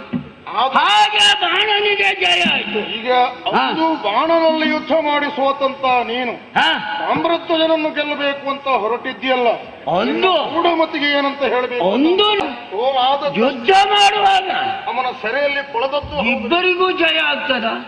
ಇಲ್ಲ, ಒಬ್ಬರಿಗೆ ಅಲ್ವಾ ಆಗೋದು? ಹಾಗೆ ಬಾಣನಿಗೆ ಜಯ ಆಯ್ತು. ಈಗ ಒಂದು ಬಾಣನಲ್ಲಿ ಯುದ್ಧ ಮಾಡಿ ಸೋತಂತ ನೀನು ತಾಮ್ರಧ್ವಜನನ್ನು ಗೆಲ್ಲಬೇಕು ಅಂತ ಹೊರಟಿದ್ಯಲ್ಲ, ಒಂದು ಮೂಢಮತಿಗೆ ಏನಂತ ಹೇಳಬೇಕು? ಒಂದು ನನಗೆ ಕಾಲ ಪ್ರತಿಕೂಲವಾಗಿತ್ತು. ಕಾಲ ಪ್ರತಿಕೂಲವಾದ ಯಾವ ಕೆಲಸವೇ ಮಾಡಲಿ ಅದು ಸಾರ್ಥಕ ಆಗೋದಿಲ್ಲ. ನಿನ್ನ ಒಂದು ಕಾಲ ಹಾಗಾಗಿದೆ, ಇಂದ ಹಾಗಲ್ಲ, ಅನುಕೂಲವಾದಂತಹ ಕಾಲ. ಅದು ಹೇಗೆ ಗೊತ್ತಾಯ್ತು ನಿನಗೆ? ಅಶ್ವಮೇಧ ಪಾಂಡವರು ಸಜ್ಜನರು ಅವರು ಮಾಡುವ ಕಾರ್ಯದಲ್ಲಿ ಭಾಗವಹಿಸುವುದಕ್ಕಾಗಿ ಬಂದ ನನಗೆ ನಮ್ಮ ಅಜ್ಜನ ಸಹಾಯ ಉಂಟು. ಅಜ್ಜನ ಸಹಾಯದಿಂದ ಕೃಷ್ಣನದ್ದಲ್ವಾ ಹೇಳುದು ನೀನು? ಹೌದಾ? ಕೃಷ್ಣನ ಸಹಾಯ. ಅಜ್ಜನ ಸಹಾಯ ಇದ್ದವರು ಹಿಂದೆಲ್ಲ ಸೋತದ್ರ ನೆನಪು ಹೋಯ್ತು ಅಂತ ಕಾಣುತ್ತದೆ. ಅಲ್ಲ, ಅಲ್ಲಿ ನಾನು ಸೆರೆ ಸಿಗಬೇಕು, ಬಾಣಾಸುರನ ಗರ್ವ ಅಪಹಾರ ಆಗಬೇಕು. ಯಾರಿಂದ? ನನ್ನ ಅಜ್ಜನಿಂದ. ಅದು ಹಾಗೆ ಆದದ್ದು. ಅದಕ್ಕಾಗಿ ಅಲ್ಲಿ ಹಾಗಾಯ್ತು. ಇಲ್ಲಿ ಹಾಗಾಗೋದಿಲ್ಲ. ನಿನ್ನಲ್ಲಿ ಯುದ್ಧ ಮಾಡಿ ಕುದುರೆ ಬಿಡಿಸಿಕೊಂಡು ಹೋಗ್ತಾರೆ. ¡Ay,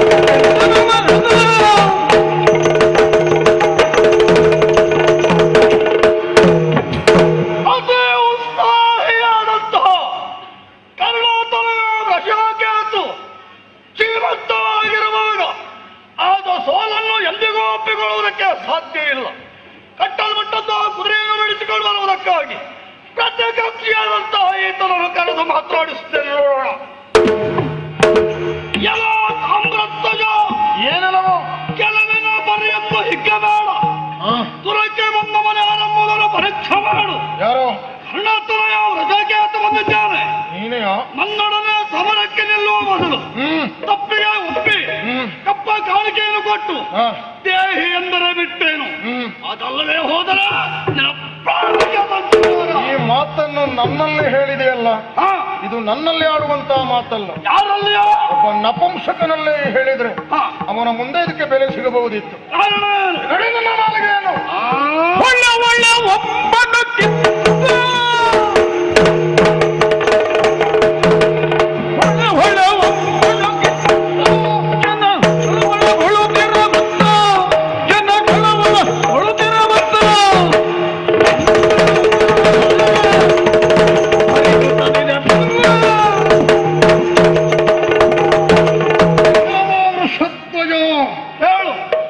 ಕರುಣಾತನಯ ನೀನು.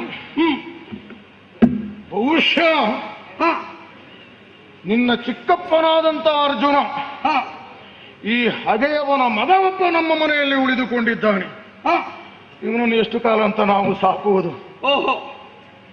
ನಿನ್ನನ್ನು ಸಾಕಿದ್ದೇ ಹೆಚ್ಚಾಯಿತು ಅನ್ನುವಂತ ಭಾವ ಅವನ ಮನಸ್ಸಿನಲ್ಲಿ ಮೂಡಿರಬೇಕು. ಹಾಗೆಂದು ತಾವಾಗಿಯೇ ಕೈ ಮಾಡುವ ಹಾಗಿಲ್ಲ. ಯಾಕಂತ ಹೇಳಿದ್ರೆ ಲೋಕಾಪವಾದ. ಹಗೆಯವರ ಮುಂದೆ ಇವನನ್ನು ಬಿಟ್ಟು ಹಗೆಯ ಕೈಯಿಂದಲೇ ತನ್ನ ಹೊಗೆಯನ್ನು ತೀರಿಸಿಕೊಳ್ಳುವ ಎನ್ನುವಂತ ಉದ್ದೇಶವನ್ನು ಹೊತ್ತದ್ದಲ್ಲದೇ ಇದ್ರೆ ನಿಮ್ಮಂತವನ್ನೆಲ್ಲ ನನ್ನಂತವನ್ನ ಯುದ್ಧಕ್ಕೆ ಕಳುಹಿಕೊಡ್ತಾವ ನೀನು. ಇಷ್ಟರವರೆಗೆ ನನ್ನಲ್ಲಿ ಯುದ್ಧ ಮಾಡಿದಂತಹ ಸಾತ್ಯಕಿ, ಸಾಂಬ, ಅನುಸಾನವ, ಪ್ರದ್ಯುಮ್ನ, ಉದ್ಧವ ಏನಾದ್ರೂ ಎಂಬುದನ್ನು ಸ್ವಲ್ಪ ಆಲೋಚನೆ ಮಾಡಿದ್ಯಾ ನೀನು? ಅದನ್ನು ಆಲೋಚನೆ ಮಾಡಿಕೊಂಡಿದ್ರೆ ನನ್ನ ಸ್ನೇಹದಲ್ಲಿ ಬಂದು ನಿಂತು ಈ ಮಾತನ್ನು ಆಡುತ್ತಿರಲಿಲ್ಲ. ತಾಮ್ರಧ್ವಜವನ್ನು ಜಯಿಸಬೇಕೆನ್ನುವಂತ ಇಚ್ಛೆ ಹೊಂದಿದಂತ ಅನಿರುದ್ಧ ಯುದ್ಧ ಮಾಡಿ ಹೊಳೆಯುವಂತ ನನ್ನ ಶರಾವಳಿಗಳಿಂದ ಈ ಕ್ಷೇತ್ರದಿಂದ ತೊಲಗಿ ಹೋದ. ಅದೇ ರೀತಿಯಲ್ಲಿಯೂ ನಿನಗೆ ತಕ್ಕ ಪಾಠ ಆಗಬೇಕಾಗಿದೆ. ಹೊಸ ಮಸತಂತ ಕಣೆಯನ್ನು ನನ್ನ ವಿಸೂತಿಯಿಂದ ಹೊರಗೆಳೆದು ನಿನ್ನ ಉರವನ್ನು ಭೇದಿಸುವುದಕ್ಕಾಗಿ ಪ್ರಯೋಗಿಸುತ್ತೇನೆ. ಶಕ್ತಿ ಇದ್ದರೆ ನಿನ್ನ ಹೆಮ್ಮೆ ನಮಗೆ ಅರ್ಥ ಆಗಿದೆ. ನೀನು ಗೆದ್ದದ್ದು ಯಾರನ್ನು? ಅನಿರುದ್ಧ.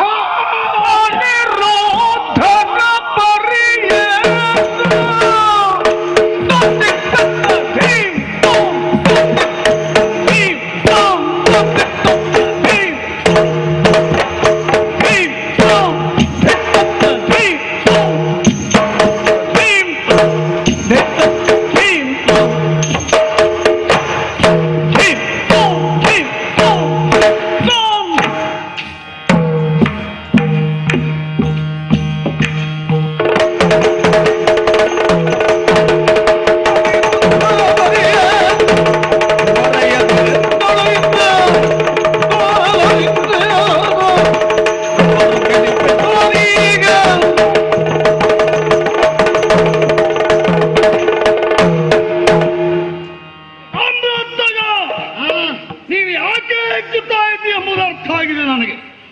ನಮ್ಮ ಪಡೆಯವನಾದ ಆದಂತ ಅನಿರುದ್ಧ ಮಹಾಕಲಿ ಎನಿಸಿಕೊಂಡವನು. ಅವನನ್ನು ಗೆದ್ದಿದ್ದೇನೆ ಎಂಬ ಹೆಮ್ಮೆ ಅಲ್ವಾ? ಕಲಿತಿನ ನಮ್ಮ ಮುಂಭಾಗದಲ್ಲಿ ಹೊಳೆಯಲೇ ಇಲ್ವಲ್ಲ. ಬಿಡ ಅವರೆಲ್ಲ ಯಾವ ಲೆಕ್ಕಕ್ಕೆ? ಈಗ ಈ ವಶಕ್ಕೆ ಎದ್ದು ಇರುವ ತನಕ ಅವರ ಪರಿ ಬಿಡು. ಅನಿರುದ್ಧನನ್ನು ಗೆದ್ದಿದ್ದೇನೆ ಎಂಬ ಹೆಮ್ಮೆ ಬಿಡಬೇಡ. ಧರ್ಮರಾಜರು ಪೂಜಿಸಿ ಬಿಟ್ಟಂತ ಯಜ್ಞೋತ್ಸವನ ಬಿಡು. ಪುಣ್ಯ ಕಾರ್ಯಕ್ಕೆ ಆತಂಕವನ್ನು ತರಬೇಡ. ತಂದ್ರೆ ಇದನ್ನು ಒಳಿತಾಗಲಿಕ್ಕಿಲ್ಲ. ಆದ ಕಾರಣ ಬಿಡು ನಮ್ಮ ದುರ್ಗವನ್ನೆನ್ನಲು, ಬಿಡು ನಮ್ಮ ದುರ್ಗವನ್ನೆನ್ನಲು, ಬಿಡು ನಮ್ಮ ದುರ್ಗವನ್ನೆನ್ನಲು, ನಿನ್ನ ಹೊಡೆದವ ಬರಬೇಕೆಂದಲು, ನಿನ್ನ ಹೊಡೆದವ ಬರಬೇಕೆಂದಲು, ಬಿಡು ನಮ್ಮ ದುರ್ಗವನ್ನೆನ್ನಲು,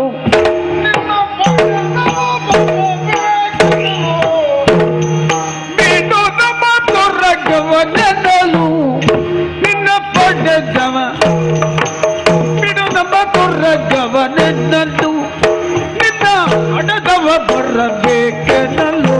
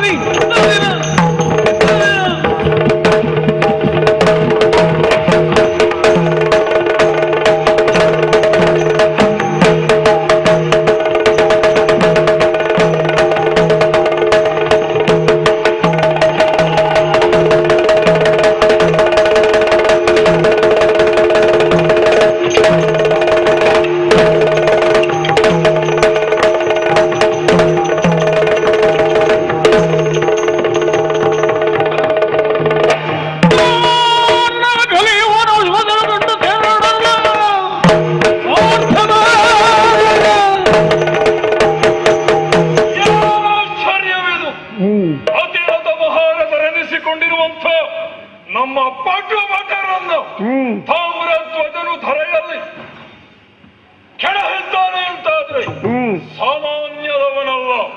ಇನ್ನು ರಣಕ್ಷೇತ್ರಕ್ಕೆ ನಾನೇ ಧೂಕಬೇಕಾಗಿದೆ. ಕೃದ್ರ ವ್ಯೂಹವನ್ನು ರಚಿಸಿದ್ದಾಯ್ತು. ಇನ್ನು ಹೋಗುವ ಬರೀ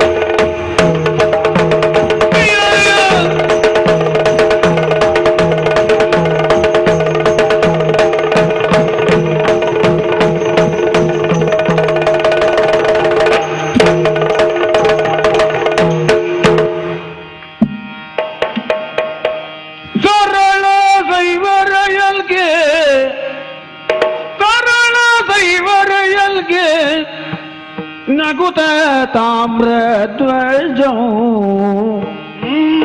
ನಗುತ ತಾಮ್ರಧ್ವಜಂ, ಫಲಗುಣನು ಇಂತೆಂದನು.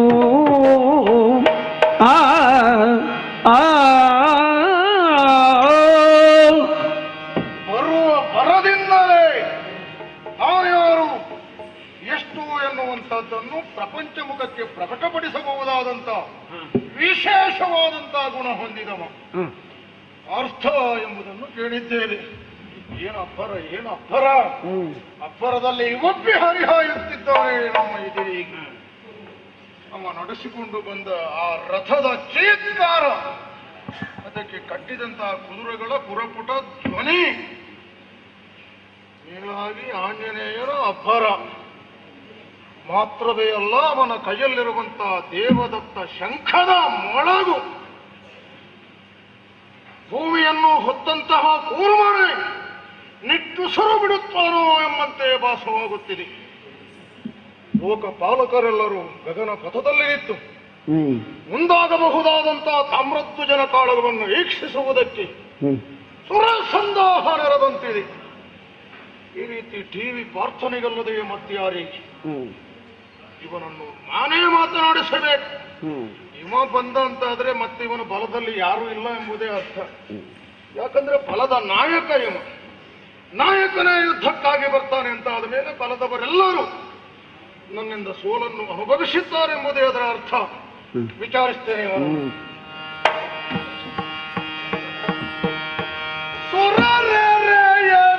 ಸುಕುಮಾರನೇ ಕೇಳಲು ಹರಿಯ ಸಗಾಯದಲ್ಲಿ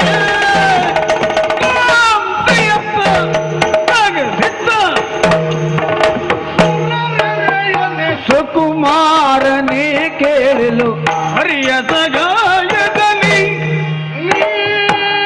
ಹರಿಯ ಸಗಾಯದಲ್ಲಿ ದುರದಿ ದಿಗ್ವಿಜಯವ ಪಡೆದು ಬಂದಿಯನೆಂಬ ಪಡೆದು ಬಂದಿಗೆ ಗರ್ವಿಕೆಯನು ತಳೆದು ದುರದಿ ದಿಗ್ವಿಜಯವ ಪಡೆದು ಬಂದಿಗೆನೆಂಬ ಗರ್ವಿಕೆಯನು ತಳೆದು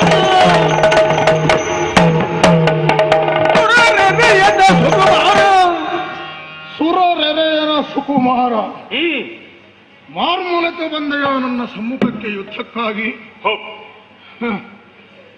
ನೀನಿಷ್ಟು ಧೈರ್ಯದಿಂದ ಬಲವೆಲ್ಲ ನಾಶವಾದುದನ್ನು ಕಂಡರು ಯುದ್ಧಕ್ಕಾಗಿ ಬಂದಿದ್ದೆ ಅಂತ ಆದ್ರೆ ನಿನ್ನ ಸ್ವಯಂ ಬಲದಿಂದ ಅಲ್ಲ ಅಂತ ನಮಗೆ ಅನಿಸ್ತದೆ. ಅಂದ್ರೆ ಯಾವಾಗಲೂ ನಿನ್ನ ಜೊತೆಯಲ್ಲಿದ್ದು ನಿನ್ನೆಲ್ಲ ಕಾರ್ಯಗಳಿಗೆ ವಂತಿಗೆಯನ್ನು ನೀಡುತ್ತಾ ಇದ್ದಾನೆ ನೋಡು. ಆ ಕೃಷ್ಣ ಅವನ ಸಹಾಯದಿಂದ ತಾಮ್ರಧ್ವಜನನ್ನು ಗೆಲ್ಲಬೇಕೆನ್ನುವಂತ ಉತ್ಸುಕತೆಯನ್ನು ನೀನು ಹೊಂದಿದವನಾಗಿದ್ದೀಯ. ಅಯ್ಯ, ಈ ಪ್ರಪಂಚದಲ್ಲಿ ಖಗೋಳ ಶಾಸ್ತ್ರಜ್ಞರು ಹೇಳುವಂತ ಒಂದು ಮಾತುಂಟು. ಸೂರ್ಯನ ಪ್ರಖರವಾದಂತಹ ಕಿರಣ ಭೂಮಿಯ ಮೇಲೆ ಬೀಳದೆ ಹೋದ್ರೆ ಅದೇನೂ ಅಲ್ಲ, ಬರೇ ಒಂದು ಕಪ್ಪಾದ ಗೋಲ ಅಂತ. ಕೃಷ್ಣನ ಸಹಾಯ ಸಹಕಾರ ಪಾಂಡವರಾದ ನಿಮ್ಮ ಬದುಕಿಗೆ ಇಲ್ಲ ಅಂತ ಆದ್ರೆ ನೀವು ಏನೂ ಅಲ್ಲ, ಬರೇ ಸೊನ್ನೆ ಅಂತಲೇ ನಮ್ಮ ಅರ್ಥ. ಹೋಗಲಿ ಬಿಡು. ಒಬ್ಬ ಕ್ಷತ್ರಿಯನಾದವನು ಯುದ್ಧೋತ್ಸಾಹಿಯಾಗಿ ಬಂದ ಮೇಲೆ ಅವನಿಗೆ ಪಂಥಾಹ್ವಾನ ನೀಡುವಂತಹದ್ದು ಕ್ಷತ್ರಿಯನ ನಿಲುವು ಹೌದು, ಕ್ಷಾತ್ರ ಗುಣವೂ ಹೌದು. ಅದಕ್ಕನುಸಾರವಾಗಿ ತುರದಲ್ಲಿ ದಿಗ್ವಿಜಯವನ್ನು ಕೈಗೊಂಡಿದ್ದೇನೆ. ಎದುರಿಸಿದಂತ ಅನೇಕ ಧರಣಿ ಪಾಲಕರ ತಲೆಯನ್ನು ಮಣಿಸಿದ್ದೇನೆ. ಆ ಎಲ್ಲರಿಂದಲೂ ಕರಸ್ವಾದನ ಮಾಡಿಕೊಂಡಿದ್ದೇನೆ ಎನ್ನುವಂತ ಅಹಂಕಾರ, ಆ ಗರ್ವ ನಿನ್ನ ತಲೆಯಲ್ಲಿದ್ದರೆ ಅದನ್ನೆಲ್ಲ ಕಳಚಿ ಒತ್ತಟ್ಟಿಗಿಟ್ಟು ತಾಮ್ರಧ್ವಜನನ್ನು ಗೆಲ್ಲುವುದಕ್ಕೆ ಮೂಟ ಮತಿ ಕೇಳಲ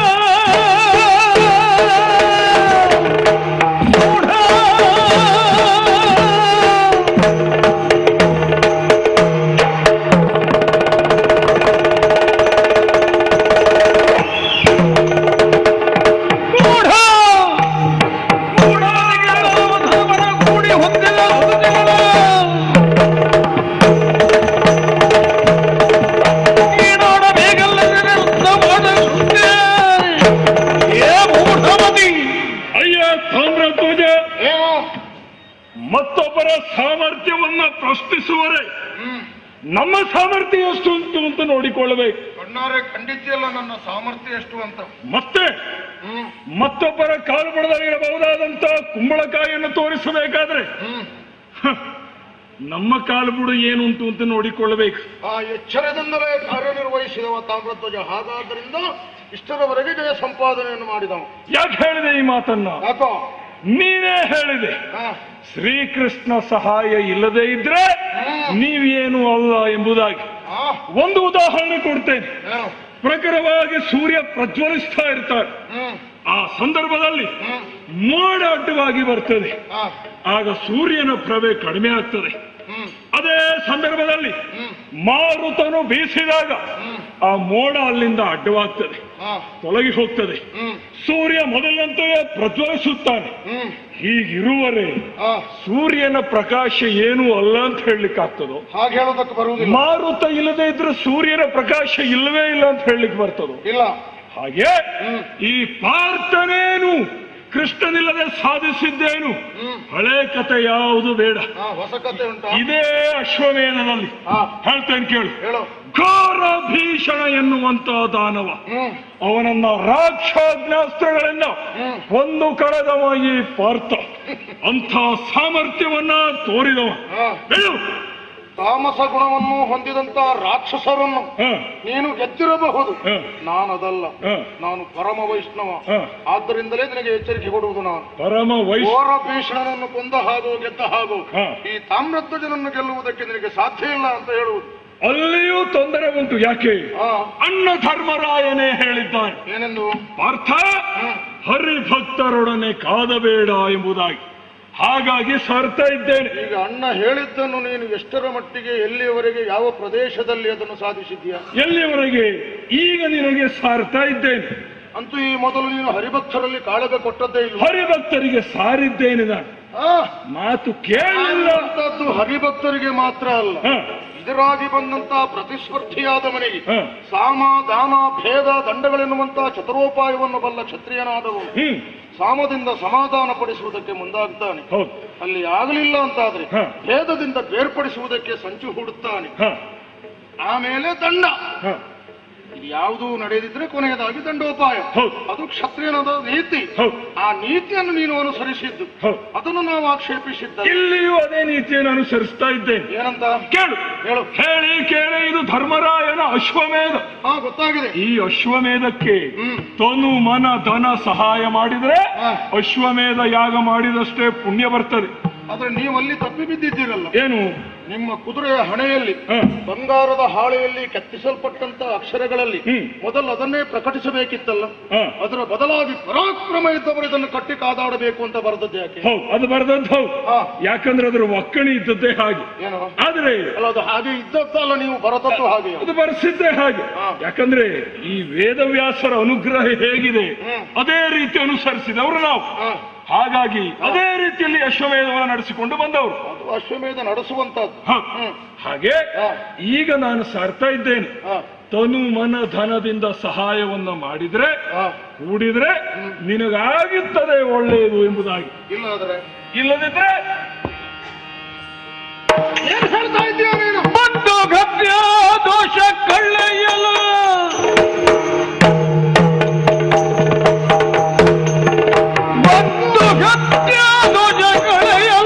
ತುರಗಬೇಕೆಂದು ಬಯಸಿ ಮನವಿ, ತುರಗಬೇಕೆಂದು ಬಯಸಿ ಮನವಿ.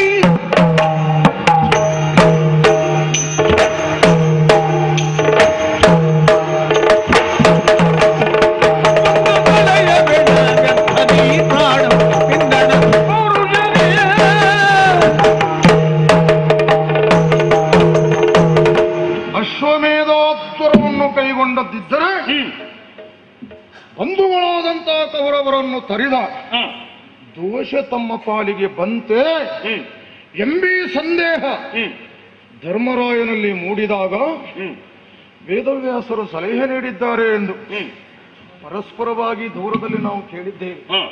ಅಯ್ಯ, ಎಲ್ಲೇ ಆದರೂ ಉಂಟೇನು ಎಂತಹ ಅಜ್ಞಾನದ ಪರಮಾವಧಿ ಇದು? ಯಾಕೆ? ಕ್ಷತ್ರಿಯನಾದವನು ರಣಕ್ಷೇತ್ರದಲ್ಲಿ ಬಂಧುವಾಗಲಿ ಮತ್ತೊಬ್ಬನಾಗಲಿ, ತಂದೆಯಾಗಲಿ ತಮ್ಮನಾಗಲಿ, ಅಣ್ಣನಾಗಲಿ ಭಾವನಾಗಲಿ ನೆಂಟನಾಗಲಿ, ವಿರೋಧ ಪಕ್ಷದಲ್ಲಿ ಬಂದವನನ್ನು ಯುದ್ಧಮುಖೇನವಾಗಿ ಗೆಲ್ಲುವಂತಹದ್ದು ಕ್ಷತ್ರಿಯರ ಧರ್ಮ. ಹಾಗೆ ಕಾಳಗದಲ್ಲಿ ಕೊಂದರೆ ಅದಕ್ಕೆ ದೋಷ ಉಂಟೇನು? ಯಾರು ಹೇಳಿದ್ದು ನಿಮಗೆ ಈ ಮಾತನ್ನು? ಒಟ್ಟಾರೆ ಧರ್ಮರಾಯನಿಗೇನೋ ತಲೆ ಕೆಟ್ಟಿದೆ ಅಂತ ಕಾಣ್ತದೆ. ಬಂದು ಹತ್ಯಾ ದೋಷ ಬಂತು. ರಣದಲ್ಲಿ ಧೀರವಾಗಿ ಹೋರಾಡಿ ಮಡಿದವನಿಗೆ ವೀರಸ್ವರ್ಗ ಅಂತ ಇದೆ. ಶಾಸ್ತ್ರದಲ್ಲಿ ಕೇಳಿಲ್ವ ನೀನು, ನೋಡ್ಲಿಲ್ವೇನು? ಹಾಗೆ ರಣಕಣದಲ್ಲಿ ಯುದ್ಧ ಮಾಡಿ ಸತ್ತರೆ ಅಲ್ಲ ಕೊಂದರೆ ದೋಷ ಎನ್ನುವುದು ಅಂಟುವುದಂತಾದ್ರೆ ಈ ಭರತ ಖಂಡದಲ್ಲಿ ಅಲ್ಲಲ್ಲಿ ಆಗಾಗ ಯುದ್ಧ ನಡೆಯುವುದಕ್ಕೆ ಸಾಧ್ಯ ಇದೆಯೇನು? ಸಾಧ್ಯವೇ ಇಲ್ಲ. ಬಂಧು ಹತ್ಯಾ ದೋಷ ಕಳೆಯುವುದಕ್ಕೆ ಅಶ್ವಮೇಧ ಎನ್ನುವಂತ ಕೃತವನ್ನು ಕೈಗೊಂಡವು. ಆ ಕುದುರೆಯ ರಕ್ಷಣಾರ್ಥವಾಗಿ ನೀನು ಬಂದವು. ಯಾಕಯ್ಯ ಸುಮ್ಮನೆ ದೋಷ ಕಳೆಯುವುದಕ್ಕಾಗಿ ಹೊರಟಂತ ನೀನೀಗ ಮಾಡ್ತಾ ಇರುವುದೇನು? ದೋಷವನ್ನೇ ಅಲ್ಲವೇ? ಈಗ ನಿನ್ನನ್ನು ವಿರೋಧಿಸಿದವರು ಎಷ್ಟು ಜನರನ್ನು ಕೊಂದು ಬಂದಿದ್ದೀರಿ, ಎಷ್ಟು ಜನರನ್ನು ನಾಶ ಮಾಡಿದ್ದೀಯ. ಹಾಗಿದ್ರೆ ಈ ದೋಷ ಕಳೆಯುವುದಕ್ಕೆ ಮುಂದೇನು ಮಾಡ್ತೀರಿ ನೀವು? ಇನ್ನೊಂದು ಅಶ್ವಮೇಧ ಕೈಗೊಳ್ತೀರಿ. ಇದೆಲ್ಲ ಅರ್ಥ ಇಲ್ಲದ ಪ್ರಲಾಪಗಳು. ಬಿಡು. ಒಂದು ಹತ್ಯಾ ದೋಷದ ನಿಮಿತ್ತವನ್ನು ಹೊಂದಿದ್ದೀರಿ ನೀವೆನ್ನುವುದು ಸ್ಪಷ್ಟ ಇಲ್ಲ. ಅದೇ ನಿಮ್ಮ ಮುಖ್ಯ ಗುರಿಯಲ್ಲ. ಯಾಕಂದ್ರೆ ಭಾರತ ಯುದ್ಧ ಮಾಡುವಂತಹ ಕಾಲದಲ್ಲಿ ಅದೆಷ್ಟೋ ಧನ ನಷ್ಟವಾಗಿ ಹೋಗಿದೆ. ನಿಮ್ಮ ಭಂಡಾರ ಬರಿದಾಗಿರಬೇಕು. ಅದನ್ನು ತುಂಬಿಸಿಕೊಳ್ಳುವುದಕ್ಕೆ ಈ ಬಂಧು ಹತ್ಯಾ ದೋಷ ಎನ್ನುವಂತ ನಿಮಿತ್ತವನ್ನು ಮುಂದಿಟ್ಟುಕೊಂಡು ನೀವು ದಿಗ್ದೇಶಕ್ಕೆ ಹೊರಟಿದ್ದೀರಿ ಎನ್ನುವಂತ ಇದು ಸ್ಪಷ್ಟವಾದಂತ ಅರ್ಥ. ಇದನ್ನು ನಾನು ತಿಳಿದಿದ್ದೇನೆ. ಹಾಗೆ ಅರ್ಥೈಸಿಕೊಂಡ್ಯ ಮತ್ತೇನು? ಯಾಕಂದ್ರೆ ಈ ಅಶ್ವಮೇಧದಲ್ಲಿ ಕಪ್ಪ ಕೊಡುವಾಗ ಇಷ್ಟೇ ಕೊಡಬೇಕಂತ ನಾವೇನು ಉಲ್ಲೇಖಿಸಲಿಲ್ಲ. ಅದಿಲ್ಲ. ಒಂದು ಬಂಗಾರದ ನಾಣ್ಯ, ಇಲ್ಲ ಒಂದು ಬೆಳ್ಳಿಯ ನಾಣ್ಯ, ಇಲ್ಲ ತಾಮ್ರದ ನಾಣ್ಯವಾದ್ರೂ ಆದೀತು. ಅದಲ್ಲದಿದ್ರೆ ಯಾವುದೇ ಲೋಹವಾದರೂ ತುಳಸಿ ದಳದೊಂದಿಗೆ ಇಟ್ಟು ಕೊಟ್ರೆ ಅದು ಕಪ್ಪ ಕೊಟ್ಟ ಹಾಗೆ. ನೀವು ಯಾವುದನ್ನು ಬಿಡುವವರಲ್ಲ ಅಂತ ಉಲ್ಲೇಖಿಸಲಿಲ್ಲ. ಮತ್ತೆ ನೀವು ನಿಮ್ಮಂಥವರು ಕೊಡಬಹುದಾದಂತಹ ಕಪ್ಪ ಕಾಣಿಕೆ ನಮ್ಮ ಹಸ್ತಿನಾವತಿಯ ಒಂದು ಹೊತ್ತು ಮೃಷ್ಟಾನ್ನಕ್ಕೆ ಸಾಕಾಗ್ತದೆ ಅಂತ ಭಾವಿಸಿದ್ಯಾ? ಅಯ್ಯ, ಹನಿ ಹನಿಗೂಡಿ ಹಳ್ಳ, ತೆನೆಗೂಡಿ ಬಳ್ಳ ಎಂಬುದನ್ನು ಕೇಳಲಿಲ್ಲವೇನೋ ನೀನು? ಹೀಗೆ ನನ್ನಂತೆ ಅನೇಕ ರಾಜರಲ್ಲಿಗೆ ಹೋಗಿ ಅವರ ಮೂಲಕ ಅಷ್ಟನ್ನೇ ಸಂಗ್ರಹಿಸಿದ್ರಿ ಮತ್ತೆಷ್ಟಾಗಬಹುದಲ್ಲಿ ಅದನ್ನ ಆಲೋಚನೆ ಮಾಡು. ಅದನ್ನು ಲೆಕ್ಕ ಹಾಕಿ ಅವಶ್ಯಕತೆ ಇಲ್ಲ. ಯಾಕಂದ್ರೆ ಆಗ್ತದ? ಈಗ ನಾನ್ ನಿನಗೆ ಕಪ್ಪ ಕೊಡ್ಬೇಕು, ಅಶ್ವ ಬಿಡ್ಬೇಕು. ಕೊಡ್ತೇನೆ. ಯಾವ್ದ್ರ ಮುಖ್ಯನೇ ಗೊತ್ತಾ? ಏನು? ಈಗ ಹಲವು ಪರಿಯಲ್ಲಿ ನಿತ್ಯ ತೃಪ್ತರ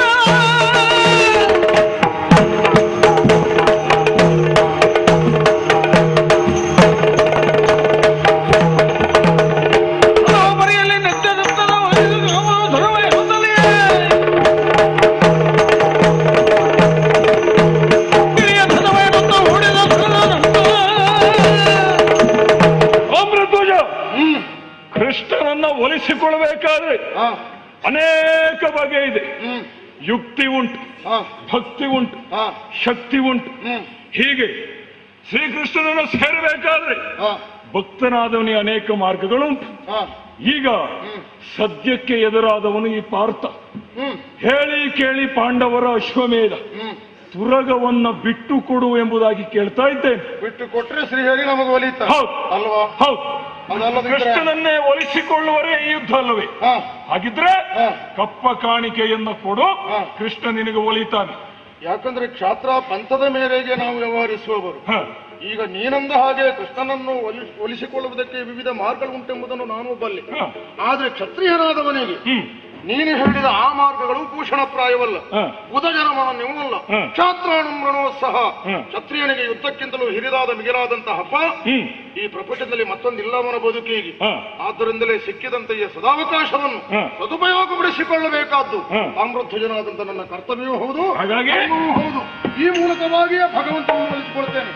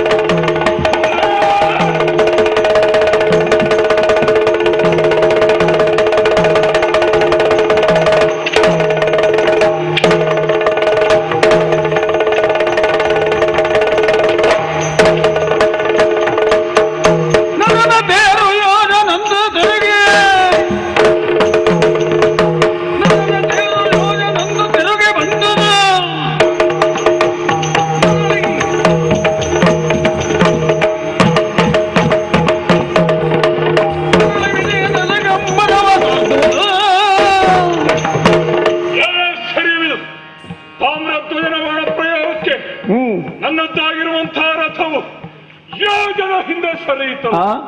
ಹಿಂದೆ ಸರಿದಂತ ರಥ ಮತ್ತು ಮುಂದೆ ಬಂದದ್ದಾಗಿದೆ. ಇನ್ನೂ ಉತ್ಸಾಹದಿಂದ ಯುದ್ಧವನ್ನು ಮುಂದುವರಿಸ್ತಾರೆ. ಬಾ ಮುಂದೆ.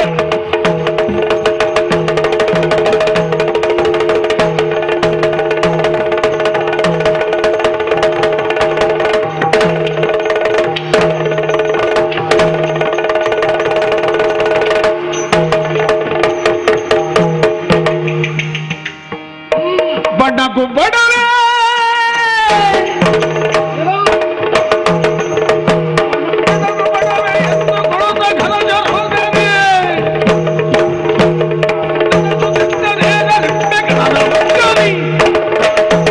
ಯುದ್ಧ ಮಾಡ್ತಾನಂತೆ. ಯುದ್ಧ ತಿರುವು ಮುರಿವಿನಲ್ಲಿ ಯುದ್ಧ ಮಾಡುವಂತಹ ಹೊತ್ತಿನಲ್ಲಿ ಅವನ ರಥವನ್ನು ಸಾರಥಿಯನ್ನು ಯೋಜನಾಂತರ ಹಿಂದೆ ಹಾರಿಸಿದವನಾನು. ನಾನು ಎಷ್ಟು ಕ್ಷಿಪ್ರವಾಗಿ ಅವನ ರಥವನ್ನು ಹಾರಿಸಿದ್ದೇನೋ ಅಷ್ಟೇ ಕ್ಷಿಪ್ರವಾಗಿ ಅವನ ಸಾರಥಿಯಾದಂತಹ ಹರಿ ಆ ರಥವನ್ನು ನನ್ನ ಮುಂದೆ ನಿಲ್ಲಿಸಿ ಮರಳಿ ಯುದ್ಧ ಮಾಡುವಂತಹ ಒಂದು ಅವಕಾಶವನ್ನು ಅರ್ಜುನನಿಗೆ ಕೊಟ್ಟಿದ್ದಾನೆ. ಆದ್ದರಿಂದ ಈಗ ಇವನಲ್ಲಿ ಯುದ್ಧ ಮಾಡುವುದು ಮೊದಲಿನ ಹಾಗಲ್ಲ. ಒಂದು ಹೊಸ ಪರಿಯಲ್ಲಿ ಇವನ ರಥ, ಅದಕ್ಕೆ ಕಟ್ಟಿದಂತ ಅಶ್ವಗಳು ಹಾಗೂ ಸಾರಥಿ, ಆಮೇಲೆ ಇವನ ಒಟ್ಟಿನಲ್ಲಿರಬಹುದಾದಂತ ಅಕ್ಕಪಕ್ಕದಲ್ಲಿ ಇವನನ್ನು ಪ್ರೋತ್ಸಾಹಿಸಬಹುದಾದಂತ ಮತ್ತು ಭಟರನ್ನು ಏಕಕಾಲದಲ್ಲಿ ಪ್ರಯೋಗಿಸುವ ಶರದಿಂದಲೇ ಮುಚ್ಚು ನೂರಿಗೈಯುತ್ತೇನೆ.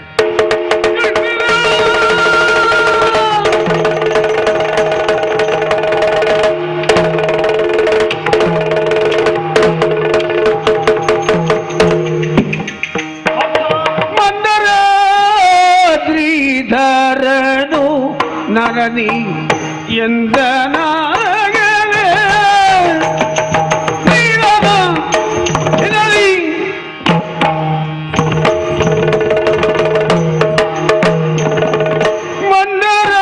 ಮಂದರಾದ್ರಿಧರನು ನರನಿ ಎಂದ ನಿವನ ಮಲಗಿ ನುರಿಯ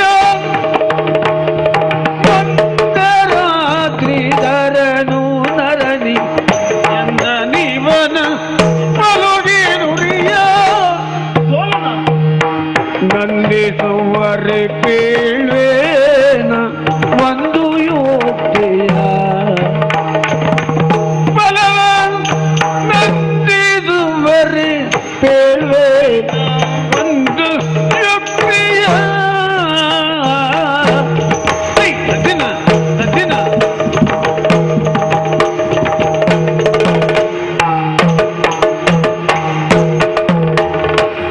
ಮಧ್ಯದಲ್ಗೆ ಬೀಳ್ವೆಗೆ ಒಂದು ಬಗೆಯದು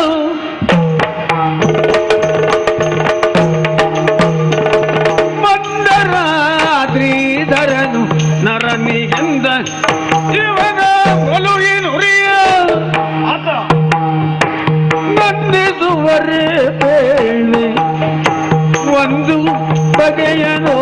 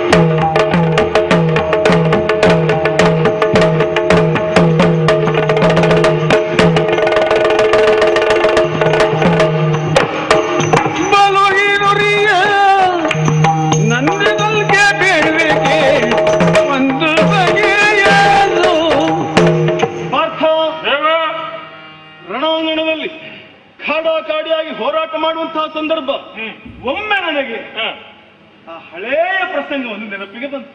ಯಾವ ಪ್ರಸಂಗ? ಕರ್ಣಾರ್ಜುನ ಕಾಳಗ. ಆ ಹೊತ್ತಿನಲ್ಲಿ ಒಮ್ಮೆ ನಾವೀರ್ವರು ಏರಿರುವಂತಹ ಭೂಮಿ ತೂಕದ ರಥ ಒಮ್ಮೆಲೆ ಬುಗುರಿಯಂತೆ ಹಿಂದೆ ತಿರುಗಿದ್ದನ್ನು ನೋಡಿದ್ದೆಯಲ್ಲ? ತಿರುಗಿದ್ದು ಹೌದು. ಆ ಹೊತ್ತು ನಾನು ದಿಗ್ಭ್ರಮೆಗೆ ಒಳಗಾಗಿ ಅಂತಹ ವೀರ ಸಾಧನೆಯನ್ನು ಮಾಡಿದಂತಹ ವಿರೋಧಿಯಾದಂತಹ ಕರ್ಣನನ್ನು ಹೊಗಳಿದ್ದೆ. ಯಾಕೆ ಆಗ ಕೋಪಿಸಿಕೊಂಡವ ನೀನು. ಆಗ ನಿನಗೆ ಸವಿವರವಾಗಿ ಎಲ್ಲವನ್ನೂ ನಾನು ಬಿಚ್ಚಿಟ್ಟೆ. ಅಂತೆಯೇ ಇಂದು ವಿರೋಧಿಯಲ್ಲಿ ವಿಜಯವನ್ನ ಕಂಡಾಗ ನಾವು ಸೋಲನ್ನ ಗ್ರಹಿಸಬೇಕಾಗಿಲ್ಲ. ಸೋಲು ಕ್ಷಣಿಕ.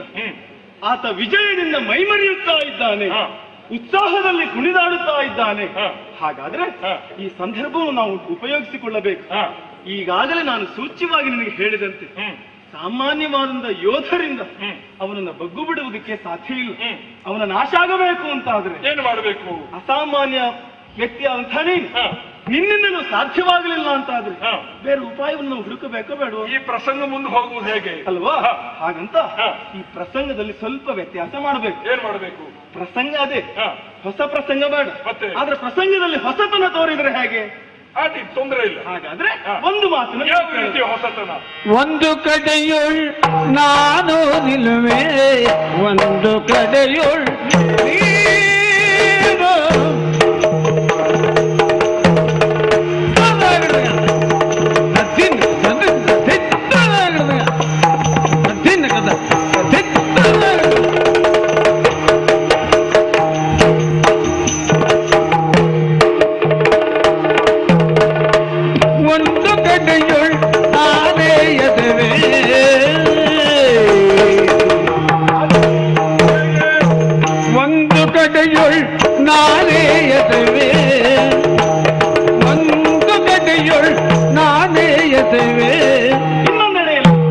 ಒಂದು ಕಡೆಯುಳ್ ನೀನು ನಿಲ್ಲುವುದು, ಒಂದು ಕಡೆಯುಳ್ ನೀನ ನಿಲ್ಲುವುದು ಎಂದು ಬೇಳಿ ಉಭಯರಣಗೆ ನಿಂದರಾಗಲು, ಎಂದು ಬೇಳಿ ಉಭಯರಣಗೆ ನಿಂದರಾಗಲು.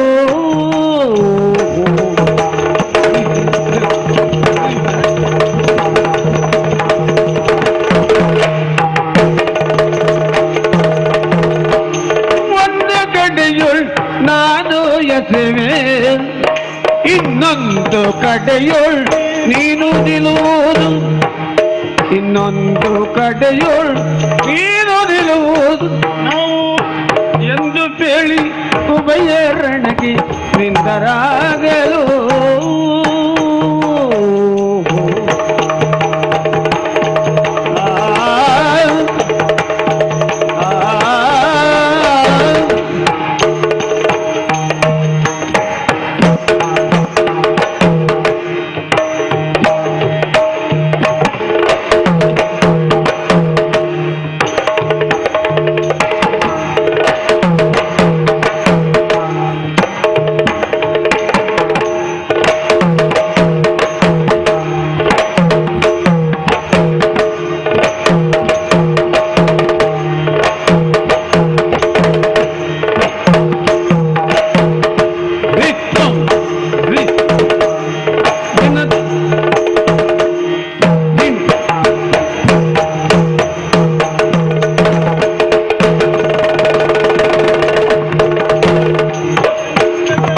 ಒಂದು ಕಡೆಯುಳ್ ನಾನೇ ಎಸವೆ, ಒಂದು ಕಡೆಯುಳ್ ನೀನು ನಿಲ್ಲುವುದು ಬೇಳಿ ಉಭಯರಣಗೆ ನಿಂದರಾಗಲು. ಅರ್ಥ ಉಪಾಯವನ್ನು ನಾವೀಗ ಮಾಡ್ಬೇಕು. ಏನು ಉಪಾಯ? ಆಯ ತಪ್ಪಿತು ಅಂತಾದ್ರೆ ಅಲ್ಲಿ ಸಿಗಬೇಕಾದ ಉಪಾಯ. ಈ ಹಿಂದೆ ಅನೇಕ ರಕ್ಕಸರನ್ನ ಕೊಂದವ ನಾನು, ಆದ್ರೆ ನೇರವಾಗಿ ಎಂದೂ ಕೂಡ ಕೊಂದವನಲ್ಲ.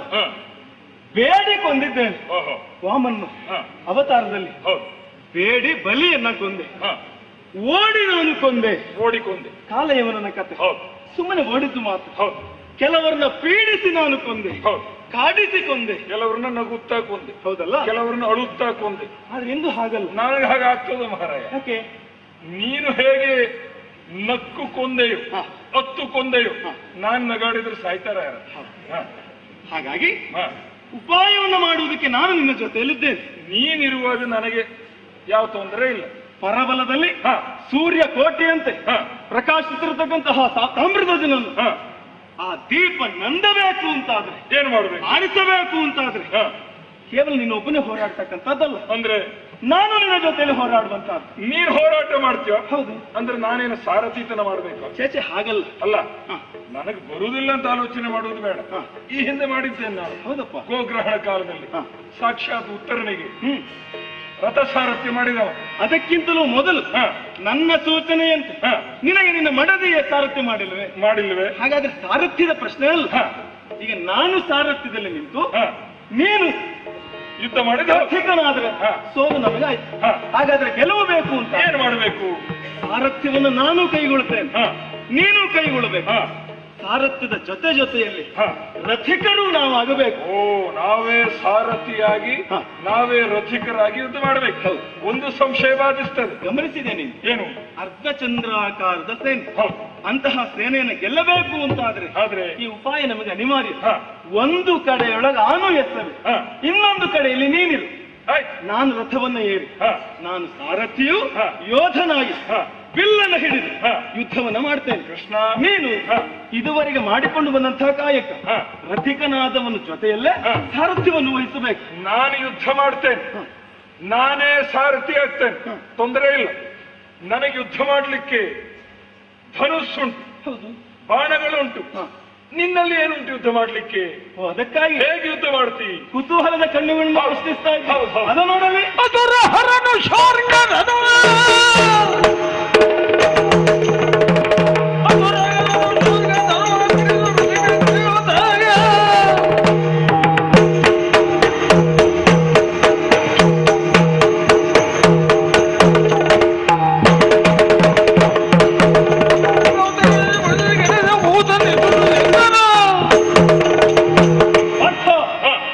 ಯಾವಾಗ ಪ್ರಶ್ನೆಯನ್ನು ಕೊನೆಗೊಳಿಸಿದೆಯೋ ಅದಕ್ಕೆ ಉತ್ತರವ ಎಂಬ ಹಾಗೆ, ನೆನೆದವರ ಮನದಲ್ಲಿ ಎಂಬ ಹಾಗೆ ಇದು ನನ್ನ ಕೈಯಲ್ಲಿರುವಂತಹ ಚಕ್ರ ಅಡಗಿತು.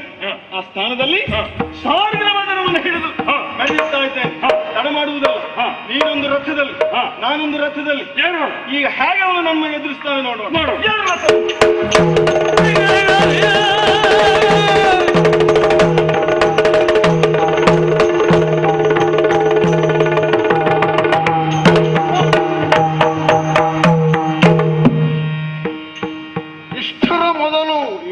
ರಥದಲ್ಲಿ ಉಭಯರಿದ್ದು ನನ್ನಲ್ಲಿ ಯುದ್ಧ ಮಾಡುತ್ತಾ ಇದ್ದರು.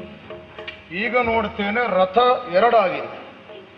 ಒಂದು ರಥದಲ್ಲಿ ಅರ್ಜುನ, ಇನ್ನೊಂದು ರಥದಲ್ಲಿ ಹರಿ. ಇದನ್ನು ನೋಡಿದ್ರೆ, ಗಮನಿಸಿದ್ರೆ ಯಾರಲ್ಲಿಯೂ ಆಶ್ಚರ್ಯ ಕೆರಳಿಸುವಂತ ಭೂರಮಣ. ಮಾರಮಣ ನೊಡನೆಂದನಾಗ ಮಾರಮಣದೊಡನ್ ಎಂದನಾಗ ಮಯೂರ ಕೇತನ ನಣುಗನು ಹರಿಯೇ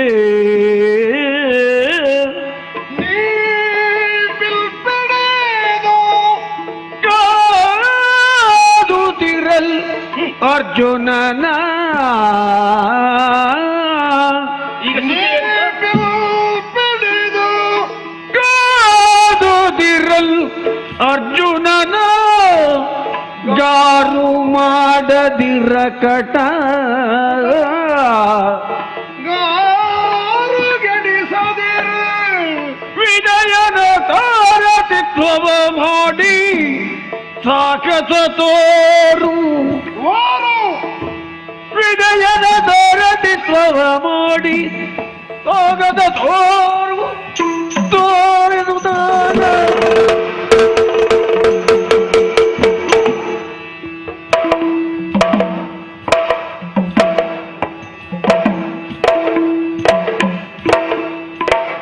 ನಾನು ಆಶ್ಚರ್ಯ ಪಡುವುದಷ್ಟೇ ಅಲ್ಲ,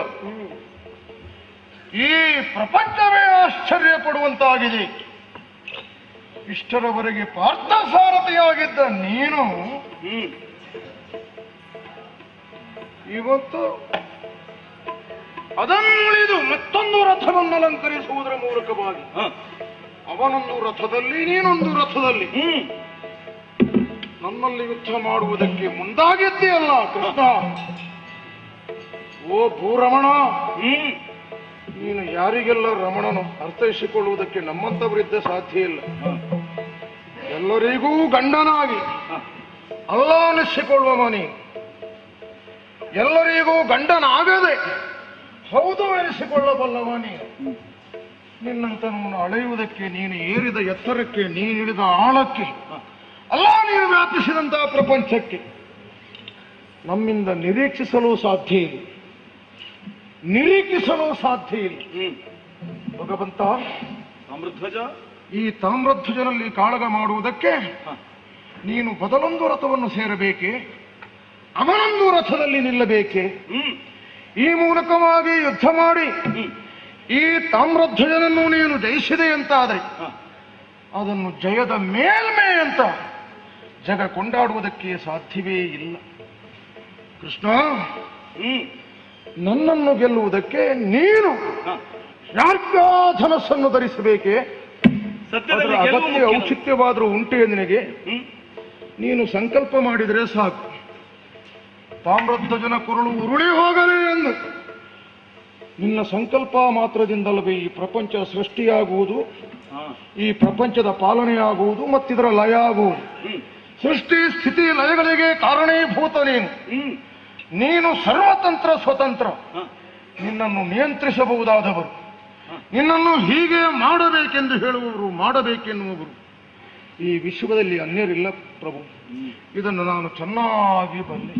ಕುದುರೆಯ ಕಟ್ಟುವ ಮೊದಲು ಆಲೋಚಿಸಬೇಕಿತ್ತಲ್ಲ ಕೃಷ್ಣ. ಮೊದಲು ಆಲೋಚನೆ ಇದ್ದೇ ಬಂದವನ, ಮತ್ತೆ ಈಗ ನೀನು ಹಾಗೆ ನನ್ನನ್ನು ಸೋಲಿಸಿದೆ ಅಂತಾದ್ರೆ ಎಲ್ಲ ಅರ್ಜುನ ಪಡೆದ ಹಾಗೆ ಆಗ್ತದೆ. ಅದರಿಂದ ಅರ್ಜುನನಿಗೆ ಕಳಂಕ ಅಲ್ಲದೆ ಮತ್ತೇನು? ಕೃಷ್ಣನಿಂದಾಗಿ ಜಯ ಸಂಪಾದನೆ ಆಯಿತು. ಪಾರ್ಥ ಸಾರಥಿಯಾಗಿದ್ದಂತಹ ಕೃಷ್ಣ ರಥಿಕನಾಗಿ ಹೋರಾಡಿದ. ಪಾರ್ಥನನ್ನು ಲೆಕ್ಕಕ್ಕೆ ತೆಗೆದುಕೊಳ್ಳಲಿಲ್ಲ. ಅವ ಏನೂ ಅಲ್ಲ. ಇಷ್ಟರವರೆಗೆ ಅವನ ಮೇಲ್ಮೆಯನ್ನು ಬಯಸಿದಂತಹ ನೀನು, ಅವನ ಹೆಚ್ಚುಗಾರಿಕೆಯಾಗಿ ಇಚ್ಛಿಸಿದಂತಹ ನೀನು, ಇವತ್ತು ಅವನ ಮರ್ಯಾದೆ ತೆಗೆಯುವುದಕ್ಕೆ ಹೊರಟಿದ್ದೀಯ. ಆ ನೆಲೆಯಲ್ಲಿ ನನ್ನನ್ನು ಯುದ್ಧ ಮಾಡಿ ಜಯಿಸಬೇಕೆನ್ನುವಂತ ಅಗತ್ಯವಾದರೂ ನಿನಗೇನು?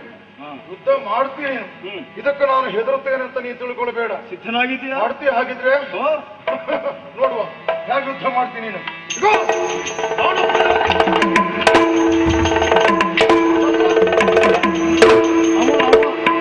ಅವ ಏನು ಮಾಡ್ತಾನೆ ಈಗ? ಏನು ಮಾಡ್ತಾನೆ ಅವ? ಏನ್ ಮಾಡ್ಬೇಕು? ಹಿಡಿತೇವ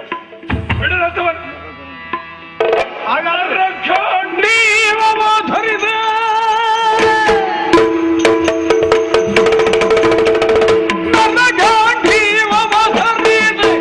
ಬಲ್ಲು ಶರದಿಂದ ಅಸ್ತ್ರವ ಸುರಿದೆ, ಬಲ್ಲು ಶರದಿಂದ ಅಸ್ತ್ರವ ಸುರಿದೆ.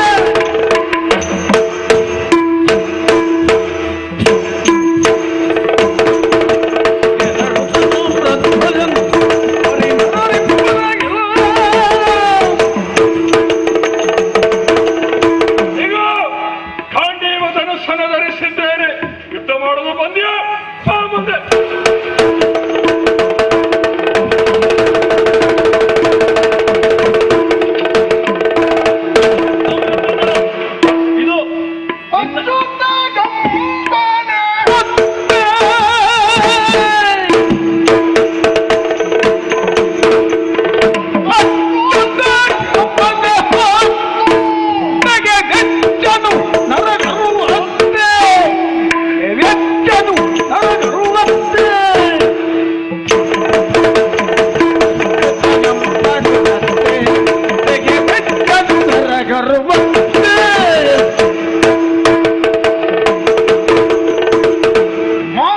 ಹೋರಾಟ ನಡೆಯುತ್ತಾ ಉಂಟು.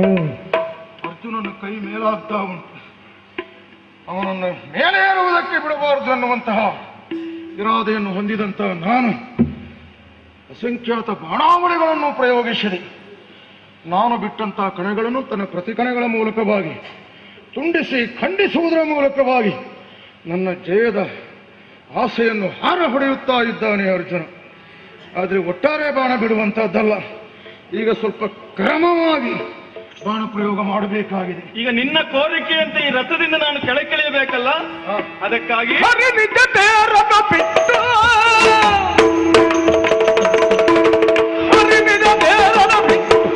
ಬಂದು ನನ್ನ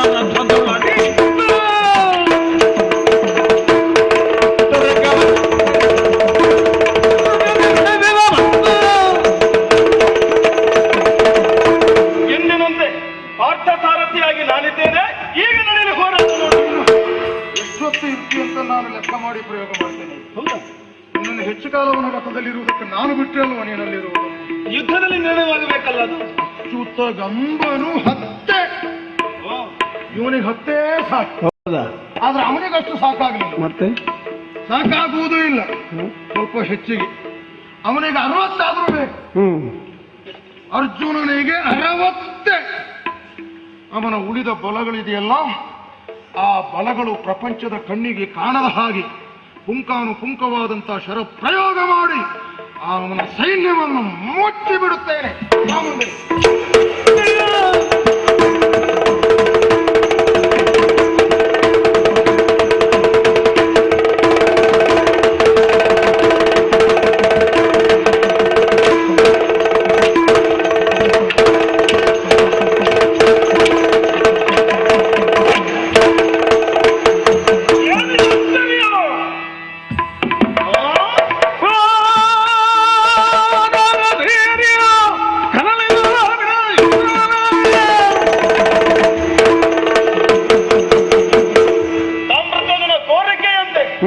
ರಥವನ್ನ ಬಿಟ್ಟು ಭಕ್ತನ ಸಾರಥ್ಯವನ್ನು ನಾನು ವಹಿಸಿದೆ. ಖಾಡಾಕಡೆ ನಡೆಯುತ್ತಿರುವಂತಹ ಈ ಘೋರ ಕಾಳಗದಲ್ಲಿ ನನ್ನ ಮನಂತಹ ಭಕ್ತನಿಗೆ ಸೋಲು. ಹೊಸಬಳಿದು ಬಿದ್ದಿದ್ದಾನೆ, ಮೂರ್ಛೆ ತಪ್ಪಿ ಬಿದ್ದಿದ್ದಾನೆ ಎನ್ನುವಾಗ ನನ್ನ ಬಲದ ರಕ್ಷಣೆ ನನ್ನ ಹೊಣೆ. ಹಾಗಾಗಿ ತಡ ಮಾಡುವುದಲ್ವ, ಹಿಡಿದಿರುವಂತಹ ಈ ಚಕ್ರದಲ್ಲಿ ಅರಿಬಲವನ್ನ ಕತ್ತರಿಸ್ತೇನೆ ನಾನು.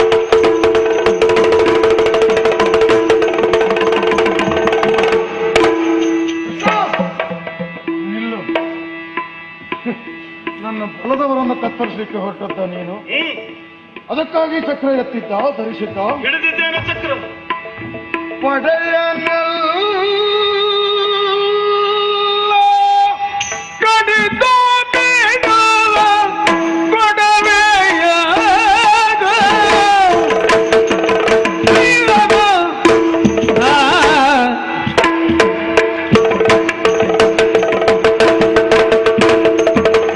ಪಡೆಯನೆಲ್ಲ ಕಡಿದು ಬಿಡುವ ಕೊಡವೆಯ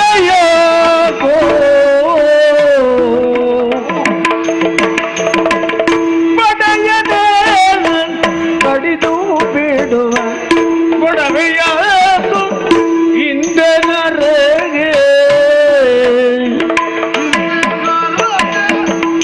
ದುಡಿದ ಪುಣ್ಯವಿತ್ತು.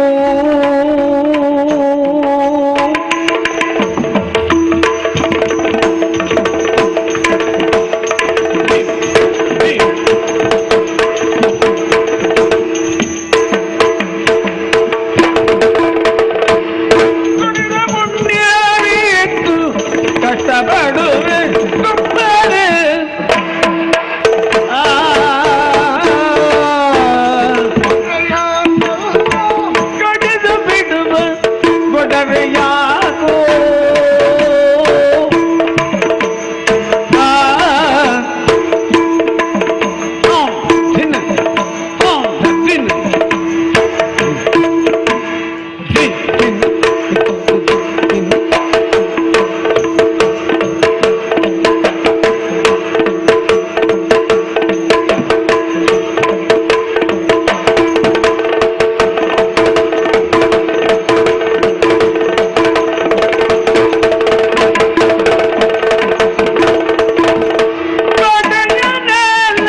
ಕಡಿದು ಬಿಡುವ ಗೊಡವೆಯಾಗೋ ಗೊಡವೆಯಾಗೋ ಹಿಂದೆ ನರಗೆ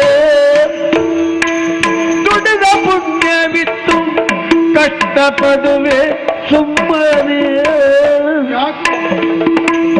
ದುಡಿದ ಪುಣ್ಯವಿತ್ತು ಕಷ್ಟಪಡುವೆ ಸುಮ್ಮನೆ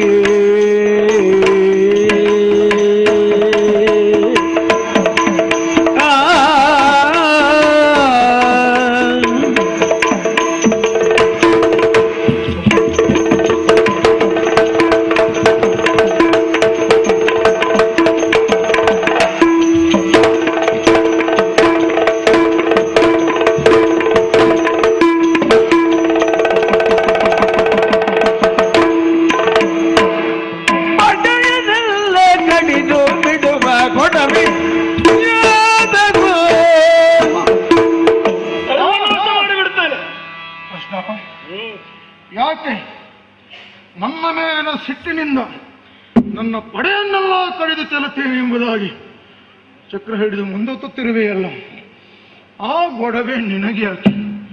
ಅಗತ್ಯ ಇದೆಯೋ? ಅಗತ್ಯ ಇದ್ದರೂ ತಾಮ್ರಧ್ವಜ ಎದುರಿಗಿರುವಾಗ ಪಡೆಯ ನಾಶಕ್ಕೆ ಅವಕಾಶ ಕೊಟ್ಟೇನೋ? ಇಲ್ಲ ಕೃಷ್ಣ, ತಡೆಯುವ ಸಾಮರ್ಥ್ಯ ಇದೆ. ನಿನಗೆ ಯಾಕೆ ಗೊಡವೆ? ಅವ ಇದ್ದ ಯುದ್ಧ ಮಾಡುವ, ಅವ ಮಾಡಬೇಕಾದ ಕೆಲಸ. ನಾನು ಮಾಡುವುದನ್ನು ನೀನು ಮಾಡಿದರೆ, ನೀನು ಮಾಡಿದ್ದನ್ನು ಈ ಪ್ರಪಂಚದವರೆಗೆ ಮಾಡಲಿಕ್ಕೆ ಸಾಧ್ಯ ಉಂಟ? ಇಲ್ಲವಲ್ಲ. ಹಾಗಿದ್ರೆ ನಿನ್ನ ಕೆಲಸ ಏನೆಂಬುದನ್ನು ನೀನೇ ಮರೆತಿದ್ದಿ ಅಂತಾದ್ರೆ, ಒಬ್ಬ ಸಾಮಾನ್ಯ ಮನುಷ್ಯ ತನ್ನ ಕೆಲಸವನ್ನು ಮರೆಯುವುದು ಅಕ್ಷಮ್ಯ ಏನೂ ಅಲ್ಲ. ನನಗೆ ಹಾಗೆ ಅನಿಸ್ತದೆ ನೀನು ಮರೆತಿದ್ದಿ ಅಂತ. ಎಲ್ಲಿ?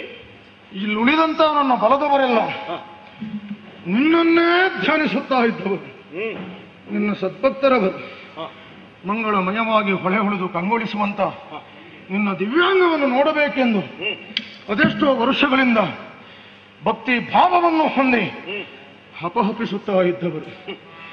ಹಾಗೆ ಅವರನ್ನು ಈಗ ನೀನು ಕೊಂದೆ ಅಂತ ಆದ್ರೆ ಅವರ ಭಾವನೆಗಾಗಲಿ ಭಕ್ತಿಗಾಗಲಿ ಅವಕಾಶವನ್ನು ನೀನು ಕಲ್ಪಿಸಿದ ಹಾಗಾಗ್ತದೋ ದೇವರೇ? ಕಾಯಿಯ ಹೊರಚಿಪ್ಪು ಮುಖ್ಯ ಅಲ್ಲ, ಒಳಗೆ ತಿರುಳೇನು ಅಂತ ಮುಖ್ಯ. ಹಾಗಿದ್ರೆ ಚಕ್ರ ಯಾಕೆ ಧರಿಸಿದೆ?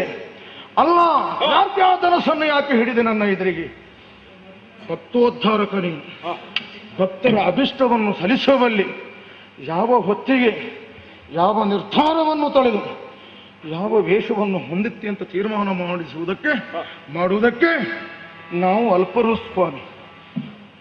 ಈ ಯುದ್ಧ ಪೂರ್ವದಲ್ಲಿ ನಿನ್ನೊಡನೊಂದು ಮಾತಂದಿದ್ದೆ ನಾನು.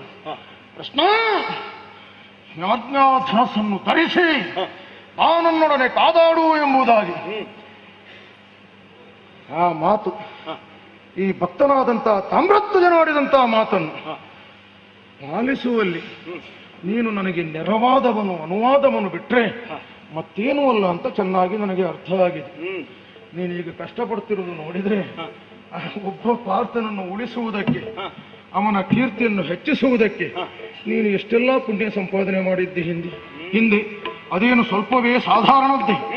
ಕೃಷ್ಣ, ದುಷ್ಟರನ್ನು ಸಂಹಾರ ಮಾಡಿ ಲೋಕದಲ್ಲಿ ಬುಧಜನರು ಬದುಕುವುದಕ್ಕೆ, ಋಷಿ ಮುನಿಗಳು ತಪಸ್ಸನ್ನಾಚರಿಸುವುದಕ್ಕೆ, ಯಾಗ ಯಜ್ಞಾದಿಗಳನ್ನು ಕೈಗೊಳ್ಳುವುದಕ್ಕೆ, ಲೋಕ ಹಿತಕ್ಕಾಗಿ, ಲೋಕ ಸುಖಕ್ಕಾಗಿ, ಸಂತೋಷಕ್ಕಾಗಿ ಒಳ್ಳೆಯ ಕೆಲಸದಲ್ಲಿ ನಿರತರಾಗುವುದವರಿಗೆ ಅನುವು ಮಾಡಿಕೊಟ್ಟವ ನೀನು. ಅಂತಹ ಬಹಳವಾದಂತಹ ಪುಣ್ಯ ವಿಶೇಷತೆ ನಿನ್ನಲ್ಲಿ ಇತ್ತು. ಆಗ ಅದು ಈಗೆಲ್ಲ ಬರಿದಾಗಿದೆಯೋ ಅಂತ ನನಗನಿಸ್ತದೆ. ಯಾಕಂದ್ರೆ ಒಬ್ಬ ಅರ್ಜುನನನ್ನು ಉಳಿಸಿಕೊಳ್ಳುವುದಕ್ಕಾಗಿ ಹಿಂದೆ ನೀನು ಗಳಿಸಿದಂತಹ ಪುಣ್ಯಗಳನ್ನೆಲ್ಲ ಆ ಅರ್ಜುನನಿಗೆ ಧ್ಯಾನ ಎರೆದಿದ್ಯ. ಆದ್ರೆ ಈಗ ಆ ಪುಣ್ಯ ಎಲ್ಲ ಇಲ್ಲದೆ ಒದ್ದಾಟ ಪಡ್ತಾ ಇದೆಯಾ? ಹಾಗಲ್ಲ, ಮತ್ತೇನು? ಆಕಾಶ ಪತಿತಂತೋಯಂ ಯಥಾಗಚ್ಚತಿ ಸಾಗರಂ. ನನ್ನಿಂದ ಹೊರಟ ಪುಣ್ಯ ನನ್ನನ್ನೇ ಬಂದು ಸೇರಿದೆ. ಈಗ ವಿಷಯ ಅದಲ್ಲ. ಮತ್ಯಾವುದು? ಯೋಗೇಶ್ವರನಾದಂತಹ ಕೃಷ್ಣ ಯಜ್ಞೇಶ್ವರನು ಆಗಬಲ್ಲ ಅನ್ನುವುದಕ್ಕೆ ಇದು ನಿದರ್ಶನ. ಹಿಡಿದಿರುವ ಚಕ್ರದಿಂದ ಕಡಿದು ಬಿಡ್ತಾನೆ. ಹಾಗೆ ನೀನು ಧೈರ್ಯ ಇದೆ ನಿನಗೆ. ಯಜ್ಞೇಶ್ವರನಾದರೆ ಆ ಯಜ್ಞೇಶ್ವರನನ್ನು ನಂದಿಸುವುದಕ್ಕೆ ನಾನು ವರುಣನೂ ಆದೇನು. ಹೌದಾ? ನೀವು ಒಂದು ಮಾತು ಹೇಳ್ತೇನೆ. ಕಡೆಯ ಮಾತನುಡಿಯ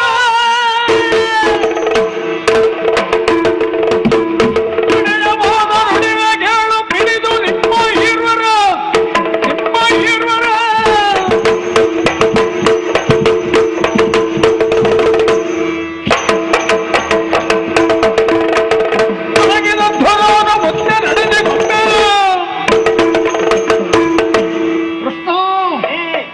ಕೊನೆಯದಾಗಿ ಹೇಳುವಂತಹ ಮಾತು ನಿಮ್ಮಿಬ್ಬರಿಗೆ, ಅದು ಎಚ್ಚರವೂ ಹೌದು.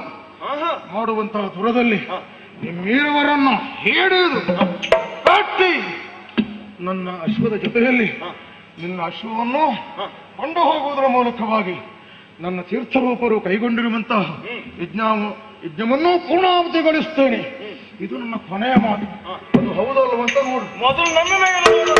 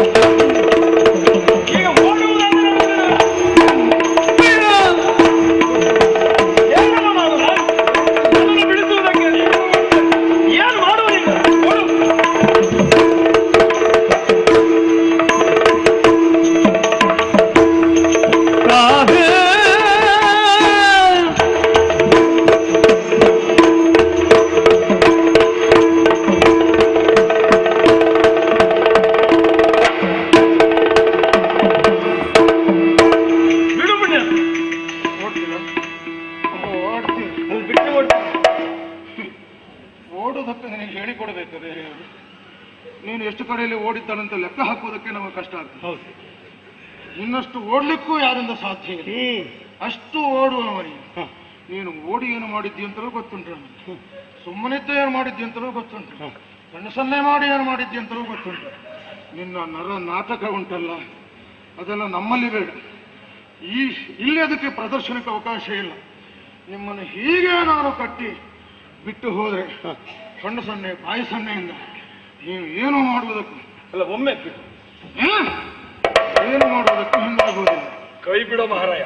ಒಬ್ಬನ ಮುಖವೊಬ್ಬನಿಗೆ ಕಾಣಬಾರದು. ನಿಮ್ಮ ಕಣ್ಣು ಸನ್ನೆ ಬಾಯಿ ಸನ್ನೆಗೆ ಇಲ್ಲಿ ಅವಕಾಶ ಇರಬಾರದು. ಕಟ್ಟುವುದು ನಮ್ಮನ್ನು ಕಟ್ಟಿದ ತುಲಗ ಬಿಡುವ.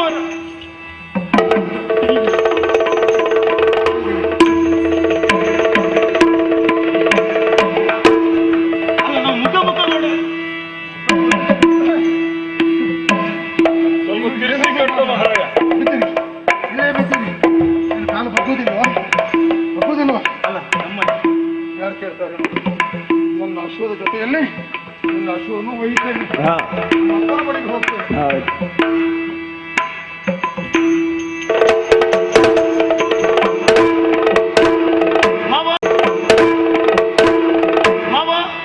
ಕೃಷ್ಣ, ಒಮ್ಮೆ ಮುಖ ತೋರಿಸು ಮಾರ್ರೆ. ನಿನ್ನ ಮುಖ ಹೇಗುಂಟು ನೋಡುವ ಮಹಾರಾಯ. ನೀನ್ ಈ ಕಡೆಗೆ ಬಾ. ನೀನು ಈಚೆ ತಿರುಗ. ಒಳ್ಳೆ ಕಥೆ ಆಯ್ತಲ್ಲ ಇದು. ಈ ಪ್ರಸಂಗ ಹೀಗೆಲ್ಲ ಬರ್ತದ ಮಹಾರಾಯ? ನಮ್ಗೆ ಗೊತ್ತಾದ್ರೂ ಉಂಟೋ ಇದು? ಅಲ್ಲ, ನಿನಗೆ ಹೊಸತಲ್ಲ ಇದು, ನಮ್ಮನ್ನು ನೋಡುತ್ತಿರುವವರಿಗೆ ಹೊಸತ ಈ ಪ್ರಸಂಗ. ಅಲ್ಲ, ನನಗೊಂದು ಭರವಸೆ ಇದ್ದಿತ್ತು. ಏನು? ನೀನು ಈ ಹಿಂದೆ ಸಂಧಾನಕ್ಕಾಗಿ ತೆರಳಿದಾಗ ಆ ಕೌರವನಿನ ಕೊಟ್ಲು ಪ್ರಯತ್ನ ಪಟ್ಟದ್ದು. ಅಲ್ಲಿ ನೀನು ಬಿಡಿಸಿಕೊಂಡು ಬಂದ. ಅದಕ್ಕಿಂತಲೂ ಹಿಂದೆ ನಂದಗೋಕುಲದಲ್ಲಿ ಯಶೋದೆ ನಿನ್ನ ಕೈ ಕಟ್ಟಿರ್ಲಂತೆ, ಅಲ್ಲಿಯೂ ನೀನು ಬಿಡಿಸಿದ್ಯಂತೆ. ಇಲ್ಲಿ ಏನಾದ್ರೂ ಮಾಡಿ ಬಿಡಿಸೋ ಮಹಾರಾಜ. ಯಶೋದೆ ಕೈಗೆ ಸಿಗಲೇ ಇಲ್ಲ ನಾನು. ಅವಳು ಹಗ್ಗ ತಂದಾಗ ನನ್ನ ಹೊಟ್ಟೆ ಬೆಳೀತಾ ಇತ್ತು, ಹಾಗಾಗಿಲ್ವ ದಾಮೋದರ ಅಂತ ಹೆಸರು ನನಗೆ. ಈ ಉಪಾಯ ಇಲ್ಲ ನೋಡಿ. ಈಗ ಎದುರೆದುರಿದ್ರೆ ಕಣ್ಣು ಸನ್ನಿಂದಲೋ ಬಾಯಿ ಸನ್ನಿಂದ ಏನಾದ್ರೂ ಉಪಾಯ ಮಾಡಬಹುದಿತ್ತು. ಎಲ್ಲ ಹೋಗ್ಲಿಕ್ಕೂ ಬೆನ್ನ ಈಗ ಸ್ವಲ್ಪ ಪ್ರಯತ್ನ ಬಿಡಿಸ್ಕೊಳ್ಳು ನೋಡು. ಆದಿತ್ತಾ, ನೀನು ಆ ಕಡೆಗೆ, ನಾನು ಈ ಕಡೆ.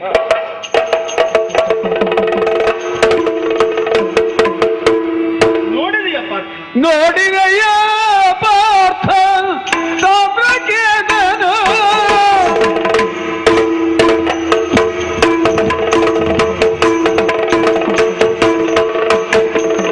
ನೋಡಿದೆಯ ಪಾರ್ಥ ಸಾಮ್ರಾಜ್ಯದನು ನಮಗೆ ಮಾಡಿದ ಘಾತವನು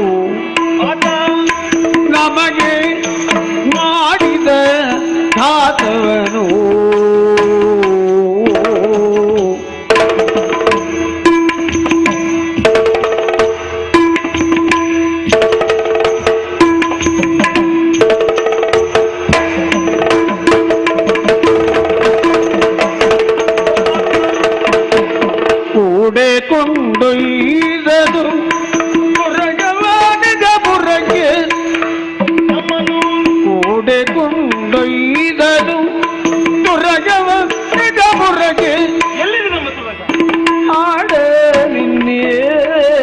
ಕಾದವನು ಪುರಗೆ ಆಡಲಿದ್ದೇನಿದನು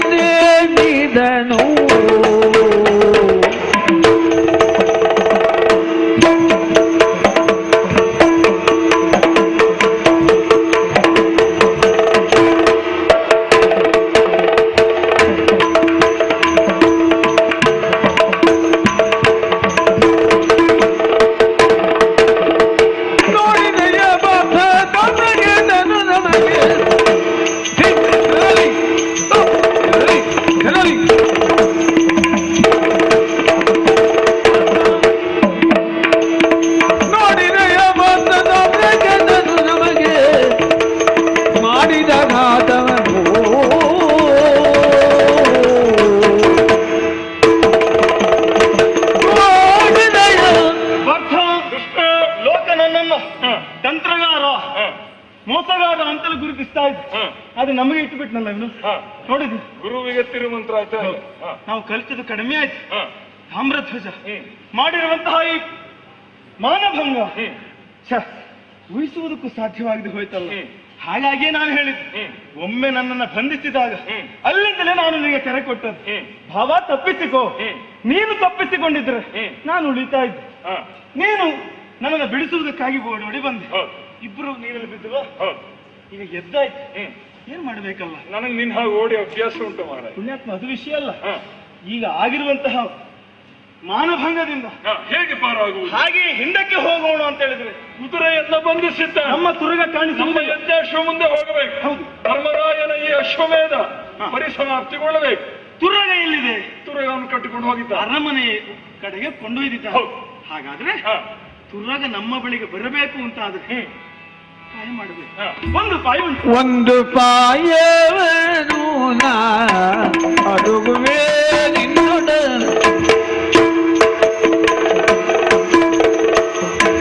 ಒಂದು ಪಾಯವನು ಅಡುಗುವೆ ನಿನ್ನೊಡನೆ ಇಂದು ಬಾ ಎನ್ನೊಡನೆ ಇಂದು ಬಾ ಎನ್ನೊಡನೆ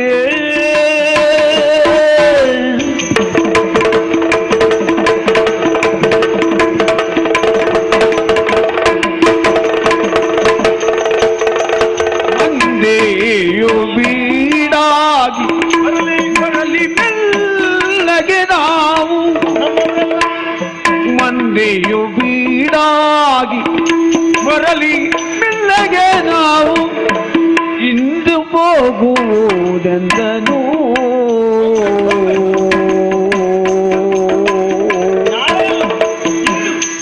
ಇಂದು ಹೋಗುವುದೆಂದನು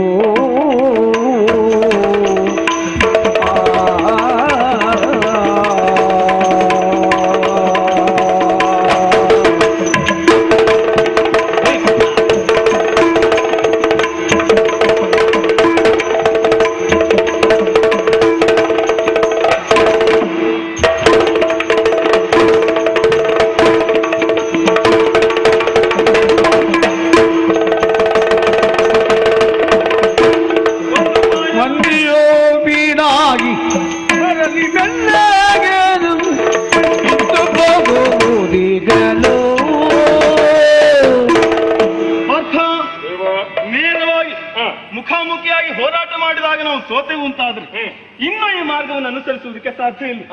ಉಪಾಯಾಂತರದಲ್ಲಿ ನಾವು ಆ ಕುದುರೆಯನ್ನು ಪಡೆಯಬೇಕು. ಹಾಗಾಗಿ ಮಾರು ವೇಷದಲ್ಲಿ ಹೋಗಬೇಕು. ವೇಷ ಮಾಡಬೇಕು. ಹೌದೌದು. ಹಾಗೆ ಅಭ್ಯಾಸ ಇದೆ ತಾನೆ? ಮಾಡೋಣಪ್ಪ. ನಾನೊಬ್ಬನೇ ಹೋಗುದಲ್ಲ, ಅಂದ್ರೆ ನನ್ನ ಜೊತೆ ನೀನು ಬರಬೇಕು. ನಾನು ಬರ್ಬೇಕಾ? ಜೊತೆಯಲ್ಲೇ ಮಂದಿ ಮಾರ್ಬಲಗಳೆಲ್ಲ ಕೂಡಿ ಬರಲಿ.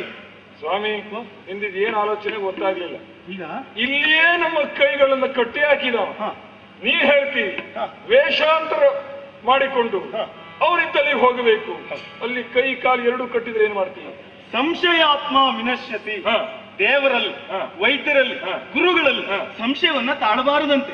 ಈ ಹಿಂದೆ ಸುಧನ್ವ ಕಾಲದಲ್ಲಿ ಇದೇ ಸಂಶಯ ಅಲ್ಲವೇ 3 ಬಾಣದಲ್ಲಿ ನಾನು ಕೊಲ್ತೇನೆ ಹಾಗಾಗಿ ಬಾಧಿಸ್ತದೆ. ಕೊನೆಯಲ್ಲಿ ರಾಮಬಾಣ ಪುಣ್ಯವನ್ನು ಕೊಟ್ಟಾಗ ಅದು ಈಡೇರಿ.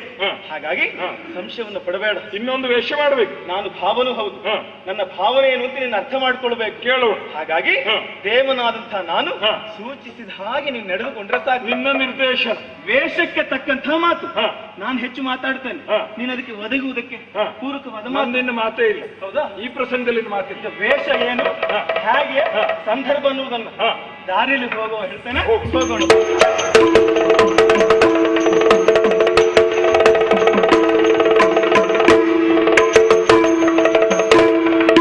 ಶ್ರೀಮತಿ ಬಲುಗುಣರೀರ್ವರು ತಮ್ಮಯ್ಯ ಆಚಾರ್ಯ ದಂಡದಿ ಶ್ರೀಪತಿ ಬಲುಗುಣರೀರ್ವರು ತಮ್ಮಯ್ಯ ಉಪುಗಾಣಿತ ದಂಡದಿ ತಾಪಸವೇ ಜವನಂತೂ ಭಿಕ್ಷುಕರಂತೆ ಅಪುರಗಿ ತಂದರು. ಮೆಲ್ಲ ಕುಣಿಬೇಡಿ. ಕಾಲ ಹಾಕದಲ್ಲಿ ಕೋಲ್ ಹೋಗುದಿಲ್ಲ, ಕೋಲ್ ಹಾಕದಲ್ಲಿ ಕಾಲು ಹೋಗುದಿಲ್ಲ. ಎರಡು ಸಮವಾಗಿ ಇಟ್ಕೊಂಡು ಹೋಗಿ. ಏನ್ ಮಾಡೋದು ಹೇಳು? ಎಂತ ವಯಸ್ಸಾದ್ಮೇಲೆ ಹಾಗೆ ಕೂತ್ಕೊಳ್ಳಿ. ಏನ್ ಪಟ್ರಮಣ, ಕಾಲ್ ಕೆಳಗೆ ಗುರುಗಳೇ. ನೀನೊಬ್ಬ ಸೇವಕ ಶಿಷ್ಯ. ನಮಸ್ಕಾರ ಸ್ವಾಮಿ. ನಮ್ ಪರಿಚಯ ಆಯ್ತಾ? ನೀವು ಬ್ರಾಹ್ಮಣರಲ್ವಾ? ನೀವು ಸಾಯಿಗೊಳ್ಳೋರಾಗ ಅನ್ನ ಹಾಕಿದ್ರೆ ಬದುಕ್ರಿ. ಏನ್ ಹೇಳ್ತೀರಿ? ಅಲ್ಲ ಹಾಗಲ್ಲಪ್ಪ, ನಾವು ಬ್ರಾಹ್ಮಣರಂತ ನಿಮ್ಗೆ ಗೊತ್ತಾಯ್ತು, ಆದ್ರೆ ನಮ್ಮ ಹೆಸರೇನಂತ ನಿಮ್ಗೆ ಗೊತ್ತಿಲ್ಲ. ಇಲ್ಲ ಹೇಳಿ. ನನ್ನ ಹೆಸರು ನಾರಾಯಣ ಶರ್ಮಾ ಅಂತ. ನಾರಾಯಣ?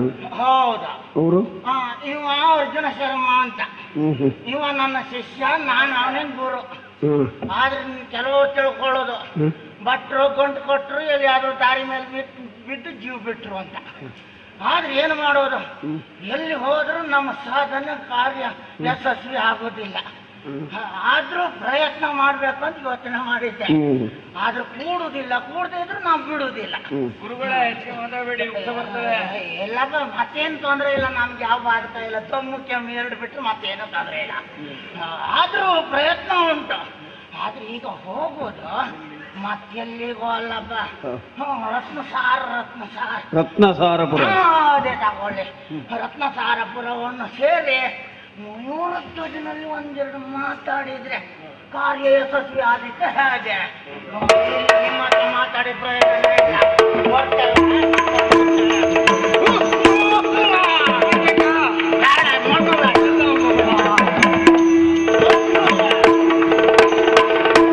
ಹರಿಯ ಕಾಮುತ್ತಗದಳ ಮಯೂರ ಧ್ವಜ ಹರಿಯ ಧ್ಯಾನದಿ ನಿರ್ಧನೋ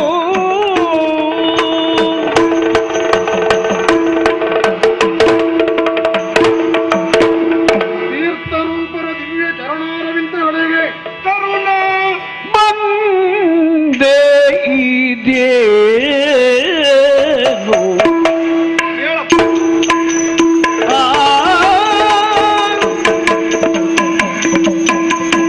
ಅರುಣ ಬಂದೆ ಇದೇ ಶ್ರೀ ಪ್ರದಿ ತಿರುಗುತ್ತೀಗಾಯ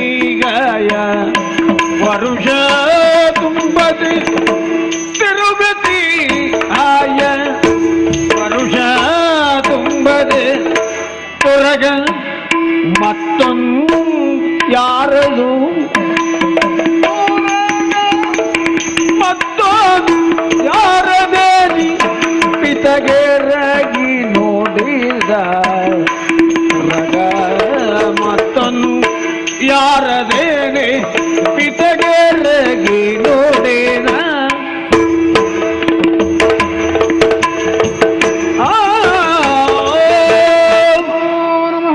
ಎದ್ದೇಳು ಸುಕುಮಾರ ತಾಮ್ರಧ್ವಜ. ತಂದೆಯವರೇ, ಮನುಷ್ಯ ಜನ್ಮ ದುರ್ಲಭವಾದದ್ದು. ಪಾವನಗೊಳಿಸಬೇಕಾದರೆ ಪರಮಪದವೇ ಶ್ರೇಷ್ಠವೆಂದು ಒಲ್ಲಿದರ ನುಡಿ. ಸರಿ, ಆ ಕಾರಣಕ್ಕಾಗಿಯೇ ಪರಮ ಪದ ಯಾವುದು? ಅದೇ ವೈಕುಂಠ ದರ್ಶನ. ಅಥವಾ ವೈಕುಂಠಪತಿಯ ದರ್ಶನ. ನಾವು ಕೇಳಿದ ಹಾಗೆ ವೈಕುಂಠಪತಿ ಭೂಲೋಕದಲ್ಲಿಯೇ ವೈಕುಂಠವನ್ನು ನಿರ್ಮಾಣ ಮಾಡಿದ್ದಾರೆ. ಹೌದು, ವಸುದೇವ ದೇವಕಿಯರ ಮಗನಾಗಿ ನಂದ ಯಶೋದೇವಿಯ ಕಂದನಾಗಿ ಈ ಲೋಕದಲ್ಲಿ ಅಘಟಿತ ಘಟನಾಕಾರನಾಗಿ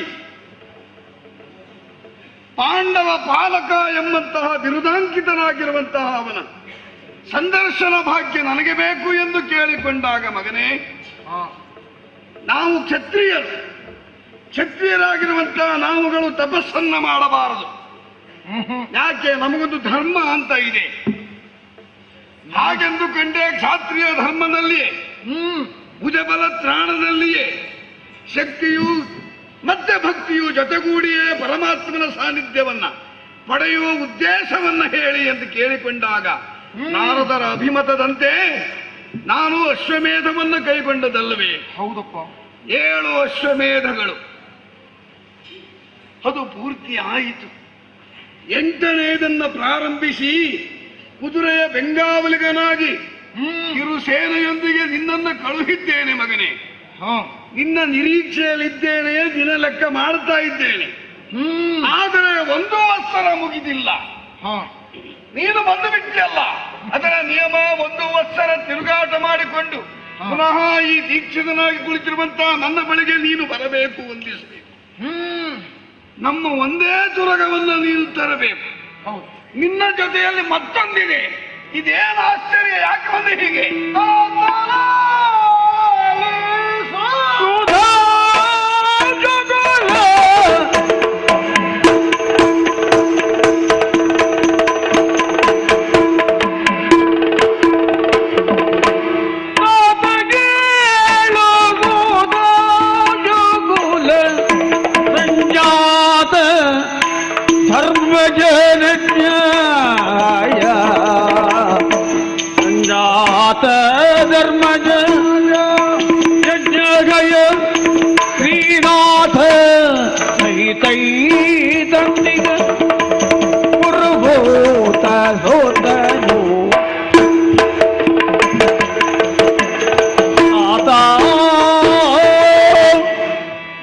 ಯಾರಿಗೂ ಆಶ್ಚರ್ಯ ಆಗುವಂತಹ ವಿಚಾರ ಅಲ್ಲದೆ ಮತ್ತೇನು?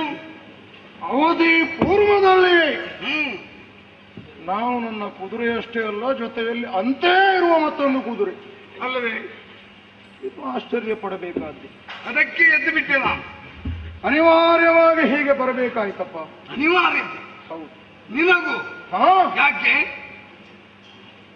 ಬಂಧು ಹತ್ಯಾ ದೋಷ ನಿವಾರಣೆಗಾಗಿ ಯಮನಿಗೆ ಕಂದನಾದ ಧರ್ಮರಾಯ ಅಶ್ವಮೇಧಾಧ್ವರವನ್ನು ಕೈಗೊಂಡು ತಾನು ದೀಕ್ಷಿತನಾಗಿ ಕಪ್ಪವನ್ನು ಪಡೆಯುವುದಕ್ಕೆ ದಿಗ್ದೇಶಕ್ಕಾಗಿ ಕುದುರೆಯನ್ನು ಅರ್ಜುನನ ಬೆಂಗಾವಲಿ ನಡುವೆ ಬಿಟ್ಟಿದ್ದಾನಂತೆ. ಅನೇಕ ರಾಜ್ಯವನ್ನು ಸುತ್ತಿ ಬಳಸಿ ನಮ್ಮ ರತ್ನಾಕ್ಯಪುರಕ್ಕೆ ಅಶ್ವ ಬಂತು. ಬಂದದ್ದಾದ್ರೂ ಎಲ್ಲಿಗೆ? ನಮ್ಮ ಯಜ್ಞಾಶ್ವ ಹೋಗುತ್ತಿರುವಾಗ ನಮ್ಮ ನಾಡಿನ ಗಡಿ ದಾಟುವ ಪೂರ್ವದಲ್ಲಿ ಅವರ ಕುದುರೆ ನಮ್ಮ ಗಡಿಯ ಒಳಗೆ ಬಂದದ್ದರಿಂದ ಅದು ಸಕ್ರಮವಾದ ಪ್ರವೇಶ ಅಲ್ಲವಾದ್ದರಿಂದ, ಅಕ್ರಮ ಪ್ರವೇಶವಾದ್ದರಿಂದ ಇಲ್ಲಿ ಅಧಿಕಾರಿಗಳಾದಂತಹ ಅಲ್ಲ ಯುವರಾಜನಾದಂತಹ ನಾನು ಅದನ್ನು ವಿಚಾರಿಸಬೇಕೋ ಬೇಡ. ಆ ನೆಲೆಯಲ್ಲಿ ಆ ತುರುಗವನ್ನು ನಮ್ಮವರಿಂದ ಹಿಡಿತರಿಸಿದೆ. ಹಣೆಯಲ್ಲಿರುವಂತಹ ಲೇಖನವನ್ನು ನಮ್ಮ ಸಚಿವನಿಂದ ಓದುವಂತೆ ಹೇಳಿದೆ. ಅಲ್ಪುಳ್ಳವರು ಕಟ್ಟಿ ಕಾದುವುದು, ಕಾದಲಸದಳವಾದವರು ಪಾರ್ಥನನ್ನು ಕಂಡು ಶರಣಾಗಬೇಕು ಅಂತ ಇತ್ತು. ನೀನೇನು ಮಾಡಿದಿ? ರಾತ್ರಿಯ ಪಂಥಕ್ಕನುಸಾರವಾಗಿ ನಿಮ್ಮ ಸುಪುತ್ರನಾದಂತಹ ನಾನು ನಿಮ್ಮ ಕೀರ್ತಿಯನ್ನು ಹೆಚ್ಚಿಸುವುದಕ್ಕಾಗಿ ಹೆಚ್ಚುಗಾರಿಕೆಯಿಂದ ಅರ್ಜುನನಲ್ಲಿ ಪಂಥ ಪೌರುಷವನ್ನು ವ್ಯಕ್ತಪಡಿಸಬೇಕೆನ್ನುವಂತಹ ಉದ್ದೇಶವನ್ನು ಹೊತ್ತು ಆ ಅಶ್ವವನ್ನು ಹಿಡಿದೆ. ಅದನ್ನು ತಿಳಿದಂತಹ ಕೃಷ್ಣಾರ್ಜುನರು ಅಲ್ಲ ಅವನ ಬಲದವರೆಲ್ಲರೂ ಬಂದು ನನ್ನಲ್ಲಿ ಯುದ್ಧ ಮಾಡಿದರು. ಕಾಳಗದಲ್ಲಿ ಆ ಎಲ್ಲರನ್ನೂ ಜವಗಿಡಿಸಿದೆ, ಅನೇಕರನ್ನು ಜವನ ಊರಿಗಟ್ಟಿದೆ. ಕೃಷ್ಣಾರ್ಜುನರನ್ನು ಯುದ್ಧದಲ್ಲಿ ಸೋಲಿಸಿ ಬೆನ್ನಿಗೆ ಬೆನ್ನು ತಾಗಿಸಿ ಅವರ ರಟ್ಟೆಯನ್ನು ಕಟ್ಟಿ ನನ್ನ ದಾರುಣಿಯಲ್ಲಿ ಕೆಡದು ಅವರ ಅಶ್ವವನ್ನು ನಮ್ಮ ಅಶ್ವದ ಜೊತೆಯಲ್ಲಿ ತಂದಿದ್ದೇನೆ. ಇದು ಸತ್ಯದ ಸಂಗತಿ. ಸಂಶಯ ಪಟ್ಟು ನಕುಲ ಧ್ವಜನ ಈಕ್ಷಿಸುತ್ತ ಸಂಶಯಪಟ್ಟು ನಕುಲ ಧ್ವಜನ ಈಕ್ಷಿಸಲು ಆತ ನಿಂತೆಂದನು. ನೀನವನ ಜೊತೆಯಾಗಿ ತೆರಳಿದವನು ನನ್ನ ಮಗ ಸುಳ್ಳು ಹೇಳುತ್ತಾನೆ ಅಂತಲ್ಲ, ಇಂತಹ ಒಂದು ಸಂಘಟನೆ ಜರುಗಿದ್ದೆ ಎಂದು ಸಂಶಯವಾಗುತ್ತಾ ಇದೆ. ಕೃಷ್ಣಾರ್ಜುನರನ್ನ ನನ್ನ ತರಲಾಗಿರುವಂತಹ ತಾಮ್ರಧ್ವಜ ಬಂಧಿಸಿದನೇ. ಜಿಯಗೇಳ್ಬೋದು ಎಲ್ಲ ಗಜಪುರಾಧಿಪ,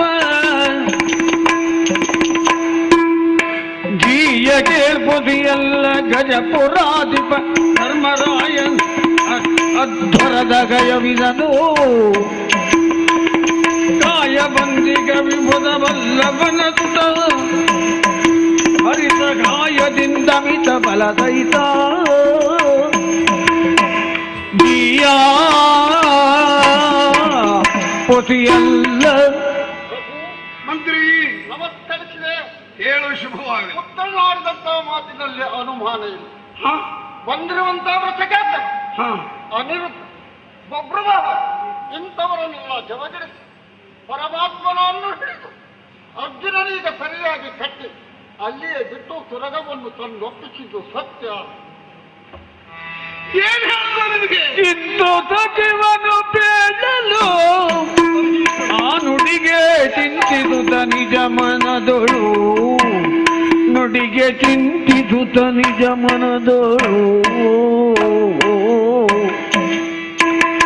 ಮಂತ್ರಿಯೊಳಗಿಂದನು ಗಣಿಸಿದನು ಚಿಂತಿತಾರ್ಥವತನು ಜನು.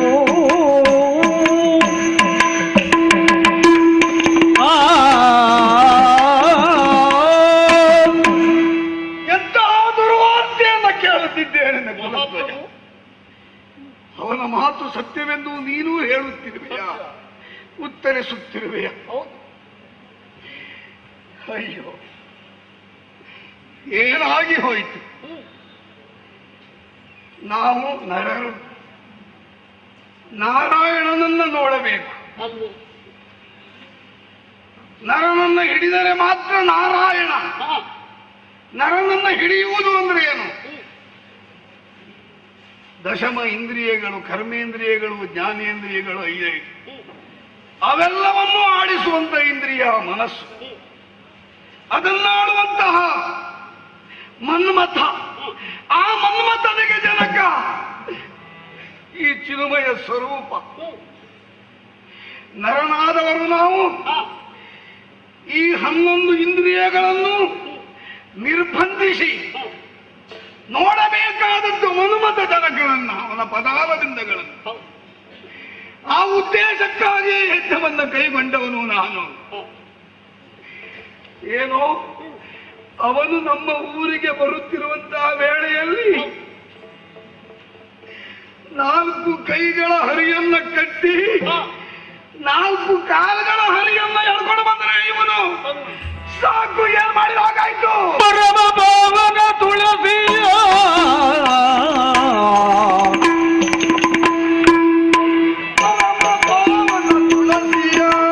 ಗೆರೆದನುಗ ಪರಿಮಳಿ ಬಸುಮ ಮಾಲೆಯ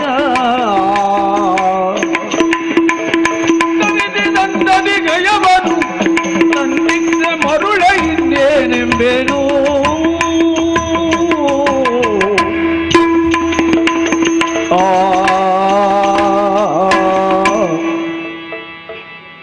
ಒಂದು ದಳ ಶ್ರೀ ತುಳಸಿ ಬಿಂದು ಗಂಗೋದಕವು ಇಂದಿರಾರಮಣನಿಗರ್ಪಿತವೆನ್ನಲು ಸಂದೇಹವಿಲ್ಲದೆ ಭಜಕರನ್ನು ಕಾಯುವವನು.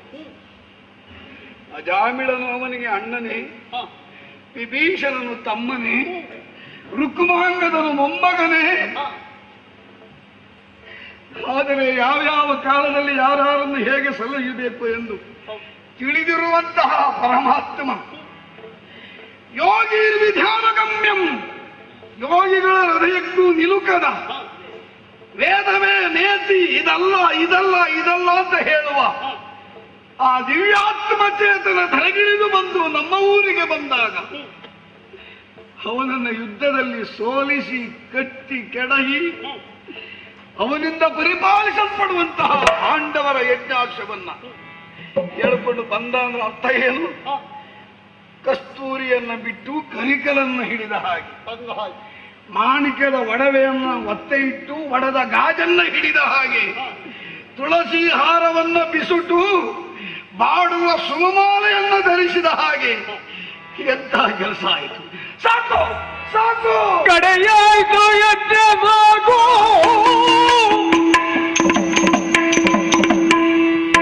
ಕಡೆಯಾಯ್ತು ಯಜ್ಞ ಸಾಕು, ಮಾಜಿಯನು ಹೊಡೆ ಅತ್ತದಾರ್ಗೆ ಬೇಕು, ಮಾಜಿಯನು ಹೊಡೆ ಅತ್ತದಾರ್ಗೆ ಬೇಕು, ಮೊಡಗೆ ಬಂದಿಗವರಿಯನು ಬಿಟ್ಟೆ,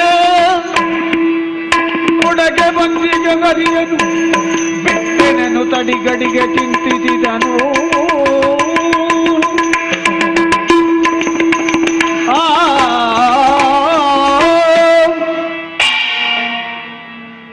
ಮನದ ಬಾಗಿಲು ತೆರೆಯಲಿಲ್ಲ. ಮನೆಯ ಬಾಗಿಲು ತೆರೆದರೆ ಪ್ರಯೋಜನವೇನು? ಈಗ ಮನೆಯ ಬಾಗಿಲು ತೆರೆದಿರಿ ಅಂತ ಆ ಸ್ವಾಮಿ ಬಂದು ಮನಸ್ಸಿನ ಬಾಗಿಲನ್ನು ತೆರೆಯುವ ಉದ್ಯುಕ್ತನಾದಾಗ ನಾವು ಕದ ಹಾಕಿಕೊಂಡ ಹಾಗೆ ಸಾಕು, ಕಡೆಯಾಯ್ತು ಯಜ್ಞ ಸಾಕು. ನಾವು ಪೂಜಿಸಿ ಬಿಟ್ಟಂತಹ ಈ ತುರಗ, ಇಲ್ಲಿಗೆ ಬಂದಿರುವ ಪಾಂಡವರ ಅಶ್ವಮೇಧದ ತುರಗ ಇಲ್ಲಿರಬಾರದು. ಈ ಯಜ್ಞ ಮಂಟಪದಿಂದ ದೂರ ಅಟ್ಟು ಅವನಿಗೆ ಹೇಳು ಸಾಕು ಯಜ್ಞ ಅಂತ ಹೇಳು, ಹೋಗು. ಚಿತ್ತ ಜನ ಪಿತವೃದ್ಧ ಮೋದುರಾಕೃತಿಯೊಳ್ ನಡೆತಂದು ಸ್ವಸ್ಥತ್ತು ಎಂದದು. ಇಬ್ರೋತ್ತಮರೇ, ಎಂದದು ವಂದನೆಯಿಂದ ಮೊದಲು ಸ್ವಸ್ತಿ ಎಂದರೆ ವಿಪ್ರ ಪ್ರಾಣಿಯನು, ಮೊದಲು ಸ್ವಸ್ತಿ ಎಂದರೆ ವಿಪ್ರ ಪ್ರಾಣಿಯನು, ಒಂದುದಲ್ಲವೇ ಒಂದುದಲ್ಲವೇ ಜರಿಯೋ ಎಂದೆಂದ ದ್ವಿಜನೋ. ಸ್ವಾಮಿ ಏನಪ್ಪ ಎಂತ ಕೆಲಸ ಮಾಡಿಬಿಟ್ರಿ? ಏನು ಮಾಡಿದೆ? ಅಭಿವಂದನೆಯನ್ನು ಸಲ್ಲಿಸದೆ ಆಶೀರ್ವಚನ ಮಾಡಬಾರದು ಬ್ರಾಹ್ಮಣರು. ಈ ನಿಯಮ ನಿಮಗೆ ತಿಳಿದಿಲ್ಲವೇ? ನಿಮ್ಮನ್ನು ಭೂಸುರೋತ್ತಮರು ಎಂದು ಅರ್ಥೈಸುತ್ತಿದ್ದೇನೆ. ಕ್ರಮ ತಪ್ಪುತ್ತೀರೇ? ಅಗ್ರವರ್ಣೀಯರಾಗಿರುವಂತಹ ನೀವು ಹೀಗೆ ಮಾಡಬಹುದೇ? ಓ ಹೀಗೆ ಕಾಲಿಗೆರಗದೆ ಆಶೀರ್ವಾದ ಮಾಡ್ತೀರಿ ಅಂತಾದ್ರೆ ಇದರಿಂದ ಜೀವಿಯನ್ನು ಕೊಂದ ಹಾಗೆ. ಯಾಕೆ ಮಾಡಿದ್ರೆ ಹೀಗೆ? ಮಯೂರಧ್ವಜ, ಇದಕ್ಕೆ ಕಾರಣ ಉಂಟಪ್ಪ. ಹರಸಲಾಗದು ನಮಸ್ಕಾರದಿ ಮೊದಲು,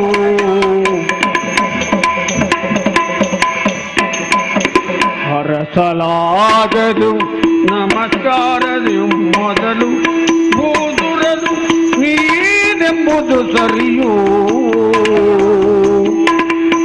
ನೀನೆಂಬುದು ಸರಿಯೋ. ಹಿರಿದು ಸಂಕಟದಿಂದ ಬಂದ ನಿಮಿತ್ತದೊಳ್, ಹಿರಿದು ಸಂಕಟದಿಂದ ಬಂದ ನಿಮಿತ್ತದೊಳ್, ಅರದ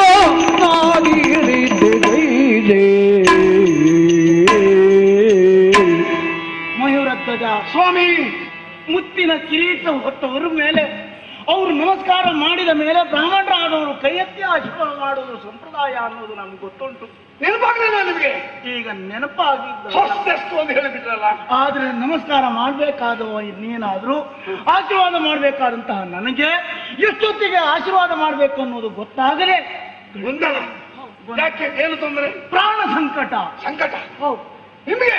ನನಗೆ ವಿಪ್ರೋತ್ತಮರಾಗಿರುವಂತ ನಿಮಗೆ ಎಂತ ಸಂಕಟ ಹೇಳಿ? ಪ್ರಾಣ ಸಂಕಟ ಅಂತ ಹೇಳಿದ್ರೆ ನಡೆದಂತ ಪ್ರಕರಣವೇ ಒಂದು ಉಂಟಪ್ಪ. ಏನದು? ನನಗೂ ಮದುವೆ ಆಗಿದೆ. ನನಗೂ ಮದುವೆ ಆಗಿದೆ ಅಂತ ಹೇಳಿದ್ರೆ ಅರ್ಥ ಏನು? ಅಂದ್ರೆ ಪಕ್ಕದ ಮನೆಯವರಿಗೆ ಮದುವೆ ಆಗಿದ್ದಲ್ಲಪ್ಪ, ಅಂದ್ರೆ ನನಗೂ ಮದುವೆ ಆಗಿದೆ ಅಂತ ಹೇಳಿದ್ರೆ ಈಗ ಅಲ್ಲ, ಪ್ರಾಯದ ಹಂತದಲ್ಲಿರುವ ನನಗೆ ಮದುವೆ ಆಗಿದೆ. ಅಷ್ಟೇ ಹೇಳಿದ್ರೆ ಸಾಕು, ನನಗೆ ಮದುವೆ ಆಗಿದೆ. ಆದ್ರೆ ಬರೇ ಮದುವೆ ಧರಣಿ ಬದಿಯೇ ಕೇಳು ಬೇಳ್ವೆ ಭೂಮಿ ಬಾಲ, ಧರಣಿ ಬದಿಯೇ ಕೇಳು ಬೇಳ್ವೆ ಭೂಮಿ ಬಾಲ,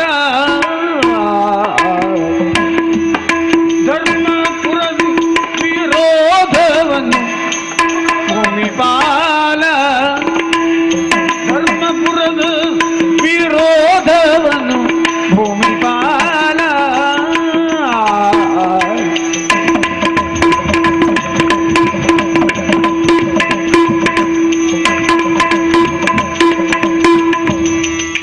ತರಳ ಕೃಷ್ಣ ಶರ್ಮನೆ ಭೂಮಿ ಬಾಲ, ತರಳ ಕೃಷ್ಣ ಶರ್ಮನೆಂಬ ಭೂಪ, ಪೂರ್ವ ಇರದಾತನ ವೈವಾದಕ್ಕೆ ಭೂಮಿ ಬಾಲ,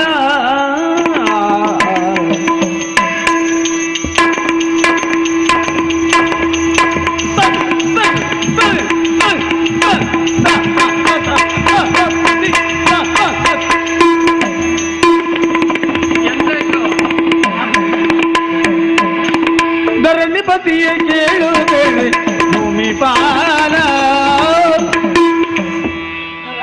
ಏನು ಹೇಳಿ? ಆ ಪ್ರಾಯದ ಕಾಲದ ನೆನಪಾದ್ರೆ ಈಗಲೂ ಕಾಲ ಹಾಕುವಂತ ಲೆಕ್ಕ ಹೋಗೋದಿಲ್ಲ. ಆದ್ರೆ ಪ್ರಾಯದಲ್ಲಿ ಮದುವೆ ಆಯ್ತು, ಮಕ್ಕಳೇ ಹುಟ್ಟುವುದಿಲ್ಲ ಅಂತ ಬಿಸಿ ಮಾಡ್ಕೊಂಡಿದ್ದೆ. ಅಂದ್ರೆ ನಾನು ಯೋಚನೆ ಮಾಡಿದ್ದು ನನ್ನ ಹೆಂಡತಿ ಬಂಜೆ ಅಂತ. ಆದ್ರೂ ಕೊನೆ ಸಮಯದಲ್ಲಿ ಒಂದು ಗಂಡು ಮಗನನ್ನು ಹಡೆದ್ಲು. ನಾವು ತೀರ್ಮಾನ ಮಾಡ್ಕೊಂಡಿದ್ದೇವೆ, ಹೆಣ್ಣು ಹುಟ್ಟಿದ್ರೆ ಹೆಂಡತಿ ಲೆಕ್ಕೋದು, ಗಂಡು ಹುಟ್ಟಿದ್ರೆ ಗಂಡನ ಲೆಕ್ಕೋದು. ಆದ್ರೆ ಗಂಡೆ ಹುಟ್ಟಿದ್ರಿಂದ ಅವನು ಪ್ರಾಯ ಸಮರ್ಥ ಆದ, ಅವನಿಗೂ ಒಂದು ಮದುವೆ ಮಾಡಿಸ್ಬೇಕು ಅಂತ ಯೋಚನೆ ಮಾಡಿ ನಾನು ಹುಟ್ಟಿದ್ ಮಾತ್ರ ಧರ್ಮಪುರದಲ್ಲಿ. ಧರ್ಮಪುರ? ಹೌದಪ್ಪ. ನೆಂಟಸಿ ಮಾಡ್ಲಿಕ್ಕೆ ಹೊರಟದ್ದು ಸತ್ಯಪುರದಲ್ಲಿ. ಹುಡುಕಿ ನೋಡಿದ್ದೀವಿ, ನಾಳೆ ದಿನ ಅಂತ ಮದುವೆ. ಸರಿಯಾಗಿದೆ, ಧರ್ಮ ಮತ್ತೆ ಸತ್ಯ. ಹೌದಪ್ಪ, ಸತ್ಯ ಧರ್ಮ ಎರಡು ಇರ್ಬೇಕು ನಮ್ಗೆ. ಒಂದ್ ಲೆಕ್ಕ ಹಾಕಿ ಮಗನಿಗೆ ಮದುವೆ ಮಾಡಿಸ್ಬೇಕು ಅಂತ ಯೋಚನೆ ಮಾಡಿ ಮಗನನ್ನು ಕರ್ಕೊಂಡು ಹಾಗೆ ಹುಡುಗಿಯನ್ನು ನೋಡಿಕೊಂಡು ಬರುವ ಹೊತ್ತಿನಲ್ಲಿ ಒಂದು ಪ್ರಕರಣ. ಬರುವ ಮಾರ್ಗದಲ್ಲಿ ಒಂದು ಭೂಮಿ ಬಾಲ, ಬರುವ ಮಾರ್ಗದಲ್ಲಿ ಒಂದು ಧರಣಿ ಬಾಲ, ಸಿಂಹ ಸಿಂಹ ತರಳನನ್ನು ಬಿಡಿದೋದಯ ಭೂಮಿ ಬಾಲ,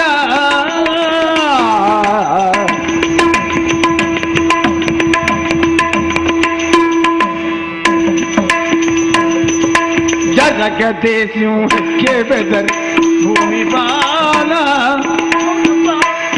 ಜರಗದೇ ಸಿಂಹಕ್ಕೆ ಬೆದರಿ ಭೂಮಿ ಬಾಲ, ಸರಿಯ ಸ್ಮರಣೆ ಗೈದೆ ನಾನು ಭೂಮಿ ಬಾಲ. ಸರಿ ಸರಿ ಸರಿ ಸರಿ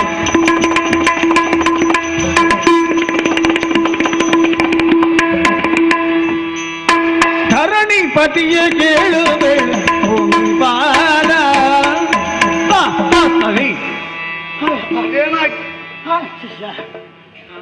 ಗುರುಗಳೇ ಸಮಾಧಾನ ಮಾಡ್ಕೊಳ್ಳಿ. ಆದ್ರೆ ಮಗನಿಗೆ ಮದುವೆ ಮಾಡಿಸ್ಬೇಕು ಅಂತ ಯೋಚನೆ ಮಾಡಿದ್ರೆ ನಡೆದಂತ ಪ್ರಕರಣ ಏನಂತ ಹೇಳಿ, ಮಧ್ಯ ದಾರಿಯಲ್ಲಿ ಒಂದು ಶಿವ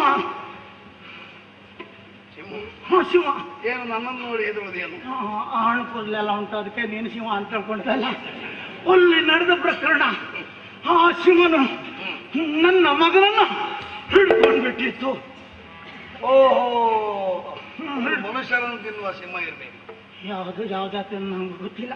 ಅಲ್ಲ, ಕೆಲವು ಪ್ರಾಣಿಗಳು ಮನುಷ್ಯರನ್ನು ನೋಡಿ ಓಡ್ತಾರೆ. ಆಮೇಲೆ ಯಾರು ಏನ್ ಹೇಳಿದ್ರು ಕೇಳಲಿಲ್ಲ. ಆ ಶಿವ ನಾನು ಹೋಗಿ ಹತ್ತ ಮಾತನ್ನು ನಿಂತ್ಕೊಂಡಿದ್ದೆ ತಡ.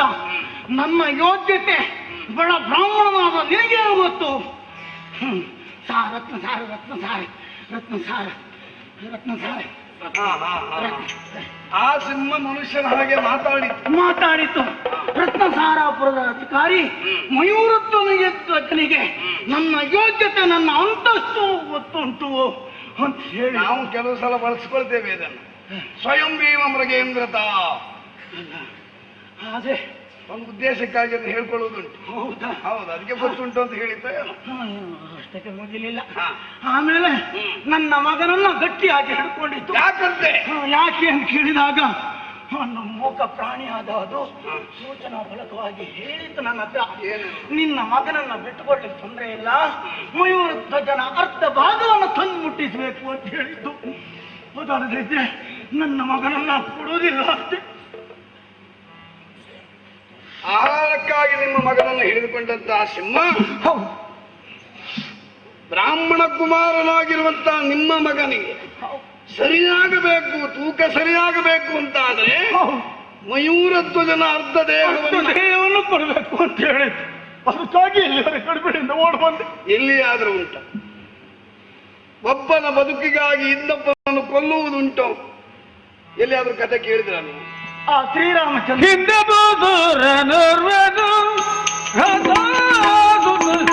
ಎಂದರೆ ರಾಘವನು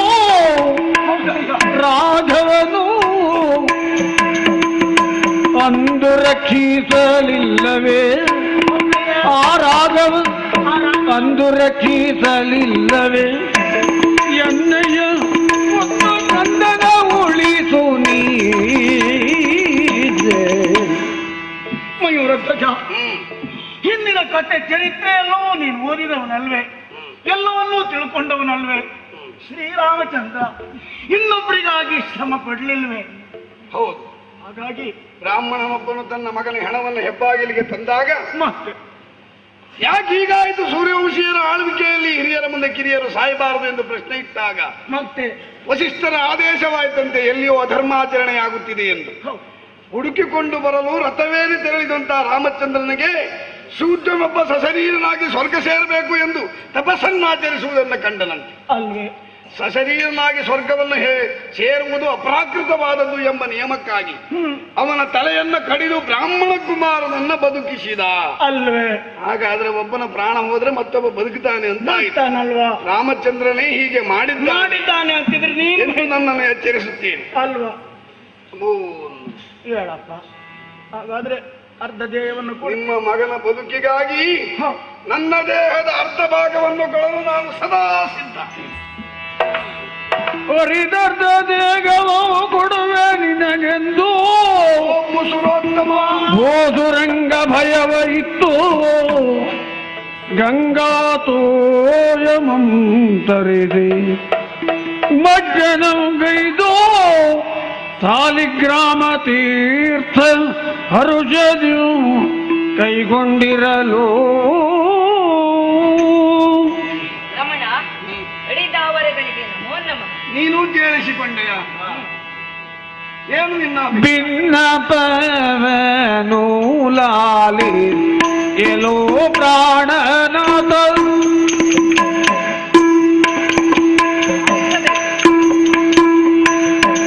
ಭಿನ್ನಪವನು ಲಾಲಿದೆಲು ಪ್ರಾಣನಾಥ ಇನ್ನು ನೀ ತಿಳಿಯಲಿಲ್ಲವೇ ಹರಿಪ್ರೀತ ತನ್ನ ದೇಹಾರ್ಧವೆಂದರೆ ಸತಿಯರಿಗೆ ತನ್ನ ದೇಹಾರ್ಧವೆಂದರೆ ಸತಿಯರಿಗೆ ಮುನ್ನಡೋಕ್ತದಿ ಸ್ತ್ರೀಯರು ಕಡೆಗೆ ಭಿನ್ನಪವನು ಲಾಲಿದು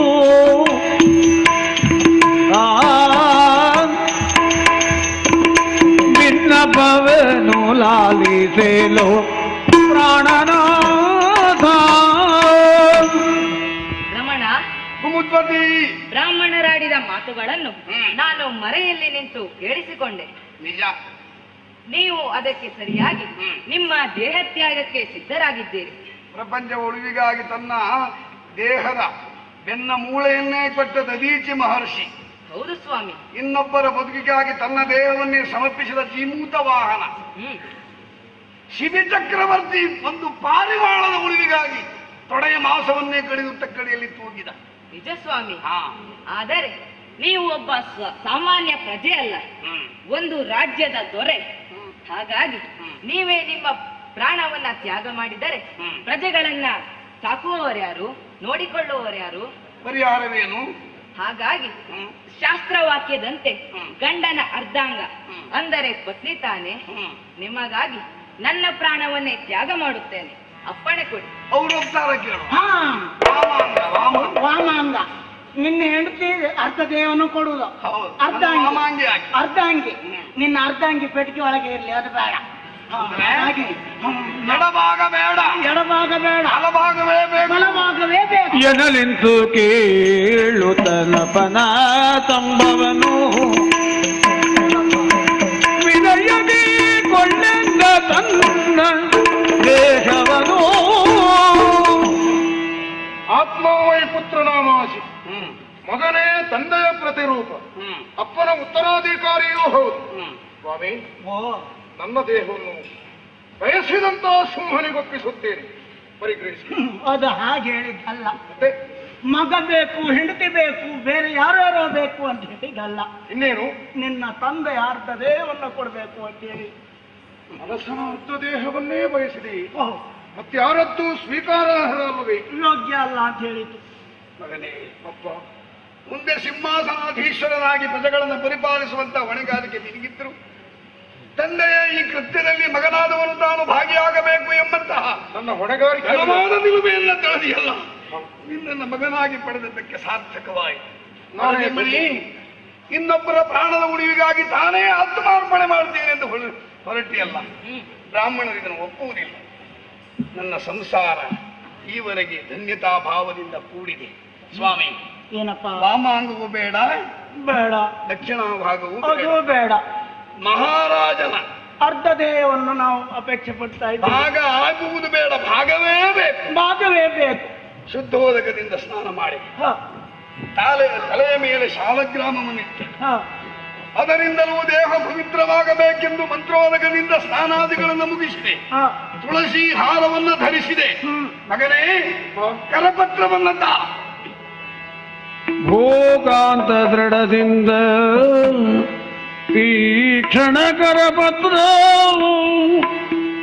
ಮುದ್ವತಿಯೊಡನೆ ಕೂಡುತ್ತಲೇ ದೀಘವೋ ಅರಿಯಿರೆನು ತಾಜ್ಞಾಪಿಸಲು. ಯಾವುದು ಓಂ ತತ್ ಸತ್ ಎಂದು ಈ ಲೋಕದಲ್ಲಿ ಕರೆಸಿಕೊಂಡಿದೆಯೋ, ಯಾವುದು ಪರಮ ಪದವೋ ಅದನ್ನ ಪಡೆಯುವ ಉದ್ದೇಶಕ್ಕಾಗಿ ಹೊರಟವನು ನಾನು. ಬಹುಶಃ ಈ ಜನ್ಮದಲ್ಲಿ ಅಂತ ಒಂದು ಸಂವಿಧಾನವನ್ನು ಚರ್ಮಚಕ್ಷುಗಳಿಂದ ನೋಡಲಿಕ್ಕೆ ಸಾಧ್ಯವಿಲ್ಲದಿದ್ದರೂ ದೈವಾನುಗ್ರಹದಿಂದ ಪ್ರಾಪ್ತಿಸಬಹುದಾದಂತಹ ಈ ದೇಹ ಎಂಬಂತಹ ಈ ಸಂಪತ್ತನ್ನೇ ಇನ್ನೊಬ್ಬರ ಉಳಿವಿಗಾಗಿ ಕೊಡುತ್ತೇನೆ ಅಂತಾದರೆ ಈ ದೇವತಾ ಪ್ರೀತ್ಯರ್ಥವಾದಂತಹ ಕಾರ್ಯ ಅಂತಲೇ ತಿಳಿಯುತ್ತೇನೆ. ನಾನು ಮಾಡುವಂತಹ ಸೇವೆ ಹರಿಸೇವೆ, ನಾನು ಕೈಗೊಳ್ಳುವಂತಹ ದಾನ ಇದು ಕೃಷ್ಣಾರ್ಪಣ ಅಂತ ಭಾವಿಸುತ್ತೇನೆ. ಮಗನೇ, ನನ್ನ ದೇಹವನ್ನು ಎರಡು ಭಾಗವಾಗಿ ಸೀಳಿ ಈ ಬ್ರಾಹ್ಮಣೋತ್ತಮರಿಗೆ ನನ್ನ ಬಲಭಾಗವನ್ನ ಕೊಟ್ಟು ಕಳುಹಿಸಿ. ಕಟುಕರನ್ನು ಕರೆಯಲೇ ಅಪ್ಪ. ಅವ್ರನ್ನ ಕರೆಸೋದು ಬೇಡ. ಅವ್ರು ಮುಟ್ಟಿದ್ರೆ ನಾವು ಪಡೆಯುವುದೇ ಇಲ್ಲ. ನಮ್ಗವ್ರು ಮುಟ್ಟಿದ್ದೆಲ್ಲ ಕೊಡೋದು ಬೇಡ. ತಮ್ಮ ದೇಹವನ್ನೇ ಕೊಡಲು ಮುಂದಾದವರು ನೀವು, ಶುದ್ಧಾತ್ಮರು ನೀವು. ನಿಮ್ಮ ಕೈಯಿಂದಲೇ ಈ ದೇಹವನ್ನು ಸೀಳಿಕೊಡಬೇಕು. ಎಂತಹ ಪರೀಕ್ಷೆ ಅಪ್ಪ ಇದು. ಕೃಷ್ಣ, ಆಗಲಿ. ತಂದೆಯ ವಚನವನ್ನು ಪಾಲಿಸುವುದು ಮಗನಾದ ನಮ್ಮ ಕರ್ತವ್ಯ. ಸಿದ್ಧರಾಗಿ ಓಂ ನಮೋ ಭಗವತೆ ವಾಸುದೇವಾಯ, ಓಂ ನಮೋ ಭಗವತೆ ವಾಸುದೇವಾಯ. ಹರೇ ಕೃಷ್ಣ ವಾಸುದೇವ ಮುಕುಂದ ಮುರವೈರಿ ಜನಾಸ ಜಗನ್ನಿವಾಸ.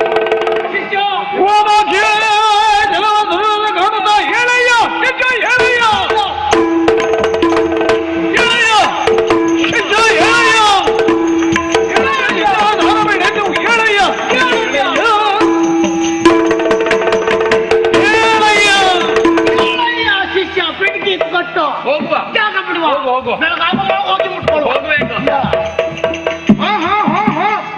ನಿಲ್ಲಿ ನಿಲ್ಲಿ ಹೋಗಬೇಡಿ. ಏನು ಬರುವುದು ನಿಮ್ಮ ಇಚ್ಛೆ, ಹೋಗುವುದು ನಿಮ್ಮ ಇಚ್ಛೆಯ?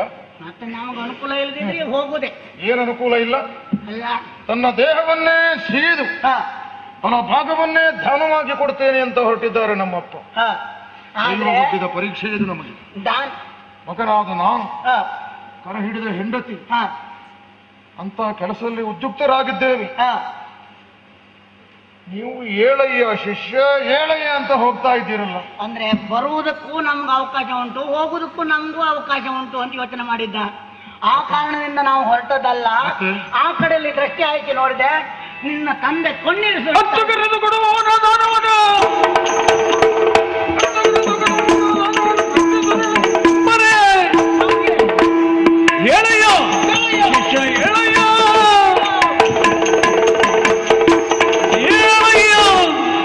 ಸಮೃದ್ಧ. ನಿನ್ನ ಅಪ್ಪ 10 ಮರುವಿಗೆ ಕೊಡುವಂತಹ ದಾನವನ್ನ ನಾವು ಪಡೆಯುವುದಿಲ್ಲ ಎನ್ನುವ ಕಾರಣದಿಂದಾಗಿ ಏಳಯ್ಯ ಶಿಷ್ಯ. ಸ್ವಾಮಿ, ಅವರ ದೇಹವನ್ನು ಸಿಗಿಯುತ್ತಿದ್ದ ಹೊತ್ತಿನಲ್ಲಿ ಅವರ ಎಡಗಣ್ಣಿನಲ್ಲಿ ಅಶ್ರು ಉದುರುತ್ತಾ ಇದೆ. ಹೌದು, ಕಣ್ಣೀರು ಸುರಿಸ್ತಾ ಇದ್ದಾರೆ. ಕಣ್ಣೀರ ದಾನ. ಹೌದು, ಇದು ಒಳ್ಳೆಯದಲ್ಲ. ಇದು ನಾವು ಖಂಡಿತ ಉದ್ಧಾರ ಆಗುದಿಲ್ಲ. ನಾವು ಆ ನೆಲೆಯಿಂದ ನೀವು ಹೀಗೆ ಯೋಚಿಸಿದ್ದಿರಬೇಕು. ಬಹುಶಃ ಅವನಿಗೆ ಕೊಡ್ಲಿಕ್ಕೆ ಇಷ್ಟ ಇಲ್ಲ, ಮನಸ್ಸಿಲ್ಲ, ಮನಸ್ಸಿಲ್ಲದೆ ಹಾಗಳ್ತಾ ಇದ್ದಾನೆ. ಹೌದು, ನಾವು ತಿಳ್ಕೊಂಡಿದ್ದೇವೆ. ಆದ್ರೆ ನಿಮ್ಮ ತಿಳುವಳಿಕೆ ಎಷ್ಟು ನಿಜ ಎನ್ನುವಂತಹದ್ದನ್ನು ನಾವು ತಿಳ್ಕೊಳ್ಳಬೇಕು ಅಂತಿದ್ರೆ ಅವರನ್ನೇ ಪ್ರಶ್ನಿಸಬೇಕಲ್ಲ. ಆದ್ರೆ ನಾವು ತಿಳ್ಕೊಂಡದ್ದು ಏನ್ ಗೊತ್ತಾ, ಸಂಸಾರದ ಪಾಶ ಅನ್ನೋದು ಅಂಟುಕೊಂಡುದ್ರಿಂದ ಈ ಸಂಸಾರ ಬಿಟ್ಟು ಪ್ರಾಣ ಹೋಗ್ತದಲ್ಲ ಅಂತ ತಲೆಬಿಸಿಯಿಂದ ಹೇಳ್ತಾ ಇದ್ದಾನೆ ಅಂತ. ಅಲ್ಲ ಸ್ವಾಮಿ, ಹಾಗಾಗುವುದಕ್ಕೆ ಸಾಧ್ಯ ಇಲ್ಲ. ನಮ್ಮ ಅಪ್ಪನ ಅಂತರಂಗದ ಅಭಿಪ್ರಾಯ ಏನು, ಕಣ್ಣೀರಿಡಿಯುವುದಕ್ಕೆ ಕಾರಣ ಏನು, ಅವರನ್ನೇ ಪ್ರಶ್ನಿಸಿ. ಹೋಗಬೇಡಿ. ಅಂದ್ರೆ ಸಂಸಾರದ ಗೊಂದಲದ ಆಸೆ ಇದ್ದ ಹೋಗುವುದಲ್ಲ. ತಮ್ಮ ಎಡಗಣ್ಣಿನಿಂದ ಸುರಿಯುತ್ತಿರುವಂತಹ ಕಣ್ಣೀರಿನಿಂದಾಗಿ ಹತ್ತು ಕೊಡುವಂತಹ ದಾನ ಬೇಡ ಅಂತ ಹೋಗ್ತಾ ಇದ್ದೀರಿ. ಹೀಗೆ ಹೇಳುವುದಕ್ಕೆ ಕಾರಣವೇನು ತಂದೆಯವರೇ? ಈಗ ಗೊತ್ತಾಯ್ತು. ಸಾಯುವುದ್ರೊಳಗೆ ಪ್ರಾಣ ಹಾರಿ ಹೋಗುದ್ರೊಳಗೆ ದೊಡ್ಡ ಕುಂಬಳಕಾಯಿ ಕತ್ತರಿಸಿ ಇಡೀ ನುಂಗಿ ಸಾಯ್ತೇನೆ. ನೀವು ಎಲ್ಲಿಂದ ತಯಾರಾಗಿ ಬಂದ್ರಿ ಬ್ರಹ್ಮಣ್ಯ? ಅಪ್ಪ, ಯಾಕಪ್ಪ, ಯಾಕೆ? ಒಟ್ಟು ಕೂಡಿ ಕತ್ತರಿಸಿದ್ದನ್ನು ಹೋಳು ಮಾಡಿದ್ದನ್ನು ಒಟ್ಟು ಕೂಡಿಸ್ಬೇಕಂತ. ಯಾಕೆ ನಿಮಗೆ ಮಧ್ಯಾಹ್ನ ಸಂಬಾರ ಮಾಡ್ಲಿಕ್ಕ? ಅಲ್ಲ, ತಕೊಂಡು ಹೋದ್ರೆ ಒಂದು ಹುಳಿ ಆದಿತ್ತಲ್ಲ. ಕೊಟ್ರ ಅದನ್ನು ತಗೊಂಡು ಹೋಗ್ತೀರಿ ನೀವು? ಅದನ್ನು ಬಿಡುವ ಜಾತಿ ಅಲ್ಲ. ಅಪ್ಪ, ಏನು ಕಾರಣ ಇದೆ ಮಗನೇ? ಒಂದು ಬೋಧ ವ್ಯರ್ಥ ಎಂಬುದರಿಂದಲೇ ಬಂದಿತು ಜಲವೆನಗೆ. ಒಂದು ಭಾಗ ವ್ಯರ್ಥ ಎಂಬುದರಿಂದಲೇ ಬಂದಿತು ಜಲವೆನಗೆ. ದೇಹವೇ ದೇವಾಲಯ, ಹಂಸರೂಪಿಯಾಗಿರುವವನೇ ಪರಮಾತ್ಮ. ಹೀಗೆಂದು ಅನವರತವೂ ಈ ಮಯೂರ ಧ್ವಜ ಮುನ್ನಡೆದವನು. ದೇವರು ಕೊಟ್ಟಿರುವಂತಹ ಈ ದೇಹದ ಬಲಭಾಗ ಬ್ರಾಹ್ಮಣ ಕುಮಾರನನ್ನು ಉಳಿಸುವುದಕ್ಕಾಗಿ ಸಿಂಹಕ್ಕೆ ಆಹಾರವಾಗಿ ಸಲ್ಲುತ್ತದೆ. ಸದ್ವಿನಿಯೋಗ ಆಯಿತು, ಸಾರ್ಥಕವಾಯಿತು. ಆದರೆ ಎಡಭಾಗ ಮಾತ್ರ ಹಾಗೆ ಹಾಳಾಗಿ ಹೋಗ್ತದಲ್ಲ ಅಂತ ಕಣ್ಣೀರು ಬಂತಪ್ಪ. ಹೇಳಿದ್ರ?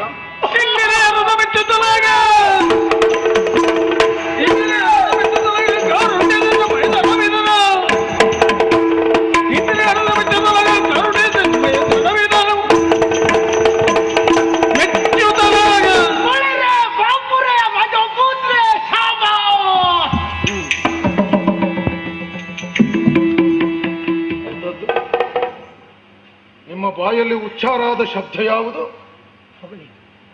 ತೊಲಿರೆ, ಮಜರೆ, ಪಾಪುರೆ, ಶಹಬಾಸ್. ಕೊನೆಗೆಂತದ್ದು ಹೇಳಿದ್ದು? ಒಂದು ಸಂತೋಷ. ಮಜ ಹೋತುರಿ, ಊತು ಮಜರೆ. ಒಂದು ಹೋಗ್ಲಿಕ್ಕೆ ಹಾಕಿ ಬಿಡುವ ಅಂದ್ ಮನ್ಸಾಯ್ತು. ಸತ್ಯ ಹೇಳಬೇಕು, ನೀವು ಸತ್ಯ ಹೇಳಬೇಕು. ಸುಳ್ಳು ಹೇಳಿದ್ರೆ ನಿಮ್ಮನ್ನ ಇಲ್ಲಿಂದ ಹೋಗ್ಲಿಕ್ಕೆ ಬಿಡ್ಲಿಕ್ಕಿಲ್ಲ. ನಿಮ್ಮ ಸಮಾಧಿ ಇಲ್ಲೇ ಆದೀತು, ಬ್ರಾಹ್ಮಣರಂತ ನೋಡ್ಲಿಕ್ಕಿಲ್ಲ. ನಾನು ಹೋಗ್ಲಿಕ್ಕೆ ಬಿಡುದಿಲ್ಲ ಅಂತ ಗೊತ್ತು. ಬ್ರಾಹ್ಮಣನಾದವನ ಬಾಯಲ್ಲಿ ಆಶೀರ್ವಾದ ಬರಬೇಕೇ ವಿನಃ ಪಡಿರೆ ಶಾಬಾಸ್ ಮಜರೆ ಪೂತುರೆ ಎನ್ನುವಂತ ಶಬ್ದ ಬಂದೀತ. ಓ ಅಧಿಕಾರಿಗಳು ಬರುವುದು ಸಾಧುವಾದು. ಒಂದು ನಾಡಿನ ಅಧಿಕಾರ ಕ್ಷತ್ರಿಯನಾದವನ ಬಾಯಲ್ಲಿ ಬರಬೇಕಾದಂತ ಉಚ್ಚಾರಗಳು.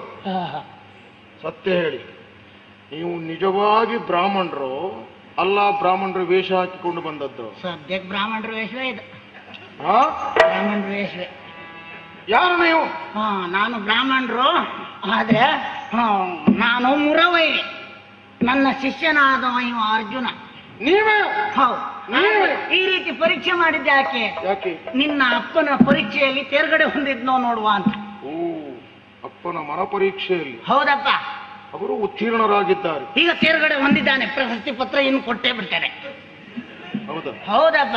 ತಂದಿದ್ದೀರ ಬರುವಾಗ? ಸದ್ಯಕ್ಕೆ ತರಲಿಲ್ಲ, ಇನ್ನು ಹೋಗಿ ವ್ಯವಸ್ಥೆ ಮಾಡಿ. ಪ್ರಶಸ್ತಿ ಕೊಡಬೇಕಿದ್ರೆ ನಿಮ್ದೇನು ಅಂತ ಮೊದಲು ಗಟ್ಟಿ ಮಾಡ್ಬೋದು. ಅದು ಗಣ್ಣ, ಆಮೇಲೆ ಪ್ರಶಸ್ತಿಗೆ ಆಲೋಚನೆ ಮಾಡಬಹುದು. ಹೌದು. ನಿಮ್ಮದೇ ಸರಿ ಇಲ್ಲ, ಅಲಗಾಡ್ತಾ ಉಂಟು. ಈಗ ಮತ್ತೆ ಪ್ರಶಸ್ತಿಗೆ ಇದು ಗಣ್ಣ ಆದ್ರೆ ಗೊತ್ತಾಯ್ತಲ್ಲ ನಮ್ಮ ಅಪ್ಪನ ನಿಲುವು ಏನು ಅಂತ, ಹೋಳಾಗಿ ಅವರ ಆಂತರ್ಯದ ಸ್ಥಿತಿ ಏನು ಅಂತ ತಿಳಿಯಿತಲ್ಲ. ಹಾಗಾದ್ರೆ ಅವನನ್ನ ಒಟ್ಟು ಕೂಡದೆ ಇದ್ರೆ ಈ ನಿಮ್ಮ ಹಸ್ತ ಅಮೃತ ಹಸ್ತ ಅಂತ ಕೇಳಿದ್ದೆ. ಹೌದು. ಬಹಳ ಕಡೆಯಲ್ಲಿ ಉದ್ಘಾಟಿಸಿದವರಂತೆ ನಿಮ್ಮ ಅಮೃತ ಹಸ್ತ. ಹಾ, ಎಷ್ಟೋ ಜನರನ್ನು ಪಾವನಗೊಳಿಸಿದೆ ಅಂತೆ ಆ ಪಾವನವಾದಂತಹ ಕರ. ನೋಡಿ, ನಮ್ಮ ಅಪ್ಪನ ದೇಹ ಹೋಳಾಗಿ ನಿಮ್ಮ ಅಮೃತ ಹಸ್ತದಿಂದ ಅದನ್ನು ಮುಂದಿನ ಸ್ಥಿತಿಗೆ ತಂದು ಹೋದೋದಲ್ಲೆಲ್ಲ ಅಮೃತ ಹಸ್ತ ತರವಡಿಸಿ ಎಲ್ಲ ಬರದಾಗಿ ಹೋಯ್ತು. ಈಗ ಎಲ್ಲಾದ್ರೂ ಚೂರು ಇದ್ರೆ ವ್ಯವಸ್ಥೆ ಆಗ್ತದೆ.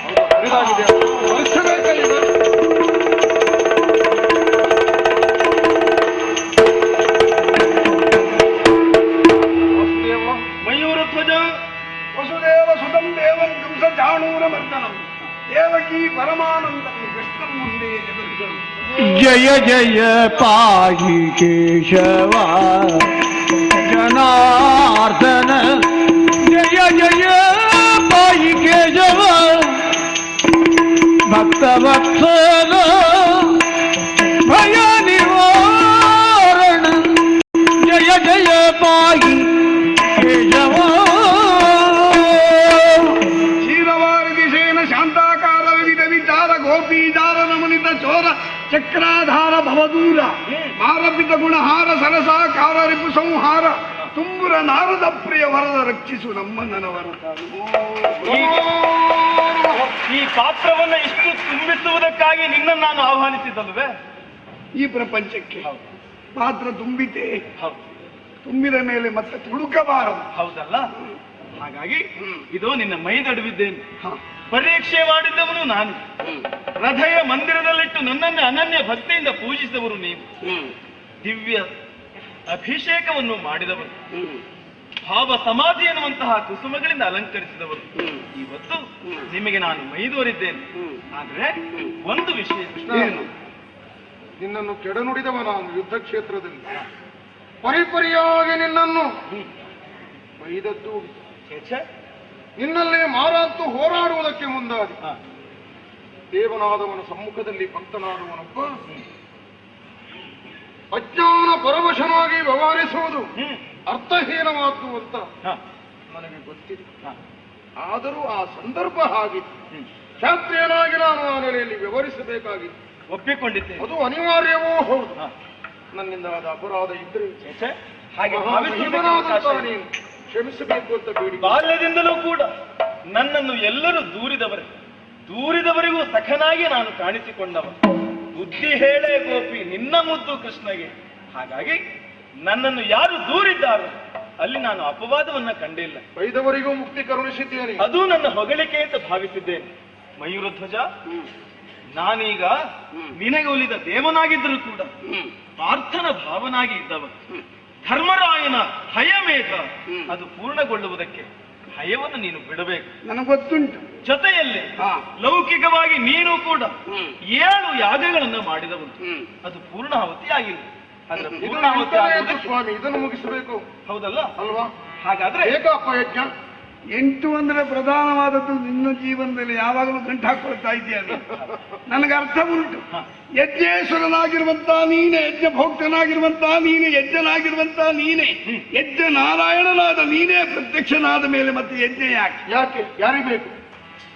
ನಿಮ್ಮ ಭಾವ ಯದ್ಭಾವಂ ತದ್ಭವತಿ. ಹೌದಲ್ಲ, ಅರ್ಜುನಿಗೆ ನೆರವಾಗುತ್ತಾನೆ ನನ್ನ ಮಗನಾಗಿರುವಂತಹ ಸಕಲ ವಿಧದಿಂದಲೂ ನಿಮ್ಮನ್ನು ಪೂಜೆ ಕೈಗೊಳ್ಳುವುದಕ್ಕೆ ವ್ಯವಸ್ಥೆ ಆ ಕಡೆಯಲ್ಲಿ ಮಾಡಿದ್ದೇವೆ. ನಿಮ್ಮ ತುರುಗದ ಜೊತೆಯಲ್ಲಿ ನಮ್ಮ ತುರುಗವನ್ನು ಕಳುಹಿಕೊಡುತ್ತೇವೆ.